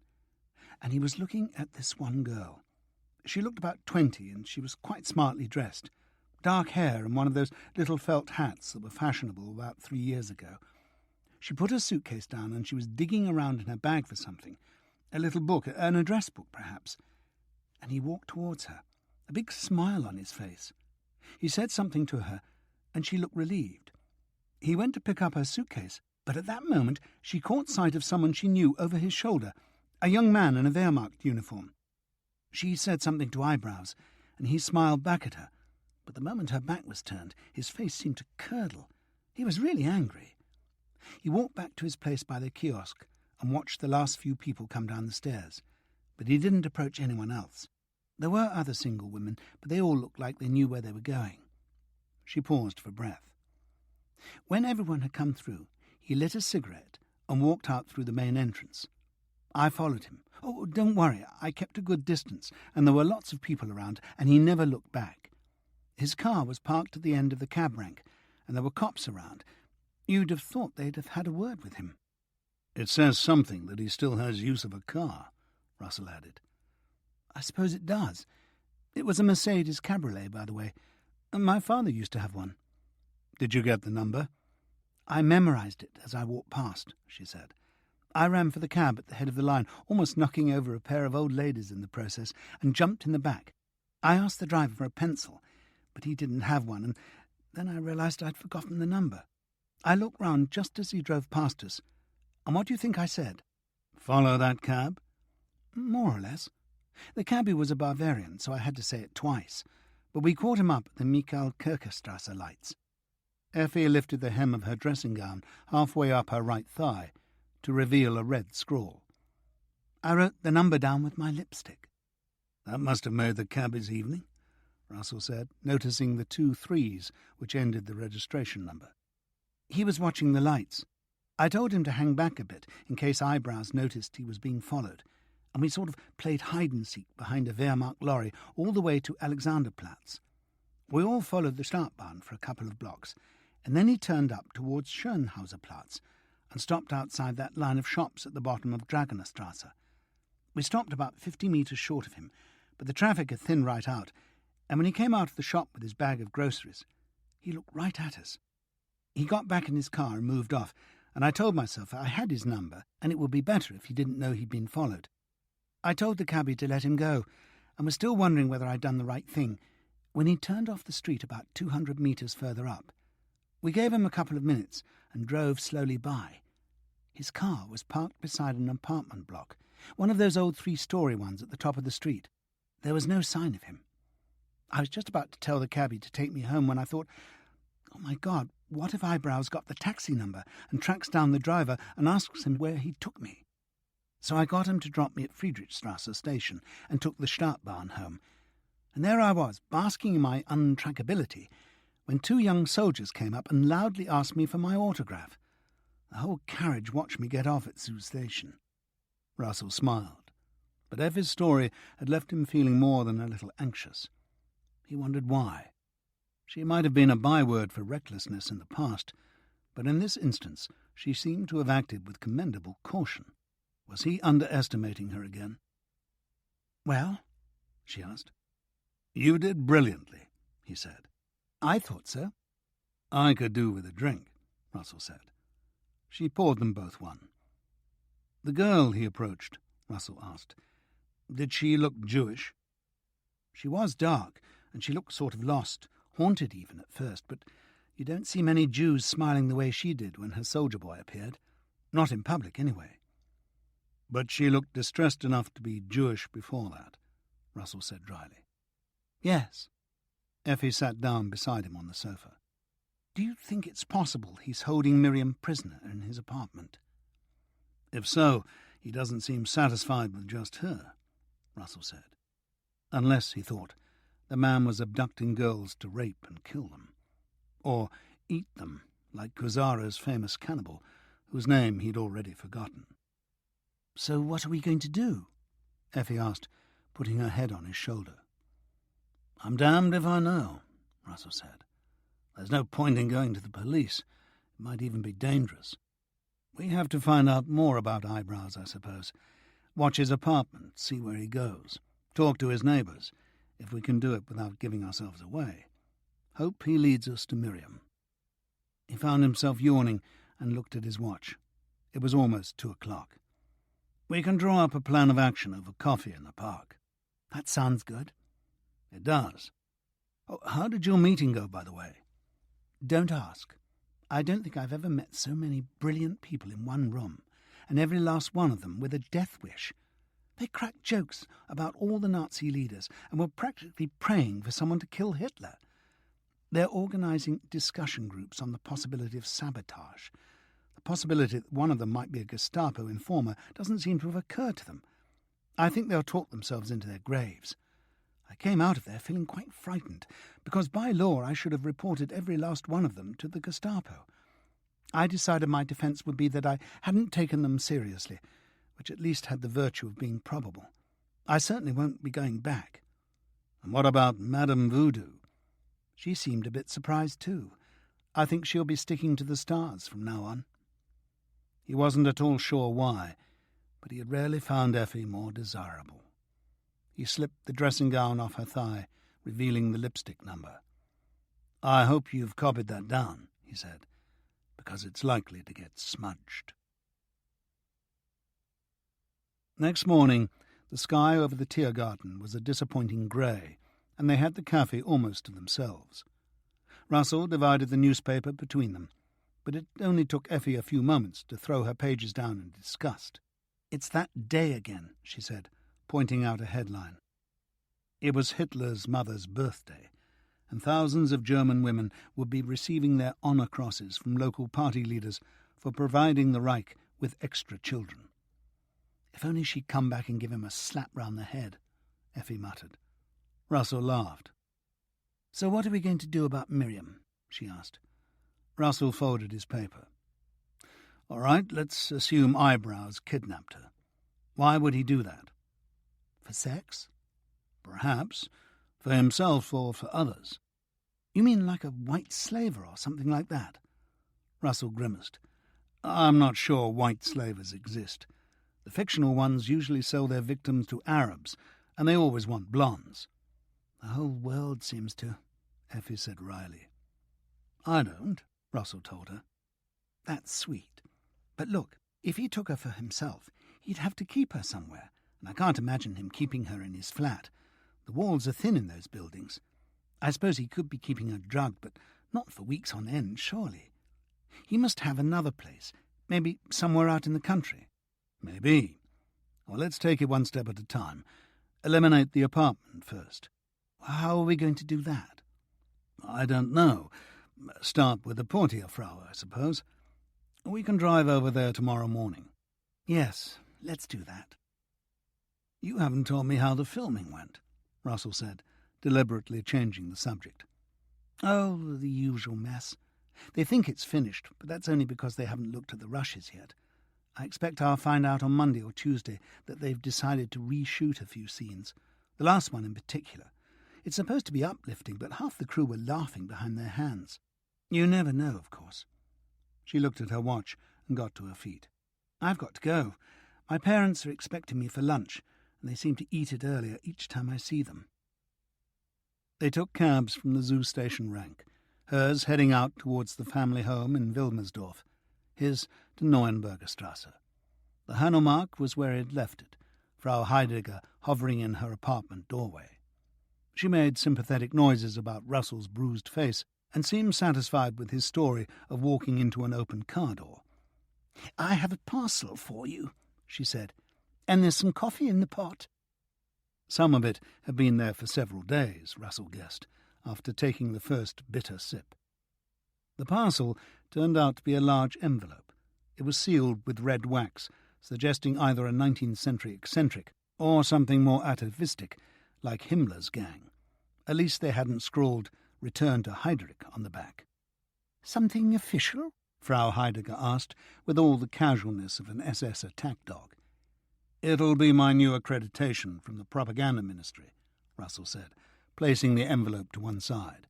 "They had to reissue it now I've become an American citizen," he added glibly. "How have you been?" Frau Heidegger was as well as could be expected, given the state of her knees. The doctor had told her to keep bending them, and now they were more painful than ever. Her brother was still frightening her with visions of Berlin under air attack, and one of her scat partners had heard that food rationing would be introduced the moment war broke out with England. She claimed that Dagmar's romantic entanglements were wearing her out, but she seemed to be enjoying them almost as much as Dagmar. Siggy had taken things a little too far the other evening, serenading her from the courtyard like some crazed Hanoverian Romeo. "I'm afraid he stood on the roof of your car, Herr Russell." But it had worked.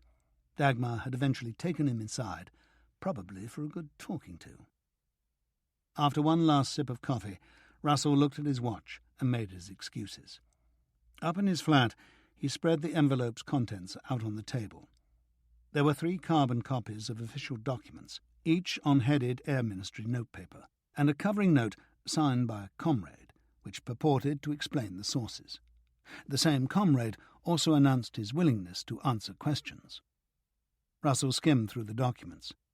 The first listed up-to-date production figures, current and projected, for the Stuka dive bomber. The second contained the minutes of a meeting held to discuss a new American bomb site. The third detailed the experimental fixing of supplementary fuel tanks to the Luftwaffe's longest-range bomber. This, the document's author explained, would extend the effective round-trip range of these bombers by approximately 500 miles. It was like one of those old parlour games where you had to guess which one of several stories was false. The last one, Russell decided. It was the only one of the 3 from which the Soviets could draw conclusions that were both vital and wrong. Everyone knew that Stalin was moving his industrial base eastwards, and here was something to help him decide how far he needed to move it. Russell reached for his atlas and checked the distances. If what the document said was true, then only catastrophic setbacks on the ground would render Soviet cities east of Gorky vulnerable to attack. Conclusion: the 500-mile figure was a lie, designed to discourage the Soviets from moving their industries still further east. A nice idea, Russell thought. And nicer still that the Soviets would know that the information was fake and take the appropriate steps. He grabbed a dusty sheet of paper from his typewriter, thought for a second, and scrawled "First Installment" across it. He put this in the envelope with everything else and sat for a moment staring at his flat. It was beginning to look like a place that nobody lived in, which was just about right. Waiting for sleep the previous night, he had again found himself thinking about asking Effi to marry him. The trouble was, one good reason for doing so was to give her the possibility of American citizenship, which might make practical sense, but certainly muddied the emotional waters. Russell wanted there to be only one reason for their marriage, the fact that they loved each other. Some hope, he murmured to himself. It was almost 12:30. After inspecting the Hanomag's roof for damage, he drove over to Grunewald. Paul was sitting on the wall at the end of the drive, still in his Jungfolk uniform. The boy's mouth dropped open when he saw his father's face. Russell managed to convince him that the damage was superficial, but detected a hint of scepticism when it came to the supposed accident. "Where are we going?" he asked, hoping to avert any questions. "We haven't been to the aquarium for a long time." They spent a couple of hours peering into illuminated tanks of varying sizes. The shoals of exotically coloured minnows glistened. The sharks gazed out of seemingly dead eyes. The anaconda refused, as usual, to unwind. After the porpoises had cheered them up, They sat outside with their ice creams and watched barges chug by on the Landwehr Canal. On their way home, Paul announced that there was no young folk meeting in 3 weeks' time. Could they go camping that weekend? Leave Saturday morning and come back Sunday? I don't see why not. Has your mother agreed? Not yet, but she will. I thought about asking Effi to come as well, but she doesn't seem the camping sort, really. No, just the two of us will be better, I think. I think so. Where do you want to go? Camping, I mean. Russell felt absurdly pleased that his son wanted to go camping with him. The Harz Mountains? The Harz Mountains it is. The sun finally broke through as they reached the house in Grunewald. Paul insisted on asking his mother about the camping while Russell was there, and Ilse agreed readily enough. He casually told her about his visit to Scheffler's tomb in Breslau, and rather to his surprise, saw a softness in her eyes which he hadn't seen for years. Her husband, Matthias, asked Russell in for a drink, but he declined, claiming, truly enough, that he was late for work. Half an hour later, he was parked outside the American embassy. He sat in the front seat for a while, examining the wide boulevard through windscreen and mirrors. But no one seemed to be loitering with the intent to spy. And what if they were, he asked himself. The Germans had all but ordered him to knock on the enemy's door. He took the SD's envelope from the passenger seat, got out, and walked swiftly down the pavement to the Soviet embassy. The letterbox was small, as if the Soviets were fearful of receiving too much information, and he had to force the envelope through. A few minutes later, he was joining Slaney in the Adlon bar. "I see you've stirred up some trouble in Silesia," was the American's first comment, his gaze fixed on Russell's bruise. "I couldn't find any trouble," Russell replied. He told Slaney about his search for alleged victims of Blachovka. "There's been another imaginary incident, then," the American said. "It's in there," he said, indicating the Beobachter, which Russell had been carrying around with him all day. "Hand it over." He leafed through the pages, found what he wanted, and passed it back. "Top right." The article was heavy on indignation, light on facts. The Polish police in Katowice, or Katowice as the Beobachter insisted on calling it, had frightfully mistreated 18 members of the German minority, beating them with rubber truncheons and twisting their limbs. The officers had been acting on direct orders from Warsaw and indirect orders from England. Russell laughed. "I can just see it," he said. "Chamberlain and Halifax plotting in the cabinet room. Why don't we get the Polish police in Katowice to twist the limbs of a few Germans? God, I don't suppose either of them has even heard of Katowice." "It's the 18 I like," Slaney said. "You can just imagine them trying to decide what number of victims the story can bear before it becomes completely unbelievable." "So there's no real news?" "Nothing to get excited about."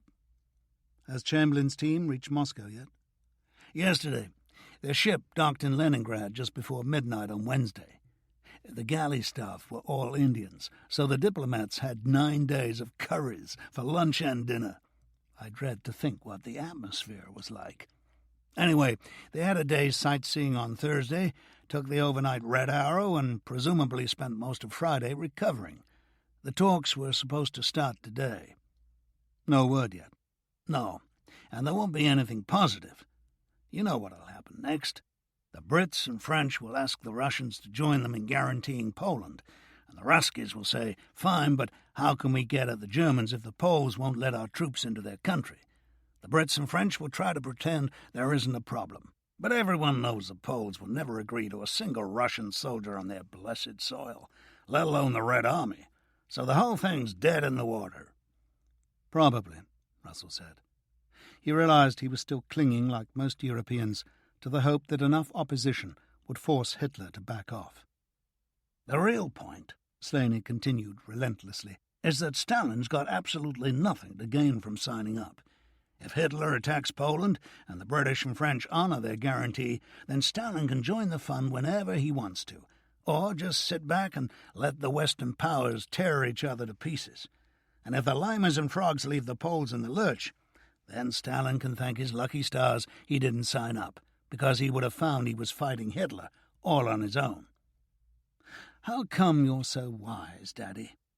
Beer must be good for the brain. Russell grinned at him. Fancy getting some food? I haven't eaten since breakfast. No thanks. I had a late lunch. Russell stopped off at the reception desk on his way to the restaurant. Like most of Berlin's foreign correspondents, he used the Adlon as a second business address, and there were 2 items waiting for him, a wire from Cummins and a plain envelope with his name on it. He opened the latter after ordering his meal. It contained everything he'd suggested to Wilhelm Insendahl, the group's latest leaflet, a covering letter and a typed article of around 1,000 words. Father of liars, the leaflet proclaimed, and proved its point with a string of extracts from Hitler's speeches. The article looked at first glance like a serious exposé of Nazi economic policies, but an Adlon restaurant heaving with Nazi uniforms didn't seem the place to read it. He turned to Cummins' wire, which was short and depressingly to the point. Pogrom Bratislava, August 11. Stop. First outside Germany. Stop. Suggest investigation soonest. Cummins. I'll be back in a minute, he told the waiter, who had just arrived with his wine. Making sure to take Isendahl's envelope with him, he walked back across to the bar. What do you know about a pogrom in Bratislava? He asked Slaney. Nothing. Has there been one?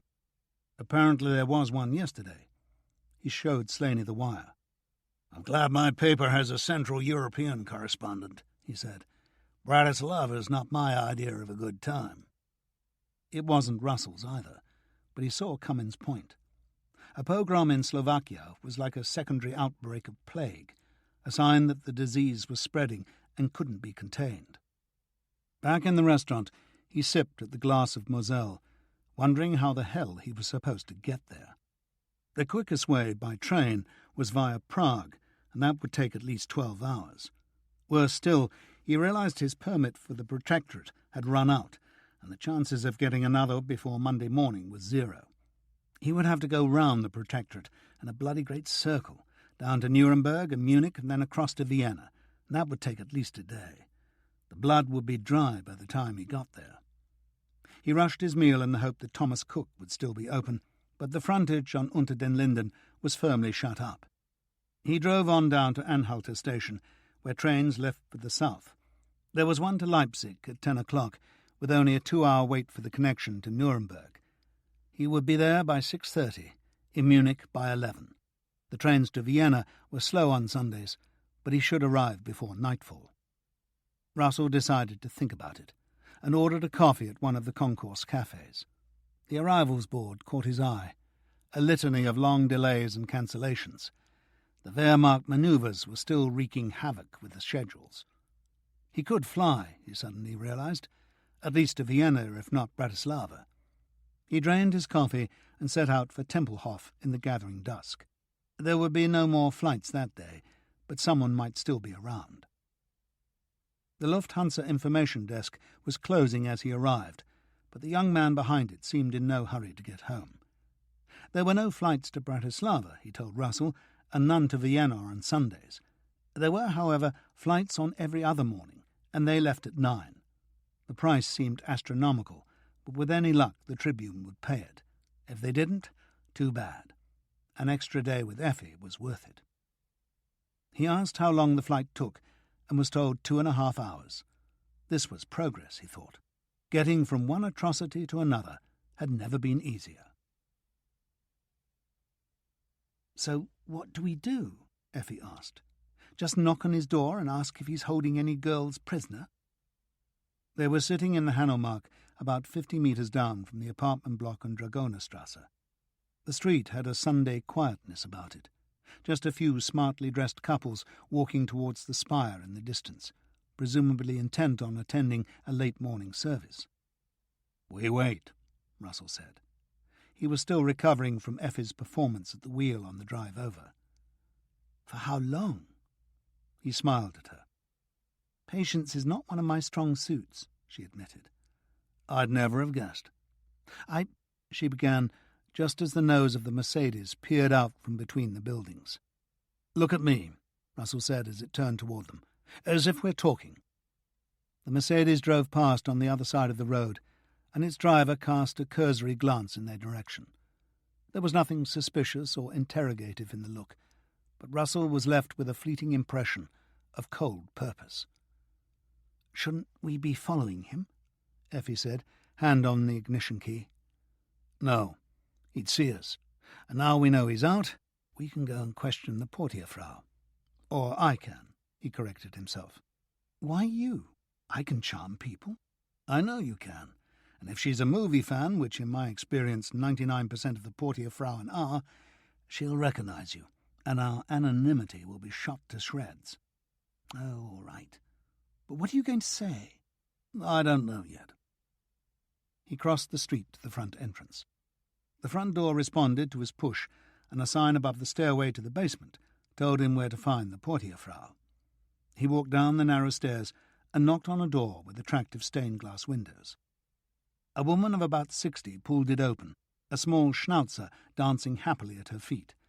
Beethoven was playing in the background, and the passage behind her was full of expensive-looking objets d'art. She shooed the dog back in and pulled the door shut behind her. "Good morning," Russell said with a smile. "I'm sorry to disturb you on a Sunday morning, but the local garage have told me that one of the tenants here owns a Mercedes cabriolet and that he might consider selling it. I'm wondering if you can tell me which apartment he occupies." "That would be Herr Drazen in number 5, but I'm afraid he's just gone out. I heard the automobile leave not 10 minutes ago." Russell looked suitably distressed. "That is a pity. I'm interested in buying a cabriolet for my mother to use," he explained, "and I was hoping to ask the owner, Herr Drazen, you say, if he was really interested in selling it. I don't suppose that any other members of his family are likely to be at home." "His family? Oh, Herr Drazen lives alone." "Excuse me for asking, but do you know him well?" "Not well, no. I do his cleaning for him once a week, but Herr Drazen is one of those men who keeps himself to himself." She seemed somewhat relieved by the thought. "He hasn't mentioned the idea of selling his car to you?"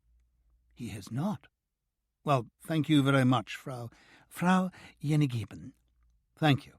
I may return on another day, but I have other cars to look at this afternoon, and it's possible that one of those may meet my needs." "Can I pass on your name to Herr Drazen?" "Of course. Bloch. Martin Bloch." Russell walked back up the stairs and across the street. "Well?" Effie demanded. "His name's Drazen. The Portierfrau cleans for him, so he can't be keeping any girls in his apartment. And I'd be surprised if he brings any women here. She's the sort who would disapprove, and she gave no hint of it. And his car's usually parked outside her back window." "What did you tell her?" "That I thought his Mercedes might be for sale. It was the best I could think of." "Clever." "That's me. So, this is where he comes when he fails to pick a girl up. We need to know where he goes when he succeeds." "We need to see him pick one up." "We do. Presumably he'll try again on Friday." "We don't know he only goes on Fridays," Effie protested. "All 3 sightings," Russell reminded her. She sighed. "It seems a long time to wait if Miriam's still in danger." "If she's still in danger. It's been 6 weeks now." "But this might be the week that matters." Russell looked at her. "What else can we do? If we start following him everywhere, he's bound to spot us. And when the right time comes, we need him not to recognise this car. We know there's no point in involving the police. And I'm off to Bratislava tomorrow for God knows how many days." "You'll be back by Friday, though." "I hope so." He left Effie half asleep in bed the following morning and drove across town to leave the Hanomag, at Siggy's mercy, in the Neuenberger Strasse courtyard. A tram from Hallischer's Tor got him to Tempelhof Field, where he posted Issendahl's envelope to himself at the Potsdam Post Restaurant. He had several ideas for getting article and leaflet out of the country, but carrying them across the border between Vienna and Bratislava was not one of them. The aeroplane looked similar to the one which had carried him, Sarah and the children to London earlier that year, but Paul was not around to confirm the name and number or to volunteer a raft of technical specifications. There seemed more seats than before, and the air hostess busy dispensing twists of cotton wool to his fellow passengers, was noticeably prettier. The aeroplane took off on time, rising over Wilmersdorf and Grunewald, before veering round to the south. The pilot straightened her out at about 2,000 metres, and the parched Saxon fields spread out beneath them. The sky was clear in all directions, and as they passed over Dresden, the peaks of the Erzgebirge were clearly visible up ahead. Around 10:30, Prague appeared to their right, nestling in the silver bend of the Vltava. It looked serene and peaceful, as most places did from a kilometre up. Another hour and Vienna was visible across the wider ribbon of the Danube. As their plane taxied to a halt, the clock on the single-storey aerodrome building read exactly 11:30. Once inside, Russell asked for the quickest way of reaching Bratislava. "You mean Pressburg?" the young German at the desk responded. "I mean the town that used to be called Pressburg," Russell agreed. Until 1918, most of Slovakia had been ruled from Vienna. There were several options, the young man told him curtly. He could take the gratis automobile into Vienna and take a train back out again.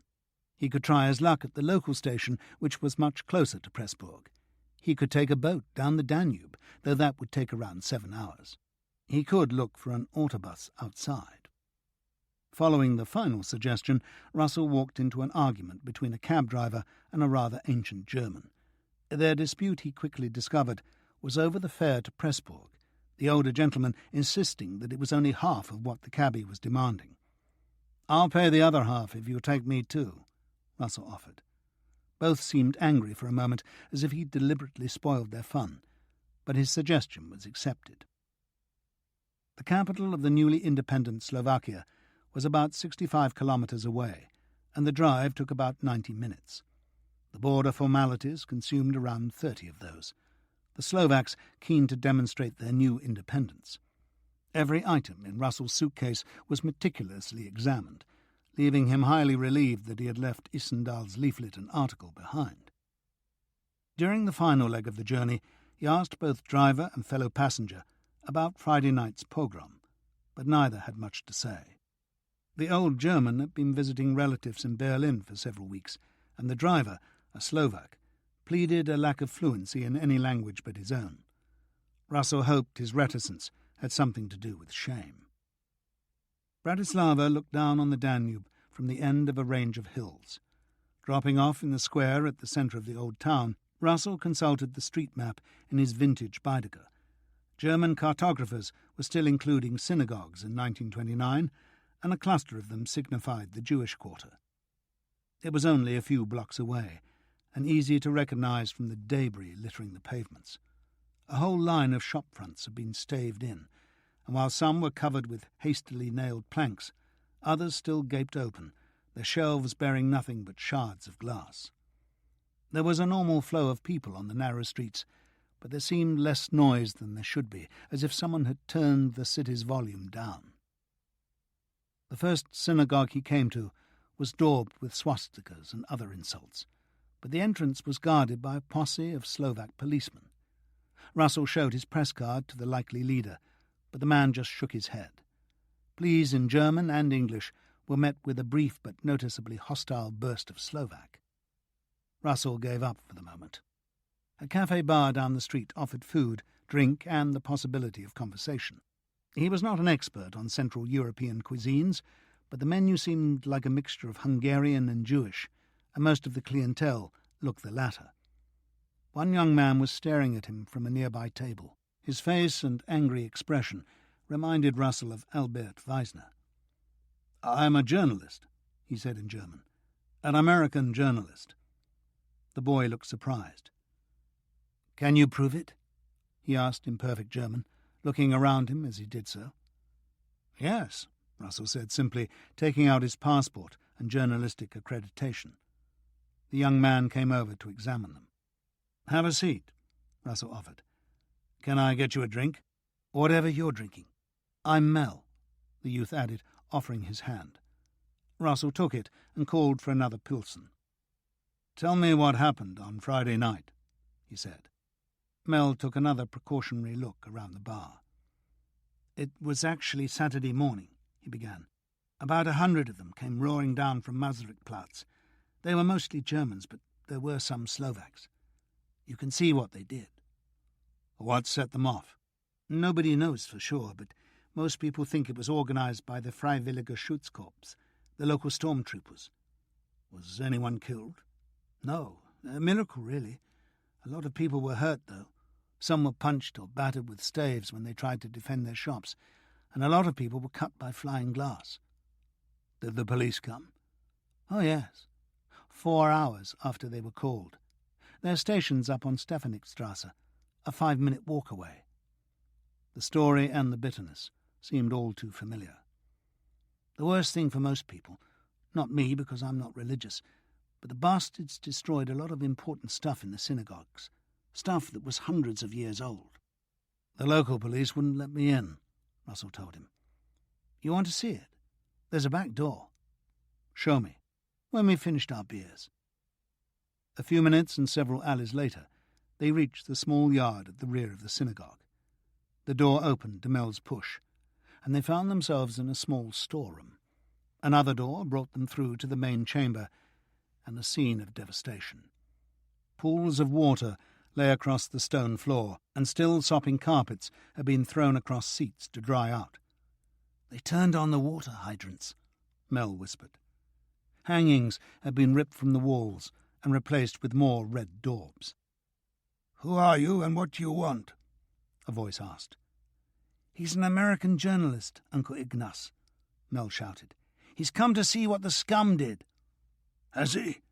Then bring him over here." Uncle Ignace was leaning over a desk that contained several scrolls of scripture. All were torn and some were stained. "They defecated on the Torah scrolls," he said. "They squatted over them and they forced their shit out with their hatred." "Did they steal the ornaments?" Russell asked, remembering Kristallnacht. "Oh, yes. They took everything that glittered. But these are what matters." The man almost cried, looking down at the scrolls. Back on the street, Russell thanked his young guide and headed for the town centre. A lone policeman gave him directions to the Freiwilliger Schutzkorps headquarters, which were down near the port. 2 Slovaks gave him further help en route, both with expressions of surprise at his choice of destination. Reaching the flag-bedecked warehouse-turned-barracks, he was told that the local leader was in Vienna for a conference. One of his deputies, a young dark-haired German with blue eyes, was happy to explain the recent outrage. Friday's violence, he claimed, had been provoked by an attack on 2 of his men. A gang of Jews had fallen upon them in the ghetto and beaten them very badly. Could Russell speak to these men? The young German regretted that would not be possible. Russell went in search of a hotel. The Central, an elegant old pile at the bottom of Stefanikstrasse, seemed both adequate and eager for his custom. The German officers all stayed at the Savoy Carlton, the manager remarked after seeing his passport, and the German presence had discouraged other foreigners from visiting the new country. Russell asked whether any other foreign journalists had come to investigate Friday's events. "Only one stayed here," the manager said, "and only for one night," he added, handing Russell his key. His room overlooked the street, with a chair and table placed by the window. He spent the next hour writing up his story, and hoped that Cummins would think it worth the expense. He could have written most of it in Berlin, but his description of the flooded synagogue and soiled scrolls had added an extra dimension. Where were the boys from Pathé News when you needed them? He reached the post office a few minutes before closing and persuaded the clerk he had time to wire the story off. That done, he walked down to the Danube in search of a restaurant with a river view. As he waited for his food, he read through that morning's Beobachter, which he had earlier abandoned in favour of the Times. Only one story caught his eye. A renowned German economist, interviewed by the paper, claimed that recent border changes had resulted in the Poles having too much coal. "The nation which needs coal most is entitled to it," the professor noted, leaving little room for doubt as to which nation that was. It was an interesting argument, Russell thought. He imagined Africa laying claim to East Prussia's farmlands on similar grounds. Surely they needed the grain more than the Germans did. He should have been collecting stories like this, he told himself. There had been enough of them over the years, and once Hitler and his thugs were confined to history, no one would believe the Alice in Wonderland aspects of the world they had spawned. If they ever were confined to history. He had always assumed that they would be. When and how were the questions which mattered. But were he and the old Marxist inside him kidding themselves? Perhaps a rolling program of conquests could keep economic logic at bay, like a locomotive consuming the carriages it pulled. So much insanity, and here he was, eating a lovely meal, enjoying a beautiful view.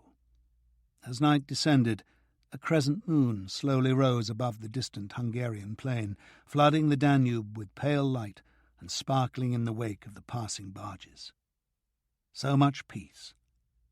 Until a convoy of lorries, their headlights blazing, rumbled up to the bridge on the German side of the river. There they stopped, and soon small fires were burning by the riverbank. Groups of men gathered around them. War was coming, but not tonight. He was woken next morning by a smiling young bellboy with a wire in hand. His story had reached San Francisco, and here was the grateful reply. "Report from Warsaw, soonest." He groaned, and the bellboy looked as sympathetic as anyone could, with a palm outstretched. Russell gave him the only coin he could find, got dressed, and went in search of a newspaper. The local German paper offered some explanation for Cummins' request. Late on Monday, the German authorities had closed the Silesian frontier in the Beuthen area and cut off all local telephone communications. This, the newspaper said, was in response to the terrible events in Katowice. That was it. No mention of a Polish response or of wider implications. It could be another storm in a teacup. It could be the first shots of a second Great War. Warsaw did seem a good place to find out. But how to get there? According to the hotel manager, the only passenger flights from Bratislava's tiny aerodrome went to Prague, so it had to be the train, at least to begin with.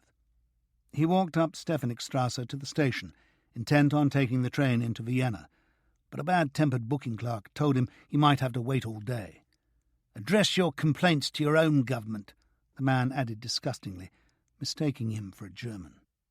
Russell put him right, and asked if there were through trains to Poland. "Who knows? If you take the Poprad train to Žilina Junction, you may be able to reach Teschen, or even Nowy Targ. The Germans are running their military trains as if this was their own country, and they tell us nothing." A mystery tour through the Slovakian backwoods had limited appeal, but what choice did he have? He bought a through ticket to Krakow and went in search of the Poprad train. It was waiting on the far platform and rapidly filling up. In the yard beyond, a troop train was waiting for a locomotive, soldiers sitting in the boxcar doorways, swinging their legs like bored children.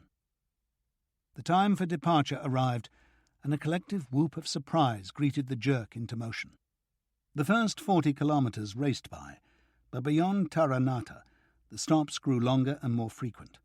Time after time, their train was held in a refuge siding for military trains to pass, those heading north with troops and equipment, those heading south to pick up more.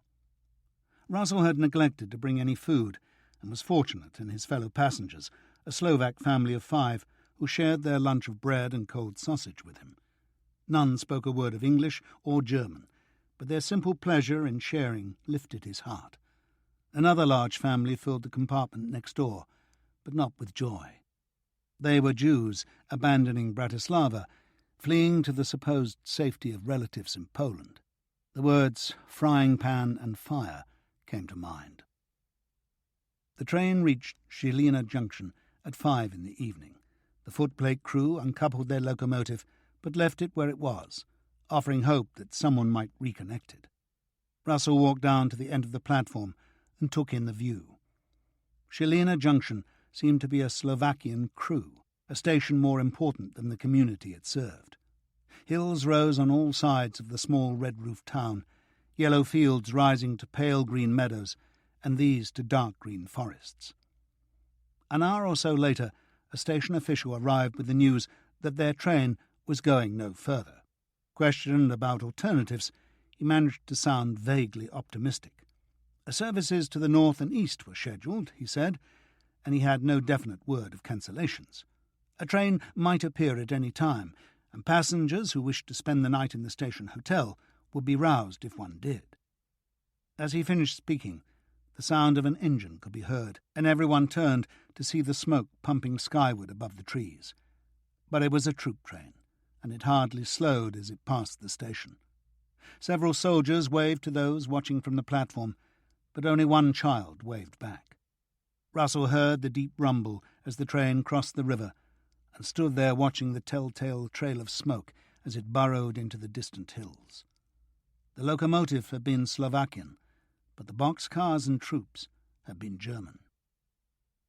By the time he arrived at the station hotel, all the beds had been let several times over. There were other hostels in the town, but it seemed wiser to stay within sight and sound of the trains. A bowl of stew and 2 pilsens later, he walked back across to the station, only to find that every square metre of the waiting room had already been colonised. It was still warm, so he stretched out on a bench in the open and watched the darkening sky reveal its stars. Around 10, another troop train steamed in from the south, but this one took the line heading east towards Poprad. If the Germans were sending troops to every border crossing between Slovakia and Poland, Russell realised, the chances of civilians getting across seemed depressingly remote. He had a horrible feeling his next journey would be back to Bratislava. He tried to sleep, but only managed the occasional doze before the hard awkwardness of the bench woke him up again. A marked drop in the temperature compounded his discomfort.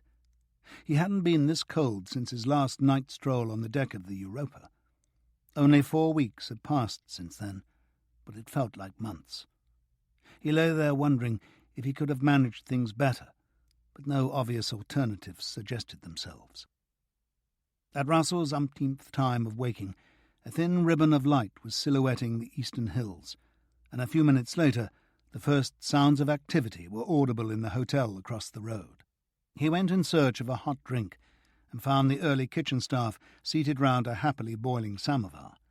His American status gained him a warm welcome, a large mug of tea, and as much bread and jam as he could eat. One grey-haired old Slovak had a smattering of German, and his summary of local opinion was short and to the point. The Germans were even worse than the Czechs, and the Slovaks just wished they would all bugger off. If he was 30 years younger, he would get the hell out of Europe as soon as he could and head for New Zealand. He didn't know much about the place, but it had hills and sheep, and it was a wonderfully long way from anywhere else. The sound of an arriving train penetrated the hotel kitchen. It was the Orava Valley train sent on from Kralovany, with some stranded southbound passengers. The Šilina Junction night shift, a pair of middle-aged Slovaks with cheery smiles and not much else, seemed bemused by the train's appearance off its usual route, and were unprepared to forecast its future movements. The locomotive driver, on the other hand, was quite sure where he was going, and that was back where he had come from. And yes, he told Russell, the Orava Valley route into Poland was open, or at least it had been on the previous afternoon. The tank locomotive ran round its train, took on water, and backed onto the other end of the 3 wooden coaches. Russell decided he might just as well be stranded high in the mountains as where he was, particularly when the chances of returning to Bratislava seemed so remote. And there was always the chance the border would still be open. He took his seat and watched as others arrived from the station hotel. The Jewish family from Bratislava brought up the rear, laden with belongings and sleeping infants. The little train set off at a sedate pace, and only changed speed thereafter when a particularly steep gradient slowed it still further. The sun slid down the valley sides and was sparkling on the river when they reached Kralovany, soon after 8. German troops milled round boxcars in the nearby sidings and a line of vehicles in the station yard, causing Russell to fear further delays. But their train only stopped for a few minutes before setting out on its usual run to Shukahora. The Orava Valley was more dramatic, slopes soaring on either side of the tracks as they climbed towards Poland. The border, much to Russell's relief, was open. He and his fellow travellers walked past an untended hut on the Slovak side and along a pair of rusted tracks toward a small modern building on the Polish side. Inside, a couple of young soldiers with antique-looking rifles looked on as a single customs officer meticulously examined and stamped each arrival's passport. His entry granted, Russell stood outside the waiting Polish train and admired the view of the Tatra Mountains rising like a wall into the southern sky. The train left with admirable promptness and rattled down through the pines to the junction at Norvetag. A connection arrived from Zakopane half an hour later and spent the next 3 hours twisting and turning its way out of the foothills, reaching Krakow's Ploszów station soon after 2. Russell had spent the final hour of this journey dreaming of a slap-up lunch in Krakow's Rynek Główny, but the imminent departure of the day's last Lux-Torpeda Express to Warsaw changed his mind. He bought some Polish currency at the station bureau de change and climbed aboard. Advancing to the restaurant car, he was relieved to find a long and mouth-watering menu. After his last few trains, this one seemed to fly along, as if its wheels were barely touching the rails. 1 hour to Kielce, another to Radom, and they were sweeping down onto the plain of the Vistula. As the wide, sluggish river appeared on their right, a long line of barges struggling downstream, the locomotive whistled a welcome to the outskirts of the Polish capital. 10 minutes later, it was hissing to a halt in Central Station. Russell had not been to Warsaw since 1924, and then only for a night. He and Ilse had been travelling from Moscow to Berlin, and in the manner of those times had spent the night on a comrade's floor. He did, however, remember a recent conversation with a German journalist just back from the city. There were 2 good hotels, the Europejski, which prided itself on being the most expensive in Europe, and the Bristol, which was cheaper and better. The Bristol was full to the brim. Russell walked on to the Europejski, reasoning that his enforced frugality at Żelina Junction more than made up for a touch of extravagance in Warsaw. There were rooms available. He looked at 3 of them, realized they weren't going to get any better, and took the third, a vast space under a distant ceiling with windows overlooking the inner courtyard. The bath was stained an attractive green, the toilet a complementary brown. Flies had drawn intricate patterns on the huge gold-frame mirror with their own waste. The furniture and fittings had been at their peak a century earlier, but at least the bed was softer than the bench at Żelina Junction. Too soft, in fact. As Russell stretched out, the mattress curled round him like a frankfurter roll. He lay there for several moments, laughing like a lunatic. In the bathroom, the water coughed, spat and coughed again, before finally running hot. Working on the assumption that the miracle might not repeat itself, Russell shaved, washed his hair, and took a long and very pleasant bath. By the time he emerged, the light outside was fading, and ominous noises from the courtyard below suggested an orchestra in the process of tuning up. The Europejski's restaurant had a higher reputation than its rooms. He walked downstairs and found a table in the open courtyard, just as the band swung into a better-than-expected version of Louis Armstrong's Potato Head Blues. Not the sort of music you could hear in Germany anymore. And sitting there in the warm Warsaw evening, working his way through a very acceptable bottle of French wine, he realized how much he had missed it these past few years. His fellow diners, most of whom looked like rich Poles, seemed to take it all for granted. There was nothing in their faces or behaviour to suggest that a war might be imminent. Every now and then another couple would wend their way between the tables to the small dance floor in front of the orchestra and glide around the floor in each other's arms, as if life was just a happy procession of songs. After dinner, Russell went rather reluctantly in search of his fellow journalists. In the Bristol bar he found a clutch of Brits earnestly debating the coming football season with one bemused American, and pulled the latter aside. Connie Goldstein was an Irish Jew from New York City who had spent most of the 1930s tracking the rise of anti-Semitism in Central and Eastern Europe. He was a good journalist and an even better writer, but the big agencies he freelanced for were always begging him to write about something else for a change. Russell had known him quite well during Hitler's early years in power, but the Americans' reporting of the Nuremberg laws had got him expelled from Germany, and they hadn't met again until the previous month, when Goldstein had joined the Europa at Southampton on its voyage to New York. "You're back, then," Russell said, as they waited to be served at the bar. "For the last time, I expect," Goldstein said. "The proverbial's about to hit the fan." "Why Warsaw?" "I don't know, really. It feels almost voyeuristic, like watching a bull in its pen before it goes out to die." "Nice." Goldstein grimaced. "You think that's strange? I've been in Lublin the last few days, visiting some long-lost relatives. They live in a large block of flats in the Jewish quarter, and I made a list of everyone in the block. I took down their names and ages. 87 people, all of them Jews." "Why?"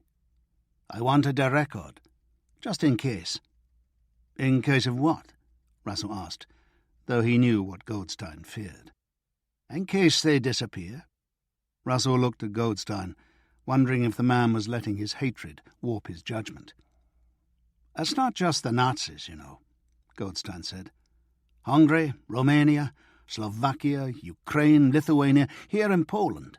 If the Nazis start murdering Jews, they'll have plenty of helpers." "No doubt about that." "And think about Poland. The Nazis inherited about 500,000 German Jews, and 6 years later they still got 200,000. If there's a war with Poland, they'll win it, and then they'll have 3 million more Jews to deal with. Where will they send them?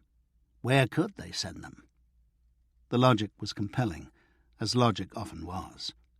If Goldstein was right, they were heading into something like hell, and Russell felt more than a little reluctant to accept the inevitability of such a denouement. He clutched for a straw. "I don't suppose the Germans have reopened the Beuthen frontier?" "No, and the Poles have shut down the entire Silesian frontier in retaliation." "Wonderful.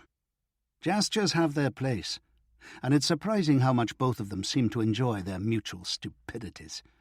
You've heard about the latest postal row?" "No." Russell explained that he'd been out of touch for 48 hours. "Ah, well, that idiot Frick has ruled that Polish addresses on letters originating in Germany have to be spelt in the German way, or they won't be allowed out. The Poles have retaliated by saying that all letters with such spelling will simply be returned to the sender, so no one will get any mail from Germany." "When's the next press briefing?" "They're at 10 every morning at the Foreign Office press department. It's on the other side of the square, but don't expect to learn anything new." "I don't suppose there's any good news from Moscow?" "Only bad. The talks with the British and French have been adjourned, and they won't be resumed until the Poles agree to the presence of Soviet troops, which no one believes they will. Everyone's expecting some hapless British or French diplomat to arrive here in the next day or so and be told as much by the government. Meantime, rumour has it that the Germans are pushing really hard for a non-aggression pact and receiving more than a little encouragement. Ribbentrop's just waiting for an invitation to Moscow." Goldstein looked at his watch.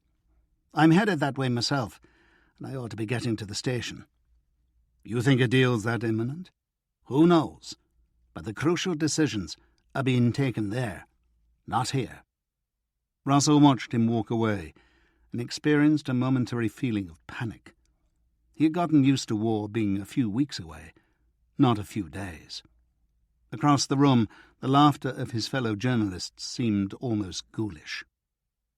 Abandoning his drink, he strode the short distance to Pisulki Square in search of what? People who hadn't yet heard the bad news, or showed no sign that they had? They were there, all right. The prostitutes lingering by the ornate lampposts, the droshky drivers dozing on their seats behind shuffling horses. A couple walked across in front of him, the young man full of enthusiasm for something, the girl sharing it with her smile. Lambs to the slaughter. Russell trudged back to the Europejski and took the lift up to his floor. The band in the courtyard below was playing loud enough to keep Europe awake, and the small dance floor was a scrum of swaying bodies. He undressed and lay on the bed, enjoying the cool breeze and the joyous blaring of the horn section. Sleep seemed unlikely, but he woke a few hours later, sweat streaming off his body. He had dreamt that the walls were closing in, but it was only the mattress. Over breakfast the next morning, Russell needed a few moments to work out which day it was. Thursday, which gave him less than 36 hours to get back to Berlin for his appointment at Silesian station. In Pitsulski Square, the droshky drivers were standing around smoking, the prostitutes nowhere to be seen. The Foreign Ministry press briefing was well attended and as uninformative as Goldstein had predicted. A silver-haired Pole wearing spats and a wingtip collar obligingly invited questions about his country's willingness to allow Soviet troops on her soil, then suavely refused to answer them. The only point of substance was provided by another official, who gravely announced that the Foreign Press Corps would shortly be issued with gas masks. Russell was still digesting this piece of news when an incongruous sight met his eyes. As he descended the steps outside, a troop of Polish cavalry clip-clopped into the square, pennants fluttering from their lances, scabbards and helmets glinting in the morning sunshine. And all courtesy of H.G. Wells' time machine, Russell mused, as the troop trotted off towards the old royal palace. "The wave of the past," a familiar voice said behind him, precisely echoing his thought. It was Yevgeny Shishepkin, the man who had knocked on his Danzig hotel room in the opening hours of 1939 and lit the fuse of his reluctant espionage career. Shishepkin was wearing a light cotton suit, open shirt, and what seemed rather smart-looking shoes for a Soviet agent. His face looked gaunter, but the grey hair was more luxuriant, perhaps in compensation. Russell smiled at the Russian. "I thought I'd seen the last of you." Shishepkin smirked, as if mere survival was a major accomplishment. In his case, it probably was, Russell thought. "A walk in the park?" the Russian suggested, indicating the entrance to the Saxon gardens at the side of the palace. "Why not?" They strolled in silence to the gateway, as if conversation in the open was forbidden. "I don't suppose this is a chance encounter," Russell said as they passed through. "Well, yes and no. Our being in Warsaw at the same time is a matter of chance. But the meeting had already been decided on, and once one of our people at the Europejski had reported your arrival—" "It must be fate," Russell said wryly. "So why do we need a meeting?" Moscow has decided that using the legation in Berlin smacks of amateurism, and they want to convince the Germans that they are taking your deliveries really seriously. So, you and I will be meeting outside Germany on a regular basis. Your new job offers ample justification for such trips." It did, but such an arrangement would involve Russell in carrying supposedly secret information across the German border. Hauptsturmführer Herth would be party to the arrangement, of course, but the border authorities would not be. Did that really matter? Or was he still sweating over the experience in March, when his last Soviet contact had planted incriminating material in his suitcase? Whatever happened to Comrade Bushkaya? He wondered out loud. Shishepkin made a face. Irina. She was very keen. Her plot against you was all her own." "She was very keen?" "I'm afraid so." "What happened?" Shishepkin shrugged. "She was found guilty of working for a foreign power, and I assume executed." Russell pictured her exasperated expression, and remembered her telling him he would have the satisfaction of supporting world socialism in the struggle against fascism. He wondered what she'd been thinking when they led her down the last corridor in the bowels of the Lubyanka, that someone had made a mistake. "You seem to have gotten yourself into something of a bind," Shishepkin observed, as they passed a series of Baroque statues symbolizing the human virtues. "Blackmailed into working for the Gestapo and turning to us for assistance." "Turning to you with a mutually beneficial suggestion," Russell corrected him. "And if Borshkaya hadn't tried to betray me, the Nazis would never have known there was anything to blackmail me for." "True. How did you talk yourself out of that, by the way? Comrade Bushkaya assumed it was dumb luck. It had been, in part, but Russell was reluctant to admit as much. He told the Russian the whole story, up to and including the donation of his Soviet fee to a German official as a wedding present. I'm probably the only man who ever bribed his way into Nazi Germany. Not a pleasant epitaph, Shishepkin muttered. They stopped in the shade of an old water tower, the first one in Warsaw according to the accompanying plaque. It had been built by Marconi in 1850, when the city had still belonged to the Russia of the Tsars. The questions for your fake German spy are waiting in Moscow, Shishepkin said casually, as if all Russell needed to do was to nip round and collect them. Moscow? You don't expect me to spend days travelling there and back for a couple of pages. If the post's good enough for Heydrich, why isn't it good enough for Beria? Shishepkin grinned at that, but persevered. They also want to talk to you. About what? That's for them to tell you. But look, as a journalist, you should be there in any case.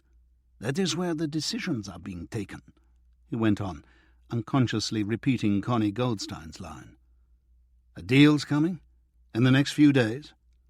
Nothing is 100% certain, you understand, but if you travel to Moscow, I think I can guarantee you, what do you call it in English? A scoop. That's the word. A scoop, he repeated, enjoying the sound of it. He's really going to do it? Sign a pact with the devil? Shishepkin sighed. It will buy us time, though I agree it will be hard to explain. Ah, go on. If you can get away with calling collectivization and 5 million dead an advance towards socialism, then a pact with the devil should be a piece of cake. Shishepkin stopped and looked at him, a strange look on his face. You know, I never realized before just how angry you are. Aren't you? When we met in 1924, is this where you hoped we would be 15 years later?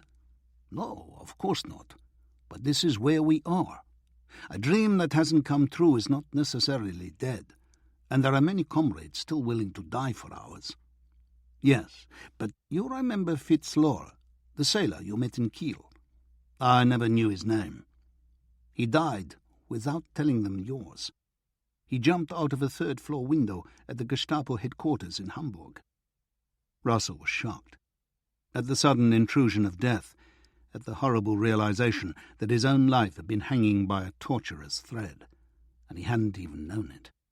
When? He asked. In May, I think. Perhaps early June.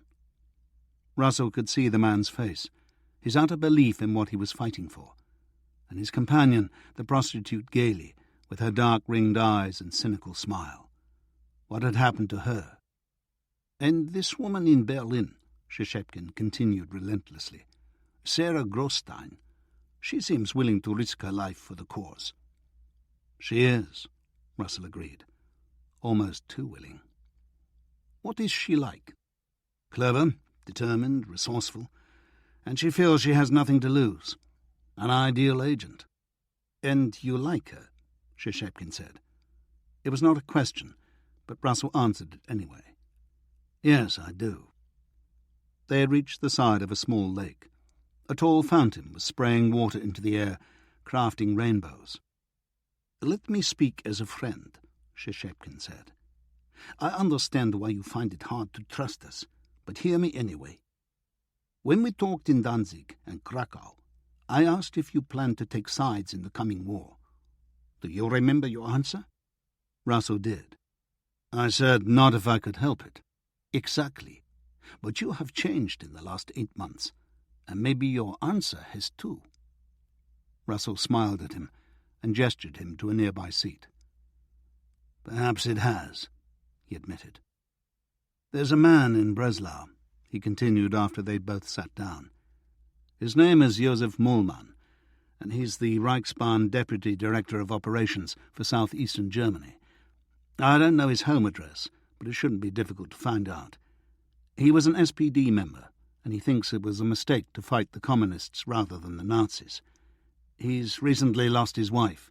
He's lonely and he drinks too much. I think he's in a position to give you advance warning of any invasion, and I think he will if you approach him in the right way." Shishepkin was staring intently at him, his lower lip glistening slightly. "How did you meet this man?" "By accident," Russell lied. This didn't seem the moment to explain his connections to American intelligence. "I could be wrong about him, but I don't think so." Shishepkin massaged his chin with the fingers of his left hand. "Perhaps you could approach him?" "No, it needs to be a fellow German, one who'll convince him that betrayal is the only way to save their country." Shishepkin thought about this. "You are right," he said at last. He turned to face Russell. "So, can I persuade you to visit Moscow?" Russell held his gaze. "Let me ask you something. As a friend, can you guarantee my safety? That I won't be arrested and shipped off to Siberia for thwarting Comrade Bushkaya's little plot?" "Of course. For one thing, you are a well-known journalist. For another, you are useful to us, and have just proved as much. Why would anyone wish to send you to Siberia?" It fell somewhat short of a guarantee, but it made sense, of a sort. And Moscow did seem like the place for an East European correspondent to be at this moment in history. Russell sighed at the thought of another endless train journey. "All right," he said, "since you asked so nicely." Shishepkin delved into his inside pocket and brought out some papers. "Your ticket and your visa. The train leaves at 2. As it rumbled across the Vistula Bridge, Russell stretched out in his first-class compartment and went back over the conversation, wondering at the skill with which Shishepkin had manipulated him. The sort of apology for Bushkaya's betrayal. Regrettable, of course, but these things happened, and one could hardly criticize over-enthusiasm, particularly when the person responsible had just been shot. The touch of flattery, encouraging him to relate his own resourcefulness at the Czech border, and the tugs at his conscience, provided by the dead Fritz Lohr and the living Sarah Grostein, made more compelling by what sounded, and perhaps even was, a genuine plea for help. There had even been an appeal to his journalistic greed.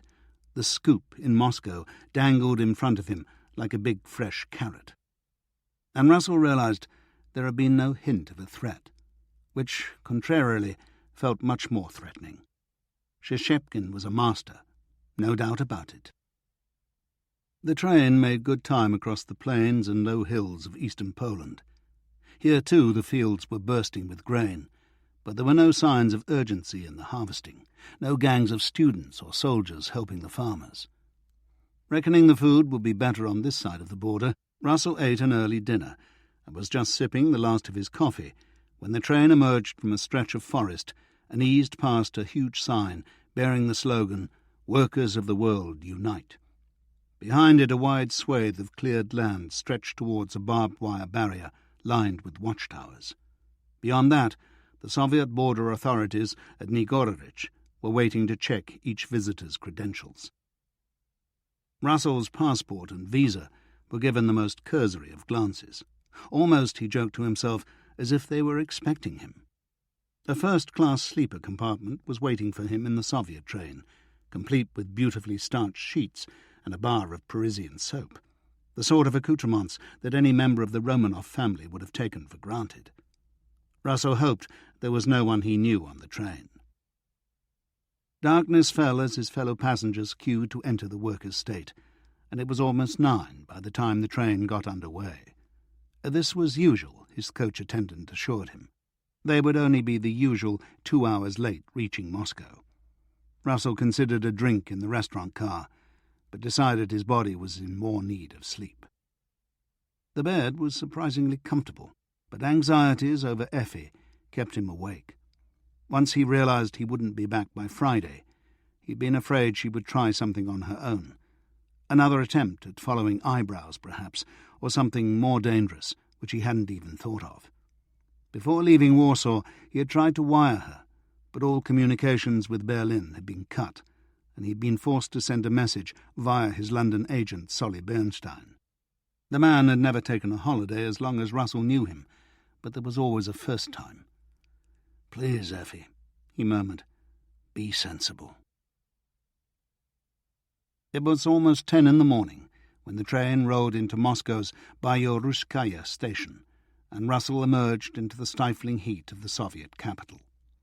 He was looking forward to a first ride on Moscow's famous new metro, but a uniformed NKVD driver was waiting for him at the platform entrance, eyes shifting to and fro between the arriving passengers and the photograph he held in one hand.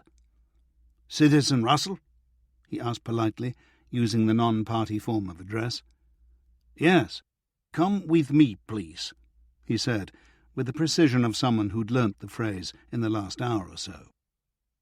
The sleek black car that was waiting outside looked custom-made for American gangsters, with its thick glass windows and wide running boards. His chauffeur opened the back door, but Russell mimed his wish to sit up front. He hadn't been in Moscow since 1924, and he wanted a good view of what Stalin had done with it. "Which hotel are we going to?" he asked, but got no answer. He tried again 5 minutes later, when it became obvious that they were driving out of the city rather than into it, and eventually teased out a reply. "Festival Aviation," the man told him, taking both hands off the wheel to mime an aeroplane in flight. "Toshino," he added definitively. Russell was more interested in a bath than an aerial pageant, but explaining this to his companion proved impossible. Not, he suspected, that it would make any difference if he could. If the NKVD had decided he needed to watch aeroplanes, then that was what he'd be doing. They drove for about 20 minutes through Moscow's northwestern suburbs. The architecture was uninspiring, the streets almost empty of people, and the only other vehicles on the road seemed to be lorries. Part of the drabness, Russell realised, was the complete absence of advertising hoardings. But only part. The party had obviously legislated for only 2 colours of paint in the latest 5-year plan. After passing a line of giant hangars, they stopped at gates in a high wire fence, and the driver showed his documentation to the waiting guards. A dim roar in the distance swelled with astonishing speed, and well over 100 bombers appeared in the windscreen, flying across their line of sight in close formation, no more than 400 metres from the ground. His companion made an enthusiastic noise and gestured towards the disappearing bombers with obvious admiration. It was just like home, Russell thought.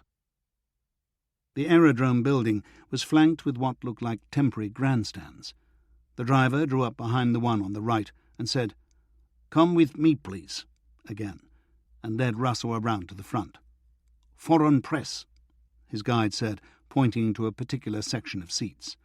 Not that Russell needed the help. His fellow hacks were easy to pick out, less conservatively dressed, less interested in the proceedings, and smoking cigarettes which didn't jettison all their tobacco if held in anything other than a horizontal plane. There were also seats to spare, which couldn't be said of the other sections. Russell noticed a couple of familiar faces, a German journalist whom he had loathed for years, and an American whom he remembered meeting somewhere in the Rhineland in the days that followed Hitler's reoccupation.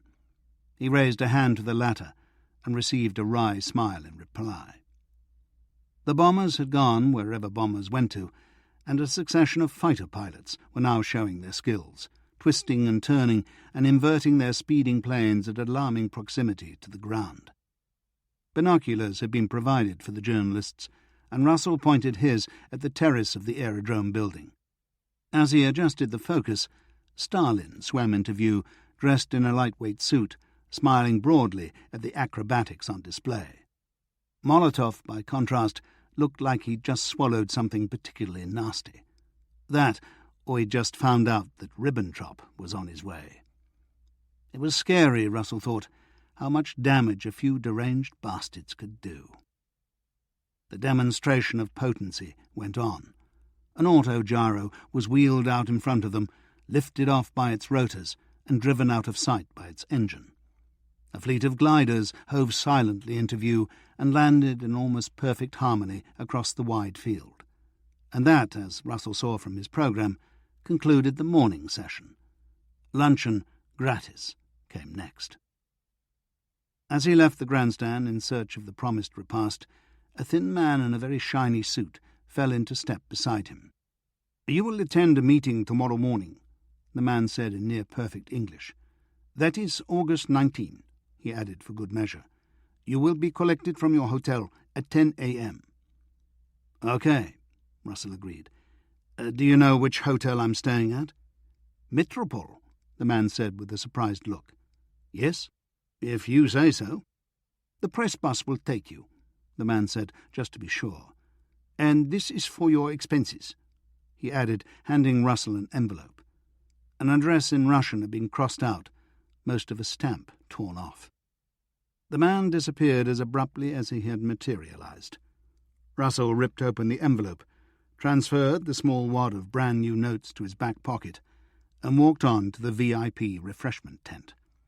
He was half hoping to find Stalin at the front of the queue, but the great leader was obviously lunching in private. Russell found his American acquaintance hovering by the buffet of cold meats, either spoilt for choice or wondering where the least potential damage lay. They shared recent histories and reasons for being in Moscow, and agreed that things looked ominous. So did the weather. As the first event of the afternoon, the bombing of a dummy factory on the far side of the aerodrome, got started, dark clouds were looming above the low hills to the west, tiny forks of lightning fizzing inside them. As the thunder of exploding bombs rolled across the airfield, nature's thunder offered a distant counterpoint, like an enemy drawing near. There was time for two small airships to sail languorously past before the first drops of rain fell, but the sky grew darker by the second, and a steady downpour was in progress when the final act began, the mass dropping of airborne troops from a fleet of transport planes. The parachutes opened like a frenetic garden of flowers and floated down like so many wind-blown petals. The troops rolled as they fell and bounced back up, except for one left clutching his ankle and writhing in pain. His comrades ignored him, racing to their designated rendezvous points, a series of flags planted in oil drums, glowing red in the Stygian gloom. The press bus deposited Russell and most of the other foreign journalists outside the Metropole soon after 5. His third-floor room had a Spartan, no-nonsense feel to it, but was comfortable enough, and the view across Sverdlov Square was impressive. A huge portrait of Stalin adorned the Bolshoi Theatre, causing Russell to ponder the possibility that the General Secretary had been taking dancing lessons. It seemed unlikely. The storm had passed, leaving a slightly fresher feel. Russell stood by the open window, wondering about next morning's rendezvous with the NKVD. Everything seemed relatively straightforward. He had nothing to hide, or at least not very much. They would ask him about Sarah Grostein and Josef Mollman, and he would tell them all he knew. They would hand him their fake responses to the SD's fake questions, along with any additional briefing they considered necessary. If they wanted him to do anything else, shoot Goebbels perhaps, he would politely decline. What could they do? As far as he could judge, the NKVD needed him as much, if not more, than he needed them. Everything would be fine. He needed to check in with the press liaison people and find out when and where the briefings were being held. A fellow hack would know, and a fellow hack was more than likely to be propping up the bar. He headed downstairs. A solitary English journalist was drinking tea in the bar. He looked about 16 and claimed to be a freelance, but the upper-crust accent made Russell suspect, perhaps unfairly, that the young man was spending Pater's money on a 30s version of the Grand Tour. He had the information Russell required and passed it on with a sneer, as if keen to show how little official briefings mattered to a real journalist. Outside, the sky had cleared, and a fiery dusk hung over the eastern end of Marx Prospect. Russell walked up the slope into Red Square, remembering the excitement of doing so 15 years before. The square looked much the same, the huge expanse of cobbles, the sombre majesty of the surrounding walls and buildings. Some public spaces, like Times Square or Piccadilly Circus, evoked a frantic joy in modern life. Others, like Pariser Platz or Trafalgar Square, seemed merely pompous. None evoked raw power like this place did. Whether draped in snow or bathed in a sultry evening haze, Red Square almost hummed with power, as if the stones were straining to hold it in. He had felt this in 1924 and been reassured. All this power at the service of the revolution. But now it felt different, both empty and sinister, and the illuminated red stars above the Kremlin walls seemed like baubles, worn only to flatter and deceive. Later in that same visit, he and Ilse had walked around the square after making ever so silent love in the crowded dormitory. It had been 2 a.m, but a Politburo meeting must have been imminent, because cars carrying Trotsky and Zinoviev swept across the cobbles and in through the Kremlin Spassky gate as they watched. And a few minutes later, Nikolai Bukharin had hurried across the square on foot, looking as ever like an absent-minded young professor. Stalin had presumably already been inside, trying on the dead Lenin shoes for size. He was probably in there now, finalising his price for letting Hitler off the leash. Slaney had been right. The British, the French, the Poles. They had given Stalin no choice. And boy, would they pay for their mistake. They and everyone else. Saturday proved interesting. Emerging from the Metropole a few minutes early, Russell found his driver sitting in his shirt-sleeves on the gangster car's running board, thoughtfully smoking a cigarette. The sun was already high in the sky, the heat shimmering off the pavements. Russell was expecting a first visit to the NKVD's Lubyanka headquarters on Sershinsky Street, and was somewhat cheered when the driver headed off in the opposite direction. 5 minutes later, he pulled up outside an innocent-looking office building on a road Russell didn't recognise. They climbed the stairs to the 3rd floor, where 2 men in different uniforms were waiting in the large and surprisingly modern room 303. Both were younger than Russell, but not by much. Both had short fair hair and typical Slavic faces, hawkish eyes over high cheekbones and small mouths. They introduced themselves as comrades Moskalenko and Nazarov, the first representing the party, the latter the army. So, both the NKVD and the GRU wanted a piece of him. It was nice to be wanted. Dual questioners apart, the meeting went much as he'd expected. Moskalenko handed him a list of the questions they wanted the SD's fake informer to answer. They were in German, but encoded. A book code, he explained, passing over the book. Russell faked a suitable look of amusement and had the principle explained to him. The Soviet choice was an old German translation of War and Peace, which had the advantage of not being banned in Germany, but would add considerably to the weight of Russell's suitcase. The GRU man took up the baton, asking Russell a series of questions about Molman, almost none of which he could answer. Asked again how he'd met the man, he made up a chance encounter in a beer garden. Nazarov seemed less interested in Sarah Grostein, and Russell could understand why. She might provide access to higher decision-makers, but there was something shockingly urgent about trains heading your way full of troops and military vehicles. And that was it. No new tasks were announced, promised, or threatened. He would function as the cutout between Sarah, now to be known as the violinist, and Sheshepkin. He would continue to transmit false information between the knowing Soviets and the unknowing Germans. There were only 2 bombs strapped around his life. One last question, he said. If their government signed a non-aggression pact with the Nazis, how would that affect him? Not at all, they said. No pact had been announced, and even if one should be, the party had no illusions as to its permanence. Was Russell suggesting that they would betray comrades to the Nazis? Of course not, Russell answered, recalling the list of German comrades, real or imaginary, which Bolshkaya had planted on him. It had taken more than one individual's keenness to produce that. Still, he couldn't see any point in them betraying him again. He left the building feeling less than satisfied, but relieved that it hadn't been worse. His driver took him on to the late-morning press briefing, which proved an utter waste of time, but gave him the opportunity of joining his fellow journalists for lunch. The general opinion was that the trade agreement would be signed that afternoon and the non-aggression pact in a week or so. At the American embassy, he was given 10 minutes with the press attaché, who cheerfully told him that the Soviets had been warned. Make a deal with the devil and he'll stab you in the back. At the devil's embassy they had nothing to say, but the smiles and smirks suggested bad news for Poland. He went back to the hotel, thought about decoding the NKVD's questions for the fake agent in Berlin, and decided he wasn't that curious. He wrote a brief, doom-laden piece on the upcoming deal and spent the next 2 hours traversing the bureaucratic hoops required to wire it.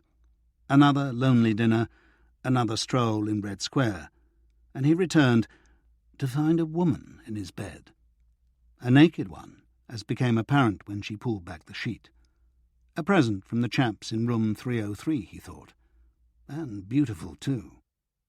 He stood there stupidly for what was probably only a couple of seconds, caught between bodily desire and every other conscious impulse, of which loyalty to Effi and suspicion of spooks bearing gifts loomed largest. She smiled at him and moved slightly, causing the bedsprings to squeak. "No," he said, turning his eyes in search of her clothes and finding them neatly folded on the chair. He picked them up and passed them to her. "Thank you, but no." Her smile turned into a shrug.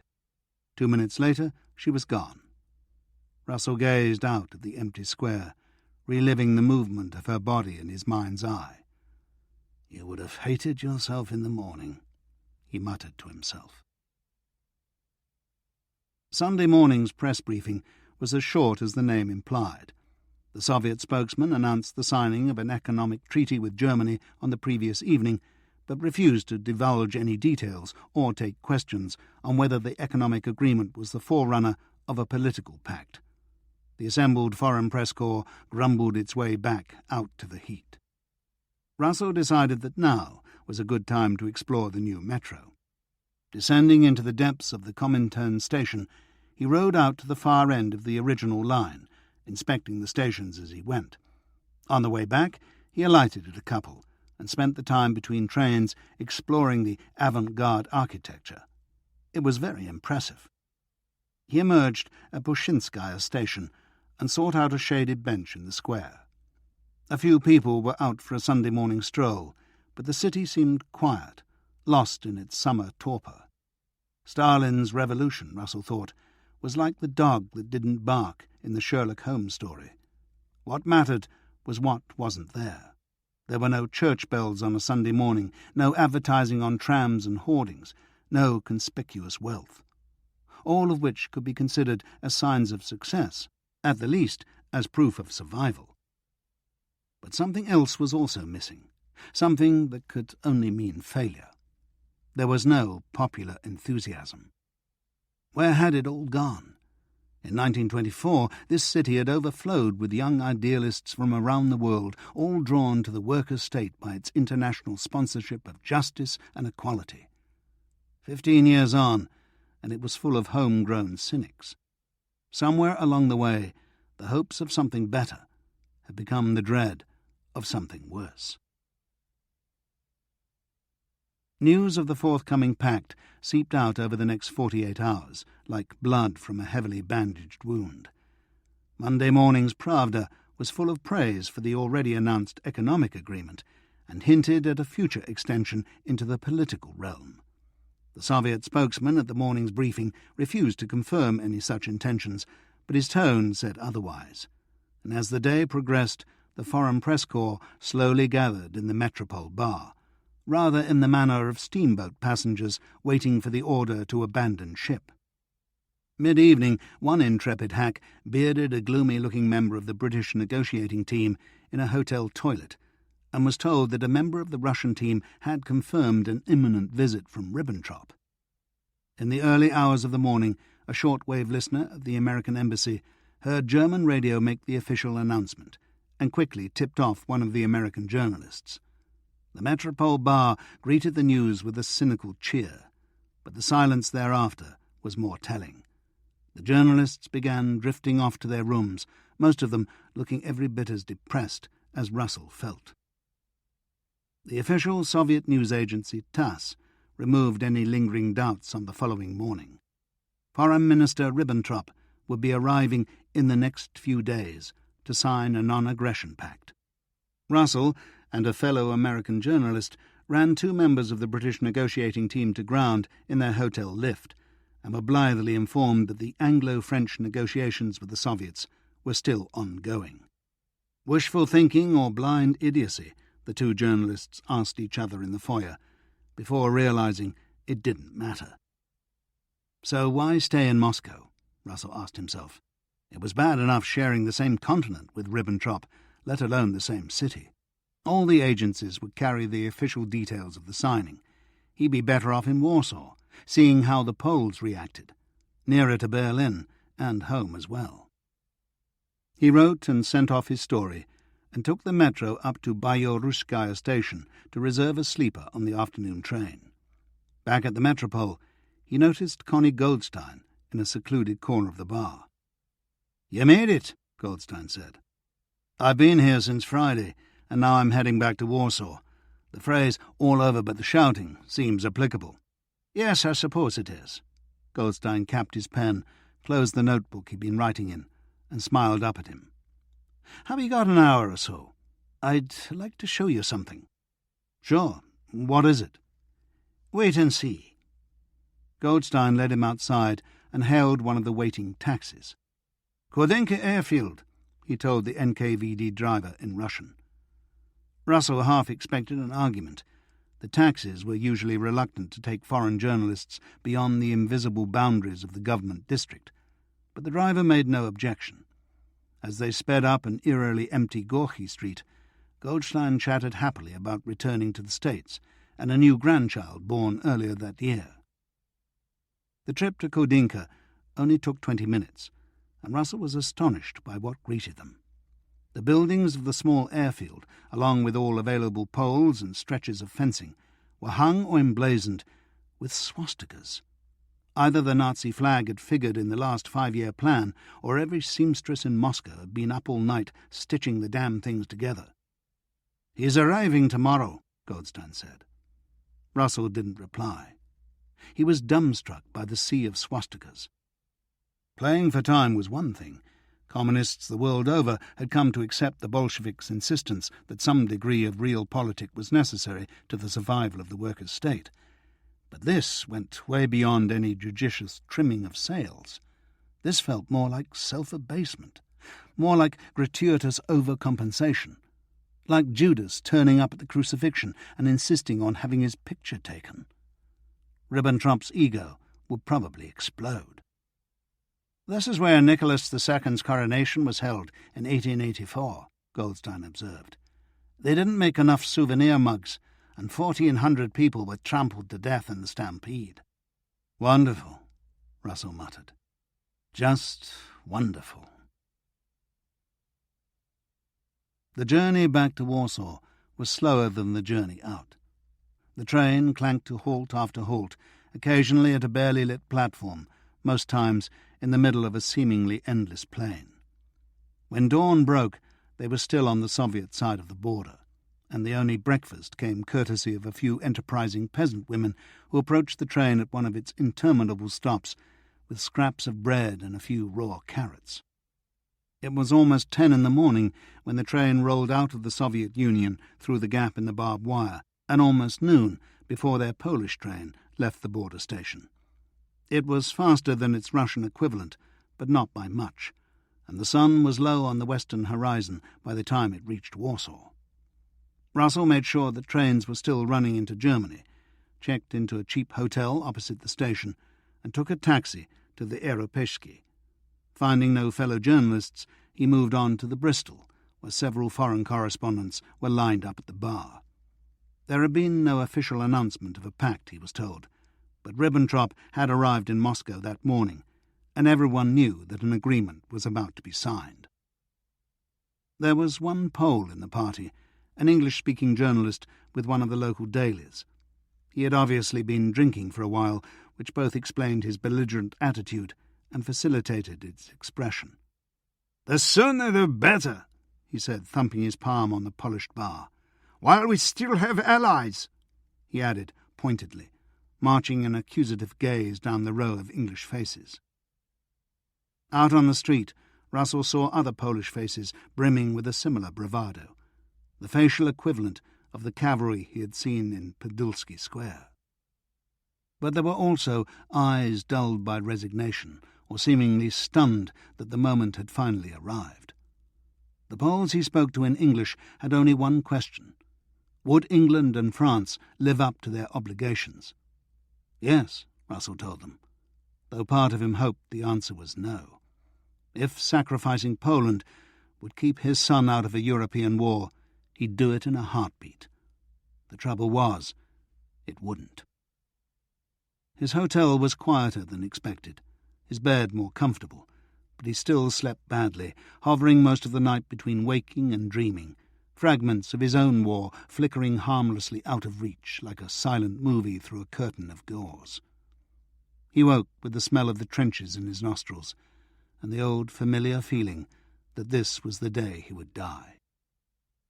As he walked up Nowy Świat towards Podolsky Square, he scanned the faces of passers-by and thought he saw something approaching relief. The pact had been announced, he guessed, both in Moscow and here on the radio. The die was cast. The Foreign Office Press Department spokesman confirmed as much. He added little of a specific nature, but resolutely refused to accept that Polish intransigence was in any way to blame for the country's new vulnerability. Germany and Russia had always been Poland's enemies, he insisted, and always would be. Poland would fight them both if she had to, hopefully in the company of her Western allies. Back on the square, Russell felt a sudden overwhelming need to be home, and had to dissuade himself from taking an immediate cab to hotel and station. There was a train mid-afternoon, he told himself, time to write and wire off his piece. There was no need to hurry. He wrote his impressions of Warsaw on the brink and walked down to the post office. There was no wire traffic out through Germany, but the elderly clerk was aggressively confident of the route via Copenhagen. He and his fellow Poles were not surrounded, he seemed to be saying. The rest of the world was still within reach. Russell checked out of his hotel, bought his ticket, and lunched in the station restaurant. The concourse seemed unusually busy, with lots of children chasing each other around piles of luggage. But there was no hint of panic, despite the headlines announcing the pact in the lunchtime editions. There was a photograph of Ribbentrop arriving at Kodinka, beaming for the Soviet cameras. Russell's train failed to leave on time, raising fears that it might be cancelled, but the French wagon-lit eventually jerked into motion. He wondered how many more trips they would be taking across Europe, and where they would be stranded when the frontiers slammed shut. Jewish ballast. After Russell's train had stood for more than 10 minutes in Berlin's Alexanderplatz station, a voice over the loudspeakers announced that it would proceed no further. Those passengers travelling to a stop in Western Berlin were invited to take the next train from the neighbouring Startbahn platform, and Russell seized the opportunity to call Effi from a public telephone. "I knew it was you," she said. "I'll see you in about half an hour." "Wonderful." He replaced the receiver, surprised at the enormity of his relief. Someone in his subconscious had been more worried than he cared to admit. He climbed up to the Startbahn platform and stood watching for the light of a westbound train. It was almost 11, but the air was still warm and humid, with no hint of a breeze.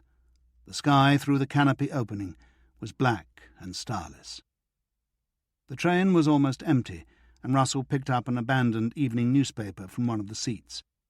"German farmhouses in flames," the headline screamed, above the all-too-familiar litany of grievances, real, imagined, and invented.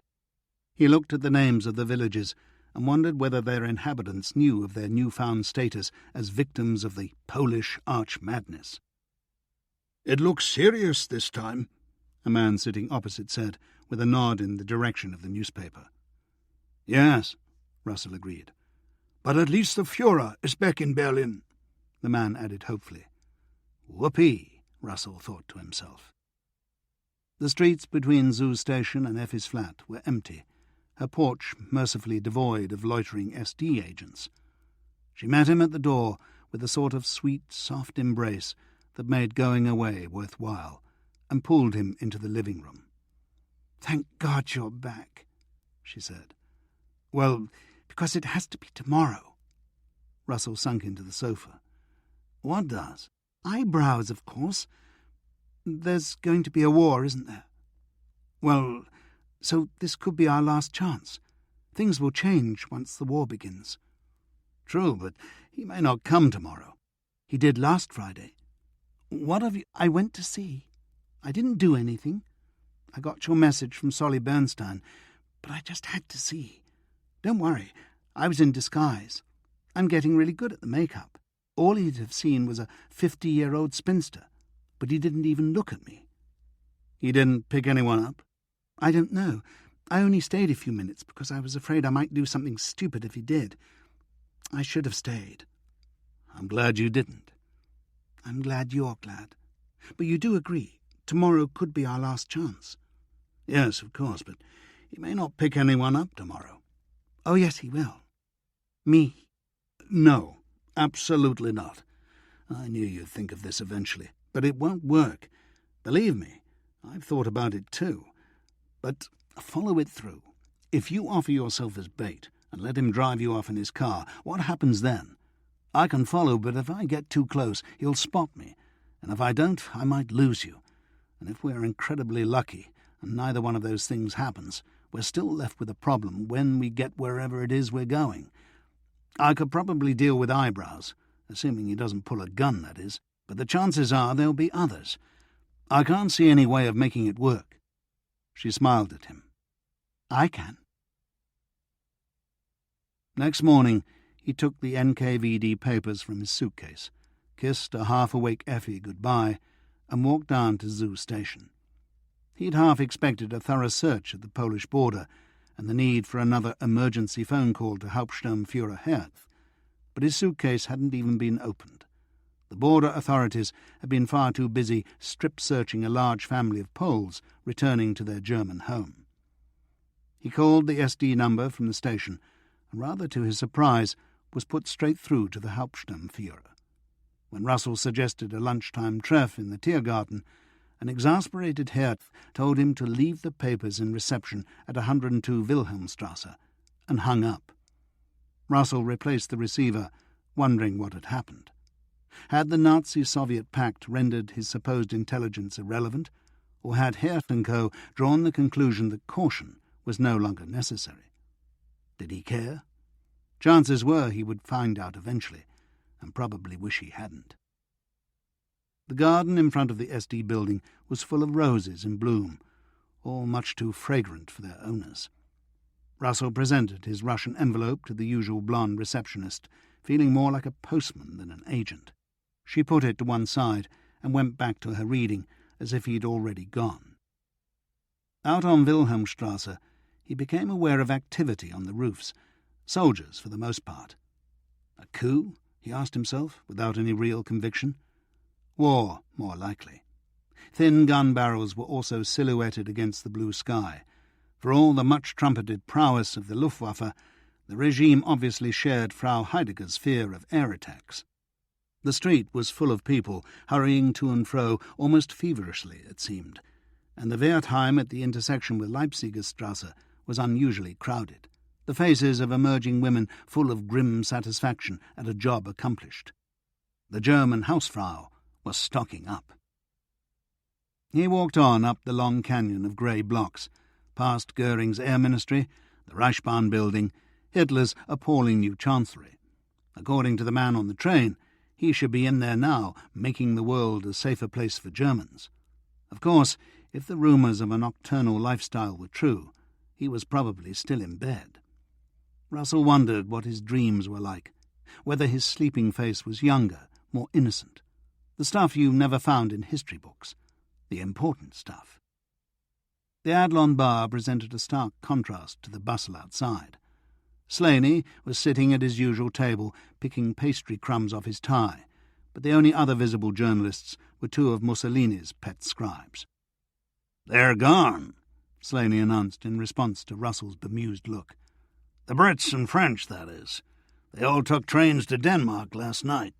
He lifted a large ring of keys from the table and let it drop. "I've been left 7 cars to look after." "Just the journalists?" Russell asked. "Everyone but the diplomats." Russell sat down. "It's coming that quickly?" Slaney shrugged. "Tomorrow, it looks like." Christ. It was possible, he realized, to both expect an event and be surprised when it actually happened. "The only question is whether Hitler will waste any time trying to buy off you Brits and the French, but I don't think it'll make any difference one way or the other. He needs a war. That's the only way he can get the last one out of his system." Russell said nothing. He needed to talk to Paul, he realized. The schools were still out. He might be at home. Ilse answered. "He's out playing football with Franz and a few other friends," she told him. "You could try later." "No, I'll be seeing him tomorrow." "Ilse," he began, not sure what to say. "Ilse, things are not looking good. Does Paul have any real idea of what's coming, what it's going to be like?" There was a brief silence at the other end. "Who knows?" she said eventually. "He says all the right things, but do any of us know, really? Matthias says the people who went through the last war will all make the mistake of expecting the same, and those that didn't won't have a clue."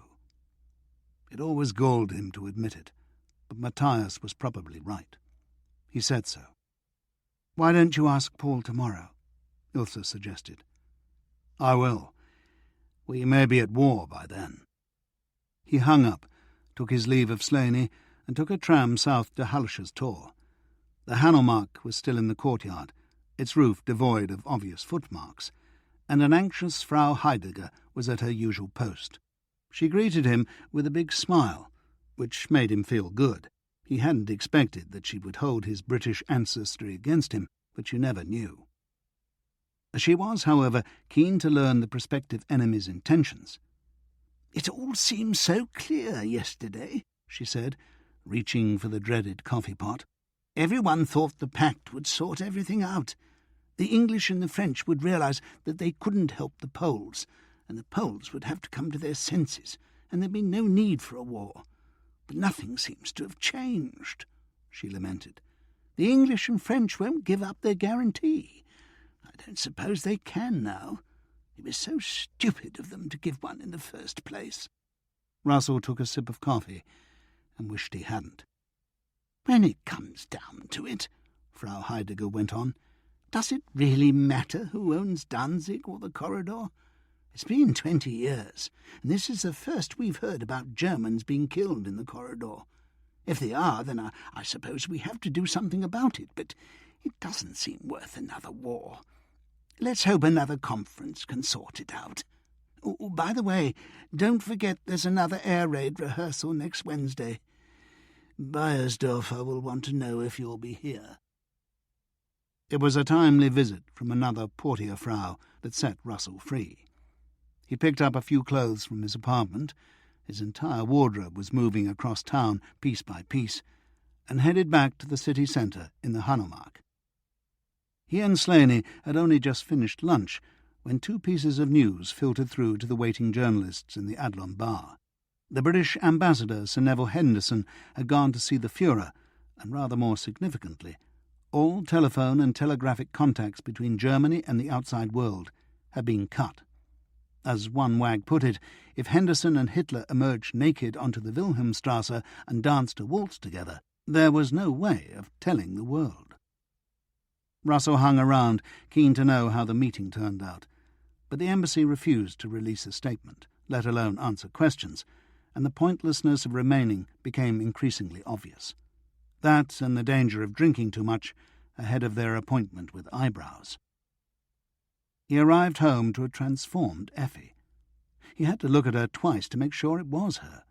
She had, as she'd implied, become a veritable mistress of disguise.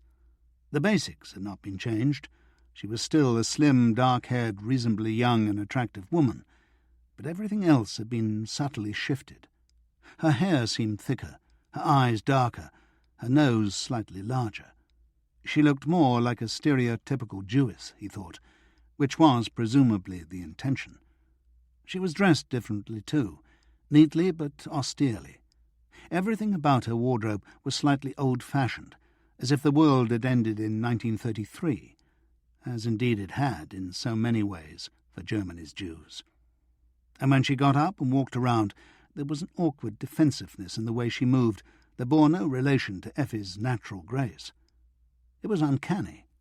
He had seen every film she had made, but never before had he realized just how good she was. "And now for you," she said. They arrived at Silesian station an hour ahead of the train's scheduled arrival time.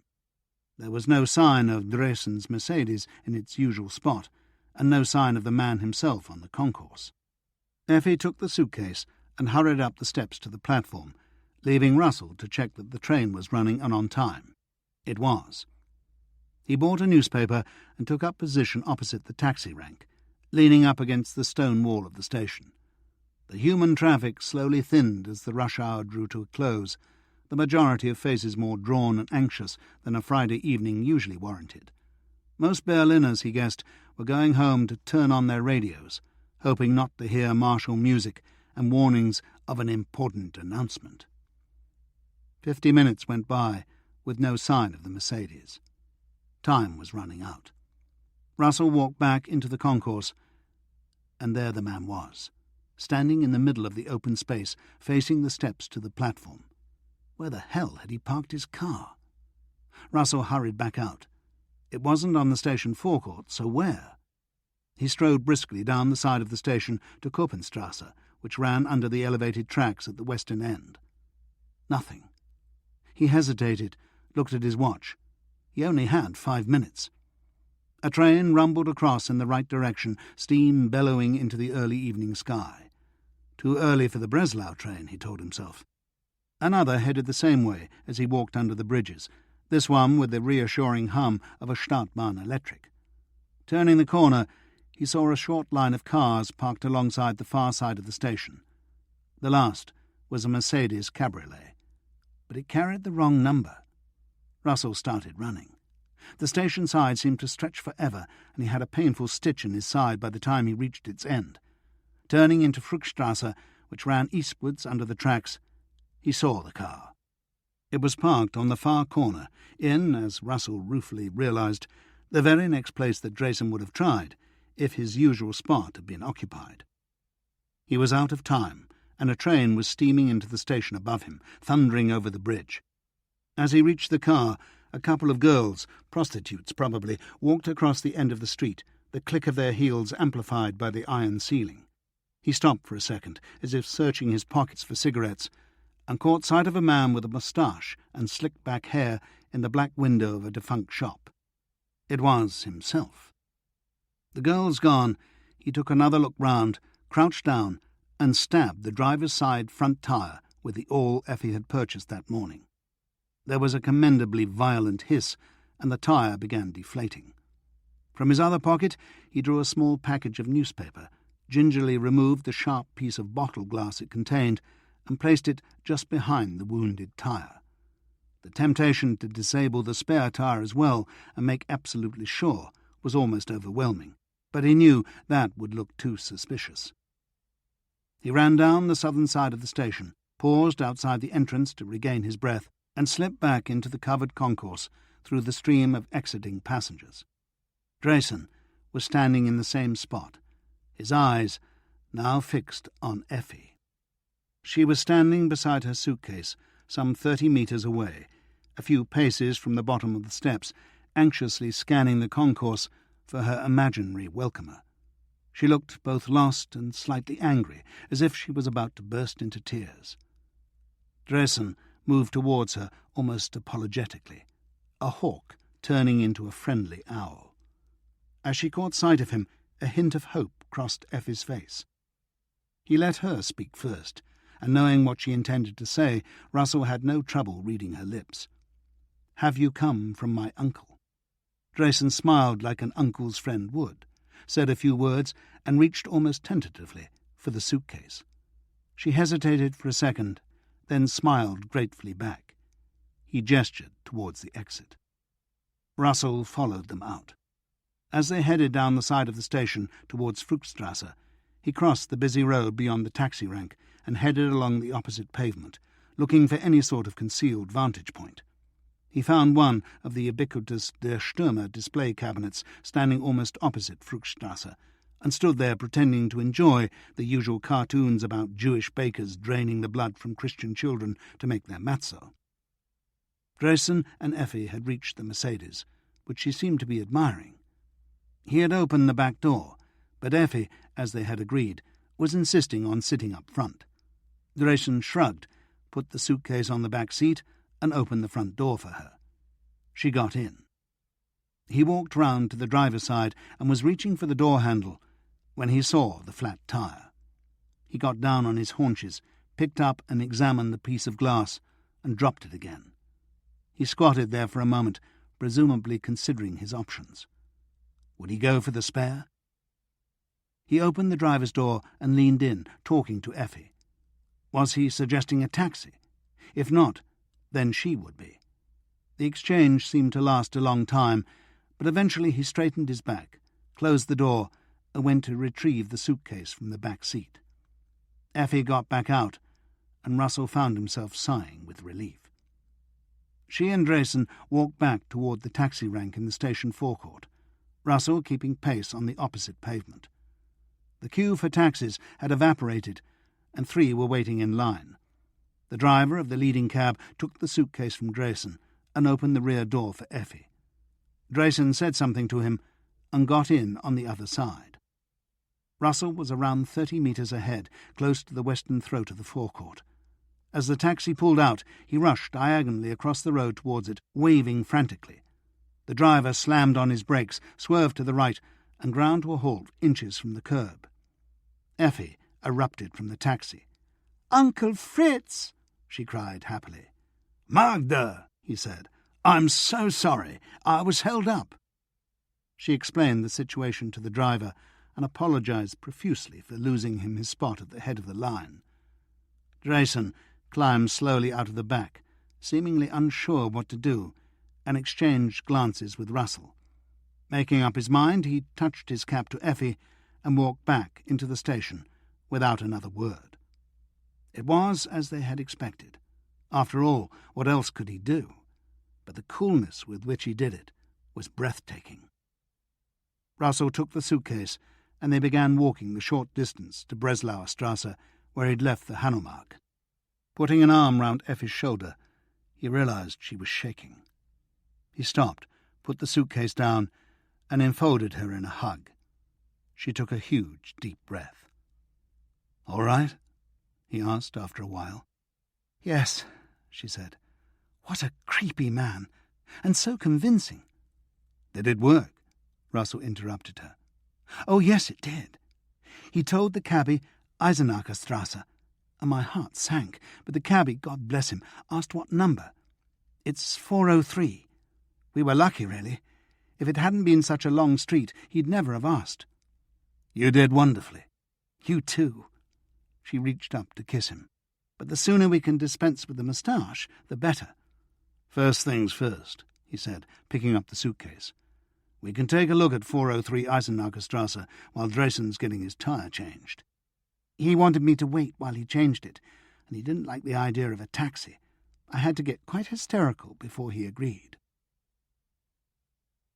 Eisenacher Strasse ran north to south across Schöneberg for almost 2 kilometres. Number 403 was a third of the way down, one of a row of detached 3-storey houses immediately above Barbarossaplatz. It was impossible to tell which house it was.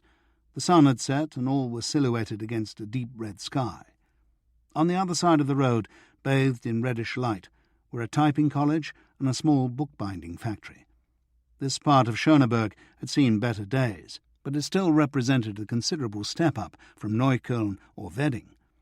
There were no tram tracks and not much traffic, but several modest-looking cars were parked in the spaces between the detached houses. There was no way of stopping without drawing attention to themselves. Russell drove on to Barbarossaplatz, took the third exit, and pulled the car to a halt. "Let's take a walk," he said. 3 right turns brought them back into Eisenacherstrasse, some 200 metres above the row of houses. There were several other pedestrians on the pavement, and they fell in some 20 metres behind a uniformed young man and his girlfriend. The pair walked ever so slowly, as if intent on stretching out their time together. The college and factory were in darkness, but most of the houses had 1 or 2 lighted windows, some curtained, some not. 403 was the third from the end. Every window was curtained, and all showed lines of light.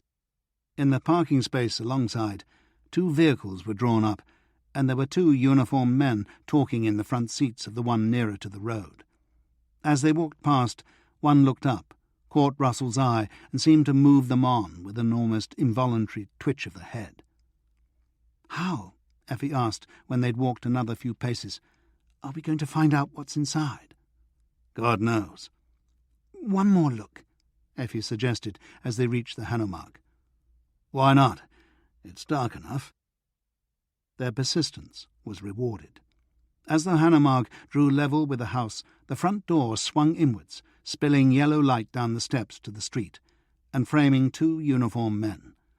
There was a glimpse of shiny boots descending, a muffled shout of farewell.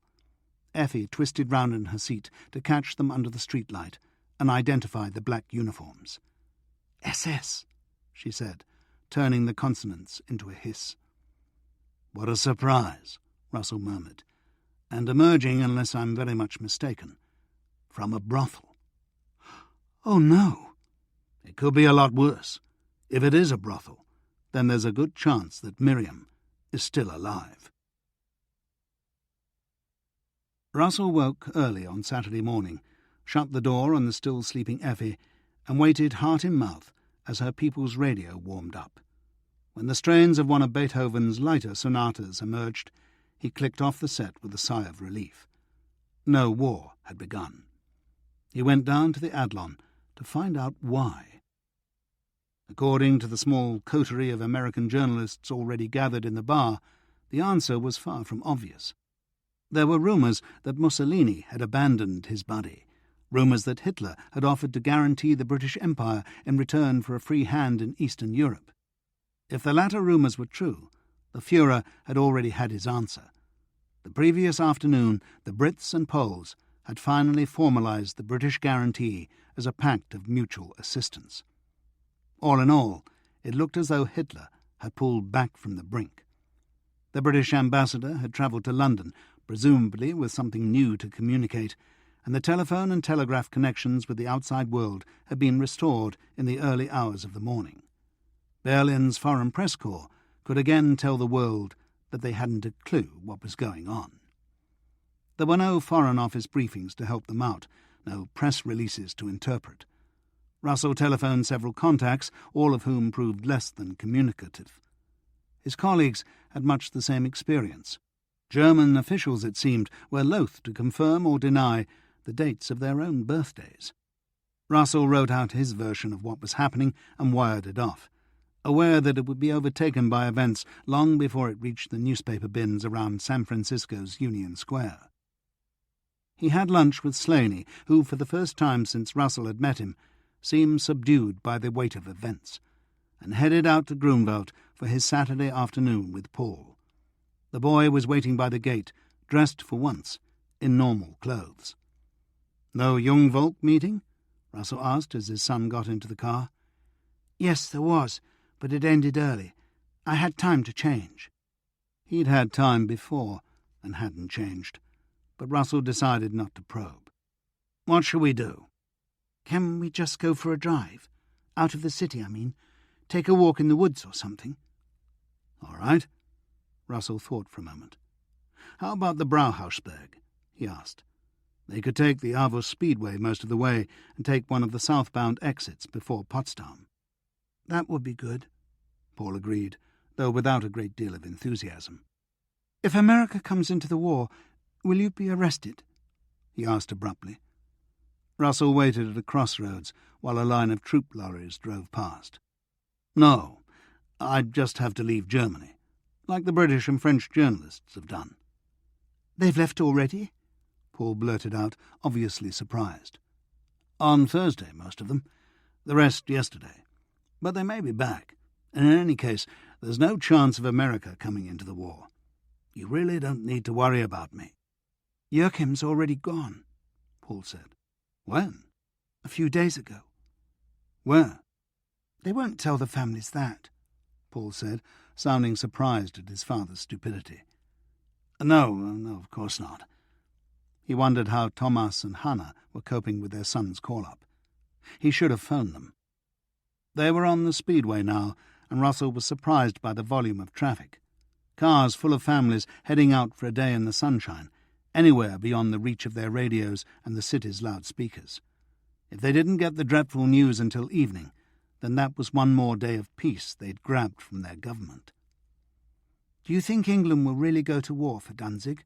Paul wanted to know. "I think they'll stand by Poland." "But why? Danzig is German, and it's not England's fight." "Maybe not, but the English can't break their word again, and it's not about Danzig.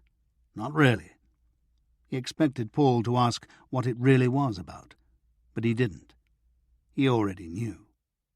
"We've been doing a project on the victory in Spain," Paul said, "and how important the Luftwaffe was. They'll bomb London, won't they?" "I expect so." "And the English Air Force will bomb us?" "Yes." Paul was silent for more than a minute, looking out of the window, and Russell guessed, picturing a sky full of English bombers. "It will be terrible, won't it?" Paul said eventually, as if he'd suddenly realized what a war could do. Russell didn't know whether to be glad or sad. "You never talk about your war," Paul said almost accusingly. "I used to think it was because you fought for England and you didn't want to upset people here. But it's not that, is it?" "No, it's not." He wondered what he should say, what he could say to a 12-year-old boy and have him understand it. The truth, he supposed. "It's because in a war you see what damage people can do to each other." He paused for breath, like a man about to walk through fire. "Exploding bodies," he said deliberately. "Limbs torn off. More blood than you can imagine. The look in a man's eyes when he knows he's about to die. The smell of rotting human flesh. People without a scratch whose minds will never be the same again. The constant fear that it'll happen to you. The terrible knowledge that you'd rather it happened to anyone else." He breathed in again. "These are not things you want to remember, let alone share." He glanced sideways to check Paul's reaction and saw for the first time pity in his son's eyes. "What have I done?" Russell asked himself. But over the next couple of hours, as the two of them walked and talked their way along the wooded paths of the Brauhausberg, Paul seemed more his usual self, as if some sort of burden had been lifted. Or perhaps it was just the sunshine through the leaves, the bird-song and the leaping squirrels, the mere insistence of life. There was no way the boy could have any real notion of the enormity of what was coming, and perhaps that was a blessing. Sometimes knowledge sets you free, as one old comrade used to say, but sometimes it locked you up. During the hours with his son, Russell hardly spared a thought for Miriam Rosenfeld or 403 Eisenacherstrasse. Effi, he discovered on reaching home, had not been so fortunate. She had set aside the afternoon for evaluating a film script, an ensemble piece about soldiers' wives in Berlin during the Great War, but had found the necessary concentration hard to come by. "I can't stop thinking about her," she said angrily. "It's driving me crazy. I'm sure there are people being beaten to death in the concentration camps all the time, but they don't haunt me. Maybe they should, but they don't. Nor do all the children starving in Africa. But I can't stop thinking about one girl in a Schöneberg brothel. I can't get her out of my mind." Russell poured the two of them a drink. "And you know what else I realized?" she continued. "They're Jews. The girls will all be Jews. Jews for the SS to fuck." "Maybe." "No, definitely. Don't you see? Blonde is good. Blonde is worthy. Blonde is about pure love and motherhood and child-breeding. There's no place for pleasure in any of that, no sensuality. It's all about duty. Dark, on the other hand, is bad and dirty and unworthy. Dark is all about pleasure. I see the way most of these creeps look at me, as if I must be able to give them something they can't get at home. And Jewish girls are the darkest of the dark, the ultimate forbidden fruit. Who would the SS want more? You're probably right, Russell said. But what can we do? We have to get Miriam out, and the others. But how? We can't storm the place. We can't knock on the door and tell them we don't approve. We can't go to the police. How about going over their heads? Effi suggested. Write to Himmler. I could probably get a meeting with Goebbels after the way he drooled all over me at the Universum. Russell shook his head. I think they'd decide it was easier to shut us up than shut the brothel down. All right. You told me you know the people who produce the anti-Nazi leaflets. Could we persuade them to publicise the place? Let the whole of Berlin know what their Aryan knights are up to. Shame the bastards. Russell grunted. They have no shame. They must want to protect their reputation, Effi protested. Maybe, but if the girls are Jews, then they'll have broken the law by having sex with non-Jews. Not by choice. Of course not, but what Nazi court would find them innocent?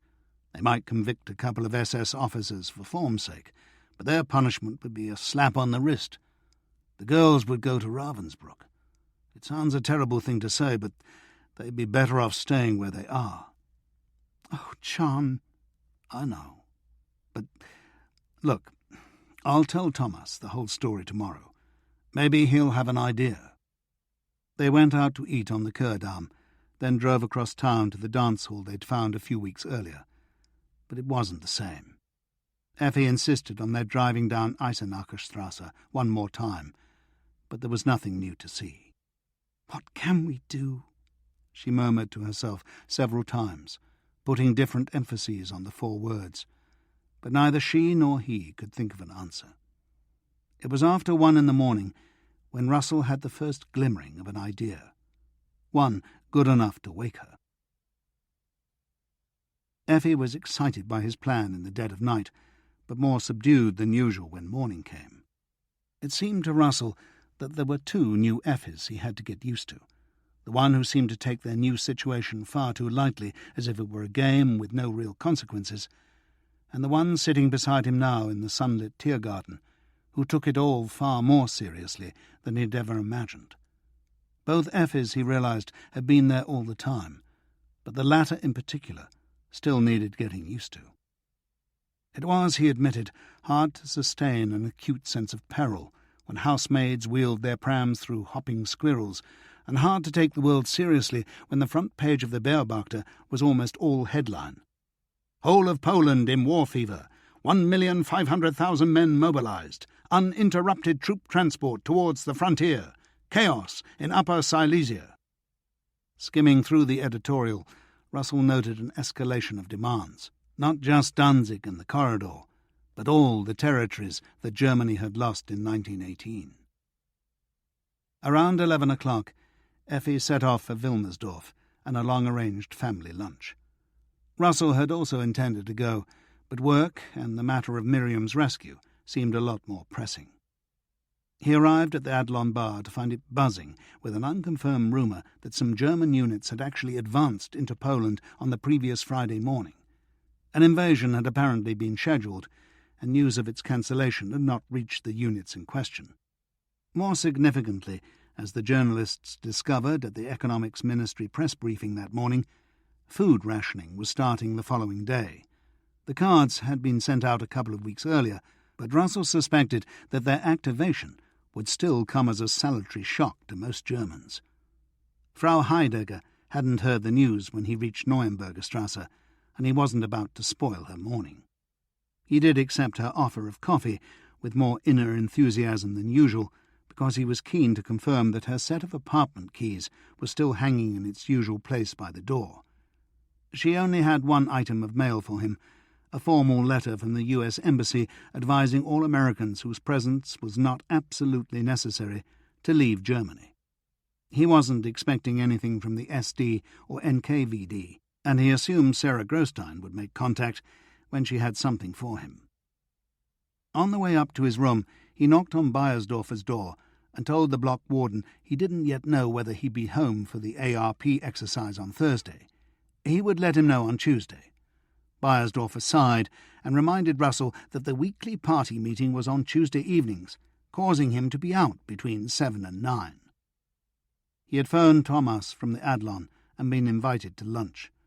The family mood, as expected, was coloured by Joachim's absence.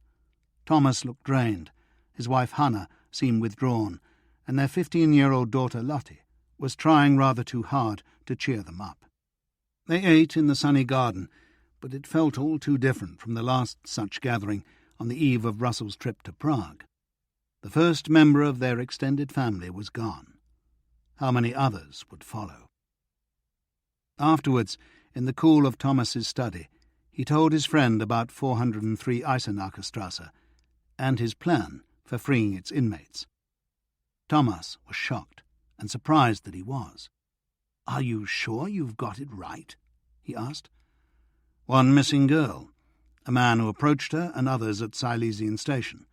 People who can use the police to prevent any investigation. A house with every window lit and SS officers coming down the steps. The same house our man was taking Effi to. Can you think of another explanation that fits?" "No. And if by any chance we have got it wrong, and the place is full of SS manicurists and etiquette tutors, we'll just leave them on the pavement." Thomas looked lost. "I didn't mean," he began. "You are right," Russell told him. "About saving one life." Thomas grunted. "How can I help?" "We need a small van and a lorry, with full tanks and without Sharda printing works emblazoned all over them." "Well, that shouldn't be a problem, but what—" "Don't ask. If it ever comes back to you, just say I asked for the loan of the vehicles." "I feel I should be doing more." "You're doing enough already. I sometimes think you're providing the Jews of Berlin with half their income." After arranging to pick up the two vehicles on the following evening, Russell drove north into Friedrichshain. The streets around Buschingplatz looked even more run down than he remembered, and Buschingstrasse was no exception. He drove slowly past the address Freya Isendal had given him, looking out for any signs that the block was being watched. But the only humans in sight were two young children playing heaven and earth on the opposite pavement. He parked the car 50 metres further down, hoping that the mere presence of motorised transport would not be enough to provoke curiosity. The Isendals, he discovered, shared a fourth-floor flat with another couple. They were comrades, according to Wilhelm, but Russell was still pleased they were out. Wilhelm and Freya's room was large, low-ceilinged, with distant views of Friedrichshain Park. Russell glanced around and was relieved by the lack of seditious leaflets on display. The room was certainly crowded, but there was nothing to suggest it was anything other than the first home of a young couple struggling to make ends meet. Wilhelm offered him the single battered armchair, removing the copy of Rilke's Duina Elegies, which was perched on one arm. Freya put a saucepan of water on the electric ring to make tea. "Has my article been printed?" Wilhelm asked, taking one of the two upright chairs. Even in blue overalls, he managed to look vaguely aristocratic. Russell admitted that it hadn't, that he was still looking for a safe way to get it out of Germany. He asked about the situation on the Siemens shop floor, which kept Wilhelm talking until the tea was made. "I need your help with something else," Russell said once Freya was seated. He told them the story of his search for Miriam Rosenfeld, from her original disappearance to her probable imprisonment in the house on Eisenacherstrasse. They both listened intently, Wilhelm's face growing grimmer as Freya's eyes brimmed with unshed tears. Russell explained his plan for getting the girls out, realizing as he did so that this was one of Sarah Grostein's life and death moments, when you opened yourself up to the possibility of betrayal. "It's very simple," he said in summary. "On the day of the exercise, that's next Wednesday the 30th, we turn up disguised as an ARP patrol, declare that the building has been hit by a bomb, and order everyone out. Even the SS have to obey ARP instructions, so we shouldn't have any trouble. We just separate the men from the girls, say we'll be back for the men, and drive away with the girls." "What do you want us to do?" Wilhelm asked. I need at least 3 more people to make it realistic. Can you drive? Of course. Then I'd like you to drive the ambulance. Where are you going to get one of those? I've been promised a vehicle, which I'll pick up tomorrow. Do they use ordinary vans as ambulances? I've never seen... They do. I was attached to a squad during the last rehearsal. They just paint the usual cross on them. And I'll be getting you some paint. Do you have anywhere we can keep the van? Out of sight, I mean. I can find somewhere. Good. And if you can get hold of any stretchers, that would be a bonus. The more details we get right, the more convincing we'll be. What will I do? Freya asked. Russell hesitated, expecting Wilhelm to oppose her participation, but he looked every bit as interested in her prospective role as she did. You could be a second nurse, he suggested, hoping that Effie could get hold of 2 uniforms. It would be good to have 2 women, if only to inspire trust in the rescued girls. But another 2 men were needed, if only to intimidate the uncooperative. I can get them, Wilhelm said. I know half a dozen who'd be more than willing to join us. Jews? Yes. Then choose the ones who look least Jewish, Russell said bluntly. We may have to order the SS around, he added in explanation, and we can't afford the slightest doubt that we're who we say we are. Understood, Wilhelm said, ignoring the outraged expression on his non-Jewish wife's face. He asked Russell how much he knew about ARP procedures, seemed relieved by the answer, and agreed to bring 2 volunteers to a meeting in Friedrichshain Park the following evening.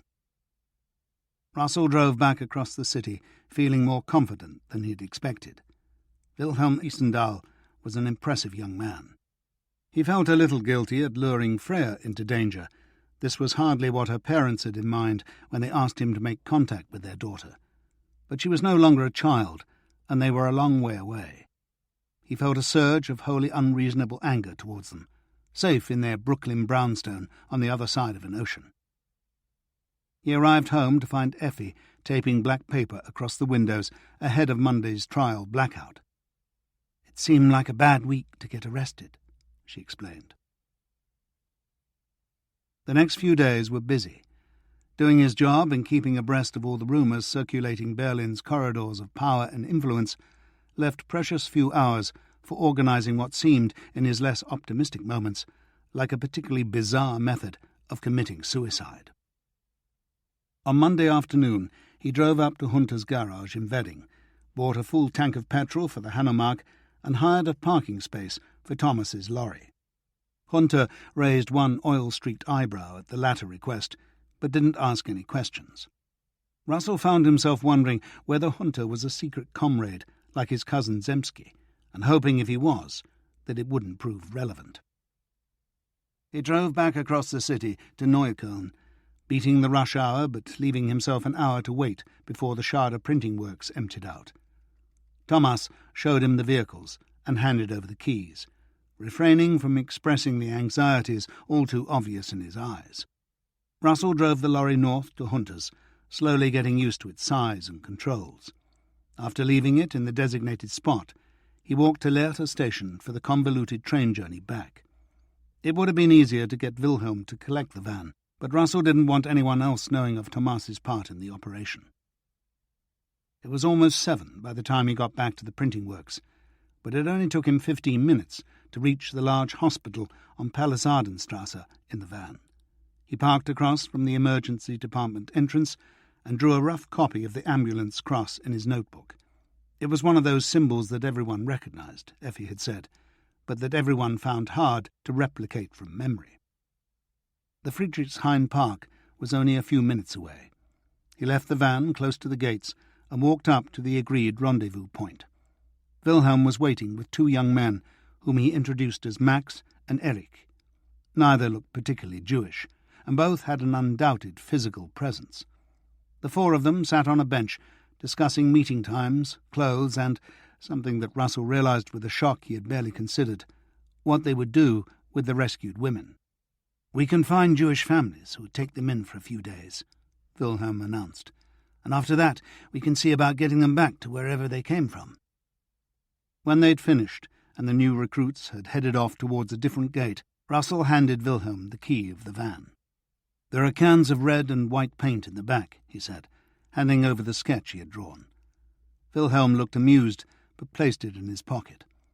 Russell watched him drive off in the direction of the central stockyards, where an unnamed relation had promised him use of a garage. It was getting dark by the time he reached the West End, and the blacked-out Kurdarm looked like a vast railway tunnel. This time he found Effi stitching together pieces of cloth. "I could only get one uniform," she said. "I couldn't think of a good reason for needing two." She added in explanation. "What reason did you give for the one?" "That my boyfriend likes playing doctors and nurses." Russell's first visit on Tuesday was to the American embassy. The official letter recommending departure from Germany seemed an ideal excuse in the event that one should prove necessary, and he felt it wise to explain his lack of progress in contacting the men on Washington's list. This was no time to lose his American passport. A harassed-looking Michael Brown listened to his excuses, that reporting the international crisis was both dictating his whereabouts and taking up all his time, and blithely told him not to worry. "Probably better to get this present business out of the way," he said, presumably alluding to Poland. "Wait for things to settle down again." Russell wholeheartedly agreed. Dropping in at the Adlon, he found what remained of the Foreign Press Corps twiddling its collective thumbs. The present business showed no signs of resolution, but none of escalation either. The diplomatic channels between England, France, Poland and Germany were doubtless buzzing with activity, but none of the relevant governments were giving anything away. Rumour had it that the Germans had insisted on a Polish plenipotentiary coming to Berlin, and that England and France had pressed the Poles to send one. The Poles, mindful that a Czech president answering a similar summons had almost been bullied into a heart attack, were not racing to comply. All of which was thoroughly irritating for the journalists. "No shows," as one of the Americans pithily exclaimed, were no news. Russell hung around until mid-afternoon, then went to meet Wilhelm Issendahl in the Alexanderplatz station buffet. The young man was already there, gazing round at his fellow customers with a superior smile. As a closet Jew in a Judenfrei establishment, he could be forgiven, Russell thought.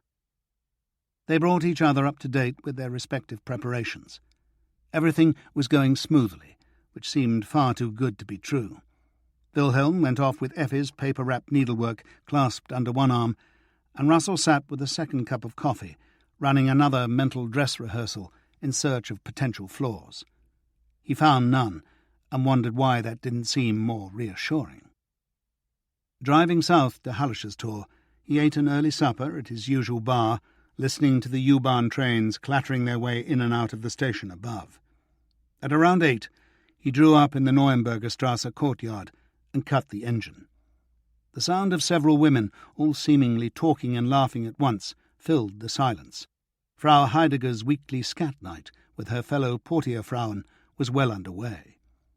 Her doors were open as usual.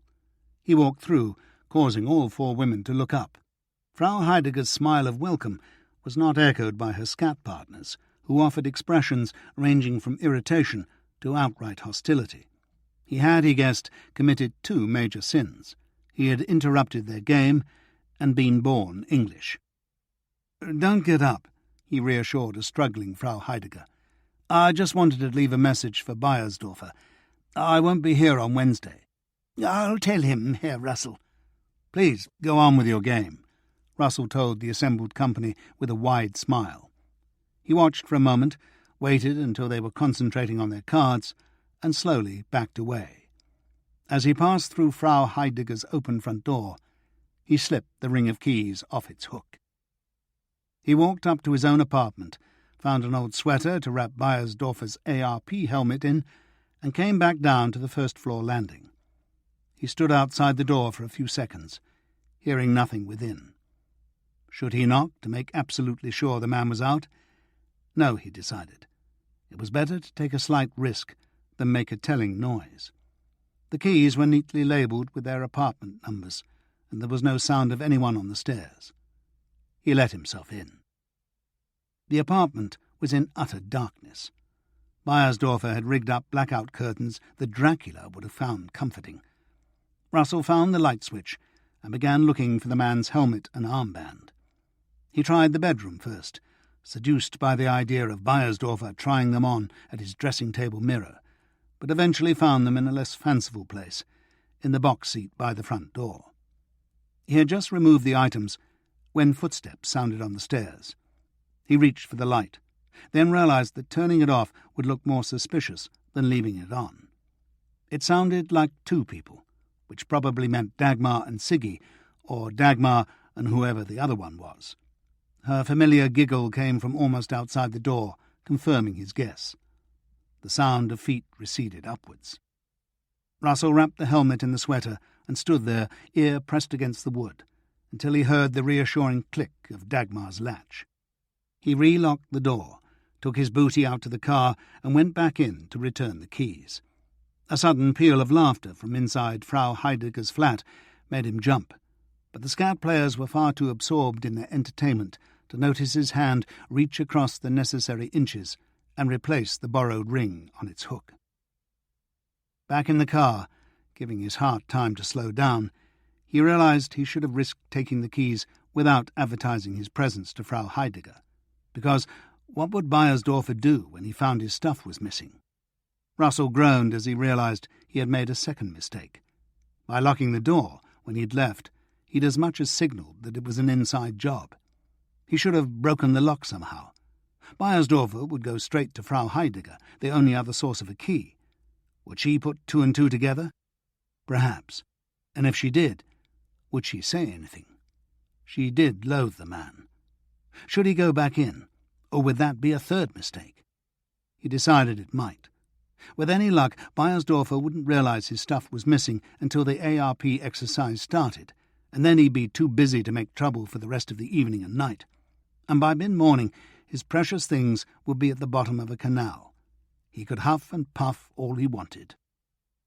Russell headed back to the Adlon for his final felony of the night.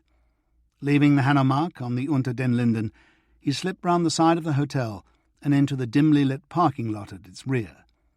The cars left in Slaney's care were lined up along the far wall, each bearing embassy stickers in the corners of their windscreens. Crouched out of sight behind them, Russell carefully unscrewed 4 of the number plates.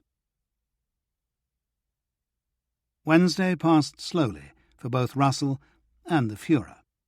The latter was supposedly waiting for a Polish plenipotentiary to bully, but the cynics at the Adlon had him hoping that none would show up. "The war's a done deal," Slaney said. "The bastard's just waiting for a decent excuse." Russell had more immediate worries. Who and what were they going to find in the house on Eisenacherstrasse? Always assuming that they got there without being stopped and arrested for impersonating an ARP unit. Would the uniforms and the vehicles be convincing? Would the latter be reliable? Would someone make a mistake, say the wrong thing, panic? Would he? By mid-afternoon, when the sirens announced the beginning of the exercise, his mental list of things that might go wrong would have covered several sheets of paper. How, he asked himself, had he involved Effi in something so dangerous? She seemed oblivious to the possibility of failure, and was happily applying the first touches of her makeup when he set off, soon after 4, for Hunter's garage in Wedding. He was half expecting to get caught in an imaginary air raid and have to spend time in a shelter, but his luck held. He had contrived to leave the Schade Printing Works lorry in a distant corner of Hunter's yard, and now parked the Hanomag in front, masking the lorry from anyone watching in the garage office. Suitably screened, he removed the lorry's number plates and screwed on those he had taken from the Adlon parking lot. If anyone compared them, they would be in for a surprise, but it didn't seem likely. He fixed slitted pieces of black cloth to the lorry's headlights, drove it out of its corner, and put the Hanomag in its place. Hunter had promised to leave the gates unpadlocked that night, but Russell thought it worth double-checking. "Yes, the garage owner confirmed, looking up briefly from what looked like accounts.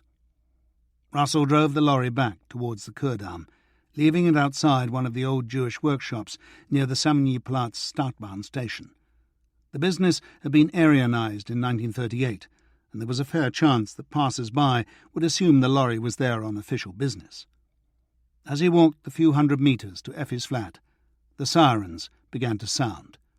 Just like last time, he thought. A first imaginary raid at around 6.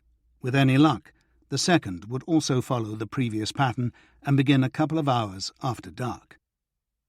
He and Effi ignored the call to the nearby shelter, and judging by the lack of activity in their rapidly darkening street, so did most of their neighbours. Effi, in any case, would have surprised a few of them. She had put on 10 years while Russell was out, her eyes and mouth slightly lined, her tightly bound hair suffused with grey. She was also, as she showed on standing, noticeably plumper. "Padding," she explained, pressing down on the nurse's uniform. She ordered Russell onto the dressing-table stool.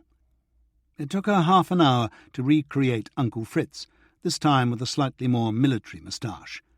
Examining himself in the mirror, complete with overalls, armband and helmet, Russell had to admit he looked different. "I would recognise you," Effi said, standing beside him, "and Paul probably would, but no one else, especially in the dark." The all-clear sounded just before 7:30. It was virtually dark now, and with the blackout regulations strictly in force, it was hard to make out the buildings on the other side of the street. Earlier that day, Russell had checked the weather and moon for the coming night. A clear sky was expected, with a quarter moon rising soon after midnight. By that time, he hoped, everyone concerned would be safe in bed. The two of them drank some warmed-up soup and watched the clock tick slowly by. 8:30. The Isendals and their 2 friends should be setting out from Friedrichshain.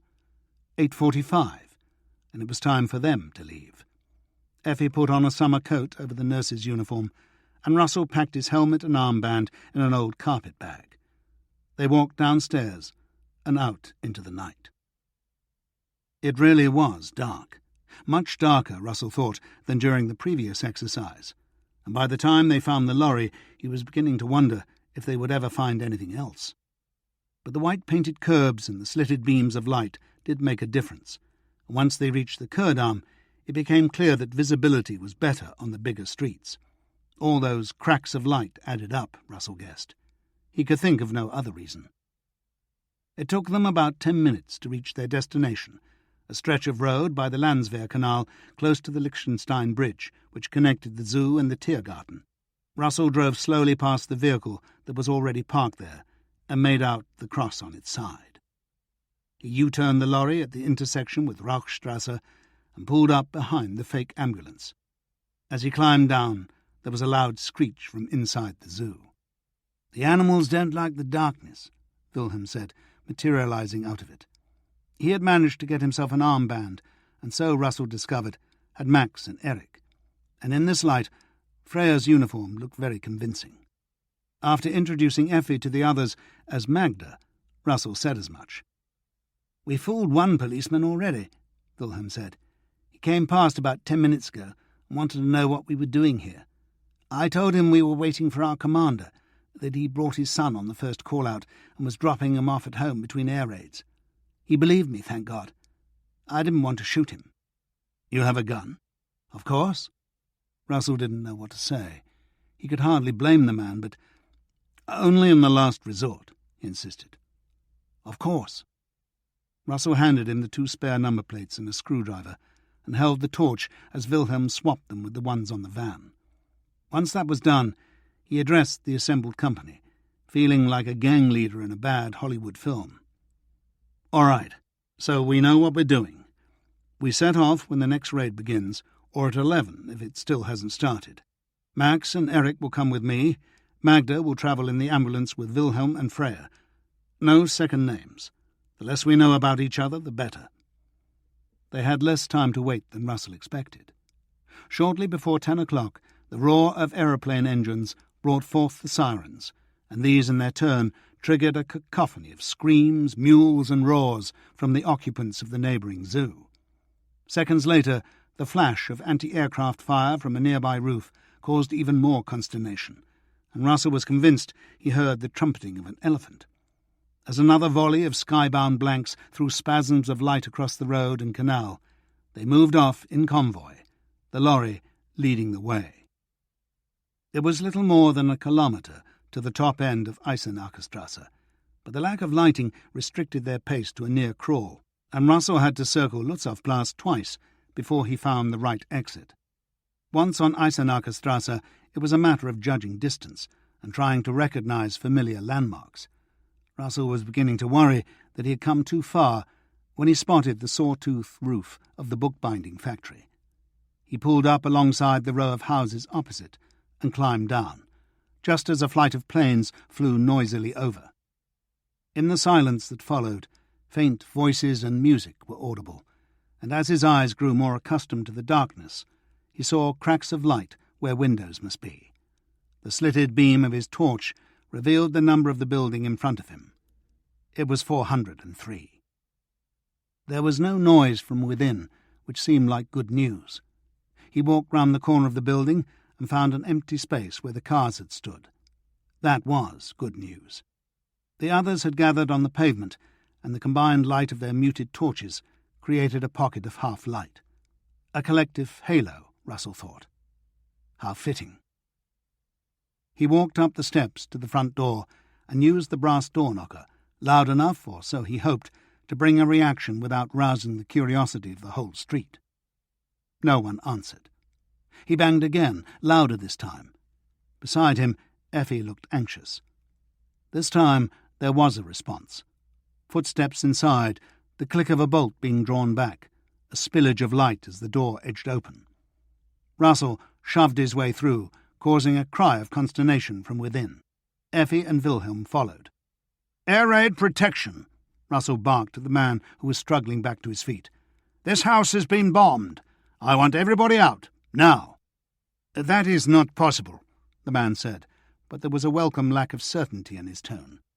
Thin, balding and bespectacled, he was wearing a bizarre mixture of clothes, a civilian shirt and tie with police trousers and boots. "You do know that this is SS property?" he almost pleaded. "I don't care whose it is," Russell told him. "Targets are chosen at random, and it's a criminal offence to obstruct an air raid protection unit in the course of its duties. Now, what is your name?" It was Sternkopf. "Well, Herr Sternkopf, how many people are there in this house?" 4. 5, including me." "How many women?" 4. Russell breathed an inner sigh of relief. "Get the other lads," he told Wilhelm. They had decided beforehand that the two of them would deal with any outside interference, while Max and Eric searched the house. "I must telephone Standartenführer Gründel," Sternkopf was saying. Russell rounded on him. "Herr Sternkopf, this is a serious exercise. If British bombers do attack Berlin, there'll be no time to make telephone calls. Now, please, this way." Sternkopf hesitated, but for only a second, as Russell escorted him outside. Max and Eric, who passed them on the steps, had already laid out the half-dozen stretchers, which Wilhelm had borrowed from one of the few remaining Jewish clinics in Friedrichshain. "Lie down on one of these," Russell ordered. Sternkopf did, and Freya hung a homemade placard around his neck that bore the words, "Severe head injury." She then squeezed some fake blood that Effi had borrowed from the studio onto the side of his head. "It has to be realistic," Russell told him sternly. "Please moan as if you are in real pain." The front door opened again, spilling light across the pavement, and Russell saw Sternkopf staring at him, as if keen to remember what he looked like. "Let's get him in the ambulance," he told Wilhelm. "It'll make it harder for him to remember our faces," he added in a whisper.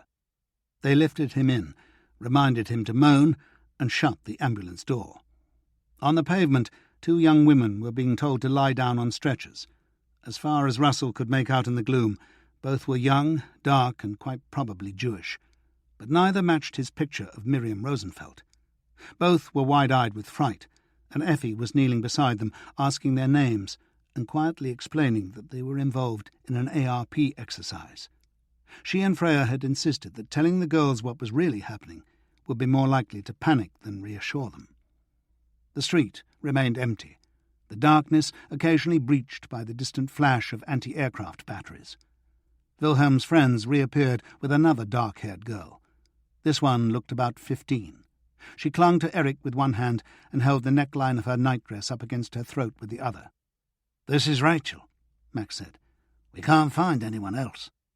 "The man said 4, Russell reminded him. He was damned if he was going to come this far and not find Miriam. "Let me ask Ursel and Inga," Effie said, and hurried across to the 2 girls on their stretchers. She returned a few minutes later. Miriam's room was on the 2nd floor, at the back. "I'll go," Russell told Wilhelm, and headed up the steps. Inside, the doors were all hanging open. There was a big bed in Miriam's room, but no sign of the girl herself. Russell was looking under the bed when he heard the faintest of whimpers. She was cowering in a cupboard, knees pulled up against her chin. "Miriam," he said, touching her shoulder as gently as he could, and she jerked back as if he'd given her an electric shock.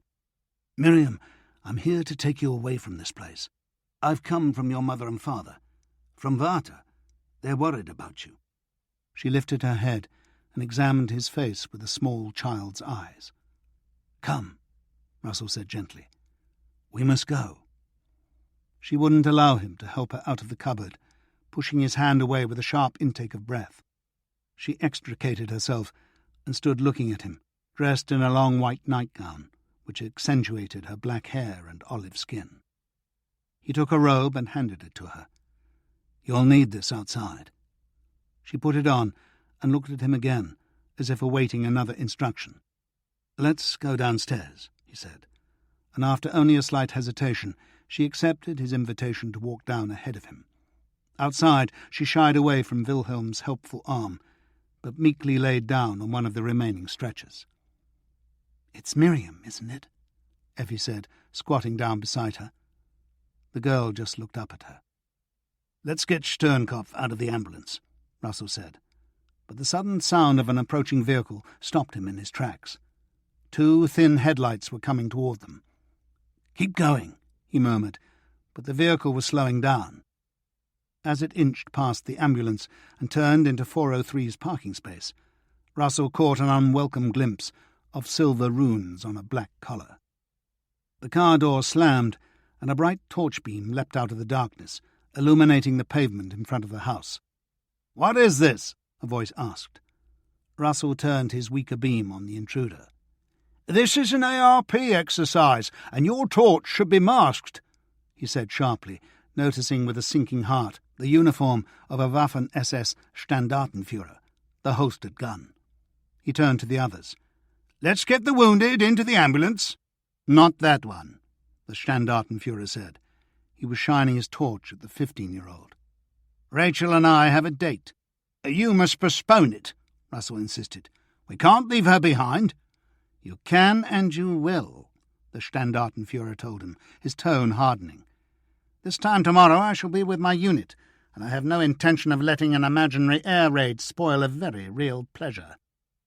Several options flicked across Russell's mind, none of them good. Should he, could he, leave Rachel behind to save the others? A decision proved unnecessary. There was a sudden shift in the darkness behind the Standartenführer, a glint of metal. The man's head jerked forward, and his legs gave way, pitching him onto the pavement. Wilhelm had hit him with what looked like an ancient Luger. "I couldn't see any alternative," he said almost apologetically, and gave the prone body an exploratory kick in the ribs. "He'll be out for a while." "Let's put him on a stretcher," Russell heard a voice say.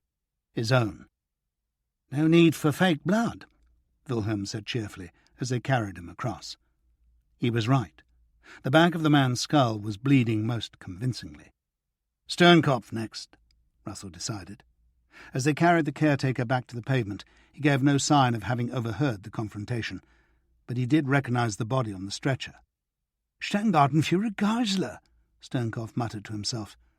"Another serious head wound," he added, reading the placard which someone had already put round the unconscious SS officer's neck. "The Standartenführer is taking the exercise seriously," Russell told Sternkopf reprovingly. The rescued girls were sitting in the back of the ambulance, each wearing a placard describing a slight injury. Freya and Effie got in with them, leaving Wilhelm alone in the front. Eric and Max were waiting for Russell in the lorry cab. "We'll be back in 20 minutes, Russell told Sternkopf, and clambered up into the cab. "Why can't you take us on the lorry?" the man complained. "Health regulations," Russell said glibly, and started the engine. Since they were supposedly headed for a hospital, they had included one in their itinerary. If they were stopped before they reached the Elisabeth on Lutzhofstrasse, they had their explanation ready. If they were stopped between the hospital and the Landwehrkanal, they would claim they got lost in the dark. No one stopped them. 15 minutes after leaving the house on Eisenacher Strasse, the two vehicles pulled up alongside the wall, separating Schöneberger Ufer from the dark waters of the Landwehrkanal. As Effi swapped vehicles with Max and Eric, Russell handed Beiserdorfer's helmet over to Wilhelm. "See you tomorrow," he said. The ambulance drove off, leaving Russell and Effi alone. "Miriam didn't say a word," she said, her voice sounding harsh in the darkness. Russell drove north through the deserted Tiergarten and across the Moltke Bridge. Beyond the blue-lit Lehrter station, the street seemed darker still, and he was past the entrance to Hunter's garage before he realized it. He backed up and drove in through the open gates. 10 minutes later, the lorry was back in its corner, complete with its original number plates. Russell and Effi sat in the front seats of the Hanomag, helping each other remove their makeup by torchlight. "We are back," Effi said, when they were finally done, and leaned over to kiss him. "We did it," she added, sounding almost surprised. "We really did." "We're not home yet," Russell reminded her. As they headed south, the sirens began sounding the all clear, but it seemed as if Berlin had already written the night off and gone to sleep. Russell stopped the car halfway across the Moltke Bridge, checked that nothing was coming, and dropped the 2 Adlon number plates, the false moustache, and Beiersdorfer's armband into the spray. He hoped Wilhelm was being equally thorough. It felt good to reach home, but the feeling was short-lived. As they came in through Effi's door, the telephone began to ring. They looked at each other, wondering who it could be. "Did you give Wilhelm this number?" Effi asked. "No." Effi picked up, listened, and said, "Yes, he is." "Someone named Sarah," she told Russell. He took the receiver. "Sarah?" There was a gulping noise at the other end. "I have to see you," she said. "Okay, but... and it has to be now." "Ah, all right. I'll walk over." No, you must bring the car. Park it round the back. There's an alley runs up from the river end. I'll be waiting." Russell replaced the receiver and told Effi he had to go out again. "What's happened?" "Trouble," he told her. She didn't explain. "You have to go?" It wasn't really a question. "It's not far," he said, as if that helped. "Would it be useful if I came?" "Probably, but this is one for me to sort out." She clung to him for a moment, then pushed him away. "Hurry back." It was noticeably brighter outside. The recently risen moon was bathing roofs and sky with pale light. The still warm Hanomag sprang to life, and Russell sat behind the wheel, rubbing his eyes and wondering which route would be safest. He then remembered that the all clear had been sounded and that he was driving his own blacked-out vehicle. Until he reached Altenaer Strasse, he had nothing to worry about. The streets were not as empty as they had been earlier, but he encountered only a dozen or so vehicles during the 10-minute drive. The cardboard alley that ran behind the houses on Altenaer Strasse was as dark as anything he'd encountered that evening, and he had to proceed at walking pace to avoid scraping the walls. He was about 200 metres along when a light ahead flicked on and off. Another 100 metres, and his slitted headlights picked her out, a ghostly figure in a long white nightgown. "This way," she whispered, opening a back door and almost shoving him in. In the dimly lit kitchen, he got his first good look at her, and his heart sank. She looked on the edge of hysteria, and her nightgown was splattered with what had to be blood. "I've killed him," she said, as if confirming the fact to herself. Oh, Christ, Russell thought. Several chains of consequence jostled for consideration in his mind, including the one featuring her arrest, her torture, and his name being taken down by an eager Gestapo scribe. "What happened?" he asked, much more calmly than he felt. She looked at him blankly for a moment, then snapped back into the present. "He's upstairs," she said. "I'll show you." She raced up the carpeted stairs, Russell following at a suitably reluctant pace. Her Gruppenführer was lying on his back by the empty hearth in the front bedroom, one arm at his side, the other twisted beneath him. His uniform tunic was unbuttoned, the jack-booted legs splayed out. A dark corona of blood surrounded the head, and his face had been battered beyond recognition. "It was an accident," she said. Russell looked at her with disbelief. "Not the face," she admitted. "But he fell, honestly. I'd been reading some of Richard's poems, and I forgot to hide them away. He found them and started reading one out loud, like it was all a huge joke. I tried to take the book away from him, and he fell back across the arm of the chair and cracked his head on the edge of the fireplace. And then I don't know, I just went out of my mind. I knew he was dead, but I could still hear him laughing, and I started hitting him with the poker, and I couldn't stop." Russell ran fingers through his hair. Even if it had been an accident, and there was, he noticed, blood on the tiled surround of the fireplace, there was no way they could pass it off as one now. Even without her Jew-tainted past, she would be facing a murder trial and execution. With it, the process would be that much quicker. What could she do? He stood there staring at the body and its red mess of a face, trying to get his mind in gear. "Who knows he's here?" Russell asked. "The maid let him in. The neighbours on that side," she gestured towards one wall, "have left for the country, but the couple on the other side may have heard us arguing. I doubt it, though. They're both quite deaf, and they sleep at the back." She could tell any investigators that the man had left, Russell thought. As long as the body wasn't found, no one could prove she was lying. But who was he kidding? This was Nazi Germany. They'd investigate her past, and once they knew who they were dealing with, they'd get a confession. She might have money, but there was no way someone with her past could brazen it out. She had to disappear. He asked when the maid would be back. "At 8 o'clock. What will she do if no one answers the door?" "She has a key." Russell exhaled noisily. "Okay, first things first. We need to wrap him up and get rid of the blood." "A blanket?" She looked better, he thought. The shock was wearing off. "A thin one, if possible," he answered. "He's going to be heavy enough as it is." They got to work. Russell rolled the body into a brown blanket, tying the ends with some twine until the whole ensemble resembled a giant Christmas cracker. Sarah mopped up the blood and got to work on the stain, scrubbing and scrubbing until it made no difference. The patch no longer attracted attention, but anyone who knew what they were looking for would find it. Russell was already wondering where to take the body. It was a pity there was no locomotive depot nearby, no glowing firebox to cremate it in. 403 Eisenachterstrasse came to mind, but only for a moment. The Standartenführer might still be unconscious, but Sternkopf would have smelled a rat hours ago. And the moon would be up, making it much easier for the police to see what was going on. The shorter the distance he had to drive with a dead body in the car, the better. Which ruled out a trip to the country and a clandestine burial in the woods.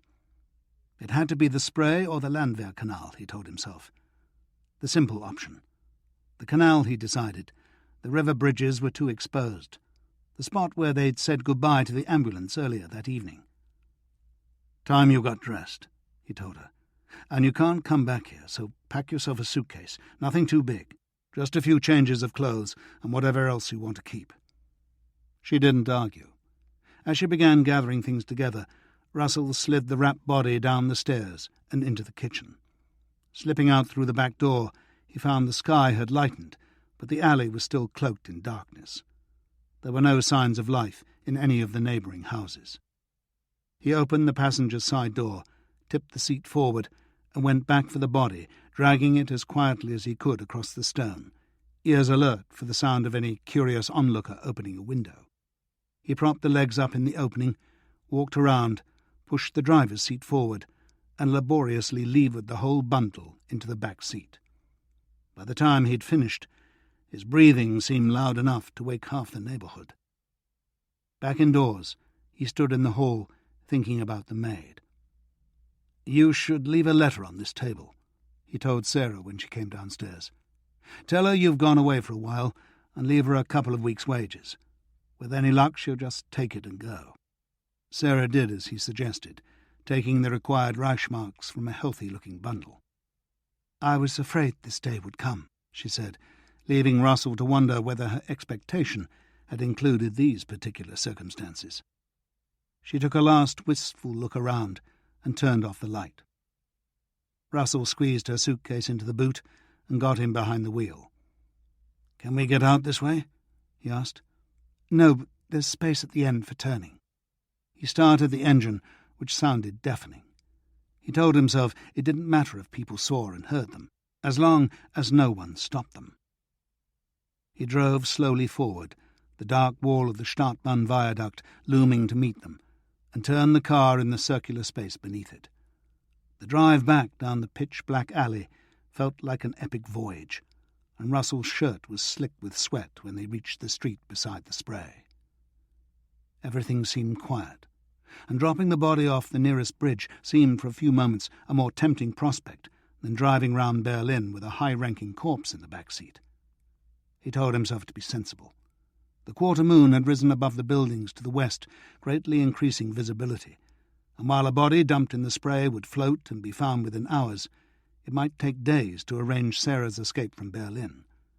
Stick to the plan, he told himself. Schöneberger Ufer would be dark and deserted. They could take their time, do it right, assuming they reached it. As he drove back down Alteneierstrasse, Russell had enough butterflies in his stomach to start a collection. He half expected to find police cars drawn up outside Sarah's front door, but the street was mercifully empty. Crossing Hansaplatz, they headed into the Tiergarten, and as they arced around the Grosche Stern Circle, a car went by in the opposite direction. Russell found he was approaching each bend as if the enemy was hidden around it, and almost gasping with relief at finding another stretch of empty road. Sarah Großstein sat silent beside him, hands clasped together in her lap. What she was feeling he could hardly imagine. A few moments' loss of control had cost her everything but her life, and that still needed saving. He remembered her saying she liked the man, and tried to square that admission with the obliterated face. Maybe liking him had been the last straw. Russell realized he didn't even know the man's name. He asked what it was. "Rainer," she said. "Rainer Hoschgesang." They reached the canal above Lutzhofplatz and drove along the southern bank towards Schöneberger Ufer. A car pulled out in their slipstream and stayed behind them for several blocks before vanishing down a side street. Heart thumping, Russell checked the mirror several times to convince himself it was gone. Finally, they were there. Schöneberger Ufer was certainly deserted, though less dark than it had been a few hours earlier. He asked Sarah to stay where she was and walked across to the wall. The moon had turned from yellow to cream, and the waters of the Landswehr Canal were glistening with a beauty they hardly deserved. The usual red light was shining atop the distant Funkturm, which seemed like a sensible breach of blackout regulations. He wondered if they'd turn it off in a real air raid and sacrifice the tower for an English bomber. All was silence and stillness. The street on the far side of the canal was lined with old workshops, most of which now served as offices. On this side, the overgrown site of a ruined synagogue lay between two warehouses. They should all be empty, give or take the odd night watchman. There was no point in waiting. Russell gestured Sarah to get out, pushed her seat forward, and pulled the blanket-bound body out onto the pavement. He dragged it quickly across to the wall and left it there. "We need to weigh him down," he said. "You untie the strings while I find something." He hurried across the road and into the site of the burnt-out synagogue, searching for ballast. The remains of a fallen wall were scattered along one side. Somewhat appropriate, Russell thought, sending a dead Nazi to the bottom of the Landwehr Canal with Jewish bricks. He could almost hear the celestial applause. He piled 6 bricks in his arms and staggered back across the road, ears straining for the sound of an approaching car. Sarah had undone the strings, and they rammed 3 bricks into each end of the roll. "Okay," Russell muttered, once they'd rebound the ends. He began lifting one end up towards the chest-high parapet. The canal was just as deep at the sides, and there was less chance of the Gruppenführer catching on a propeller. Sarah helped him lever the body onto the parapet and held it in balance while he made sure he had it round the ankles. As they pushed it over, the strain on his arms was almost too much, but he managed to hang on and to lower it down for another foot or so until the hidden head was only a metre or so from the water. He let go. There was a louder splash than he expected, but no lights appeared in the surrounding buildings. He stared down at the surface of the water, half expecting the body to flop back up, but there was only a flurry of bubbles. A small, indeterminate sound escaped from Sarah's lips. "Are you all right?" he asked. "No," she said, "but yes." Russell took another look round. If someone out there was watching them, he or she would have telephoned the police. "Let's get out of here," he said. They reached Neuenberger Strasse in less than 10 minutes.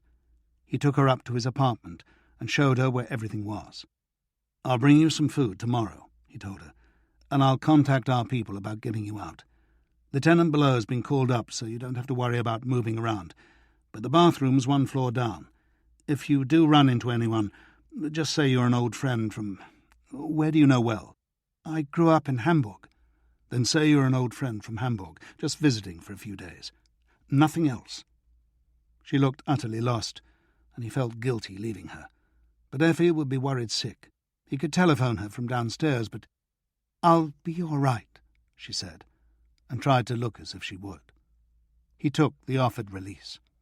20 minutes later, he was letting himself into Effie's apartment, feeling like he'd lived several lifetimes in a few hours. She let out a cry of relief and burrowed into his arms. Russell's sleep was full of dreams, most of them anxious. He woke in the strange darkness of the blacked-out room and lay there on his back, compulsively listing all the things that could still go wrong. The Standartenführer might have recognized someone, Wilhelm or one of his friends.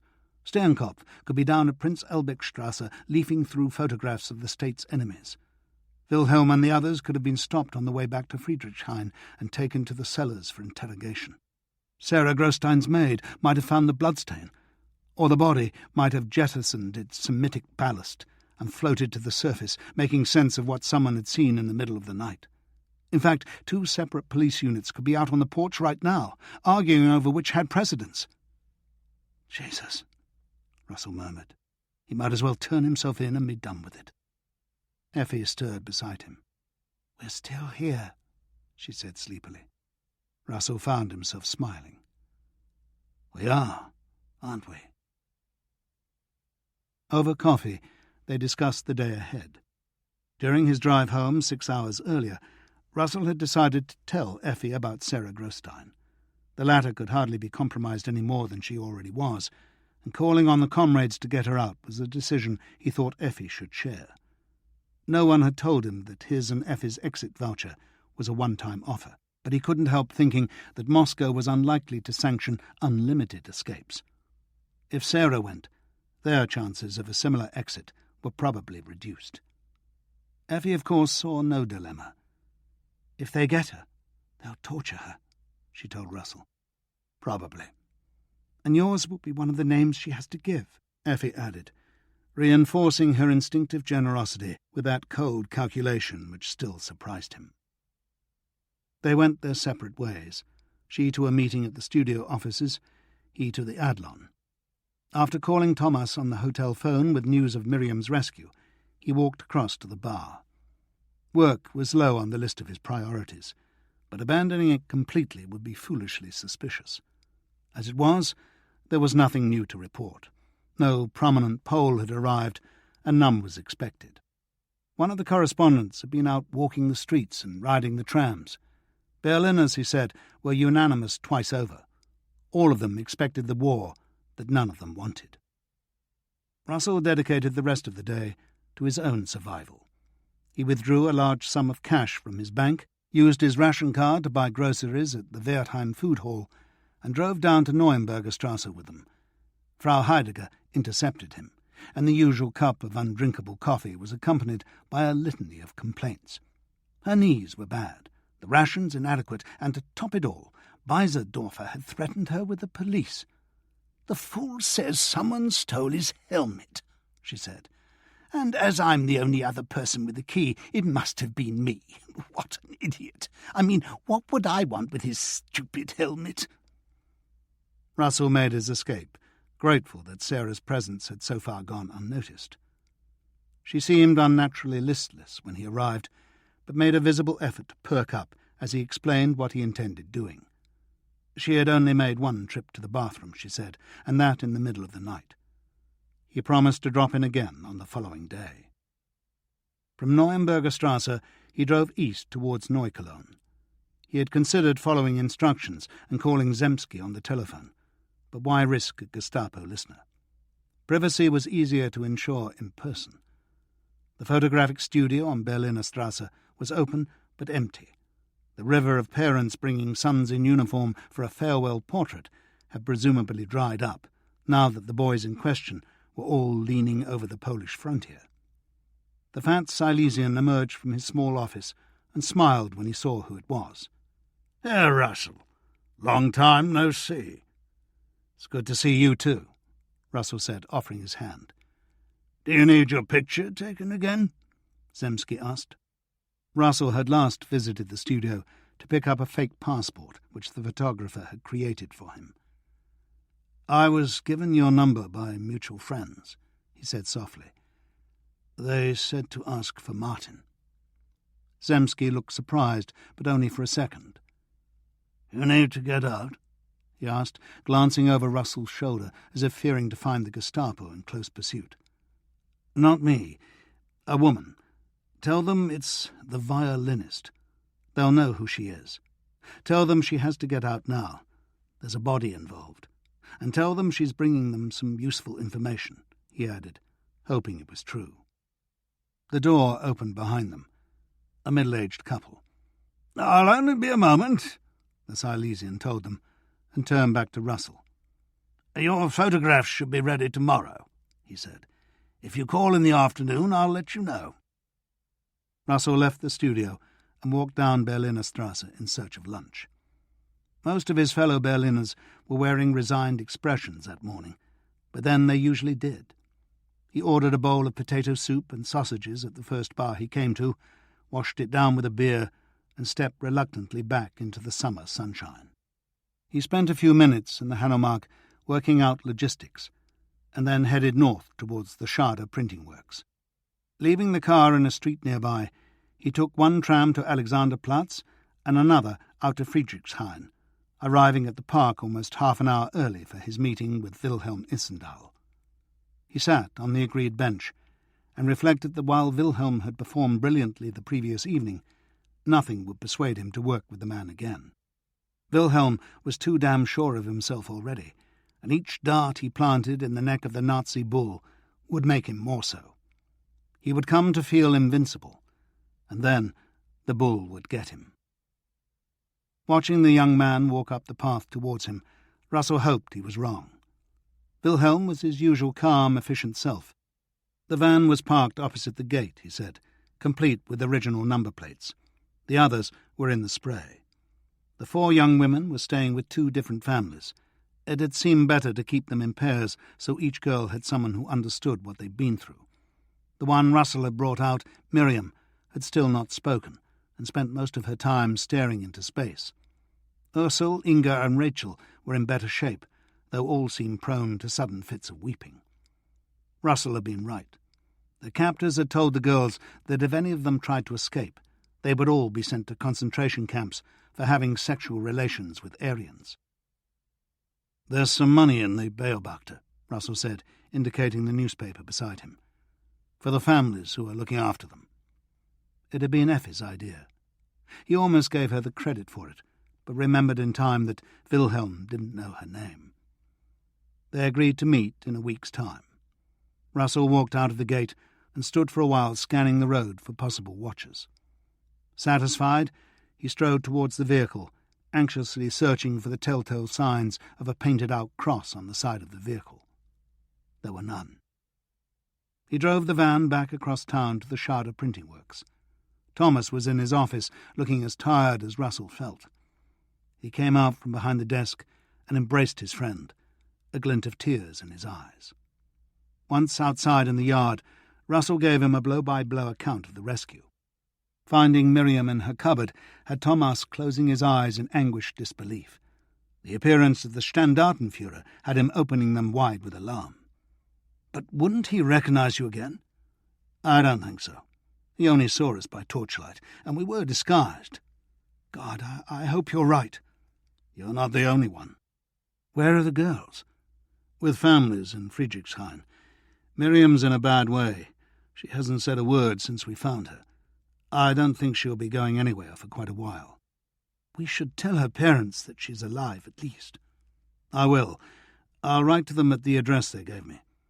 Russell looked at his watch. "I have to pick up your lorry in Wedding. I should be back in an hour or so." "Where's your car?" "Around the corner." "Then why don't you drive us both up there, and I'll bring the lorry back?" "Sold." Half an hour later, they parted outside Hunter's gates. Russell followed the lorry as far as Lehrter station, where he stopped off in search of a coffee and a newspaper. The main buffet had none of the former, thanks to a storeroom robbery that afternoon. Someone was stocking up for a future black market. The newspaper was full of quirky, inconsequential tidbits, as if the editor was clearing the decks for something altogether more serious. He drove home by way of Altenayerstrasse. Sarah Grostein's house was bathed in the last rays of the evening sun, a picture of urban serenity. If any of Gruppenführer Hochgesang's friends had come looking for him, they'd had the good manners not to break the door down. And if the body had flopped to the surface of the Landswehr Canal, the police were probably still trying to identify it. Effi looked up anxiously as he came through her door, but relaxed when she saw it was him. "Is everything all right?" she asked. "So far." They went out to eat, returning in time to hear a special news broadcast. New proposals had been presented to the Polish government, the official voice claimed. These were then outlined. Danzig's incorporation into the Reich, a plebiscite to decide the future of the Polish corridor, extraterritorial roads and railways for the nation that lost that vote. But, and here the voice seemed torn between disbelief and righteous indignation, the German government had received no reply to these eminently reasonable proposals. The Führer, it seemed, had waited 2 days in vain for the arrival of a Polish negotiator. "As if he had anything better to do," Effi said contemptuously. When they turned on the radio next morning, they discovered that Germany was now at war.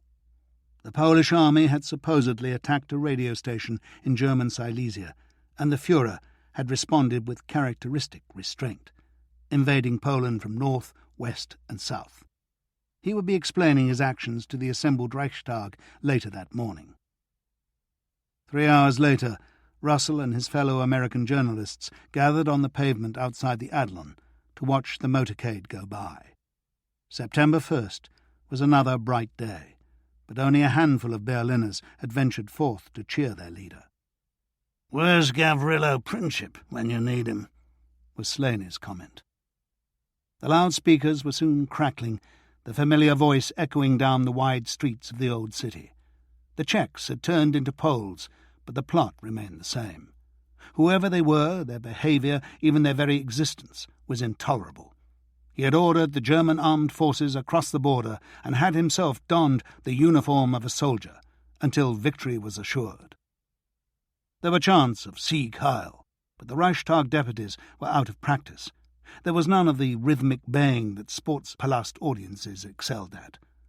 It would be an hour or more before copies of the speech were distributed, so most of the journalists headed indoors in search of a drink. Russell called Zemski on one of the public telephones and was told that his film wasn't ready. He should try again tomorrow. He drove down to Neuenberger Strasse, where Frau Heidegger was keen to discuss the coming hostilities. It took him 20 minutes to extricate himself, and another 10 to help Ziggy carry a new mattress up to Dagmar's apartment. He found Sarah reading one of Paul's John Kling detective novels and told her that German forces were heading into Poland. "Have the British and French declared war?" she asked. "Not yet." He told her that he'd made contact with the comrades and was waiting for instructions. He took the long way home, stopping off at the Potsdam and Stettin stations to see what trains were running. There were no international services leaving from the former, but the latter was packed with foreigners trying to get places on the trains still running into Denmark. Domestic services seemed to be running more or less as usual. He bought several papers at Stettin station and skimmed through them, expecting the worst. But there were no photographs of missing Gruppenführers, no reports of floating corpses in the Landwehr Canal. He was about to return home when the siren sounded. The people on the station concourse looked at each other, wondering if it was an exercise, and then shrugged and headed for one of the station's shelters. Russell went with them, moved more by journalistic curiosity than any real fear of Polish bombers over Berlin. He found himself in a well-lit underground storeroom, surrounded by 100 or so Germans of varying ages and classes. Those who spoke did so in whispers, and only, it seemed, to people they already knew. Most read papers or books, but some just sat there. There was little sign of anger or resentment, but faint surprise featured on many of the faces, as if each were silently asking, "How did it come to this?" Saturday, September the 2nd, dawned without a British or French declaration of war. Notes had arrived the previous evening demanding the suspension of German operations in Poland, but opinions were divided in the Adlon Bar as to whether the attendant threats to fulfill obligations constituted a real ultimatum. Mussolini was rumoured to be organising another Munich-style conference, which, the cynics claimed, would provide London and Paris with all the excuses they needed to leave another ally in the lurch. Russell's instinct told him that the British and French were just taking their time, but experience warned him that it rarely paid to overestimate the honour of governments. Later that morning, he telephoned Zemsky. "Yes, your pictures are ready," the Silesian told him. "That's good," Russell said, looking at his watch. "I'll be there in half an hour." The city's traffic was already thinning with the restriction on civilian petrol purchase, and the drive took only 25 minutes. Zemsky was with a customer, a woman dissatisfied with her daughter's photographic portrait. The Silesian was insisting on the accuracy of his portrayal, and Russell came to his assistance, leaning over the woman's shoulder and remarking what a lovely daughter she had. She gave him a suspicious look, but grudgingly paid up. The door pinged shut behind her. Zemsky lowered his voice, more out of habit than need. "Your friend must travel to Bitburg. It's a small town in the west.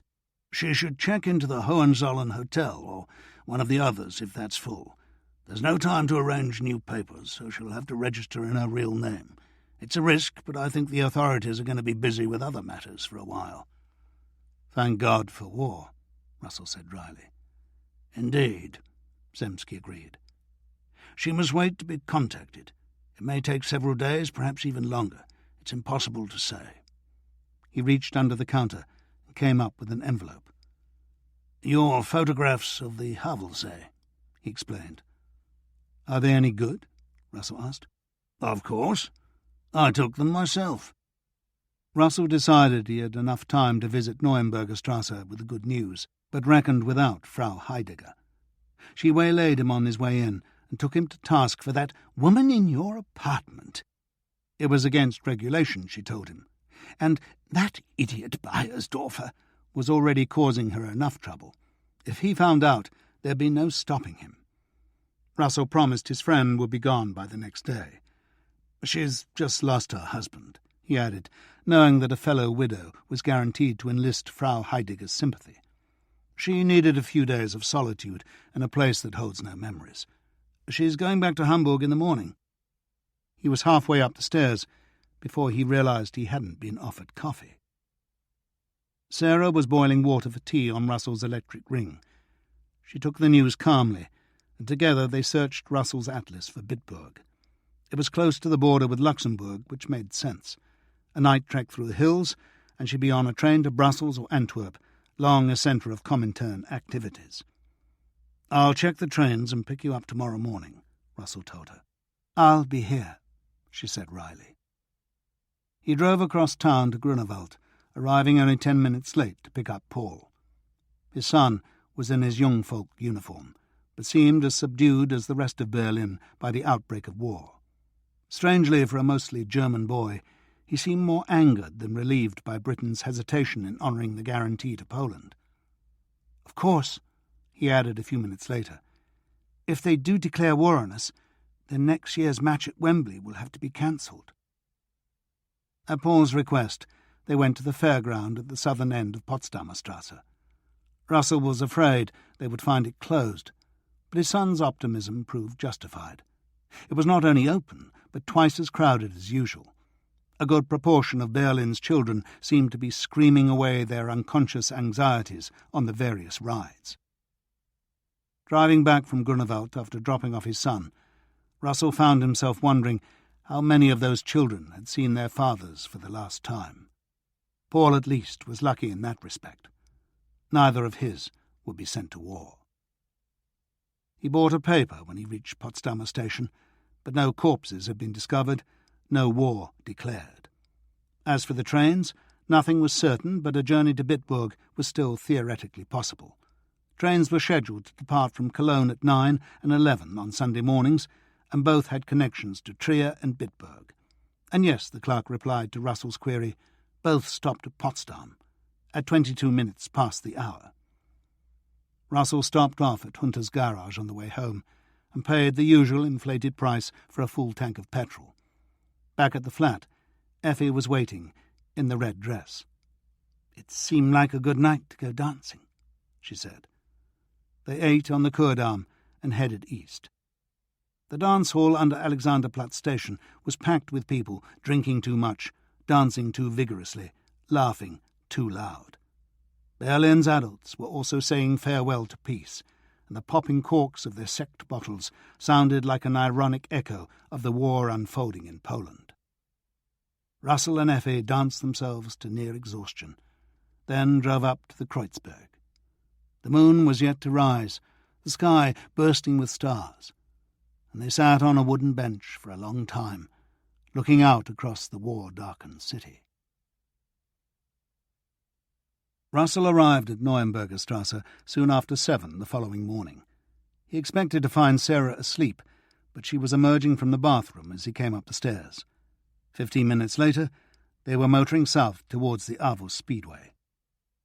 He had thought it better for her to join the train at Potsdam, and so avoid any possible checks at the main Berlin termini. He was probably overreacting. Nothing had appeared in the papers to suggest a search was underway, but it was a nice day for a drive, all blue sky and late summer sunshine. Their destination reminded him of Wilhelm's leaflet and article. He told Sarah about them and his difficulty in getting them out of Germany. Would she be willing to take them across the border? "Yes, but how? I'll send them to you at the Hohenzollern Hotel. The post office will be shut today, and I wouldn't want you taking them on the train. There'll probably be spot searches, particularly as you get near the border. But once you leave Bitburg, it'll be just one more charge against me if I'm caught," she said dryly. "Something like that." "Of course I will," she said. "I'll send them off tomorrow, and if they get there after you've left, too bad." They reached Potsdam with almost an hour to spare. Sarah bought her ticket, and they shared a mostly silent breakfast in the cavernous station buffet. The man in the ticket office had assured them the train was running, but it was still with some relief that Russell saw it round the long curve and ease in to the platform. It was less packed than some he had seen over the last few days, but still uncomfortably crowded. Sarah Grostein didn't seem to mind. She climbed aboard with her small suitcase, turned briefly to mouth the words, "Thank you," and disappeared into the throng. Russell watched the train pull out, frantic belches of steam giving way to a steady pumping. It wasn't over, he told himself. It wouldn't be over until she was out of the Gestapo's reach. But he had got her out of Berlin, which had to be safer for both of them. Slowly but surely, he thought, The artifacts and people that linked him and Effi to their various crimes and misdemeanours were disappearing. Perhaps they really were going to get away with it. The two men were waiting for him at Neuenbergerstrasse. He had a fleeting glimpse of Frau Heidegger's frightened face in the doorway as they bundled him into the back of the government Mercedes, a surprised look from the returning Bayersdorfer as they drove out of the courtyard. "Where are we going?" Russell asked as calmly as he could, and wondered whether his abductors could hear the tremor in his voice. 102 Wilhelmstrasse, the man beside him said. The SD. That had to be better news than the Gestapo, unless, of course, Hauptsturmführer Herth had come to know of his treachery. Russell wondered if the Soviets had betrayed him to the Germans, had added him to the list of gifts they were offering Hitler as part of their wretched pact. He almost hoped they had, because Effi had played no part in his dealings with them. Had she been arrested as well? He could see her back in that cell, so frightened and pale. Stop it, he told himself. Keep calm. Whatever they had, it was unlikely to be conclusive. Whatever the Soviets had said, he could always claim he'd been stringing them along. You can do this, he told himself. A schoolmaster had once told him he could talk his way out of anything. The car drew up outside SD headquarters, and the two men escorted him through the gardens and in through the main doors. They seemed almost friendly now, or maybe he was mistaking condescension for kindness. The blonde receptionist gave him a winning smile, but she would have blown Jesus a kiss on his way up Calvary. The two men took him up to Hauptsturmführer Herth's door, knocked and ushered him in. The Hauptsturmführer's face showed irritation and disdain in equal measures, but that was probably how he got up in the morning. "Please sit down," he said with unexpected courtesy. Russell began daring to hope. "There has been—" the Hauptsturmführer began, only to be interrupted by a voice on the loudspeakers outside. He got up and closed the window. "Do you know what that is?" he asked rhetorically. "The English have declared war on the Reich. Their Prime Minister made the announcement an hour ago." "Ah," Russell said. It seemed the safest thing to say. "We've been expecting this for several days, of course, and that's why you're here. You, Herr Russell, have become a victim of your own success, of the breadth of your connections, shall we say. Your links with the Soviets have proved most rewarding, and for that the Reich thanks you. But the pact has reduced our need for intelligence from that direction. Your connections with your own country now seem more relevant, and the Abwehr has asked for your services." He paused and actually offered Russell a thin smile. "You know what the Abwehr is?" "Military intelligence." "Precisely. Well, the SD may want you back at some time in the future, but for now the Abwehr's need is greater. They have your details and will no doubt be contacting you in the near future." Hauptsturmführer Herth got to his feet, and Russell did likewise. "Heil Hitler!" the Hauptsturmführer said, and Russell managed a nod of recognition in response. He walked down the stairs and out past the chubby blonde secretary, repressing the urge to laugh out loud. As he crossed the rose-scented garden, he made himself a promise. He would prove as faithful to the Abwehr as he had to Hauptsturmführer Herth. Ruins. In the last week of September, Russell took the early morning train from Silesian station to Breslau. The fighting in Poland seemed almost over. The British and French were managing little more than rude gestures across the western frontier, and the Reichsbahn was running almost normally. As he travelled up the autumnal Oder Valley, it seemed to Russell that for a nation at war, Germany seemed strangely at peace. There had been no news of Sarah Großstein, which was probably good news. She might have been killed crossing the border, or she might have made good her escape. He would obviously have preferred the latter, but either would have rendered him safe. It was the third possibility, her capture and continuing interrogation, which sometimes sent a chill up his spine. He was learning to live with that and other uncertainties, but it wasn't easy. Her lover's body was still feeding whatever fishes there were in the oily Landswehr canal. Russell had found no official mention of his disappearance. A bureaucratic oversight, perhaps, or just one of those loopholes that a war tended to open. If someone missed him now, they would probably search in vain. 3 of the young women rescued from 403 Eisenacher Strasse were on the mend, or at least gave that impression. Ursel, Inga and Rachel ate, talked and slept like ordinary people, and even laughed on occasion. If they still seemed prone to flinching in close proximity to men, then no one was very surprised. During the previous week, all 3 had visited the Alaya offices on Meinecker Strasse to inquire about emigration to Palestine. Miriam, though, was still mute. A week or so after the rescue, she had been seized by a violent fit, and others had followed. It looked like epilepsy, but the local Jewish doctors had ruled that out. What it actually was, they couldn't say. Russell had hoped to be taking her home by this time, but there was no way he could expose her to a journey like this, particularly when their reception in Varta was so uncertain. Her parents had never replied to his letter. His train reached Breslau in mid-afternoon, too late for a return trip to Varta. He booked in once more at the Monopol and then walked over to the Petersdorf store, intent on keeping his promise to Torsten Resch. The manager told him that the boy had been called up a couple of weeks earlier and was probably in Poland. Russell thought about contacting Josef Mollmann, but decided it would be a mistake. He had often wondered whether Shchepkin, or someone like him, had honey-tongued the Reichsbahn man into working for the Soviet Union. Probably not, he guessed. There hadn't been time before the signing of the pact, and Stalin's gloating opportunism wouldn't have appealed to a man like Mollmann. Russell hadn't heard from the Soviets himself, which, while not surprising, was still something of a relief. He had expected to hear from the Abwehr by this time, but they hadn't made contact either. Too busy mopping up in Poland, Russell guessed. He could cope with the wait. He dined alone in one of the Ring's restaurants and walked back to the hotel to ring Effi. Sounding both tired and wide awake, she treated him to a long and funny account of her day on set. He carried her voice up to bed with him and quickly fell asleep.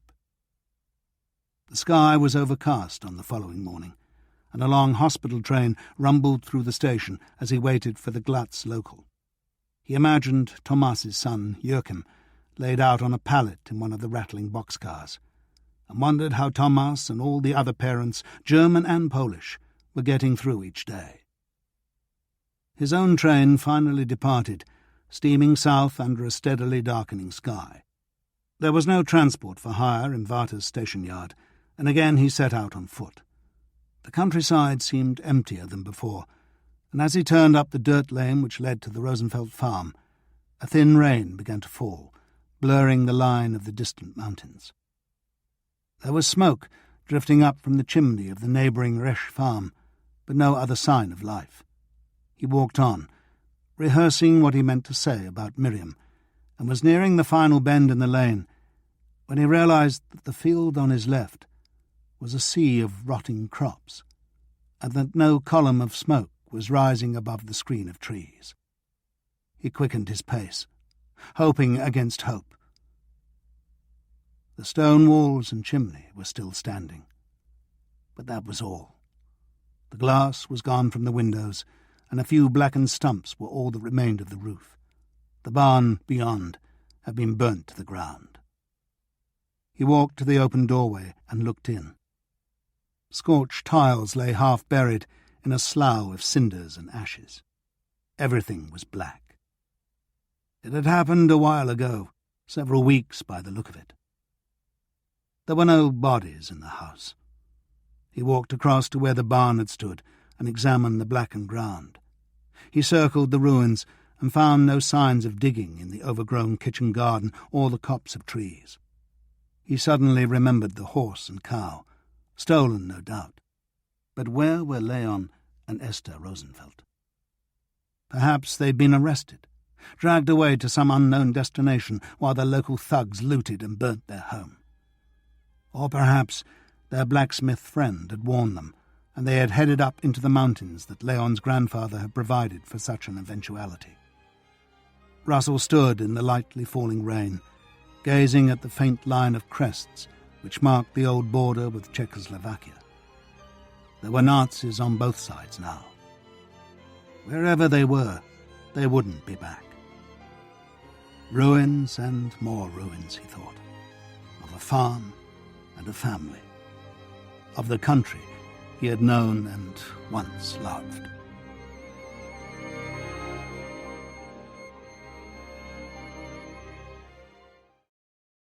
The end. We hope you have enjoyed this production of Silesian Station by David Downing, narrated by Simon Preble. Recorded books are available wherever audiobooks are sold. Thank you for being a Recorded Books reader.